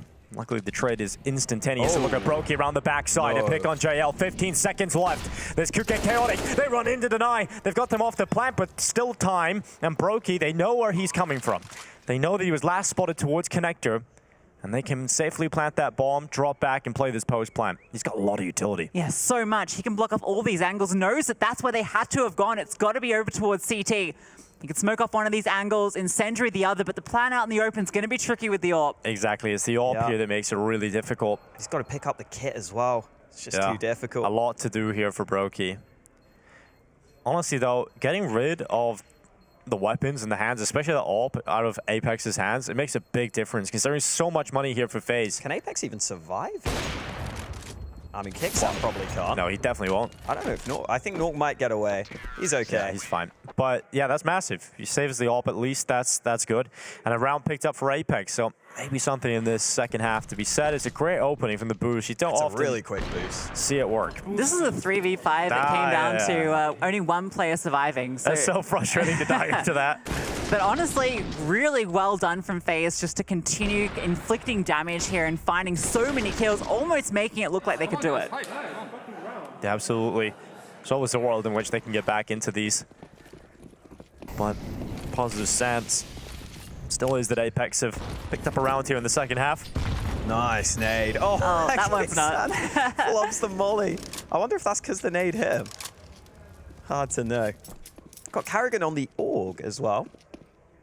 He doesn't mind it, right? Occasionally, It's decent over towards Monster, where you can sort of sit back on jail. You got those long angles. I love where the AUG is at right now. I see it very occasionally. It's a lot of IGLs that pick it up. Yeah, just like me. I suck at aiming, so I use the AUG. Why not? Well, what are you trying to say? Carrigan's a great aimer. Sorry, I'd never say anything bad about Carrigan. That's good. Except for the thing I just said, literally 10 seconds ago. But you can't prove I said it. Nope, definitely no one heard that. No, 0 people. A minute left on the clock. Jacob's going to pressure Lurk here, over on A. How much does he try and do? Oh, he's slipped out. Spots out the stair player, but Rops is just in a very powerful position there. Now Carrigan gets to show us what he can do with that AUG. Nice quick kill, separates the fights, makes it nice and easy. 2 1v1 fights for Carrigan. And Nog can't really do much, so he's running away with that AWP. 30 seconds to save this. And that's going to be FaZe Clan up to 13 rounds. I feel like the comms were probably on point there. You see Jacob just kind of solo moving out through A, and instantly Carrigan says, you know what, in case that's a sort of lurk, I'm just going to throw a Molly Monster. I'm going to try and get the timing right. It's perfect. And now for Nork, does he even survive? He's surrounded on all fronts. Oh, it's so hard to live here. Oh, after time would make it even worse. Oh, they used the net as cover. That's so sick. Ouch. Oh, that's so awful, Lucy. $300. Oh, no. Everything that could have been bad about that happened. Oh, it's just so awful. I mean, we were saying it. We thought that Apeks needed a lot of rounds in that first half because this T-side overpass can be tricky. And FaZe are just showing how strong they are on this CT side. Yeah, a team that, when they were going through their best patch of form, right, winning the majors, winning Katowice, they were known as the comeback team, right? They can go behind significantly and still find their way back in. And definitely for portions of that first half, it was difficult for FaZe, but once they got those 6 rounds, I don't think there was a doubt in my mind coming into the second half what the narrative would shift to. The problem is, with this FaZe side, it feels like they have such a strength in solo Rain. Like you can just leave him over here on this side of the map, and he's just going to shred them up. That means you can just lean extra players towards B. You can have a little bit more fluid rotations. They have traded him out after 1 in this round, but so often he's just so reliable over here on his own. With a couple of plays with armor, this still gets a little bit deadly. JL has potential to find Rops out long, but it has to be perfect. Rops is playing such a difficult angle to deal with. Spots him out as well. Swinging on through, but JL tucking with the deagle, cannot connect. Jacob has found another onto site though. Twist goes down, and now Rops is known. Oh, Jacob over the top. Wow. Brokey doesn't react in time, and Jacob able to flick down with the headshot. Plant is in, and that's a really good post-plant position now established. Carrigan coming in to try and cause problems, but Sticko picks up the AWP and removes Carrigan from the equation, and Robs can't do anything about this. He's running away. Big round there to 5 for Apeks, and it didn't look like it was going to happen for them. As soon as you were picking up Rain, exactly. He goes down immediately. Jacob gets an AK and finds 2 massive You're right, kills Lucy, with it. it is my fault. Absolutely your fault. Yeah, it is a bit unfortunate. Rain usually would get so many out of that spot, right? He just gets the 1, but you still think it should be recoverable. 1 and done in this position. You have such better weapons across the board. It should still be enough to take it over the line, but once again, it's Jacob finding so much impact. Ross is smart to try and cut off the fallback there as well. He just removes 2 big guns out of their hands. Yeah, always playing the percentages. Rops knows how important that could be. And maybe there's some life left in this game. The rounds Apeks are winning, though. They're coming off that early pick they got. This time they get this AK, and Jacob just unleashes. But you feel like in standard gun rounds, you're not going to allow these sorts of plays to happen. Still really good to see Jacob doing that. I think those are the sorts of plays Apeks need to have a chance here. Him in the front foot, able to have a good amount of impact.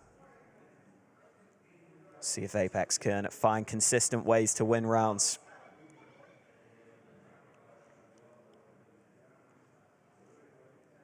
Yeah, that's the tough part, right? Is finding that way to win consistent rounds back to back, as you aren't going to see Rain only go 1 for 1 often towards that position. Surprised Nok was able to get out the AWP because that was the half buy. They did have a little bit extra cash than anticipated. Brokey makes his known with that peek out. Like he wants to group up with Rain into the connector, but no, he's just going to pop on out of that. See the CTs nading open connector door. Try and make it as awkward as possible for the T's to move in. Oh, a little gap over the smoke, but Nork gets away with the shot. JL with a third frag, and okay, Apeks just finding kills. Why not? Now, this is a position that Apeks were in before, and FaZe still almost made it work, so definitely can't count the Look at the chickens. 3 players that are alive. Yep. It's the 3 amigos, the deadly trifecta.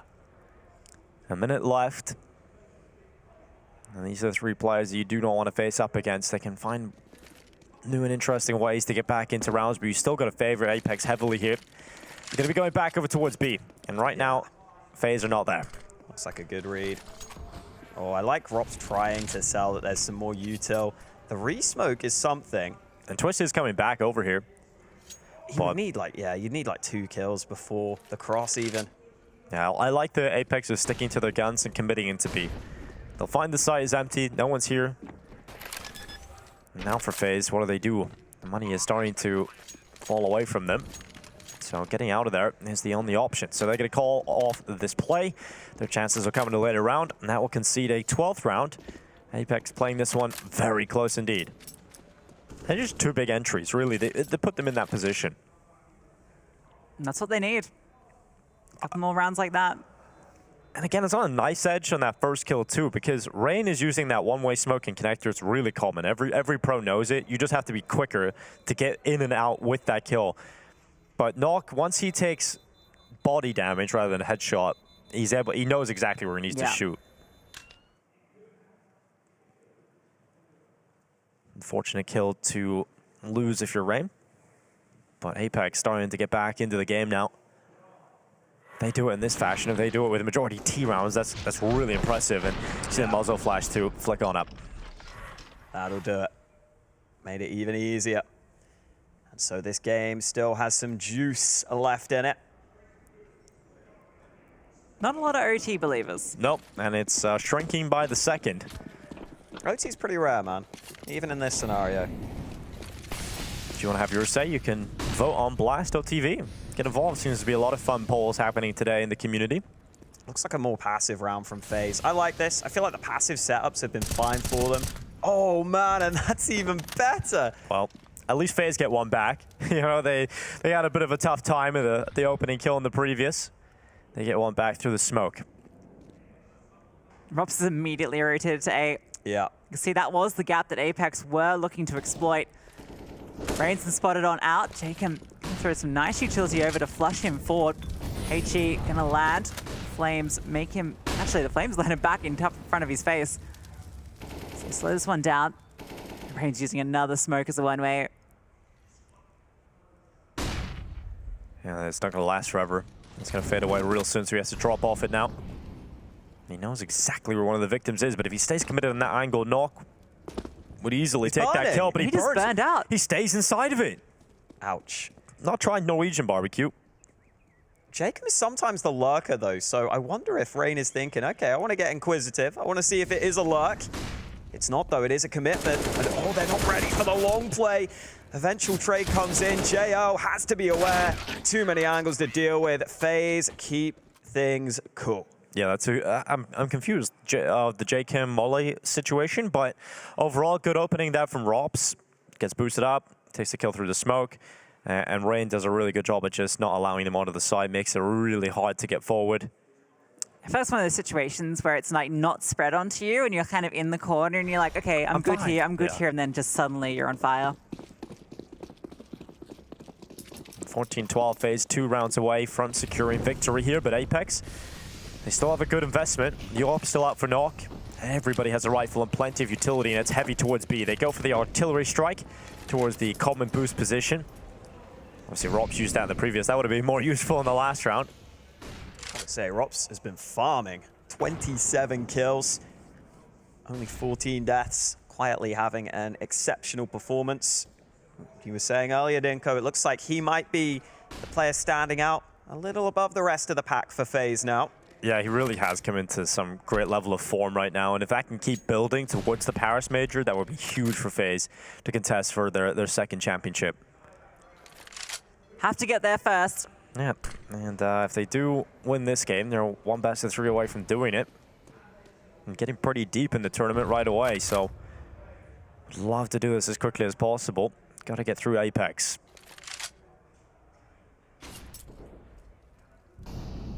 Time ticking. Another re-smoke for Monster. Still 2 smokes remaining for FaZe as well. And there's a decent chance they'll cycle those towards that Monster position. So if Apeks want this B play, they've got to be careful here. These smokes are going to keep them at bay. 29 seconds. Oh, Oh, back to A would be terrifying. Oh my goodness, they smoke out heaven. They're trying to fake out the B play. They're letting one player commit, but the bomb is going back. And Kixon has done a good job at trying to fake out this B play, and it's created an opening. Rain is still here. Rain is still at long right now in 10 seconds. Oh, he gets caught. Sticko comes in just at the right time, just as Rain was about to shut everything down. The commitment to the plant on the truck, they can't do anything about it. They desperately try and jump, but somehow Apeks get into the site in the final seconds and force FaZe to save. Talk about down to the wire. It looked like Rain was going to ruin everything there. It was getting down to single digits, but Sticko comes on through for long. They know that Rain loves that position when he's the solo defender there. Gets caught out, and it all falls apart, but my God, do they run that close. I mean, even the decision to go back to A, it's really ballsy to make that call. I'm impressed that Apeks had the fortitude to go for that. They realized, listen, this monster play, this B play, if we just go through short, they think they're going to get chewed up. They go back to A, and it was at just the right time where FaZe leave that A site.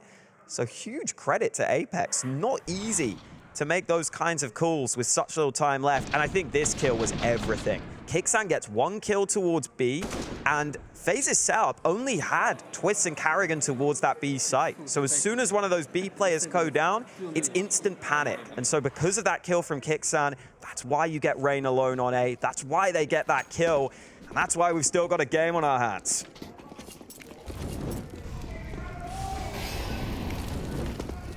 FaZe has been doing well, and at least keeping a lot of players alive when they lose these rounds. So just stare at that volley. They've got so much money here to continue fighting.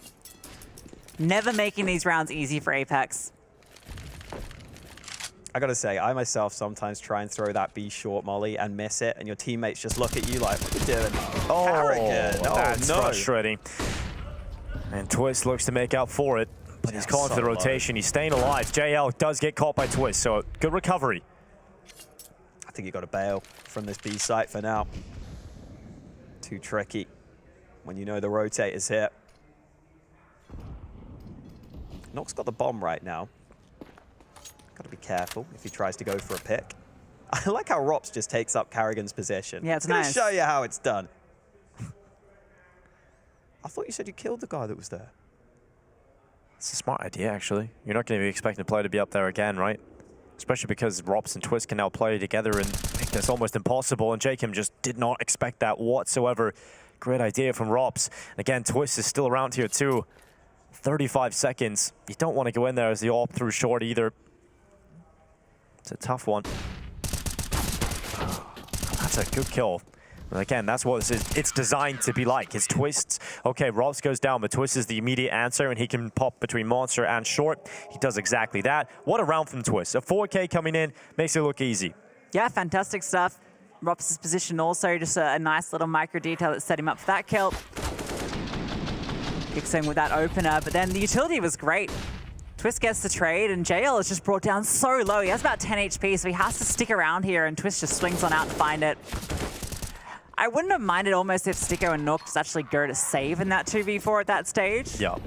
It would have meant everyone would have had a gun into this round. That point for FaZe. Apeks upping the pace towards B, but they get caught from Connector. Good trade, but they've got to cancel here. You can't go through that smoke. Maybe a gun recoverable for Sticko, which I'm sure he would love.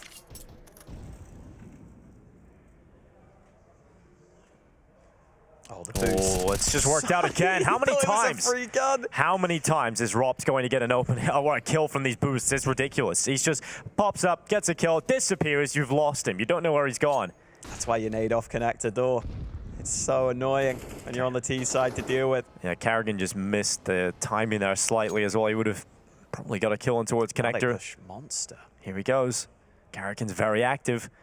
The timing's going to elude him every turn. Oh my goodness. Yes, they will. It's so but it's going to work out so well for him because he gets in behind them as they're setting up. It's a free kill. Sees the others. Carrigan doubles up. Sees the last remaining player. And that's it. FaZe will close it. A 2-0 start here with the RMR. And they are now one best of 3 from locking themselves in Paris.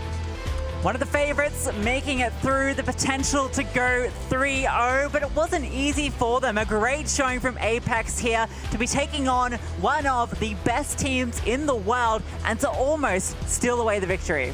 Apeks definitely played a good first half. I feel like they're going to be slightly frustrated. They didn't edge out a few more rounds in that first half showing, because there was definitely a case to be made of them winning this map if they had just a few extra rounds played in that first. Yeah, absolutely. And there's definitely big positives to take for Apeks. The performance from Jacob and Nork was incredible. Great to see that they can match up to a team like FaZe. And for FaZe, I mean, again, Rops ends on 30 kills, so you can't complain. He's continuing his form, and sticking to basics seems to be working. Yeah, 2-0 as Carrigan tells us. It's a clean result coming through for them today. You know, NAVI was pushed to the limits by a team like Into the Breach. Apeks, not a team to slouch at, and you come in with a simple style, you're not really showing as much as you will at a major tournament. They get it done, and a 16-13 victory. It doesn't matter how they've done it. They have got themselves the 2 best of 1s locked in. Now they're into the best of 3s, and Rops, man, just continuing this performance. It's ridiculous, Lucy. Yeah, 2.0 KD, just absolutely phenomenal. Coming off winning the MVP, and now, yeah, looking like he's in the same form here. And Apeks, I mean, Jacob and Nork, we were singing their praises on that CT side. They were putting up such a dominant affair, but the T side was just a struggle. And the fact that they lost, what, 10 rounds in a row, I think that really deflated them. Yeah, in that first half, though, Apeks, Jacob's form is really exciting to see. If he can get to a couple more events throughout the year, it would be really nice to see Jacob return as a more regular. Yeah, I feel like he's been at this level the whole time. He just hasn't had the team. Yeah, we haven't had the chance to see him, which has been a shame, because I always like Jacob. I love what he provides with his aggressive play style. I feel like he's always been a solid piece, and he continues to show just how solid he can be. I'm sure you're happy to see him back as well. Probably a fan of the 100 Thieves projects. Yeah, of course. Huge fan of Jacob. Really good to finally see this Apeks project actually starting to shine. And honestly, I mean, 1-1 already. It's not a bad place to be in at the RMRs. Well, Jacob performed very well, but someone that stood above the rest was Rops, and we got a chance to talk to him after this matchup. Rops, thank you very much for joining me. Nice and easy win, but not so easy. Wasn't the greatest start. Talk me through what happened. No, it wasn't easy as it could have been. We had a good pistol round, and then they won the force play, and that made things pretty hard for us. They had a good CT side in the beginning, and we really had to fight for it. And I'm glad we won some important rounds in the end of the T side. You know, that was the lifeline we had to get and win the match. Fair enough. And talk me through today. It's been a pretty successful day for FaZe. Last year, you struggled opening in towards the RMRs. Now you're looking really, really conclusive. Are you overall pretty pleased with how things have gone? Yes, pretty pleased so far. I think we're just carrying on the form which we've had in the past tournaments in the past few months. And I think, yeah, if you can keep this kind of form up, we're going to feel confident as always, and we can, you know, go for the trophy in the end. And finally, what would it mean to you boys to make it towards Paris? Final CSGO major, it's a huge thing. What would it feel to FaZe kind of to be there and representing? I think, yeah, for the whole team, winning another major is probably the next goal. We've achieved so much, you know, in the past years, so we've had to, you know, step back a bit and think what we want to achieve in the future. So for sure, winning this major could be the next step, especially being the last one for CSGO. So yeah, we'll see. Hey man, thank you very much. Congratulations. Thanks. Thank you very much. Always a pleasure to hear from Rops, and Carrigan will certainly be celebrating the 2-0 start that they've got here at the RMRs. It's definitely difficult, the Swiss system. I think they experienced some of the issues you might have from it back in Rio. They lost out in a really famous fashion, bombing out as the last place from being the defending champions. So they want to try and just get through this as cleanly as possible. Absolutely, for sure. And it looks like they are doing that right now. That's the most important thing for them. I think it's good to hear from Rops basically saying, yeah, look, we feel confident in the form we're in. I wonder how much of that is his form personally compared to the rest of the team. But listen, when Rops is playing like this, it's generally going to be good for the whole team. Well, it's been an absolutely fantastic time watching FaZe go and get there 2-0. We'll take a look at that schedule. We see Falcons, they lost to NAVI. FaZe have taken a victory coming through, the 2 favorites looking strong. But we have got Bad News Eagles versus Viperio and GamerLegion versus OG Esports coming up later in the day. We've got to go to a break, and when we come back, we'll have that matchup ready for you.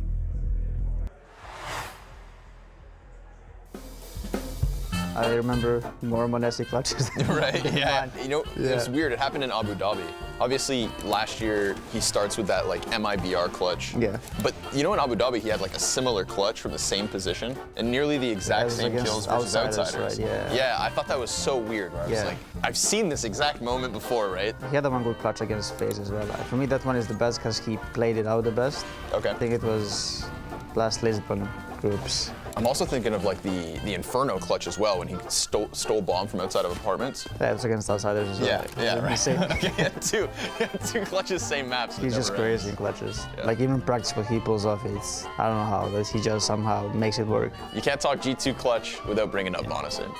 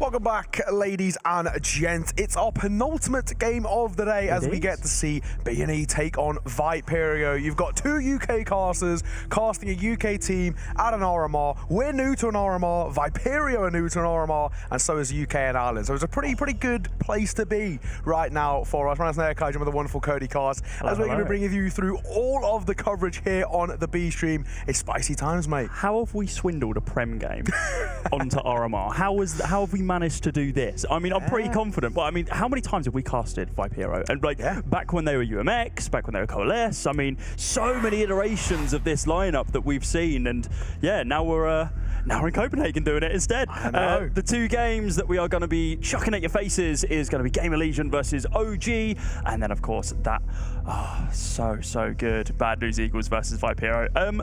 They almost had one earlier. They almost had a game.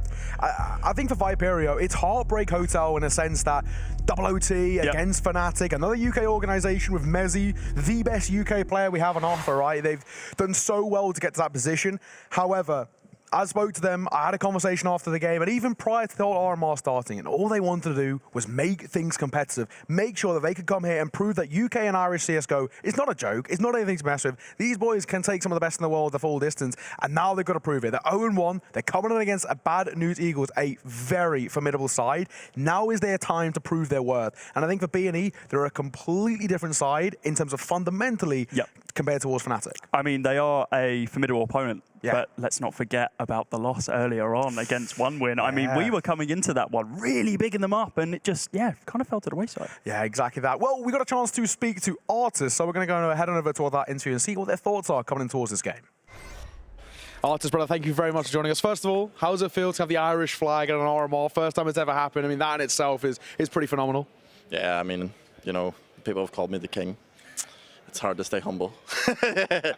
I love the confidence. Right, talk me through coming into your next game, right? You had a super close opening game, go double OT. I mean, that in itself was a little bit heartbreaking. What's the mental reset now going in towards your second game of the day? I've been saying it since the game. You know, although we lost, it feels like a win. We've played phenomenal, I honestly think so. Like, I mean, we've shown everyone that we can compete here and we aren't someone that you can throw us to the side. So, you know, the feelings have actually been quite high. You know, we're excited. You know, we're now against Bad News Eagles, a team that's going to be roaring and shouting and screaming, and we're going to be roaring and shouting and screaming as hard as they can. So, you know, it's going to be a fun, exciting game. I'm looking forward to getting on their way. Love to see it. And talk me through, I just want to go back towards your earlier game. Draft, ace clutch. I mean, what was the feelings in the camp then when he does that? I don't know. Like, we were watching him and we were just like, what is going on? And like Marco MMS was describing like following him, trying to trade him, but he couldn't because Draft was just shooting so much faster than everyone else on the server.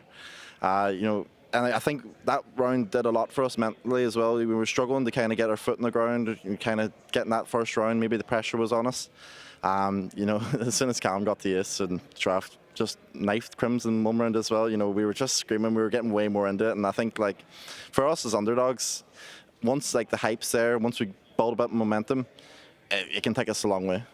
Final question, what would it mean to you boys to actually make it to Paris, make it to a major? I mean, of course, already to be here in RMR, you've broke history, but what would it mean to go one step further and make it towards a major? I think it'd be a huge step for UK. Do you mean, yeah, they are the first team of just full UK Irish core. Like, it'd be history, you know, it means so much, as it does for every other team. But for us, you know, we've got all the UK boys behind us and the casters, so it'll be happy days. Well, man, thank you very much for joining us. Best of luck in your next game. Cheers, thank you very much.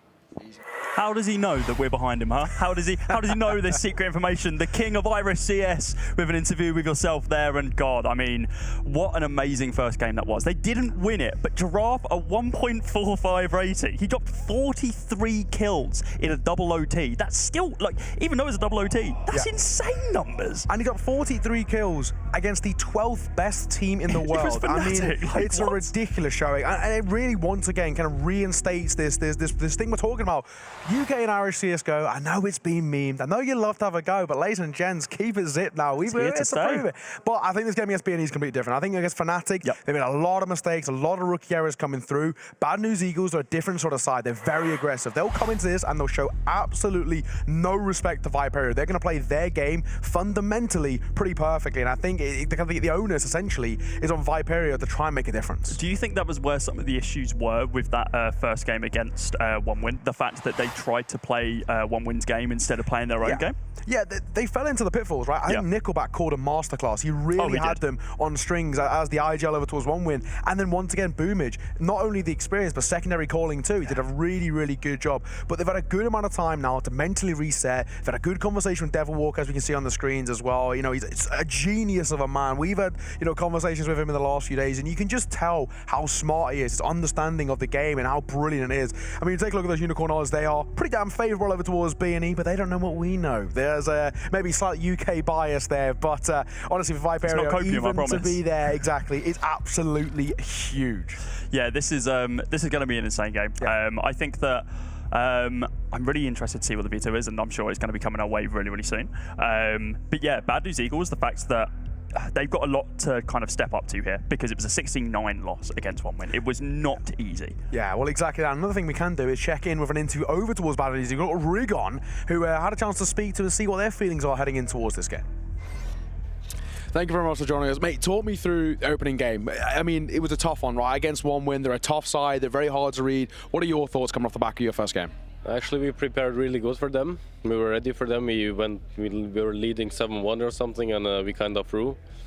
And when we lost the 2-3 rounds, I think we lost our confidence. So, yeah, we didn't play really our game after this, and we did a lot of mistakes. And now coming into your second game, how do you guys mentally kind of prepare and kind of forget the previous result and kind of go in fresh-faced in towards your second game? It was just a warm-up game, actually, for us. We didn't really communicate good, we didn't play good with each other, and I hope we fix it now in the game versus Viperio. And of course, you know, for you guys and Viperio, they're a side that you don't really know too much about. They're a younger side, a UK boys, first time at a UK team here. How do you guys prepare for a side like Viperio, who are not your usual type of opponent? We didn't really prepare for them right now. We will just play our game, and I think when we get our confidence and we are confident in our gameplay, it's really hard to stop us. So we will try our best. Final question for you as well. How influential has Devilwalk been towards your playstyle as a team? You know, you're usually very puggy, very mechanically amazing, but how are you guys now changing with Devilwalk as a coach? He made us very disciplined. We are playing much more disciplined now. But sometimes I just feel like we are too disciplined. For example, like versus 1 win, we were like respecting the opponents a lot. We didn't make our plays and stuff like this. But actually, he's a good addition, and he learned us a lot. There you go, man. Thank you very much for joining us. Best of luck in your next game. I don't think there's any team in the world where being too disciplined is a bad thing, but actually for Bad News Eagles, it is absolutely spot on. It might be the only squad. I couldn't have said it better myself. I think they were just a little bit too disciplined against 1 win. They needed their puggy style of play, their mechanical prowess. They needed to lean back on their fundamentals, but they didn't. And we already spoke about it. They fell in towards the pitfalls. But just before we get in towards the game itself, we just saw what the Vita was. We're heading towards an overpass. And I think it's a very interesting map. Both of these two sides play overpass a lot, but not all too well. No, it's certainly an interesting pick because Viperio, of course, they've got quite a lot of maps played on this. 15 of them played in the last 3 months. 27% win rate, pretty dire. But the same can kind of be said for Bad News Eagles. They're only sitting at a 40%. So I wonder the reasons behind actually picking this map. Because you do usually need to be quite regimented, quite tactical for this map to work, unless both sides just go full pug. Yeah. Which UKCS and pugginess, I mean, we've had 1 or 2 puggy teams in our times, and we've seen Viperio do it historically. Of course, they've got a lot to prove, and it's a big matchup. This isn't a UK LAN that they can just stomp or like kind of run across a lot of the teams because of them playing together a lot of the time. Agreed. This is going against BNE. I don't know if they're going to be able to get away with that level of play.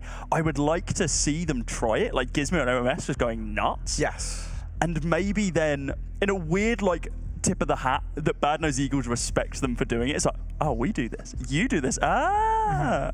I think beating BNE at their own game kind of feels a little bit impossible. But it does. What we we're could looking see towards is Viperio trying to get respect out of BNE, right? This is a dominant side when it comes towards mechanical prowess, like we've spoken about. They are tip-top, as good as it gets. We already spoke about them. They are arguably too disciplined in a weird and wonderful way. So to have this side kind of, you know, to garner respect from BNE in a similar sort of playstyle would be monumental. The difference for me, though, that really does worry me when you're looking towards this game is it's all well and good with Viperio playing a lot of games, but they've got a bad, you know, pretty bad win rate, all things considered. Same can be said for BNE, but the caliber of opponents they're playing against are on a completely different level. We're talking FaZe, Copenhagen Flames, Eternal Fire, FaZe again, Aurora, Nine as well. I mean, Cloud9. You've got some dominant teams along the road, which for BNE, yes, they pick up a loss, but the experience you gain against playing against elite caliber teams is monumental. With a Viperio, the losses that they're picking up on this map aren't even close to kind of the same sort of caliber of opponent. No, I mean the losses they're picking up in general as well, like Iron Branch, Blink, like Ents Academy, like these squads who are pretty okay in like that tier 2 scene, but not pushing that 1.5 to 1 where we're seeing Bad News Eagles kind of happily presenting themselves in. You mentioned about them not winning too often. Specifically, 14 games too often. It is after that game against Fnatic, Viperio are now on a 14-game loss streak, which if you told me that after seeing that game against Fnatic, I don't think I would have believed you, because that was a really, really great showing from them. And if I'm completely honest, it wasn't a fluke, but it does feel like it's going to be incredibly difficult to be able to do that level, perform to that level once again, especially against BNE. You're mentioning about getting that BNE respect and then potentially BNE kind of falling back into some of those more regimented play styles that Devilwalk is now kind of fundamentally putting into the team. Do you think that is something that Viperio be able to kind of like steal away from them. It's like, okay, now they're respecting them. Now we can try our puggy strats, and maybe that will work. Do you see that kind of like reverse psychology working, or do you think that's me being a little bit too optimistic? Honestly, I think being honest, what we're going to see, if I had to make a prediction, which, you know, as course analysts, making predictions is not always the smartest thing to do because you never know what you're really going to get. But mine are in tatters. Exactly. I think if you are B&E coming into this game, and I think they've had a couple hours break coming through in towards this one, Devil Walker's probably said, right, boys, we've had a lot of prep coming towards this tournament. We've done a lot in terms of adding to our strat book, really making our map pool quite deep and having a wide range of defaults and places to go. But I think, to be perfectly honest, they're going to come into this game and Devil Walker's going to say, boys, just do what you do best. Do your puggy style of play, because they know when it comes down to raw fundamentals, it's only going one way. Yeah. We did see at the end of that one-win B&E game that, yes, they were tilted, let's be honest. 100%. Yeah. However, after the game was done, they had headsets off, they all huddled up together, smiles across everyone's faces. They realized, okay, we made some fundamental mistakes here, but we're not out of this. It's fine. We can come back from this. They play to team. They play together as like a mini family. And it's so good to see. I think Devil Walker, as you mentioned, we've been talking to him quite a bit over the last couple of days. And the way that he was putting it was the fact that after every single round, if he doesn't hear like their equivalent of like, yes, let's go, or like, oh, good try, something like that, he legitimately looks at them and he's like, no. Say it. Yeah, like, you need to hear you revved up and just constantly complimenting your teammates, because then it's like, okay, you fall, the entire team falls, but we're around you to pick you back up as well. We are going to be jumping into this one. It's going to be overpass. Bad News Eagles versus Viperio. We've got Bad News Eagles on the T side. Oh, we're seeing Julies, and that is a lot of util on Synopsy. He's got 4 pieces of util, dropped over a smoke down to, I think, Senary, who's going to be setting up this double smoke play over towards this B bomb site. Are Viperio going to be ready for this one? We see a big lurk coming out already. Is that Artist? Oh, he's trying to get behind enemy lines to see who he can find. Once they execute onto the site, they're already out. Gizmy's found one. MMS finds another. Trade here from Rigon and Synopsy. Oh, they're looking at the ground a little bit, trying to pick up some of these weapons. It's 2 guns, but only good for 1 kill. And now on the lurk from Artist, all the way through Monster, P2000 in hand. I don't think they're going to be expecting this one. Synopsy's not holding, waits for the long angle, spots 1, spots 2. Artist, he leads from the front. He stabs him in the back. It's a great start for UK and Irish Counter-Strike. This is going to be a really tough game. So any rounds they can get early doors to build up momentum is going to be absolutely monumental. Artist, a leader, a genius, the IGL, the AWPer, stepping up from the front. And Marco MMS is hyped as we are. Really good start for B&E. They have had kind of a rough period of play of the end of the 1-win game and are starting in towards this one. But we're going to see a full buy coming through. Rigon is a risky one, I got to say. But if anyone's going to make a difference, Rigon would be the one I look towards. Over towards Bad News Eagles. Take a slight bit of tick damage, quite a lot of tick damage off the back of that Molotov down to 52. That puts him in a really bad spot against some of these eco weapons as well. The FAMAS, the MP9, like if he catches them off guard at all, then Rigon's dead. 8K's dropped. But these Deagles have been so influential for Bad News Eagles in previous games as well. Let's see what the Set 9 can do. Not actually that much. Giraffe picks up an easy kill inside of Under. The spam's there for Artist to be able to drop Synopsy quite low. But then we kind of slow down a bit. Rigon's not revealed the AK as of yet. Yeah, well, Artist reclaiming a bit of space in towards mid. Damage dealt, in fact. 1 flat throw, Synopsy, both low on HP. Space starting to be created over towards the A side. There's Bad News Eagles. They're grouping. They're lurking towards A. There's util available as well from this T side. And oh, GXX, he doesn't need anything. Goes in completely dry. Finds that one-tap onto Gizmy. Rigon now reveals the AK, taking down Artist. But from the sidelines, the MP9 from Extinct, picking up 1, but simply not good enough. 2 very low HP players. Rigon, of course, being tagged up down to 40 HP.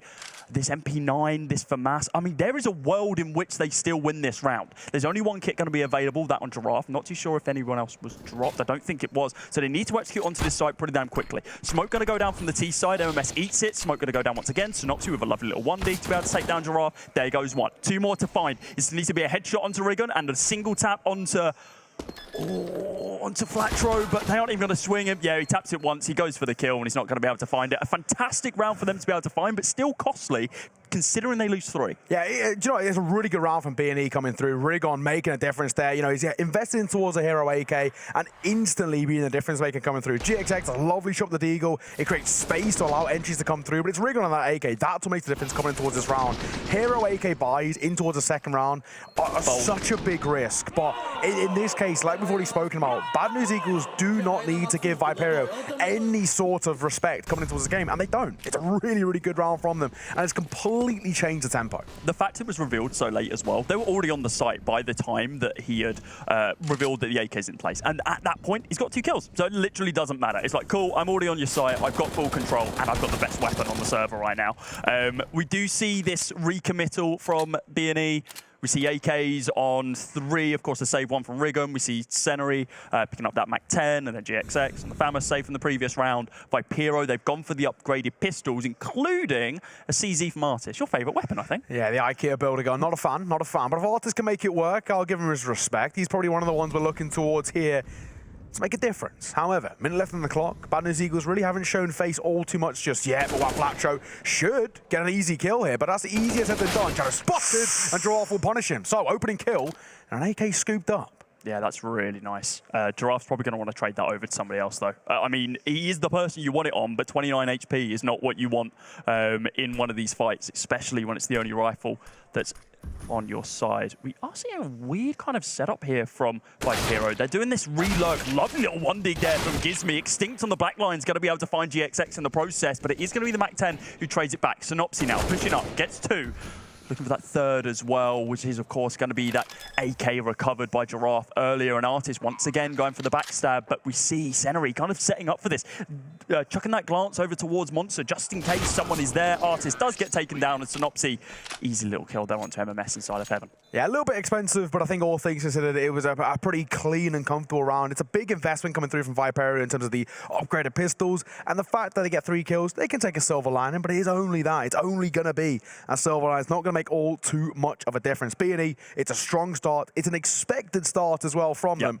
And now we're looking towards Viperio and how they answer back. The big thing we're looking towards is when the investment of an AWP comes through for Artis over towards Viperio. But right now, they do not have the funds to do with. So it's going to be a full eco. Heading in towards the next, we just see the USPSs on display. Maybe a little bit of a gamble stack to come through, but all things considered, we're not expecting all too much. They're flooding in towards mid. They're flooding over towards that of one Flatro, and he will fall without even relaying a point of damage either way. Yeah, that's nice. Weapon potentially going to be recovered as well. Well, actually, it doesn't look like they've grabbed it as of yet.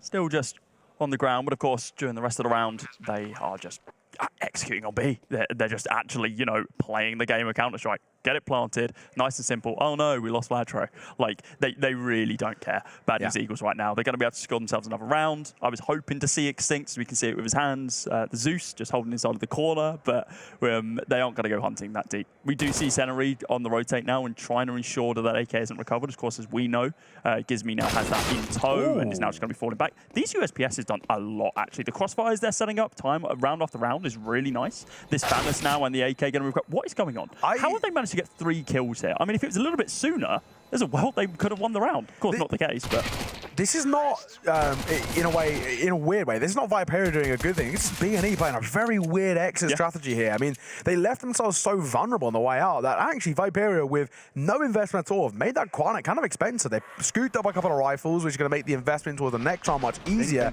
We should see an AWP in play too for Artis, which is going to be absolutely huge for them. So all things considered, a couple of AKs to support the investment towards the next really isn't going to be all too bad. They've made something work with really not all that much. Unfortunately, not enough money for the AWP, so for Artis will just be the M4A1S for him. And AK, of course, saved by Gizmi in towards the prior, may I say, and it should be not too bad of a buy. MAC-10 over towards Senary, and GXX isn't exactly what they were hoping for. Yeah, these rounds have been quite interesting when it comes down to the buys. I don't think we've seen a full 5v5, everyone with rifles as of yet. Bad News Eagles now for the second round in a row. They've still got players on the MAC-10, MMS. Oh, he whiffs the first one, but is indeed going to be able to find it, but lose a couple of teammates in the process. Synopsy now going to go in for the trades, finds one more, but GXX flicks on around and is now on the hunt for Artist, who I feel like they've kind of got a beat on this now, the fact that he's always going to be going for these lurks and try and go for these long sight lines. Well, I say that, but then Rigon just doesn't expect it from Connector, as it was cleared by his teammate.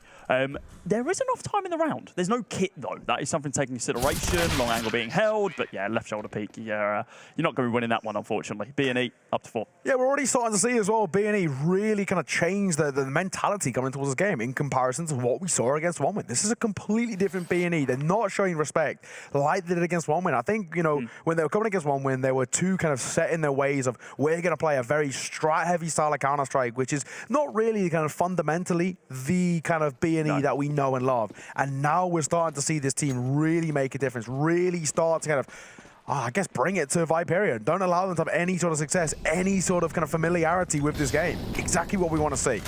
Who's coming through? And over as well. Gisby will find the first. Rig on to 4. Not expecting the little gimmick, but it does work. Looking for a second. Will be traded out. One Flatro. Answering back to bring the numbers back level and on a buy. Common extinct. Just like this for Viperio. It does make things all the more uncomfortable.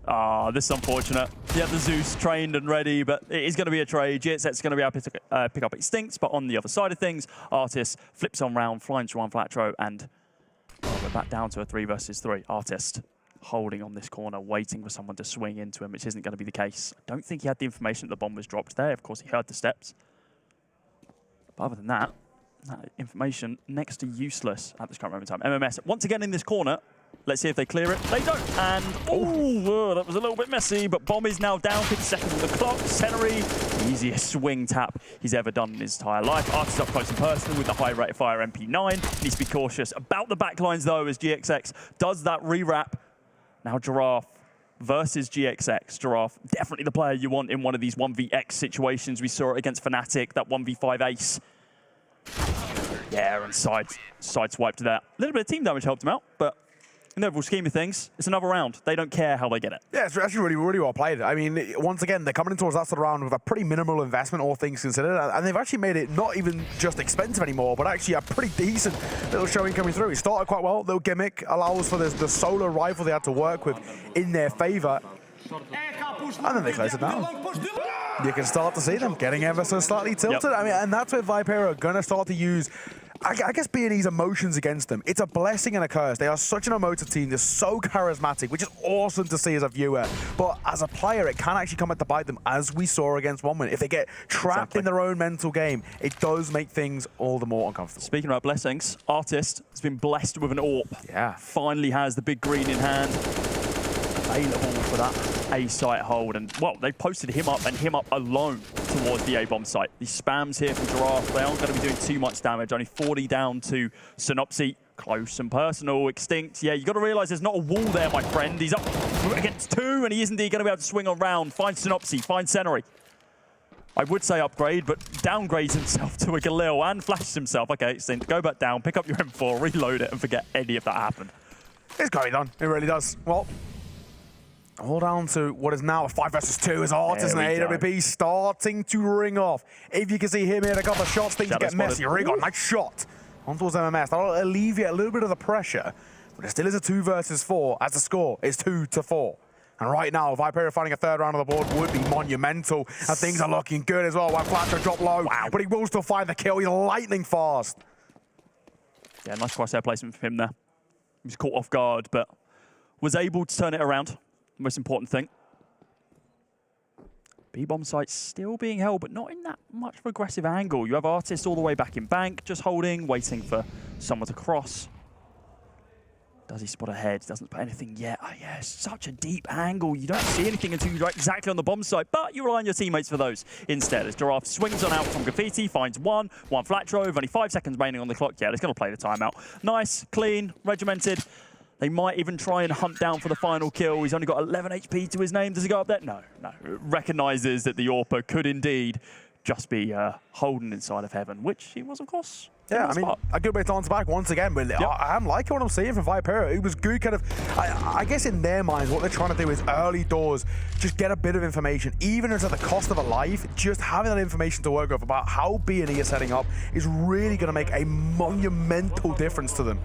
I like what I'm saying. This is already pretty damn good. I'm wondering whether, I was about to say, whether they call a timeout. Just to be perfectly honest, to kind of just make sure that they don't allow Viperio too close in towards this game. B&E are the clear favorites. We know this. They are the ones who should be making a difference in towards this game. And that's perfectly honest, walking away with it. So they need to make sure they don't allow the UK boys to start make a fight coming in towards this game. But for Viperio, good opportunity to bring Biscu in towards the helm as well. A very, very competent coach, someone that we know and love from the UK and Irish scene, and always been such a proud voice coming from that scene too. So a good opportunity for him to come in. It's 2 rounds on the trot for Viperio. They're going to look to try and add one more as they buy over towards B&E. Pretty middling. AK for one Flatro, Galil for Rigon, and that's about it. Nice quick contact play line up there from Artis. Only good for one though, and it does indeed get traded back. Don't really have a secondary AWP. I mean, they kind of gladly pick it up if it's instead of an MP9, but the MP9 is only good for one in the form of Century. What, Flatro trades it back straight away, but they don't really have the firepower to be able to just continue pushing onto this B bomb site. I mean, it's nowhere near equal. Synopsy needs to do something big here, and that's what he's going for. This long wrap all the way down mid, seeing if he can just cap someone unawares, potentially in heaven. I mean, he's clearing every single angle known to man just to be safe, fully respecting his UK opponents. Is he going to be able to find anything? I mean, oh, the timing here as well gives me. It's going on the rotate. I mean, he's coming this all over to the rest of his team as well. He's like, hey, by the way, guys, A's completely clear, and he thinks that Bank's clear. Gizmy, the timing is going to work wonders. If he starts hearing loud footsteps, he can call this. They can rotate over. He can be that point man. Try and find those opening picks, but needs to be cautious about the angle here from Synopsy. The fact that that util has just been committed, yeah, that kind of opens up the Pandora's box on the round. Gizmy tries to get a little bit of damage in on Synopsy, drops him down to 46. Certainly not what he would have wanted, but it's a 1D there from Synopsy to be able to basically close out this round. I don't know if Giraffe and Extinct are even going to think about going for this one. They probably just exit at this point. The IGL's one that's like, individually. Synopsy's a masterclass around. Might get another kill as well. Shot spotted. Does kind of sort of panic the tap, but there's just no time for Viperio to work with. They're finding kills, or maybe, hang on a second. All down to GXX. The position's pretty damn good, though. He will be dropped, and there is a kit in hand. I think they've got the round. It's going to be yet another one coming through. It's going to be pretty damn close. Why have they had Extinct hold this? They might just get it. It's going to be pretty damn close. He's dropped his weapon, but he'll get it. Viperio get a fourth on the board. Oh my god. Fine margins considering that a kit in play. But we take those. We absolutely take those. Viperio will tie this game up 4 rounds apiece. To be perfectly honest, even for them to get in towards that position, all down to Synopsy. Great positioning from him. Great information gathering coming through and relaying it back over towards the team to rotate towards A is exactly what we want to be seeing coming through from B&E. But Viperio, they have bailed themselves out of what was a pretty bad situation because losing that round would have been heartbreaking. Neo, my head hurts after that. Why on earth did they not use the kit on Giraffe? I mean, that was so close. There was no need to make me sweat like that. I mean, come on, guys. That's the easiest round for you. Well, not the easiest round for you to win. We called it off, but they managed to turn it around and then give us a little bit of, oh, by the way, we might not defuse the bomb. Oh, who knows? Giraffe is going to get taken down early doors, which is not great considering how influential he has been. Does allow a weapon recovery in a few short moments. Have Flatro with an AK, and there's GXX with the M4 as well. Artis is going to be able to spot this boost here from GXX. Yes, he does. Oh, but there's the information given up, and they're not going to tempt fate twice. It's smart. It is. I mean, there's just no need, right? They've both spotted each other. It's sort of a mutual sign of respect in a weird and wonderful way. So I'm going to forget I saw you. You're going to forget I saw me. It's all good. We're going to go our separate ways. Yeah, this is a big round, though. You're looking over towards Bad News Eagles, who haven't fully invested towards this round. They've still got plenty of money to work with heading in towards round number 10. But they still got a double rifle to work with and the numbers advantage in their favor right now. Are they win re-wrapping? this, and it could be absolutely huge. I mean, bombs over towards Monster right now. But the way that they're positioning 2 of these players out towards Long again, they might be thinking, you know what, guys?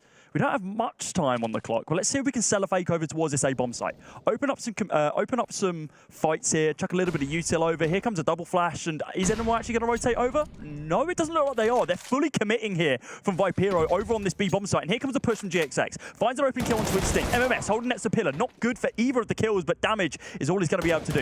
Gives me long range. Oh, Galil in hand. I mean, if it's one better weapon, it might have been all right. But Artis now stuck in a rock and a hard place, and it's the pistols that run him down. It's going to be one more round for B&E. Yeah, that's a rough round to lose as well because, you know, for being here, they've come in with what is essentially a pretty minimalistic investment. They've brought in 2 rifles, but they still have, across the board, more or less $2,000 left in the bank, which means that they can no bother reinvesting in towards the round. I did wonder why Xink was taking, you know, tick damage and then he instantly dies. That makes sense. Jumping through a Molotov, I recommend against it, Xink, next time, but he just, you know, don't do it. They're pretty hot, so, you know, I'd recommend against. But for being a huge round to pick up, 5th on the board, it's a big one in terms of a swing as well because it just brought the economy back in check for the Bad News Eagles with Viperio. It's not looking too pretty. MP9 for Artist, a couple of pistols, not great. But a stack over towards long as well. Rigon find the first Artist. Damage on towards 1 and the second. He can't quite confirm the kills when Flatro and GXX just lock out the position pretty damn easily. It leaves MMS and Gizmy all alone in a 2 versus 4 with 2 USPSs. Yeah, that's pretty dire that he only gets 1 on long there. I mean, a lot of damage dealt to Rigon, but they're good for the trade. There's additional backup as well when they start to get aggressive. And yeah, Rigon is good for 3 in the round. Yeah, I mean, not much else to really be said about that one. It was a force. Well, it wasn't even a force. It was a couple of pistols. We saw the MP9 being bought up by Artist. He had excess money. Just wanted to bring it a little bit more in line with his teammates. Worst thing you can do, I suppose, is having a completely fragmented economy.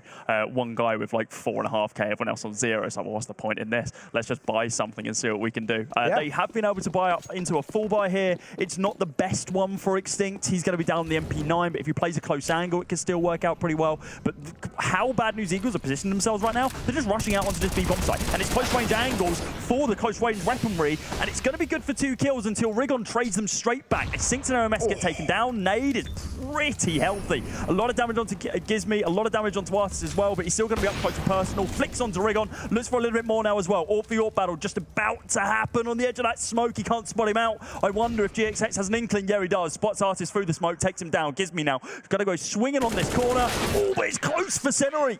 He almost picked up the second as well, but spray control just simply not good enough at that range for himself. Yeah, and really nice. Once again, we're starting to see what Viperio can bring to the table. The only thing that really worries me about Viperio essentially is when they find success, it's just at what cost? It's so expensive, and this can become a real big problem late in towards rounds where even though they're finding rounds on the board and they're starting to kind of keep this deficit at bay, they're still going to struggle in terms of buy. And this is always going to be a bit of a problem. But the main thing is winning that round and just keeping the lead at only 1, limiting what they can do. But as you can see, right, they've won a round, but they've still got a double MP9 investment in towards the next, where, however, for B&E, despite losing it, they've still got AKs across the board. So it just shows the disparities between T and CT side economy and how damn expensive that CT side can be. Viperio need a little bit of magic in towards round number 12, as one of the MP9s posted in towards Con, and he will be smoked out. It gives me actually use this to his advantage right now because there's an edge of that smoke that he might be able to catch someone off guard. I mean, Senori is thinking that right now it's all clear. Flatro, similar sort of vibe as well. Yeah, they haven't cleared this at all. MMS and Extinct are going to be holding quite close over towards Monster. MMS looking for another kill opener, but he's not going to be able to find it. It's a lot of damage, but then the M4 falls to the wayside as well. GXX and Juan Flatro pick up kills. Giraffe now finally wrapping in to be able to deal some more damage. I mean, this is a very winnable round. Bomb is now going to get planted. Viperio need to go for the swing here. Gap inside of the smoke, so could utilize that. But, you know, when you're running without any form of util, Artist, it's not going to work out too great for you. 1 versus 1, AK versus M4, long range, Giraffe versus GXX, and it is going to be GXX comes out on top. He celebrates the situation, realize it got a little bit squeaky towards the end of that round. It's a great round to pick up as well. GXX, he's really started to kind of come alive and wake up a little bit. When it matters most, too. He had his moments of being quiet in their previous gaming as 1 win, so it's important to see the likes of him and Senori come online, who both really struggled to have the impact that they would hope for coming in towards, you know, this game in comparison to what we saw against 1 win. So important for B&E. I think the big thing for them is on T side, guarantee a lead at the half, and that might be all she wrote. This is a map in which the T side of Overpass is an incredibly cruel mistress. So finding any sort of success and any sort of kind of built-up success to open things up would be huge. Looking over towards Viperio, the money, the economy, pretty damn dire. It will just be the old pistols for them. But that shot from Giraffe, hello sunshine. GXX, see you next round, fella. That's a beaut. However, still a lot more to be done in towards this round. It is still a 4 versus 5, but having the numbers in their favor just allows Viperio to play with the numbers, play the man advantage. However, Rigon snuck his way out, Monster. Room to work with 2. He has been spotted. A pop shot will come through and be caught by the flash. It's lucky not to get taken down there. The timing just working out in his favor as he faded away. MMS Looked to just the wrong spot at the wrong time. Triple flashed onto Rigon. He's still good for 2 kills. He's going to be able to get the third. No, he's not. Long range there from Gizmy. Does find that 1 dig to Rigon. Now in a 3 versus 2. Realistically, Viperio shouldn't have even been able to find those 2 kills, let alone anything else in this round. Giraffe having a slower start than what he did over on Vertigo. And even saying that, he's still top fragging on the team. He's an animal. Well, quite literally, but also he is also an animal in the server. He is really something special. Artist, we'll find Synopsy. It might still just be consolation kills, but considering this was a minimal investment for Bad News or for Viperio, may I say, against Bad News Eagles, we could see something. Giraffe needed to hit that shot. Can't quite do it. Artist with an AK in hand. He honestly might just save it. I don't think it's all too bad of a call here. Saving the AK could be something. If he's spotted now as well, just get out of going dodge. for that tap. I really respect it. It's like, oh, okay, exits, just do it. I don't mind it at all, right? But now he's been spotted, just get out of dodge. Make sure he keeps that AK in tow and make sure they can have something to kind of buy around in towards the next. It's going to be the penultimate round of the half. It's a really, really important one for Viperio to just try and make it a contest because their economy says otherwise. Yeah, well, the issue is, no matter what happens here, right, Artist is, gosh, he's going to have to drop some weapons over. So saving this AK is like so needed. If he doesn't, then I mean, what's going to happen, right? He's just going to drop over an MP9 to somebody or commit that into util. We're going to have to wait and see what the plan is for the Irish IGL. God, that 1D onto GXH was so clean. The amount of flashes they used on Rigon and the fact that he still managed to get 2, the timing was completely wrong. They flashed him and then they allowed it to fade a bit instead of just going straight for it. I mean, guys, that is the antithesis of what you're meant to do with a flashbang. Swing them when they can't see. Yeah, exactly. Talent to be called. First one, in fact, called by Viperio. And it's a good opportunity. Get Biscu in the conversation. Start to have this guy, I guess, rallying the troops. It looks a little bit deflated over towards Viperio, especially off the back of what was a fantastic opening game where everybody expected them just to fall by the wayside so quickly. For them to take a double OT is huge. Now Biscu, you can see, he's raising the morale. He's trying to get the guys up and running, get them kicking, get the noise levels going. Because, you know, we heard it from Artist in the pre-game interview. He was talking about being either a loud team who really like to get in your heads just off the back of noise themselves, right? And Viperio want to try and match them.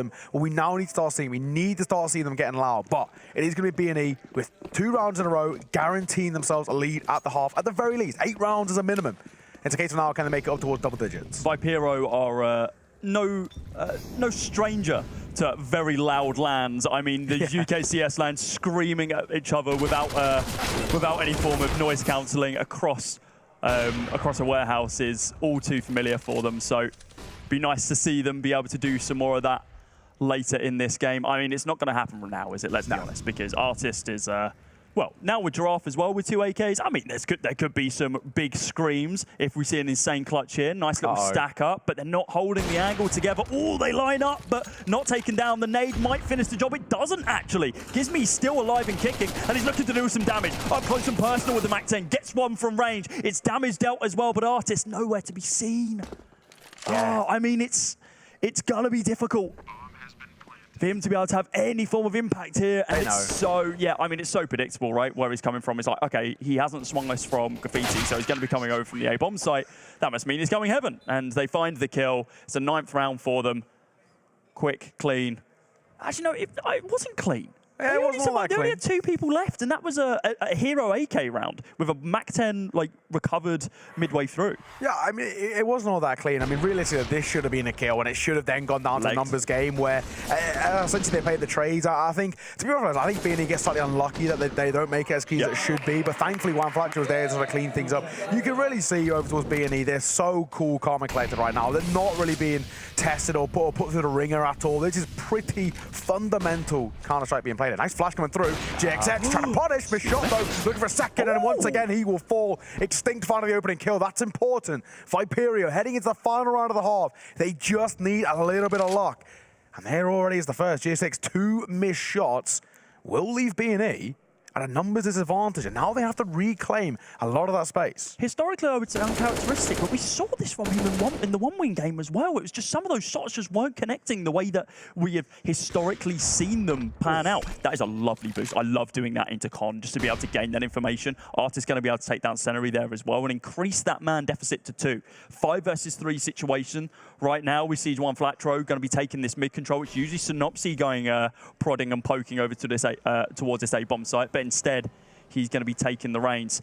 They are not going to be recovering the bomb. I do think they're setting up for this A push. Actually, looking at the minimap, it doesn't look like they are. They're sending all of this util over towards B, but this could just be a big fake. And as we can see on our maps, yeah, they're rotating over. 35 seconds now on the clock. And with Flatro finding that kill, MMS picking up Rigon over towards that B bomb site as well. I do think the game's up. They know what's happening. Flashes come in, gives me up close and personal. Gonna try and take one down one. Does indeed find it. Dwan Flatro now has to find himself a 4K. Oh, it would have been an ace, but it's not going to be the case at all. It's one more round for Viperio. Can they continue this new reinvigorated momentum in the second half? We'll be back after a short break.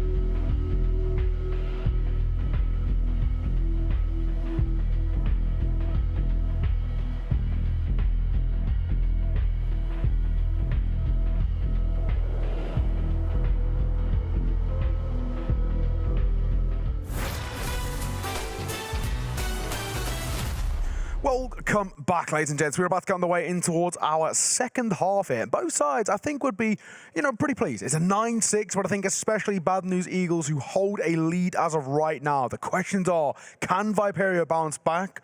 Or is it all down to Bad News Eagles to close this one out? They're now on towards the CT side of Overpars. We've already spoken about how that T side can be a cruel mistress. This could get messy for UK and Irish Counter-Strike. Yeah, absolutely. It's not a foregone conclusion as of yet, though. I mean, they need to make sure this pistol round is good.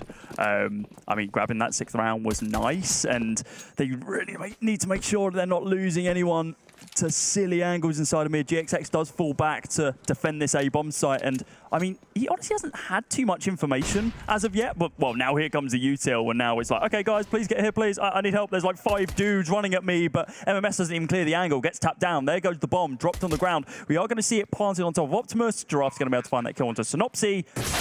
Now we're in the retake. Oh, it's a nice couple of shots coming through, but one apiece. Artist will find GXX, Rig on Artist, exactly back. Bomb going out, post-bomb set up, and Viperio looking pretty damn good now. 180, head on a scribble for Gizmi, as he'll find one, make that two, and it's all down to Senri now on a 1 versus 3. It feels done. It feels like a foregone conclusion that this round is going to go the way of Viperio. So many angles to clear. Pull off a masterclass, but Gizmi's had a great round. 3 kills to his name. Yeah, way too many angles to clear there for Senri. He just couldn't do it alone.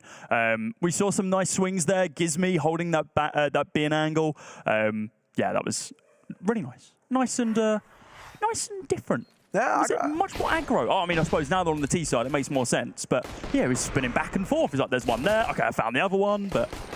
I've got to say as well, you know, Gizmi's one of those guys that there's been question marks about whether he's right for this team or whether he's the right person. We know in terms of individually he's fantastic. It's just whether he can mesh in towards a team, sort himself out in terms of, you know, he can get tilted the same way B&E can. But when this guy plays well, and when this guy plays to the ability we know he can, he's just brilliant. And I think the biggest onus was on Artist to try and keep him in line, right? And try and keep him playing at the level we know he can. Him and Biscu working together to try and make Gizmi really shine the way we know this guy can.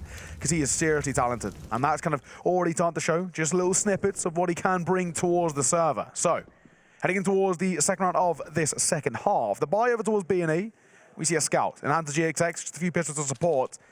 It's a full investment, but it's not exactly all too much brought to the table, but a nice nade to kickstart things as Artist takes a bit of chunk damage and joins MMS with 79 points of HP.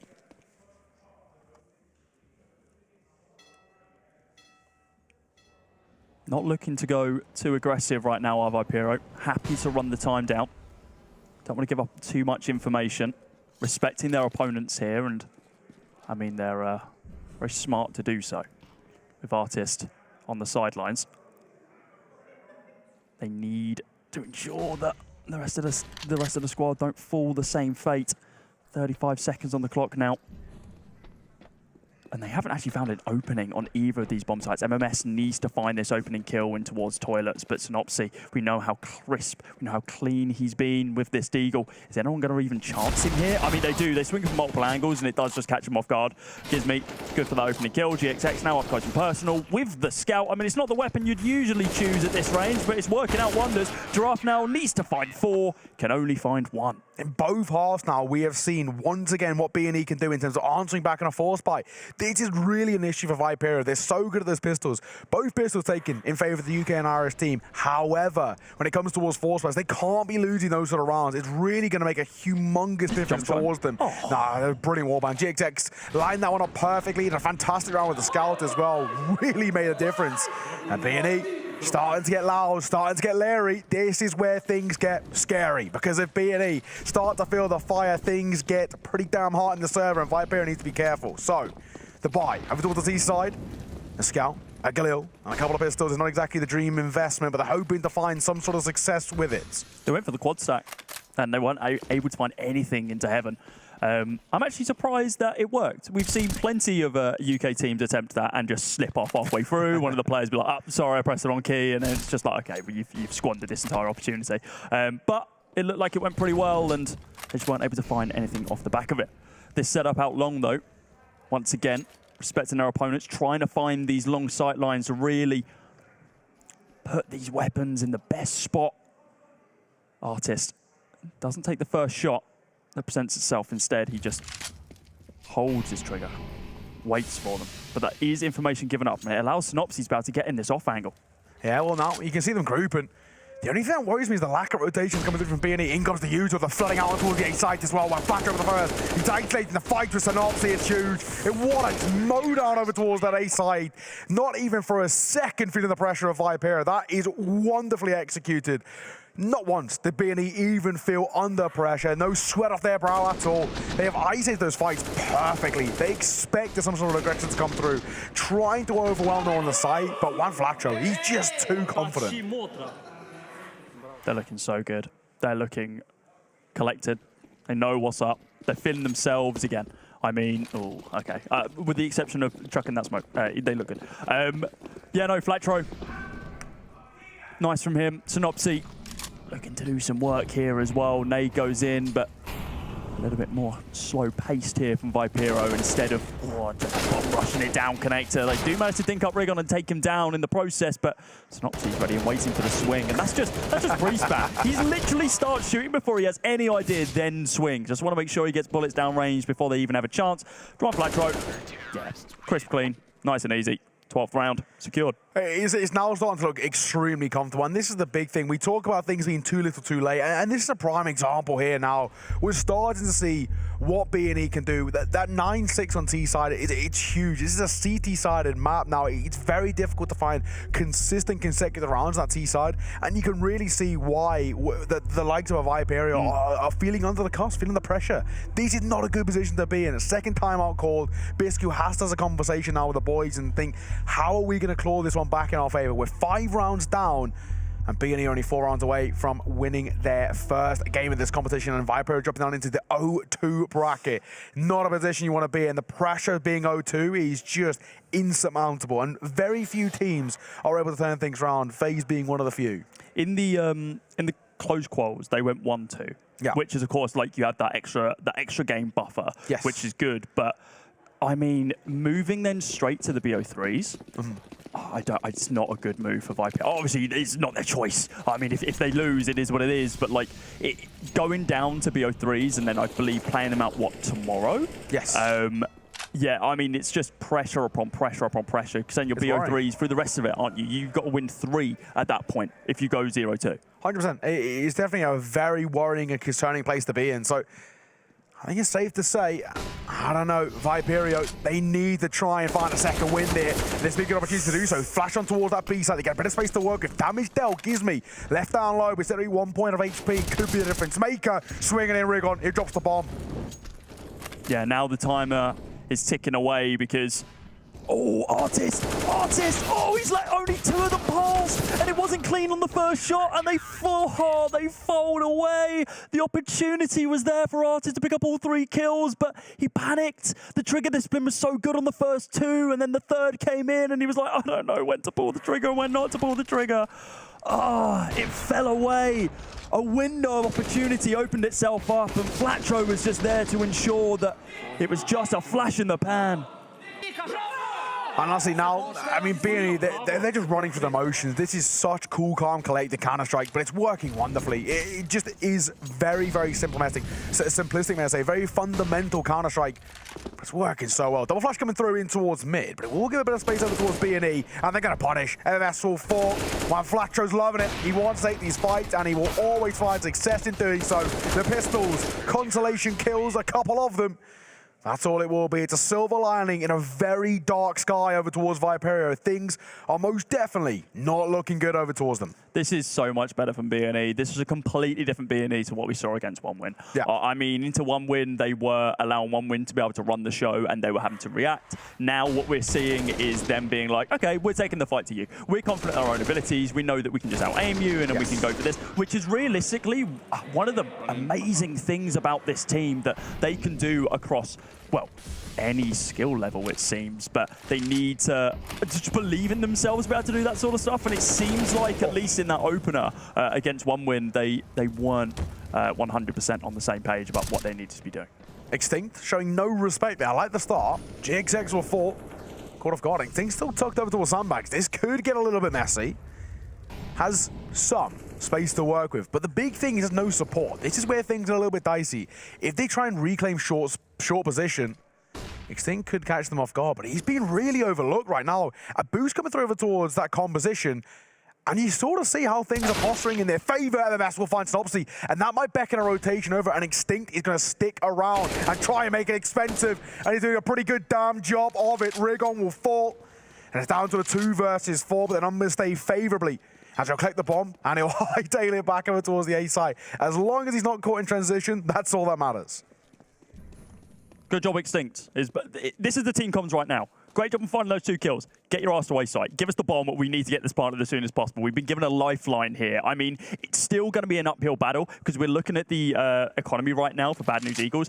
Senary's on 10k. Yes. You've got Flatro on 7.3. Now, if he loses this, he's going to go basically 10k. GXX is going to be happy for the next couple of rounds. Rigon's going to be a little bit more struggling, and Synopsy is, well, he's going to need a small loan from Senary in this next one. But it's still going to be competitive.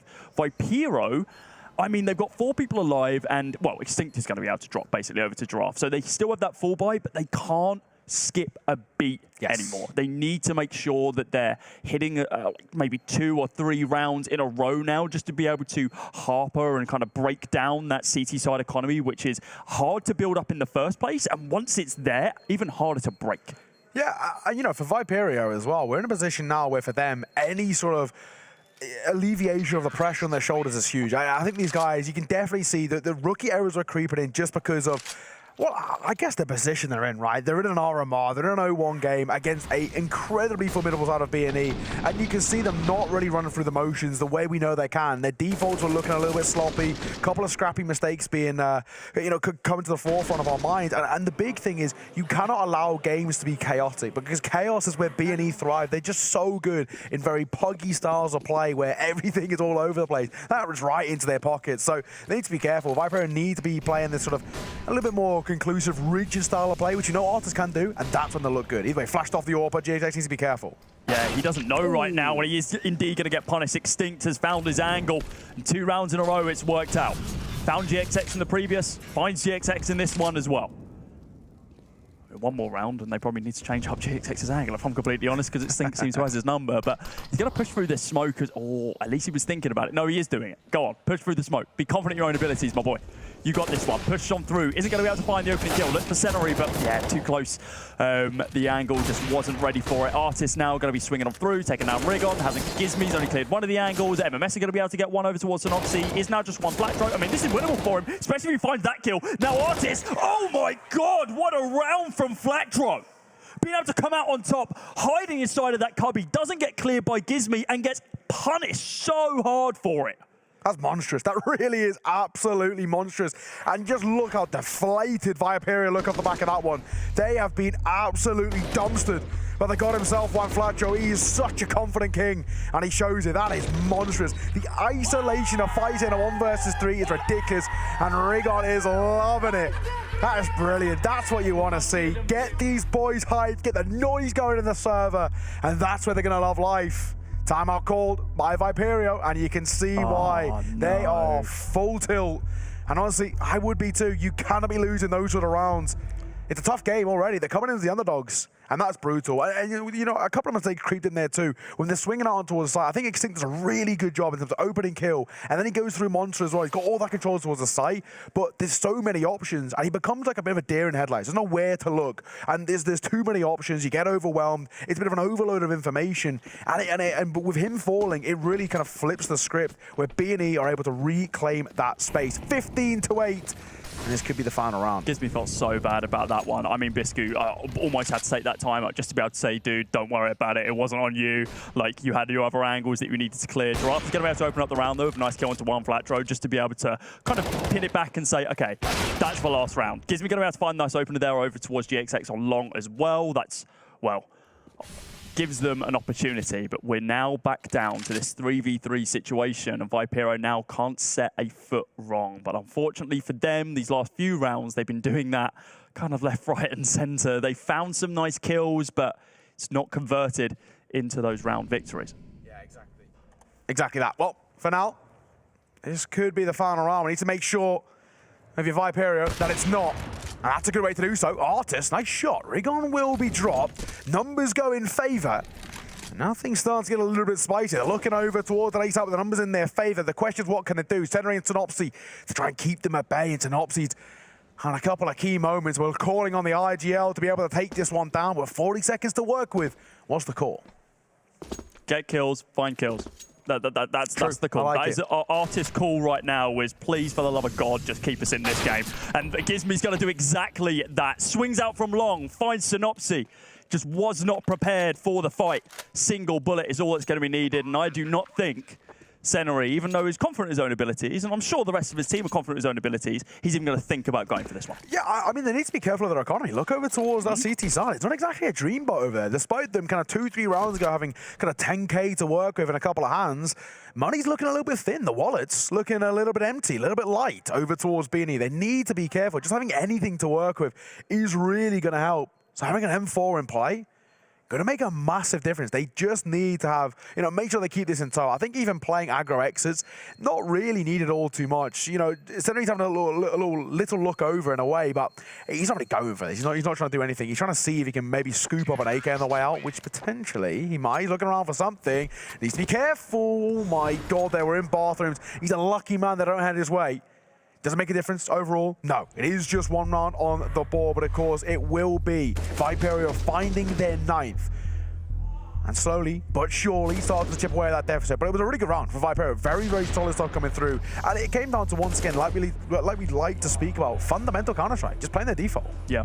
Doing what they need to do. At the end of the day, just finding the kills, which were oh so influential. And now B&E are going to be taking the time out here. Viperio are going to be able to use this to their advantage as well. What's quite interesting is that Devilwater doesn't actually seem to be too involved in this conversation. It seems like they've taken a time out, and it's more just like, let them talk between themselves. Give them an extra moment. And I think, that's actually quite smart. And pretty much because of the thing we spoke about with OneWin. I think for OneWin, they came in maybe over-prepared. I know that sounds weird, but they definitely came in with not the B&E we know and love in terms of how they like to play Counter-Strike. It wasn't kind of relying on their fundamentals. It wasn't relying on the mechanical prowess, as B&E are one of the best sides when it comes towards just raw pugging ability. They came in towards OneWin and were trying to outplay them and outgame the likes of Nickelback and Boomage, even Hooch as well as the coach, who are masterminds of Counter-Strike, especially CIS Counter-Strike, which in itself is incredibly difficult to outcall.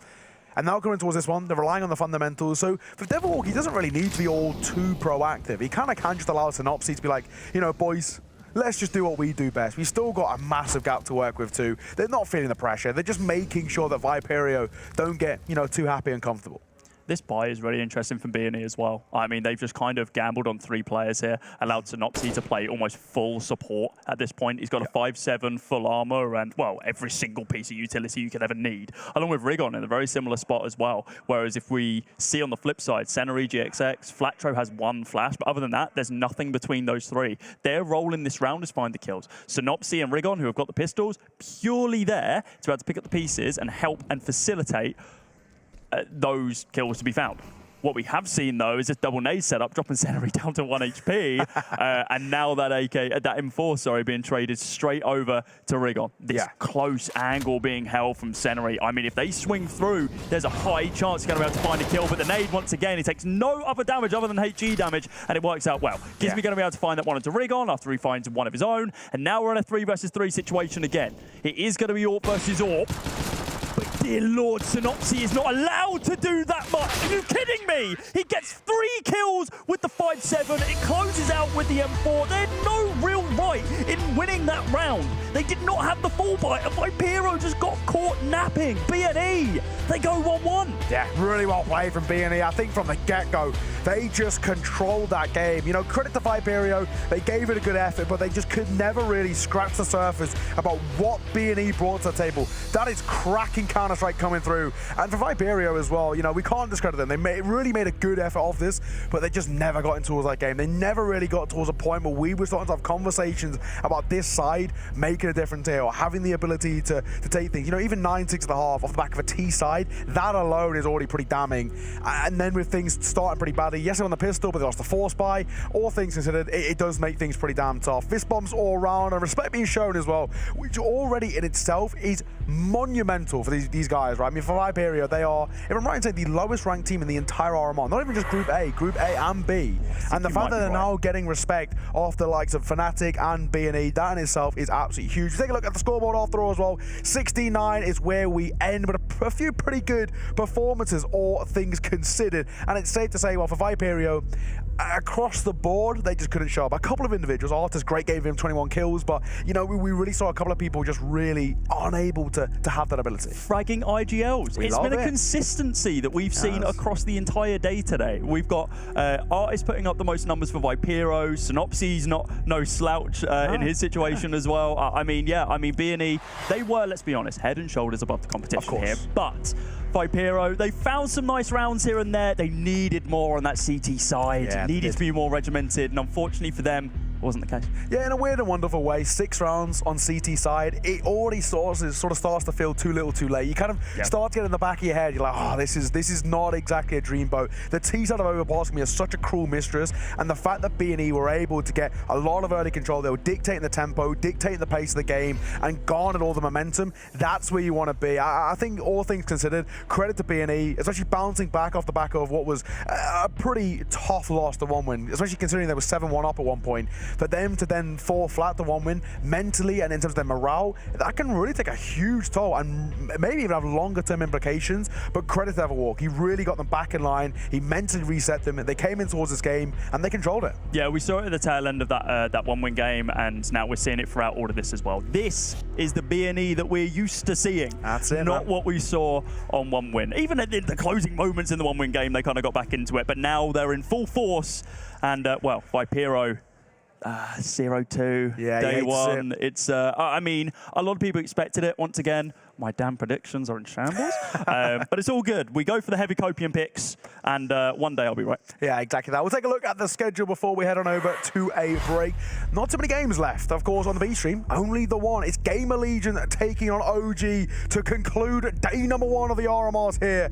It has been a spicy affair already in Group A. But either way, ladies and gentlemen, we're going to throw this one to a break. When we are back, Anders will be claiming my microphone as we round out the day. We'll see you all very soon. I remember more Monesi clutches. Right, yeah. You know, it was weird. It happened in Abu Dhabi.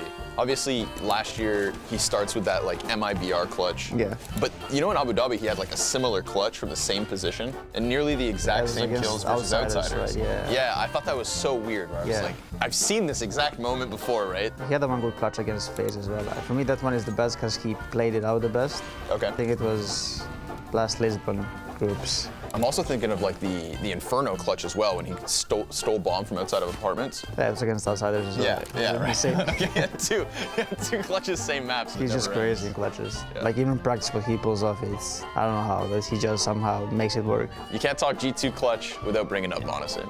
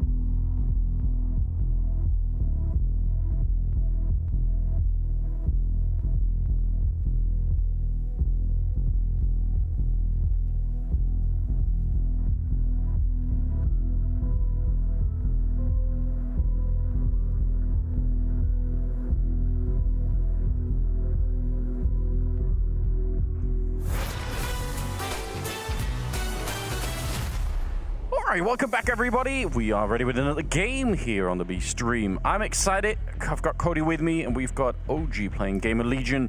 That should be a fun game. Yeah, certainly going to be an interesting one, of course. Both teams 0-1 right now. OG losing out to FaZe, GamerLegion losing out to Apeks.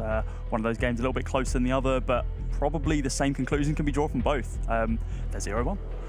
Yeah, there's not much else to say. I mean, I think both teams have some promise, but as is always true, I think for the RMRs, it could just be very, very tricky. All the games are difficult, and you have to assume OG are going to be favorites coming into this particular game, but again, the best of one matches, you just never really know. They probably obviously both want to try and secure a victory here, so that you leave day one feeling like, all right, there's something to work with, there's something that can be built upon for the future. We accomplished something. Yeah, we did something. Instead of leaving the day and it's like, oh, we're 0-2. Like, and now we're coming into what? You need to win 3 BO3s, and that is a struggle in of itself. A lot of these teams who are coming into this event who aren't the dedicated favorites, they're going to be able to pick up a lot of ground in these BO1s, and you get that extra flexibility. If you win this, you go 1-1. You get to play another BO1. Yeah. Like, you get that availability, but instead now, of course, our final game of the day, as you can see the other stats from the final 4 BO1s in this kind of 1-1-0-1 situation. We've got another 0-1 in OG and GamerLegion. Neither of them want to go 0-2 at all, do they? No, they don't. But before we get into it, we do have an interview ready to hear for one of the players, so I'm excited for it. Let's see what they say. You're going up against GamerLegion. How are you feeling about that? Well, I think it's a fair matchup. Like, I think we lost to FaZe. I didn't think we played so bad. Like, we didn't lose those rounds that usually lose against FaZe, or that we lose against FaZe. I think we played our game, and we just, we weren't in the best shape today. And I think against GamerLegion we come in and we kind of warmed up today against FaZe, and I think we have a pretty solid chance of beating them. Now, it's no secret you guys obviously have some issues, obviously, with the in-game leader situation and bringing Nico in. It's not going to be easy, but Carrigan was saying when I talked to him earlier, you guys definitely made them feel a little shaky at moments. So how does it feel not having the in-game leader of Nexa around? Well, without Nexa it's very hard, because Nexa was like a very good IGL, and we played for a long time. He knew every player in the team, he knew what everyone can provide, and basically everything was set and we knew about it.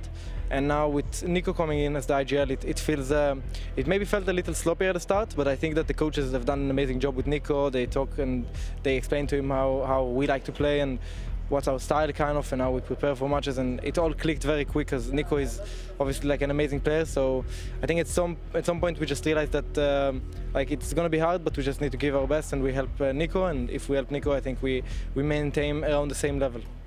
Who's kind of like the second voice right now in the team? I'm sure he needs a little bit of support. Well, I think it depends on the map. On City, it's me or Abdul, and I think on this side it's basically Nico, and we kind of play a style that lets everybody like have like that everyone can chime in with some input.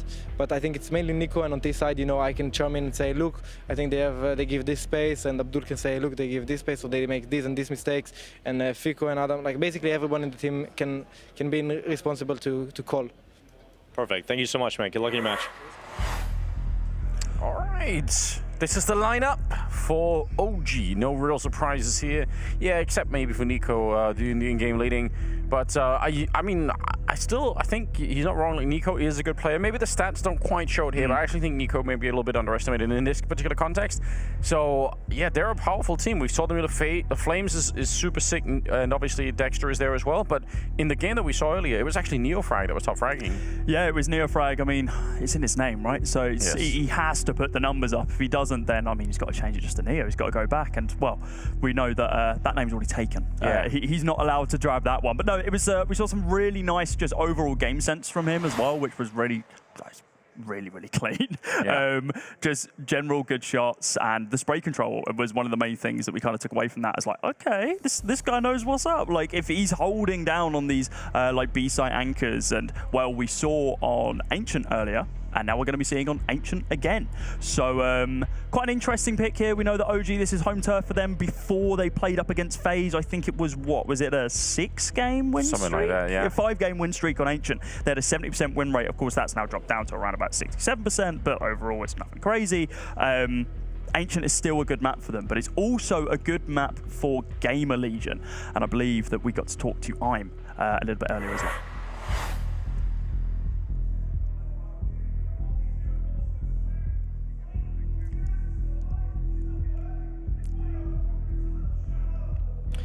Well, first of all, you guys had a pretty rough game in the opening, I would say. You had a bit of a slow start. How are you feeling after that first game?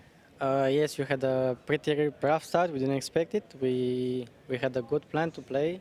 We knew what map we were gonna play, and then, yeah, I mean, they played better than us. In my opinion, it didn't feel like this, but it is what it is. They were just better. We were sitting during the cast and we were saying that we know you guys can play better than this. I'm sure you would feel the same at that moment because it was should have been such a closely contested game with those guys.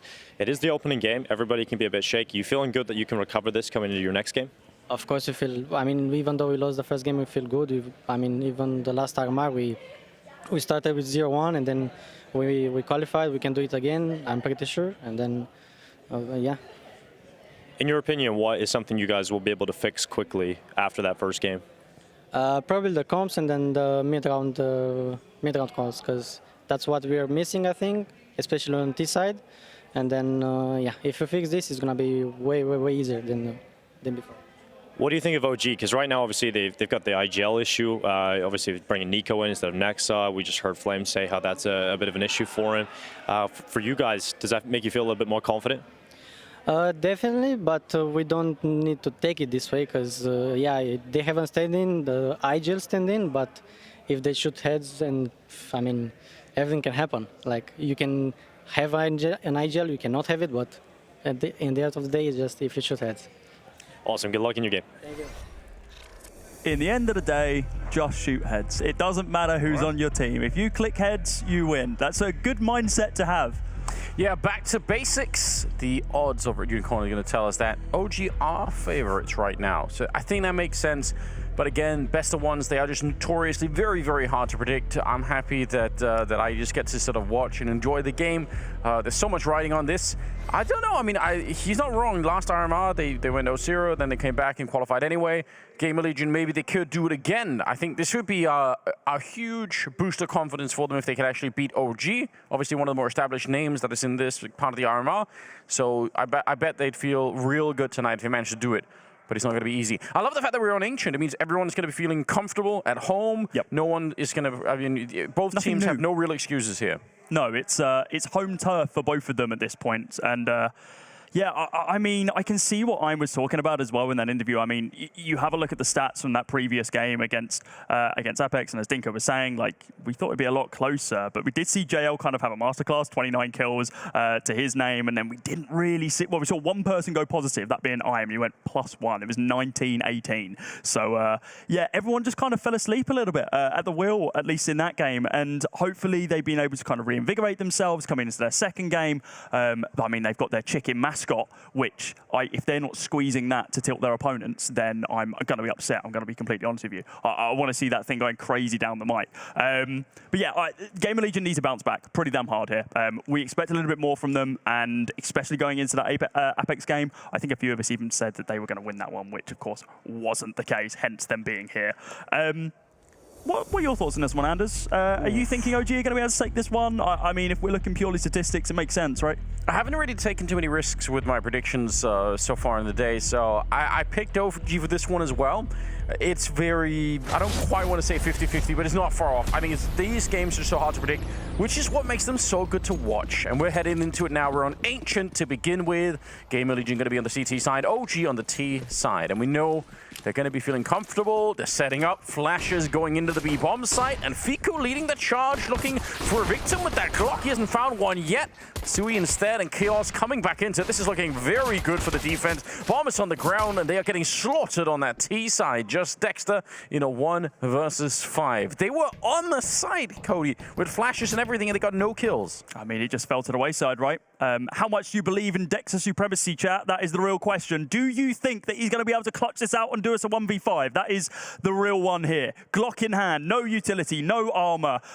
Men all around him that just want to tap him out of this round, and yeah, it's sideswiped there by Supe. It's over and done with. I did just check. I predicted GamerLegion for this one, so I'm ecstatic that they've managed to find the pistol round. Nice. I feel like this is the other thing. Once you start picking British teams, you have to almost double down on the madness to get, otherwise you can never get back in. The benefit is GamerLegion have an English coach. Ash is from the UK. Okay. So, look, there's method to the madness. It's All right. definitely madness, but there's method there. All right, some consistency. I appreciate that. Good flank coming in. GamerLegion up a round, and OG don't care. They're like, you know what, we got on the bomb side last time. We'll do it again this time with Tech 9s and Mac 10s. It might be worth it. The Molotov is actually a little bit failed there, and they run right into the M4. Nico, though, good return. IM is going to be taking down Dexter, and it's a 3-on-3 with a bomb, soon to be planted. Echo on the lurk once again, trying to get a kill from the sidelines. Does indeed find it. Takes down Nico. He's going to be calling from the sidelines instead now. 3 versus 2. The M4 being recovered from Neofrag. He needs to come out on top here, but Kiku looking through a lot of the damage. Neofrag picks up 1, picks up 2. Now in a 1 versus 1 with Acor being down to 22 HP as well. It's very possible he's going to be able to win this one. It's actually heavily favored. No kit available either, so it's going to be a 10-second stick if he's going to do it. Pros don't fake. Taps it, holds it. Neofrag needs to go for the swing, but he rushed in with the Tech 9 instead. Finds that round. We're now level peggings already with an M4 being saved. We take those ones. Yeah, I mean, just that's the power of doing that. Not just obviously because the pistol round got, you know, they at least got on there, but also because, you know, in that second round, they're probably not going to have quite as many grenades to stop you on that ramp. So they just go for the uppercut, and it works perfectly. So a little bit of a tech pause coming into it, but yeah, I hope it didn't affect OG, last round. Hopefully not. I didn't notice it. Now, the reason if I had to pick GamerLegion why I would do it is because I'm a huge fan of Acor's play. I'm such a sucker for flashy AWP players, and I'll probably stick with them way past what I should. Acor definitely, I think, has some insane highlights, and he has some really insane movement to match it. It's so much fun to watch. Now, I understand a lot of people will say, well, it's hard to keep up at a tier 1 level, and it is. And that has been a problem for him, I'm not going to lie. But I still really appreciate his style. I just think it's great fun. Well, this is kind of the issue that we've been talking about, like, kind of the storyline we've been drawing all day, right? Is the fact that it is difficult for these tier 2 teams to be able to compete with that big jump. The teams who have been playing on those tier 2 online circuits, now they're coming onto LAN. And now they're playing against teams who have been inside of that kind of tier 1 closed ecosystem for quite a while. And while it's proving issues for the tier 1 teams, it's also proving issues for the tier 2 teams because they're having to go up against just overall stronger opponents. But the tier 1 teams, it's new strats. They're just rushing the B-bomb side again. It's great.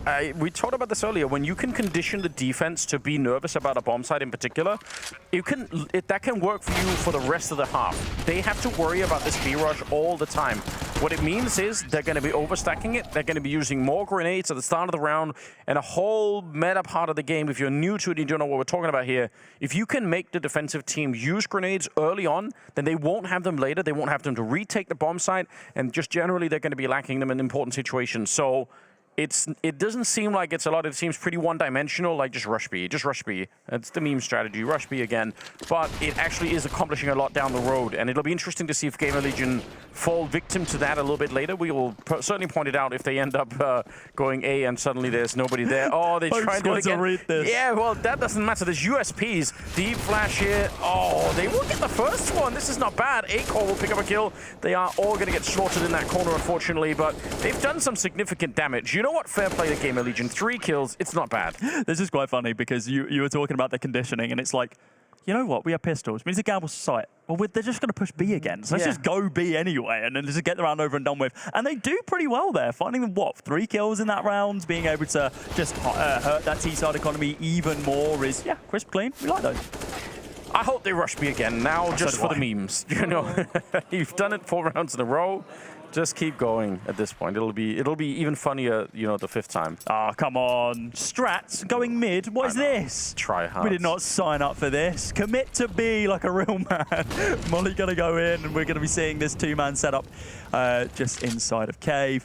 Jag is not going to be able to be under control, though. That Molly going in. Ooh.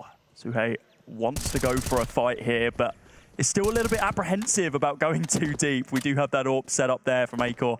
4-buy round. First one that we're going to be seeing in this game, and it's going to be Nico. It opens things up, taking out 9.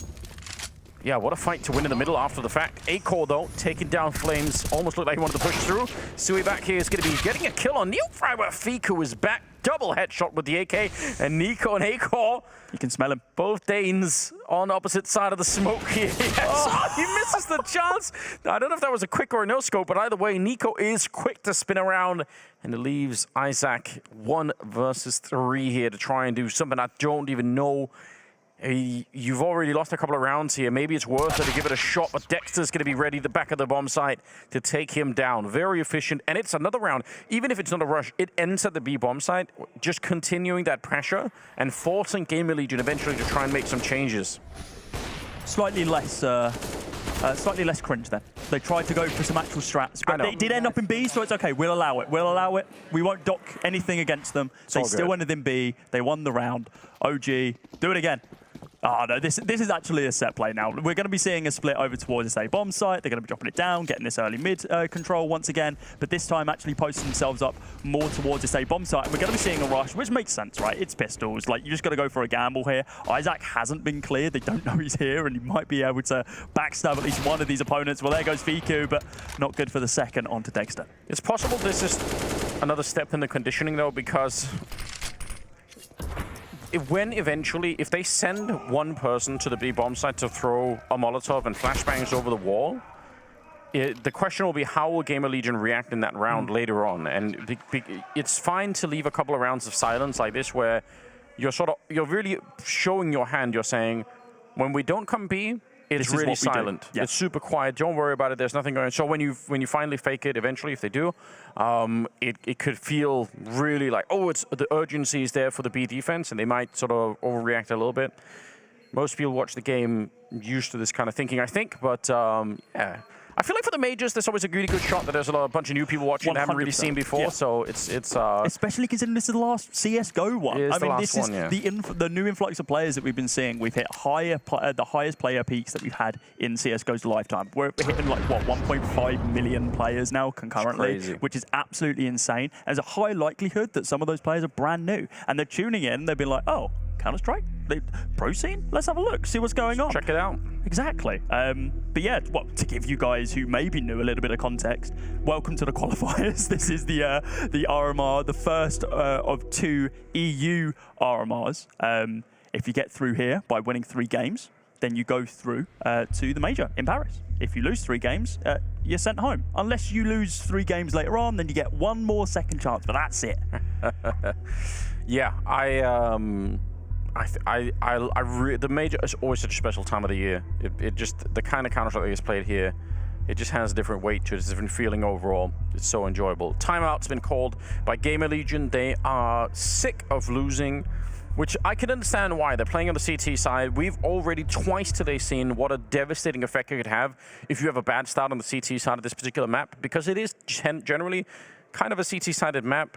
Even with the changes, it feels like you can still go on a pretty good run. So being down 5-1 is kind of a big deal. Well, we do now have a full buy round from both sides. Let's see if some of that conditioning from the last 6 rounds is going to come into effect. It looks like a single-man setup over towards this A-bomb site. Lurking a player into mid, and well, they're sending it over towards B. They're doing it again. Look, simply don't change what's not broken. Just keep going for it. Kezos is going to be able to find the nice opener there to be able to take down NiKo. Oh, Akor picks up one of the process as well, using the smoke above the molly to his advantage. But Kezos on this pillar doing so much work, and Dexter's like, oh, I haven't been in this situation before. It's a 1vx. GamerLegion are doing it. I'm going to have to fall back and probably save this up. Really, really good stuff. I think definitely when you come up that ramp and you're hoping to catch at least one CT player that's flashed, but they're not really to be found anywhere. Oh, the scope kind of betrays him there. There's nobody to be found. They're behind the pillar, they're at the back of the site, they're playing in cave next to the bomb site, which is great for the CT. Super well positioned, nobody got caught, nobody got flashed, and what it means is suddenly they're actually going to be the one throwing the flashbangs to re-peak some of these positions here, or just your own flashbangs in certain cases going to be, but you could see both Acor and Isaac there at the end were assisted on those kills. So great counter flashes coming out. Nobody got flashed from the T side the first time around. Good defense from GamerLegion, and you know, behind the timeout, that's what you want to see. Yeah, you can't really ask much more, can you? I do think that's probably my favorite quality of life feature they added into Counter-Strike. The assists actually being shown when it comes out to flashes in the kill feed. It is really nice, isn't it? You feel like you're doing something. So I'm doing things. I don't have to look into the scoreboard and go into the advanced stats to be able to see how many enemies I've flashed. I like this aggression here from Suhe. Yeah, I think that it's especially good because they have the mid control behind him. Otherwise, it can be very tricky to do. But yeah, why not try and put some pressure on OG and not let them have so much of the map at the start of the round? That's probably the good call. And I think right now OG are happy to let the CT side use some nades, spend them time, and they don't have that many nades left. Actually, this is a problem. Yeah, this is what you were talking about, right? Just wait it out. Let the CTs feel like they have to use their util early on. And then when it comes down to these retake situations, once you've already secured a bomb site, they're going to be hampered because, well, they simply don't have the util to be able to pick up the pieces. Oh, wow. Goes for the swing. Oh, it's absolutely no damage, just reveals himself. Does now swing on back, though, towards B and manages to find one kill, dinks up Neo in the process. Quite a sloppy round, if I'm being completely honest. Chaos quite close, sprays down one, on the hunt for the remainder of the OG squad. Flash now available. Pop goes out. Here's the audio, but I don't think it pops in time when he swings. It pops after he dies, so now it's going to be Acor rotating over. He's completely whited. Misses the first shot as Flames jumps it. Skips over the top. Bomb is now going to get planted by Fiku. Dexter finding IM on the back lines as well. This 3 versus 2 is looking almost unwinnable here from GamerLegion. Oh man, that flash attempt from Chaos was so close. Less of a 10th of a second for him to get that kill. Isaac peeks into it, but Flames with the headshot and Fiku on the follow-up, and it's a nice 3 versus 3 victory there at the end for the T side. They'll take it. That looked very sketchy. Looked like they were going to lose that one. I feel for Chaos in that one because you could tell he had that setup. It's very nice. I think there was about 25 seconds when he goes for that play. If he wins even one of those fights, I don't think the T's get even the bomb plant. Yeah, it is so close. What a shame. That's a good idea, good attempt, but it just failed by, again, I think about a 10th of a second there, maybe. Minor panic, it seemed like. I think it was like, oh, I've thrown this slightly too late, so I'm going to have to swing early, but because he's thrown it late, it doesn't pop in time. He has the steps too close. It's like, I just need to do something now, but yeah, instead of finding any frags, just kind of runs distraction for a couple moments. It doesn't even turn into much. Here comes your util being fully committed over towards this B bomb site. This is something new. Actual full setup here with Isaac on the backside. Over by Doublebots, takes down 2. Does reposition himself, and they're probably definitely hoping that there's not going to be much of a defense. Now, as it turns out, they didn't need much of a defense because Isaac just got both the kills. But there were actually 3 people near this A bomb site, which is huge, right? That even if Isaac had been traded there, I think probably OG would have still been in for a nasty surprise. Because again, they were probably hoping that there was just going to be fewer people here at the start of the round. So what I'm hearing is they should have rushed B. They should have, yeah. It's that simple, guys. Rush B, win rounds. Please do not do this. Please, for the love of God, at least have some strategy when you're going into this play. It's funny because during Prologue, we did some casting with Twist from FaZe, and he did say sometimes it actually would be better to just go B every single round, because if you feel like you have a 50-50, let's say you have 50-50 shot at winning this one, which kind of seems like that's the case for OG right now. Out of 15 rounds, that's insane on the T side of this map. It's actually not so crazy. Obviously, it's hard to do that because you're going to feel like this is way too one-dimensional. It's way too easy to read. But the truth is, for the CT side, it's really not. Like, it's very hard to imagine. And I mean, in this round, if they would have gone B again, yeah, they would have run into 2 people. Well, this is the thing, right? Like, it might seem like one-dimensional, but you still got to have that thought. Like, you've got to have the thought at this tier of CS, and they are just saving here below, which is quite interesting. That it's like, they can't just do that every round. Really? Like, no, they're not, obviously not going to do it. Okay, we put one person A. Oh, they've rushed B again. Okay, well, it's 5v4 and we lose. It's like, okay, but that's 4 rounds in a row. No, we put one more person on A just to be safe. And it just keeps rolling like that. Also, I don't want to say this yet, but if the alternative is that you pick a bunch of rounds where you go A instead, and those have a worse shot, like those aren't 50-50, those are like, you win a third of those, then actually you're not doing yourself a lot of favors. So it's too early to tell, but I understand the strategy. It's pretty, I think, readable what OG want in terms of, going back to the B-bomb side, enough to keep GamerLegion a little bit paranoid about it, but they just haven't been successful in pulling off that particular bit of conditioning yet. This is really sick. I mean, the flashbang looked like it was going to be fine, but what I like to see. Good job. Yeah, that is what we like to see. He's not wrong. I mean, he couldn't see much. The flashbang did blind him for the second one, but he got the kill anyway. It doesn't matter. It's all good. Yeah. Nice. 6-3, and I think GamerLegion would love for this to be the beginning of a huge comeback. And they're not necessarily that far off. The money is looking pretty dreadful on the OG side. If they win this one, they can get kind of close to tying up the game right away. So that's going to be the mission here. Sui against pushing forward. He's done this almost every single round, but he actually will get the kill anyway. That looked like Dexter wasn't going to go for it. That's a little bit surprising.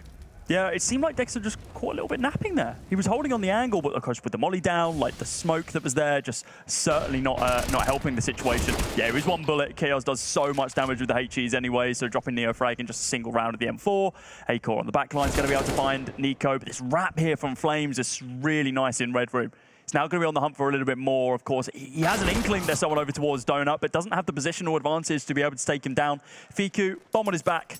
He's like, you know what, I'm running over towards mid, see what ground I can find. That's something that's kind of been neglected from OG, and they just haven't gone for this mid presence at all. Like, we've seen it, like, what, twice now? And I think they found opening picks both times, but they aren't using that advantage. They aren't then pushing straight through Donut to be able to go for the A play. Instead, it's the consistent, we are going B from our spawn. We are going A from our spawn. They're not trying to, they're basically voiding any control that GamerLegion could gain inside of mid by not going mid themselves.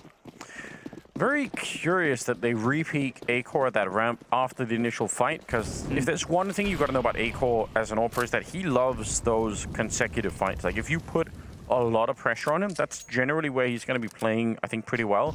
So I would say in those scenarios, it's probably better to just take a little bit of a timeout. It's a 3-on-3. Just relax, don't necessarily have to fight him right away. Try and set it up so you can use some smokes and some flashes to maybe put him out of that comfort zone. But I think just throwing people at him is probably not going to be a good idea. Anyway, they don't have the money to buy, so this one is going to be... I mean, it probably doesn't really matter what they do in this round. Best they can do is probably a bomb plant again. For any new viewers, if you get the bomb planted, it's an $800 bonus to everyone on the team. So it could be a real big deal for the T side to be able to do that, even if you lose the round. You will take it.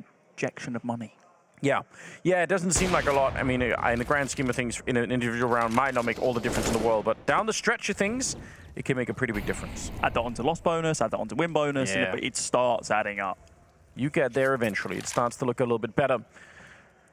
But they've already been completely thrown out of the A-bomb site. Not welcome at all. So you are not allowed here. Go somewhere else. We are closed for the day. And it looks like they're going to be posting themselves up into mid. With this kind of aggression we've been seeing from Suhei is he might be able to just gun them all down. Instead, he's posted himself up towards these double doors down below B, towards T-spawn. It's going to be all on Im to be able to find these kills, and actually he finds exactly 0 damage. They all just gun him down instead. The barrage of bullets on the pistols, they're ecstatic about this one. Suhei now does come alive, and oh my god, there's a world. It's about 15 seconds on the clock. If they can clear this bomb site, grab themselves another M4, then this is insane. But Flames gets taken down. Kioz has done an amazing job to be able to hold on to this. He does get dinked in the process. Any other weapon, if that was a tech, if that was a deagle, I mean, then we're a little bit more competitive, but a nice little off angle being held there a little bit deep towards T, which, well, saves the round. Yeah, super important. Denying the bomb plant, but still losing a couple of players, that doesn't make you feel super good. Stealing that M4 away. This is crazy. What is it with the fadeaway final bullets on sprays that we've been seeing for these, like, an entire day? It's like, I spam you down, none of the bullets hit until I begin falling away, and it's the final one I just shoot randomly that gets the kill. It's just one of those days, isn't it? Boost, hello. Yeah, that was sick. Oh, he got the dick, but he can't find the kill. Isaac in the middle eventually is going to get flashed and ultimately taken down. It is a 3-on-3, but only if you look at the numbers. Look at the health that's left here. Neo frag on 17, 12 on Nico.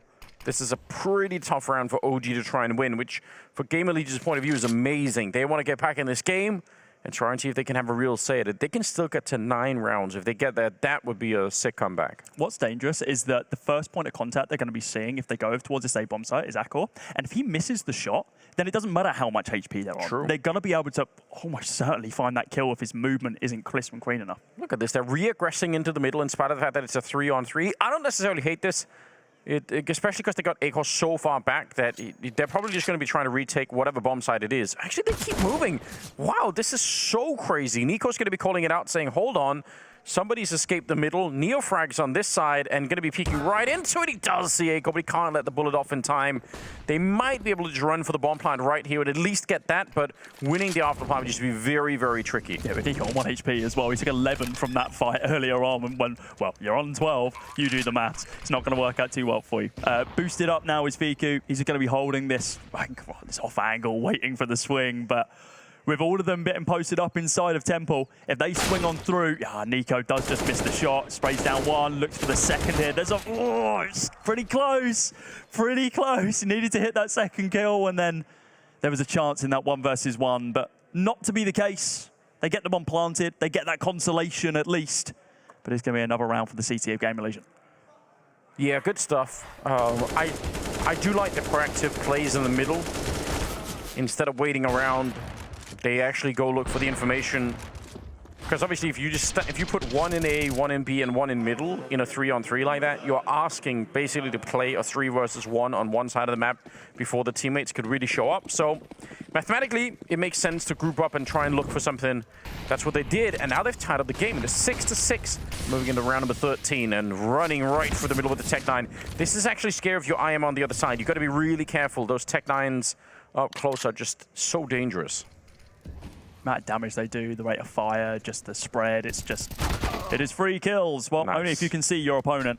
And Flames simply could not. He's always the person who's doing these hyper-aggressive pushes into Red Room up towards CT spawn. Nico does not care about your Molotov, he will run through it. Up close now is Acore. Ooh, it's not the most effective range for the AWP, but it gets the job done. Chaos going to be able to find a kill there as well. Secondary shot going to be whiffed there from Acore. It's the Eagles just looking for anything they can find. Dexter's going to be able to find one on the fadeaway, but Suhei closes it out. It's a 7th round now for GamerLegion. They're starting to feel it a lot more. This is 5 rounds in a row. Yeah, 5 in a row. They're keeping people alive, enough to build an economy at any rate.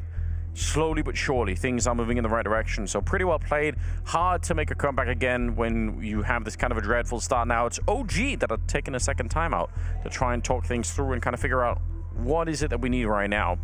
Some of the early fast attacks towards the B bomb side, they're now going to be much, much harder to do because now they really will have the grenades to stop you. You said the mid control, they've been trying to fight for that a couple of times now. They've actually given it a real crack at trying to see if they can shut down that, but it's not been super successful. I feel like GamerLegion are trading pretty well in the middle. Yeah, it seems like they've got some nice little strats for mid. I want to see that sprint boost again. It feels like it worked out pretty well the round they tried it. In fact, they found 3 kills off the back of it with some additional pushing as well from the booster. Yeah, let's just see some more.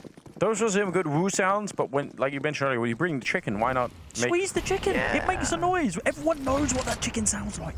Give me a chicken squeeze. Hold up. You went through the effort of, brought it through customs at the airport and all the rest of it. Like, just do it. Oh! That was nice. Yeah, sweet. He's been playing that same position over and over and over again, and they ran into him a couple of times. This time, they preemptively Molotov him and just shut him down. 5 versus 3 right off the bat, and to be honest, this is going to be very hard for GamerLegion to get back in the round. I am, though. Oh, that's sick. A double kill. And they're back into a 2-on-2. He's almost got the triple in the back line, jumping on top of the box with a USP. He's lost his mind. He's just fighting them with a pistol instead of reloading his gun. I don't even know why. Dexter is in trouble and about to be maybe flanked here. Chaos, you'd surely never read this if you're Dexter. How could you possibly know? There's the little tap coming in, and they bring it back in a 3-on-5. Partially thanks to a wild lunatic USP. How does IM get away with any of that? I'm sorry, but he picks up 2 kills, instantly should be killed there. And then he just like, oh, yeah, I don't have time to reload this thing. I'm just going to USPS it. Finds 1 kill, almost finds the second as well. Like, those situations should just not be happening. Surely the suppressor has not suppressed the sound that much where they have no clue where he is. I really think they were super confused, and he was playing on top of the smoke. Oh, here we go. The run boost. He still got the headshot. How is that even possible? He was mid-air. Acore now put into a corner, but this is where he's very, very dangerous. Will finally miss the shot there. Only the 1 kill. And Neofrag, quick to take him down, well handled It's a 2-1-3, and OG, they lost the last time. I'm sure they want the revenge. Second round in a row now, we've seen really nice donut control from OG. It's been something they've neglected for many, many rounds, and now they're finally doing it. They have that control, and it's just opened up the A-bomb site so much more. Suhei on the back lines. Oh, he's trigger disciplining this. He's waiting to see what sort of information he can find. Need to be careful about him turning around, though. There we go. It's not clean. It's the second round in a row. We've seen that Dexter's been killed from behind, but it's not been a clean, crisp kill.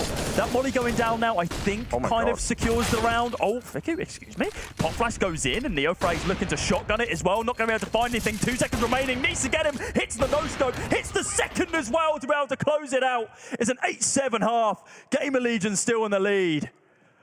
Oh, we'll chuck it to a short break while we take a chill pill.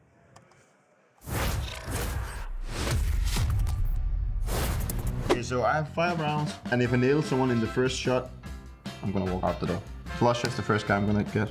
No, it was not Flusher. Let's start with Simple as the first guess. Let's try. Okay, let's start Monacy, okay? Let's start with him. I heard he's a really good player. Okay. So he's from Europe. And he's young, it seems like. Let's try. I'm gonna go further down south. I'm going to say Kenny S, because I'm gonna try and see if I can hit an Arbor. I guess I can go for Saibu, since that fits. So he's from G2 and it's an Arbor, so I'm kind of close. G2 and he's an Arbor. He played the last 2 majors. Monacy, alright? I just have to go for Manesi here, I think. But Manesi is Russian. Wait, what? Well done. What? Is Russia part of Europe? Wow, I'm actually insane. I told you before that I'm a really good player.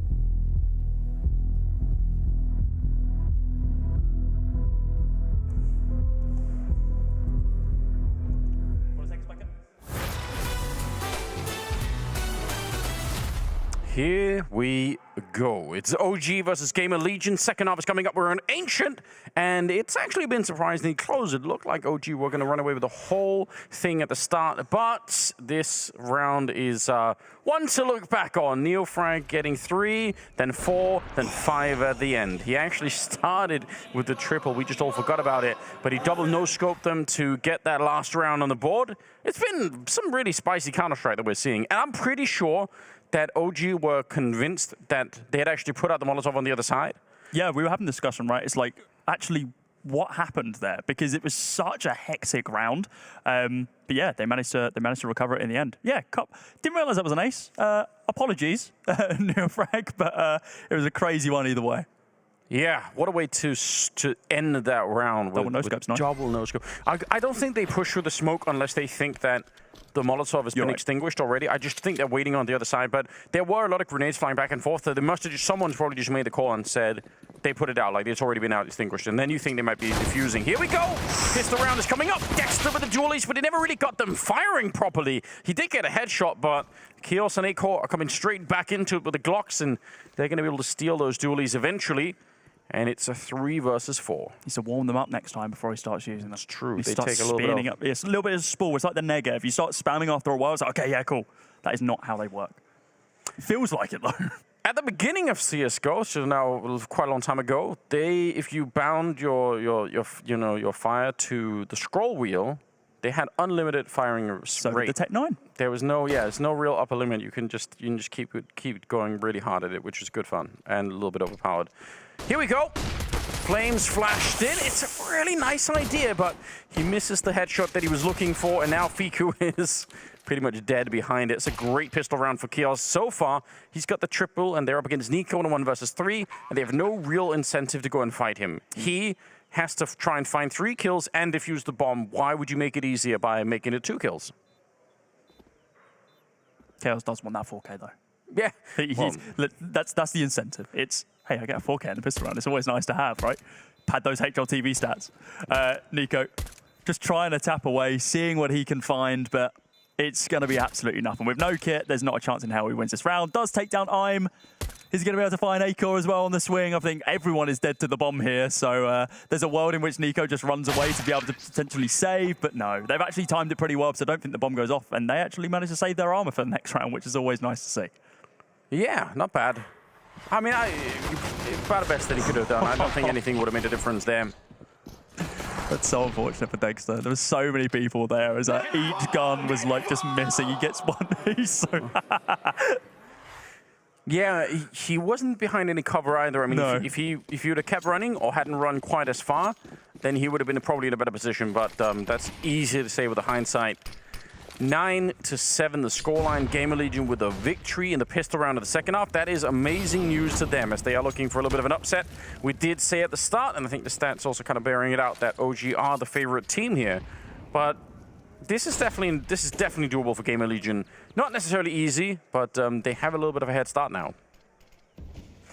Yeah, I mean, OG have played against stiff competition on this in the form of FaZe earlier on, right? So it's not like they're unexpected to do well here, but GamerLegion, they've just seen the better side in especially the end of that CT half, and now coming into this T side. Sure, we've only seen a pistol so far, but the way they're posting themselves up and already seeing mid control. Here you go. This is something new, something that we didn't see from OG from about 7+ rounds. We're seeing it on round 2 from OG, just to be able to kind of stake their claim across the map. Kezos, it was very close to getting taken down there. Almost caught with his trousers firmly around his ankles, but he's safe for now.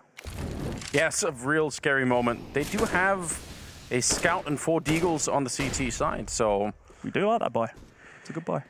And Sui's got tagged up. It's not a real problem yet, but it really could be. They're leaning heavy to the B bomb site, which is exactly what GamerLegion are setting up outside, and they don't have any more nades. They have a couple of flashes to try and do this. This is actually super scary. What a headshot! Oh dear, Fiku taking down Isak. Now I'm a little bit worried for GamerLegion. They're about to push into a very stacked bomb site. 19 seconds, one mistake here, and they might be done. Nico taking a sweet time, but did get the headshot on Chaos, and this is looking tough. Oh, for the smoke! Oh, they get one more headshot in the space of 3 seconds. 4 people go down on the OG side.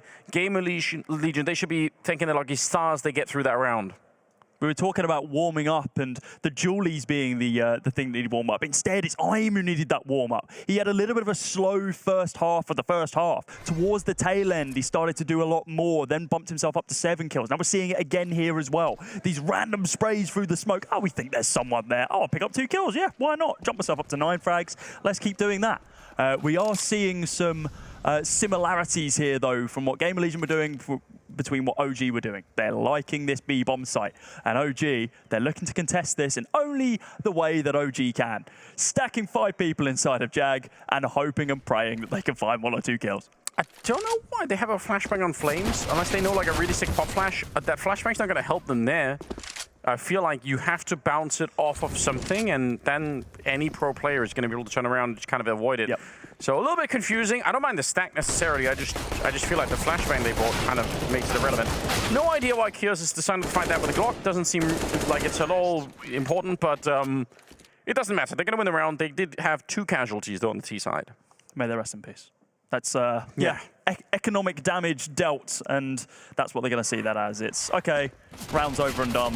It was actually quite a... How many kills did Suhei get here with the Mac 10? Only 1? It felt like he got... It was a lot of damage. It was just like the singular frag. So it's not the min-maxing of economy that we would have liked to see, but it still does some work. It still gets the job done at the end of the day, and it's still an 11th round for GamerLegion. 3 on the trot now, and they're looking for this additional mid-presence. It's completely blind. Flames has no idea what happened, and Suhei just spams it down. That's the bomb being dropped inside of mid now as well, and it's NeoFrag, the man, the myth himself, holding with this M4, and now holding a flash in his hand and getting taken down. Oh no. He really wasn't sure if a third player had made their way into Donut, so a little bit confusing.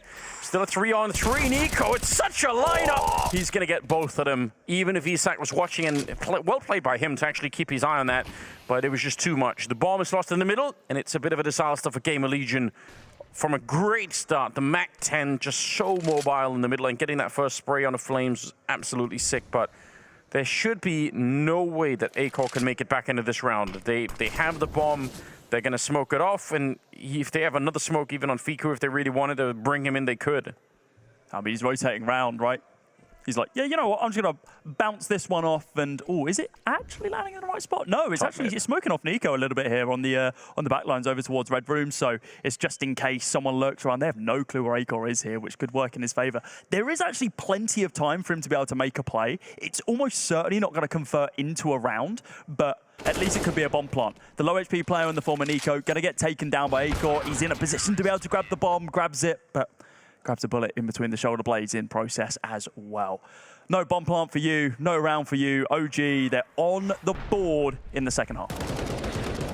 The timing of a NeoFrag is really, really sick. So unfortunate on the final one and the third one though, isn't it? The frustration started the show. Yeah, who can blame them? That is... I don't know, Sui's got so much money, and Isak does too, so it's probably very tempting to just force someone into this round. In fact, I'd be kind of surprised if they don't. Drop a couple of weapons over. Yeah, they share should. Love. It's what those Mac 10 kills will get you.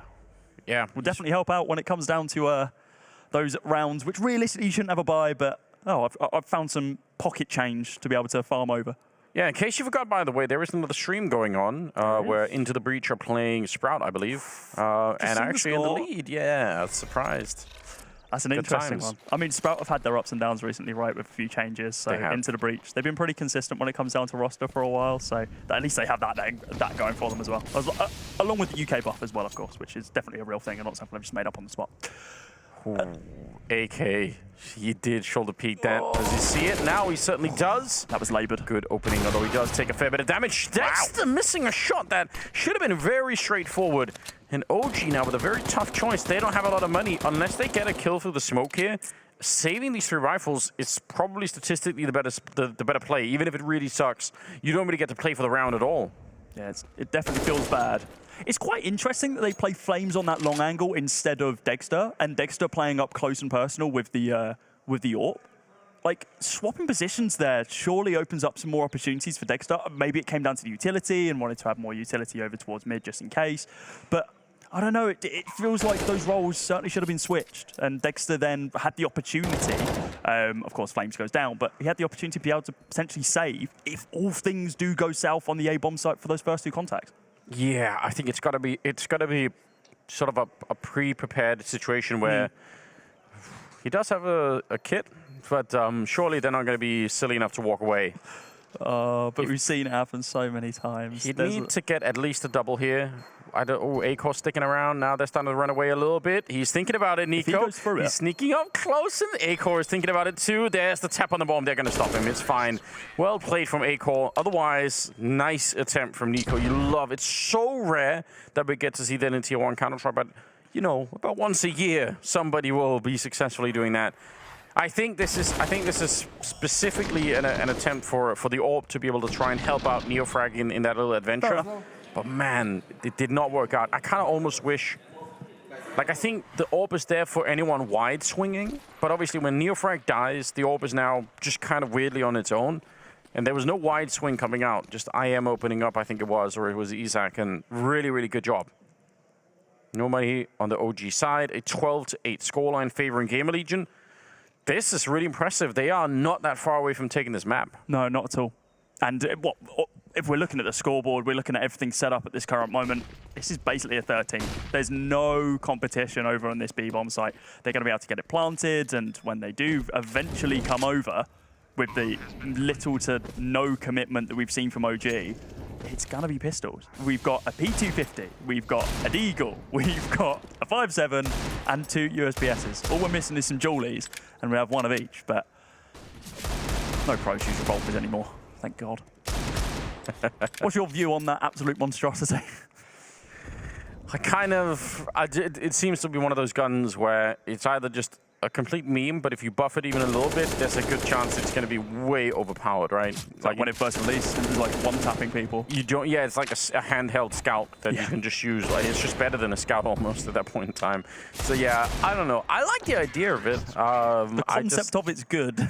Yeah, it makes sense. It just doesn't. In practice, it's kind of hard to make work. Because even the idea that you can like load up a shot and kind of peek into it in a way, but it's really powerful. It's like, yeah, but if you make that mechanism, the charging kind of mechanism, a little bit better, then it's instantly really good. So I don't know. The fact that it has a secondary fire, in the sense of like, oh, it can fire super fast, but the accuracy is really bad, is quite, again, it's a cool concept. It's really bad in practice. But oh my God. Oy, oy, oy, oy, that's a lot of damage early on, and Dexter makes sure that it's not just damage being dealt, it's frags being found, as he is the owner of Donut. Yeah, that's really rough. They run into the Molotov HE combo in the middle, and Aiko almost dies, and when they keep pushing, they run right into Dexter, who's, I don't know, he was kind of struggling in the first match that we were covering as well. He wasn't playing super well, but it's good to see him find that aim. He's obviously been gone from the lineup just a little bit. Now he's back again, and he is such a central pillar of this lineup that it's hard to imagine them having a successful RMR run here without Dexter. Like, he just has to be there and has to be doing better than he's been doing so far. You saw how influential he was when he was away from the team, and they had to, like, they fielded Smooth, right? And while Smooth is good in his own regard, he's not Dexter. No. And it was a pretty substantial change that you could notice, unfortunately. But he's back now. He's on the server, and he's about to basically win them around, it looks like, because it doesn't look like there's going to be much fighting remaining. I say that, and Acor does get taken down. Whiffs the shot, and Flames punished him for it. Yeah. Yeah, that's probably fine. I mean, especially when he gets the kill like that. They did have enough time that if he goes down, it's still a 3-on-4. There might be a way to kind of get it back. But the rest of them are definitely going to be saving now. No question about that. So 13-9 scoreline with OG keeping everyone alive, which is what they really need. That's so important at the moment. No reason to lose any rifles here. Yeah, they haven't been able to build this CT side economy at all so far. So now they finally have. As the round ends. The votes are saying that people think OG have got this. People voting over on Blast.tv. So if you're not part of that, you should be. People still confident, quietly confident, even if it's a 4-round gap at the moment. Yeah, I don't hate that mentality. I do think it's... We've seen a lot more of GamerLegion these past few rounds, and it's just OG reacting to it. We have started to see some minor adjustments. Now we're seeing these donut holes being more aggressive, and if you're just going to be lurking a CT player in there consistently, yes, some rounds you might not do anything, but other rounds you're going to basically win it, as we saw from Dexter finding those 2 kills. It is just linchpinning on these individual players, though, instead of these big team plays from OG to be able to find anything, though. I'll see if GamerLegion can keep this up, because if the OG defense settles in a little bit, I mean, we know how good Neofrag could be. Yep. I'm still holding a little bit of hope out. I want Flames to kind of be in there and join a little bit more. He's another really strong player that they obviously got on that side. So the longer this goes on, I think the more of a chance that OG actually do start to wake up in a different way and start to put some more of their players into play. So I'd be worried about that. It's quite interesting because it definitely feels like NeoFrag's been doing more, but looking at the scoreboard, Neo and Flames have the same amount of frags. True. It seems like Flames was finding some of these individual, like, random sporadic kills early on the T side when he was just pushing up mid, being the only player to do it, getting into red room and just, like, sniping someone from the side. Whereas NeoFrag is, like, holding on to these, like, big mid pushes, as we're going to be seeing now, or just, like, post himself up on a bomb site. It feels like the 15 frags have been more impactful than these just kind of not throwaway, but less important frags we've seen from Flames across the game. Yeah, I mean that can definitely happen too, right? Like not all frags are created equal in that sense, so you gotta be careful about just reading the scoreboard for sure. Chaos, that was very close to being an absolutely sick opening, and when they go to re-peak, A-Course already boosted up, and Fiku just gets blown up getting that information. And it's so early on in the round that this is a really big problem for OG now. There's some really tough choices to be made. How do you play the rest of this round? 4 on 5, the way that they're spread out right now, you could tell if GamerLegion just group up and go anywhere right now, they should be huge favorites to take the site. So at some point, OG might just want to risk it, and that's what they're doing right here. Yeah, Nico pushing forward. A-Core still waiting down there. He does move just as the peak comes through, and Nico's crazy. He's gonna keep pushing, even though he already got found out, nearly catching the AWP on that corner. That would have been sick. Yeah, but they know. Oh, they wallbang him down. That is so sick. Dexter trying to hold on to it. They know that, they can guess he's probably alone. What a tap from Isaac as well. NeoFrag and Dexter, 2 versus 3, 30 seconds, and they are backtracking. They're going to be facing NeoFrag in this A-bomb site. It's a big man to be facing up against. He's got the A4 in hand as well. The extra bullets in the mag. Who's going to try and test him first? Util comes through. A-Core's the first man. Takes down one. Continues the spray, but he's only good for 1 this time round. Uncharacteristic from him, but it seemed like GamerLegion realized what situation they were in.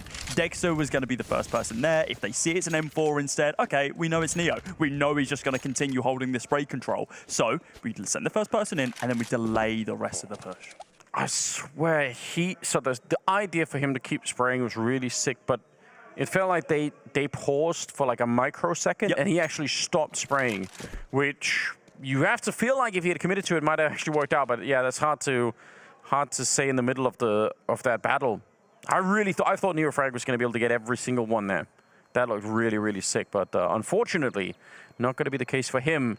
Dexter to save the AWP on the other side of the map. That's going to be fine. It's 14 on the side of GamerLegion. There's a force available for OG. It's not what they want to be doing, and it's definitely not what Dexter wants to be spending his hard-earned cash on. He wants to have that buffer to be able to rebuy that AWP if possible.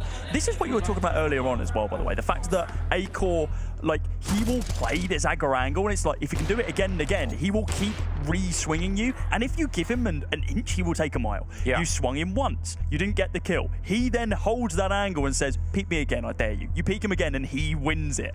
Time and time again, this is happening, and, well, it just seems like they aren't punishing that enough.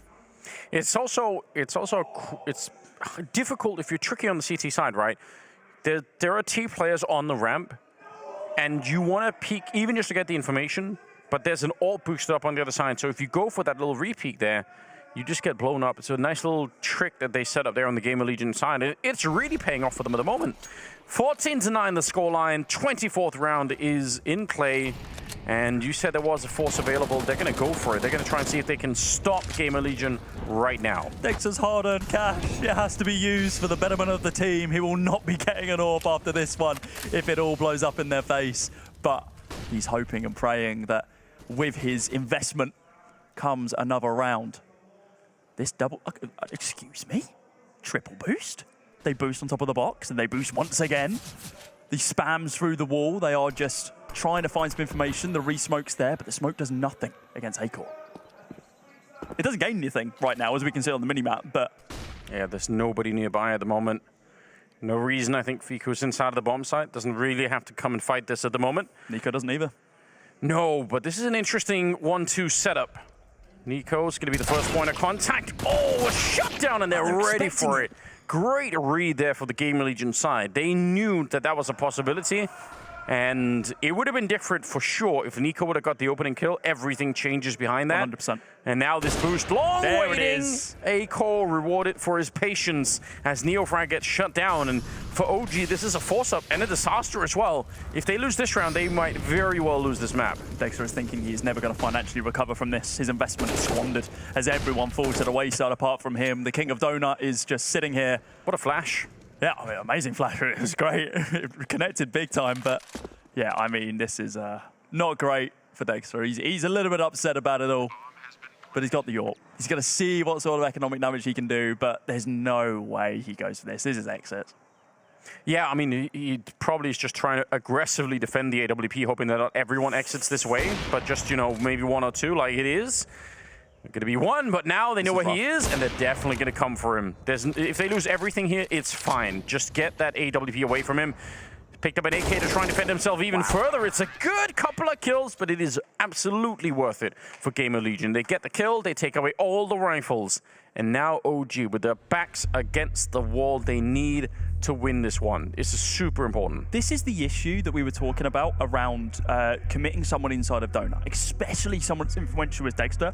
The fact that he's just not in these fights at all until the very, very end when he's the last man alive. And then when he is, he's able to find 3Ks of nowhere. If he's more involved, maybe post someone else over there. Get Neofrag inside of there, holding that angle instead. Get Dexter on these long sight lines who can be more impactful earlier into the round instead of having to be that solo player towards the end who's having to save. He's not happy with the situation. I mean, it is what it is. It's a game of CS, but yeah, it's a weird one. As you mentioned at the start as well, this is the 0-1 teams. So you could end up coming out, walking out of day one, being 0-2 instead, which means you're just in a terrible position. From there on out, any mistakes could cost you the RMR run. So nobody wants to be there. Both these teams are fighting for it right now. OG need to win 6 rounds back-to-back with no slip-ups, or it's not going to happen. If they do that, they just get into overtime. They don't even really win the map, but that's what they're facing up against. They don't have a lot to work with either. A FAMAS, an M4, Deagle, 5-7, and the AWP on the TT side. That is it. And GamerLegion, I think, smartly waiting. They can see this coming. They know that they need to do something aggressive, and they're getting slaughtered on that B ramp. No shot here. Fiku, he's going to get one in return, but deep breath on the GamerLegion side. They don't need to fight this right now. How has Dexter found the money, the pocket lint, to be able to pay the arms dealer to grab this AWP? I mean, he's once again inside of Donut. Oh my God, how does he miss that shot? He shoots between the legs or something. How does he whiff it? That's insanely bad. I think it's done. I actually think the game's lost from that. That's really heartbreaking because they might, I mean, you want to see them and get that shot. They've given up the A-bomb side now. Somehow, they still get the shot on Isak. It's a 2 versus 3 now. And the bomb, it's kind of close there. They're holding the CT spawn as well. Very nice position from IM at the moment. Fiku's going to be walking right into the spray, connects. Huge double kill, and now it's a one-on-one. He's walking in for it. IM, he needs the hit shot, and he will get it as well. Instant shutdown. And GamerLegion with a little bit of a shocking upset here, taking down OG on Ancient. Yeah, that was absolutely insane. IM, who we said was a little bit quiet across that first half, in the end, when he needs to come up big, he does. Finding those 2 final kills, not only securing the round, securing the game, and keeping, realistically, a real light of life in this GamerLegion squad, because now they're not 0-2, they're 1-1. They have that extra buffer of another BO1. Yeah, they said at the beginning of the match, right? They were talking about how last time they went 0-1 and then they came back and qualified anyway. They wanted to do it one more time. They believed that they could, and so far so good. I just think it makes mentally a difference. They get to go to sleep tonight thinking, all right, 1-1, we've given ourselves more life. OG on the other side, the backs are to the wall. You lose 3, go out. So everything is on the line. This is what it looks like at the end, and you could see everyone from GamerLegion just playing really, really well.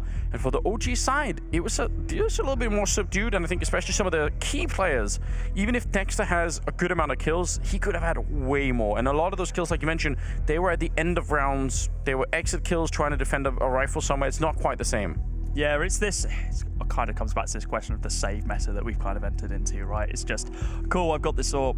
I should probably save it and get a couple of exit frags, but you need to have those impact frags early on. But I don't want to put it all on Dexter. Neo frag, we could have seen more from him as well. He had these flurries of opportunities, still top fragged on his squad. But if we compare the pure kills on both sides, we can see that the lowest fragger of GamerLegion, IM, still would have matched the highest fragger over on OG bar 1 kill. So yeah, I mean, it was unfortunate for OG. Their streak on this map very much dead now, as they're now on a two-game loss streak here instead. Yeah, I mean, GamerLegion, they're happy with that one. They knew it was going to be a bit of an uphill battle, but it felt like they were commanding. They were ready for what was being thrown at them. Yeah, I mean, super impressive from GamerLegion. I think they lived through the initial, beat up that was happening. They were really getting slaughtered at the start of the game, but they managed to control themselves. They had some good timeouts at the start of it, and just looked a lot better. And then they managed to come back and do really well, even on their own T side. So you got to just commend them for that. Again, definitely underdogs in this particular matchup, but not playing like they were at all. No. So that's super encouraging. The biggest issue that we saw, OG stopped rushing B. That's they lost true. the game. That's what they should have done. We do have, I think Chaos down with a little bit of an interview. Let's see what he says. Congratulations, man. A very, very good victory for you guys. Your first one today. How does it feel to finally get that first win under your belt? It feels so good, especially after the first loss. Yeah, it feels just so good. And of course, for you guys, with a rough start today, what was it like kind of mentally resetting coming in towards your second game of the day? I think we reset pretty fast after the first game because we knew it was kind of an off game and some things didn't go our way, which can easily happen in a best of one. So I think we didn't lose confidence, so that's the most important thing for us because we've been putting the hours and the work together, so we're confident on that. And of course, heading in towards OG, what was your preparation like, if any, coming in towards that OG best of one? Was there certain plans or strategies you had coming in towards the game? Not especially for OG. It was just like another game preparing as usual. Nothing too special. And of course, going in towards tomorrow's game, you're now sitting 1-on-1.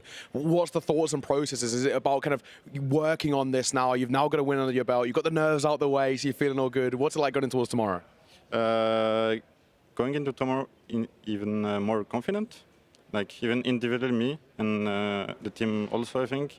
But we just take match by match and yeah, that's it. Say well, man. Thank you very much for joining us. Congratulations on the win. Even more confident. Nice. That's what you want to hear. I love to see confident teams. So GamerLegion, they look like it. They should be. If you missed anything, then yeah, here's a little bit of a recap around the round 1 of the European RMR. Obviously, you see all the results here. It's been a crazy day with some really, really sick upsets, and there's some really close ones as well. I think the 2 British teams still stand out to me. 2 double overtimes. I mean, it was absolutely fantastic games. I think me and Neo were saying this earlier. If you haven't watched the games yet, please go back and watch the VODs because they were actually so great. Good times. They don't really have an opportunity to be able to perform at this level, and we're going to be chucking it over to the round 2 as well. So these are the 0-1s and the 1-0s. Now 2-0s and 1-1s. Yeah, I think this one played out maybe a little bit more predictably. Yeah. Definitely the Into the Breach one is looking like a really potentially exciting result, but otherwise, and I mean, I guess Bait at the top of you got to can't really underestimate that. No. That was sick. They did play really well and beat Virtus.pro, which is in itself just really impressive. So a good job overall. That's day 1 almost done. You still need to go and watch the other stream, obviously. You don't want to be missing that. That's happening. It's still playing live. I can see the score result right now, 11-3. So don't miss out on that. But for this stream, we're done for today. So thank you for watching and come back tomorrow.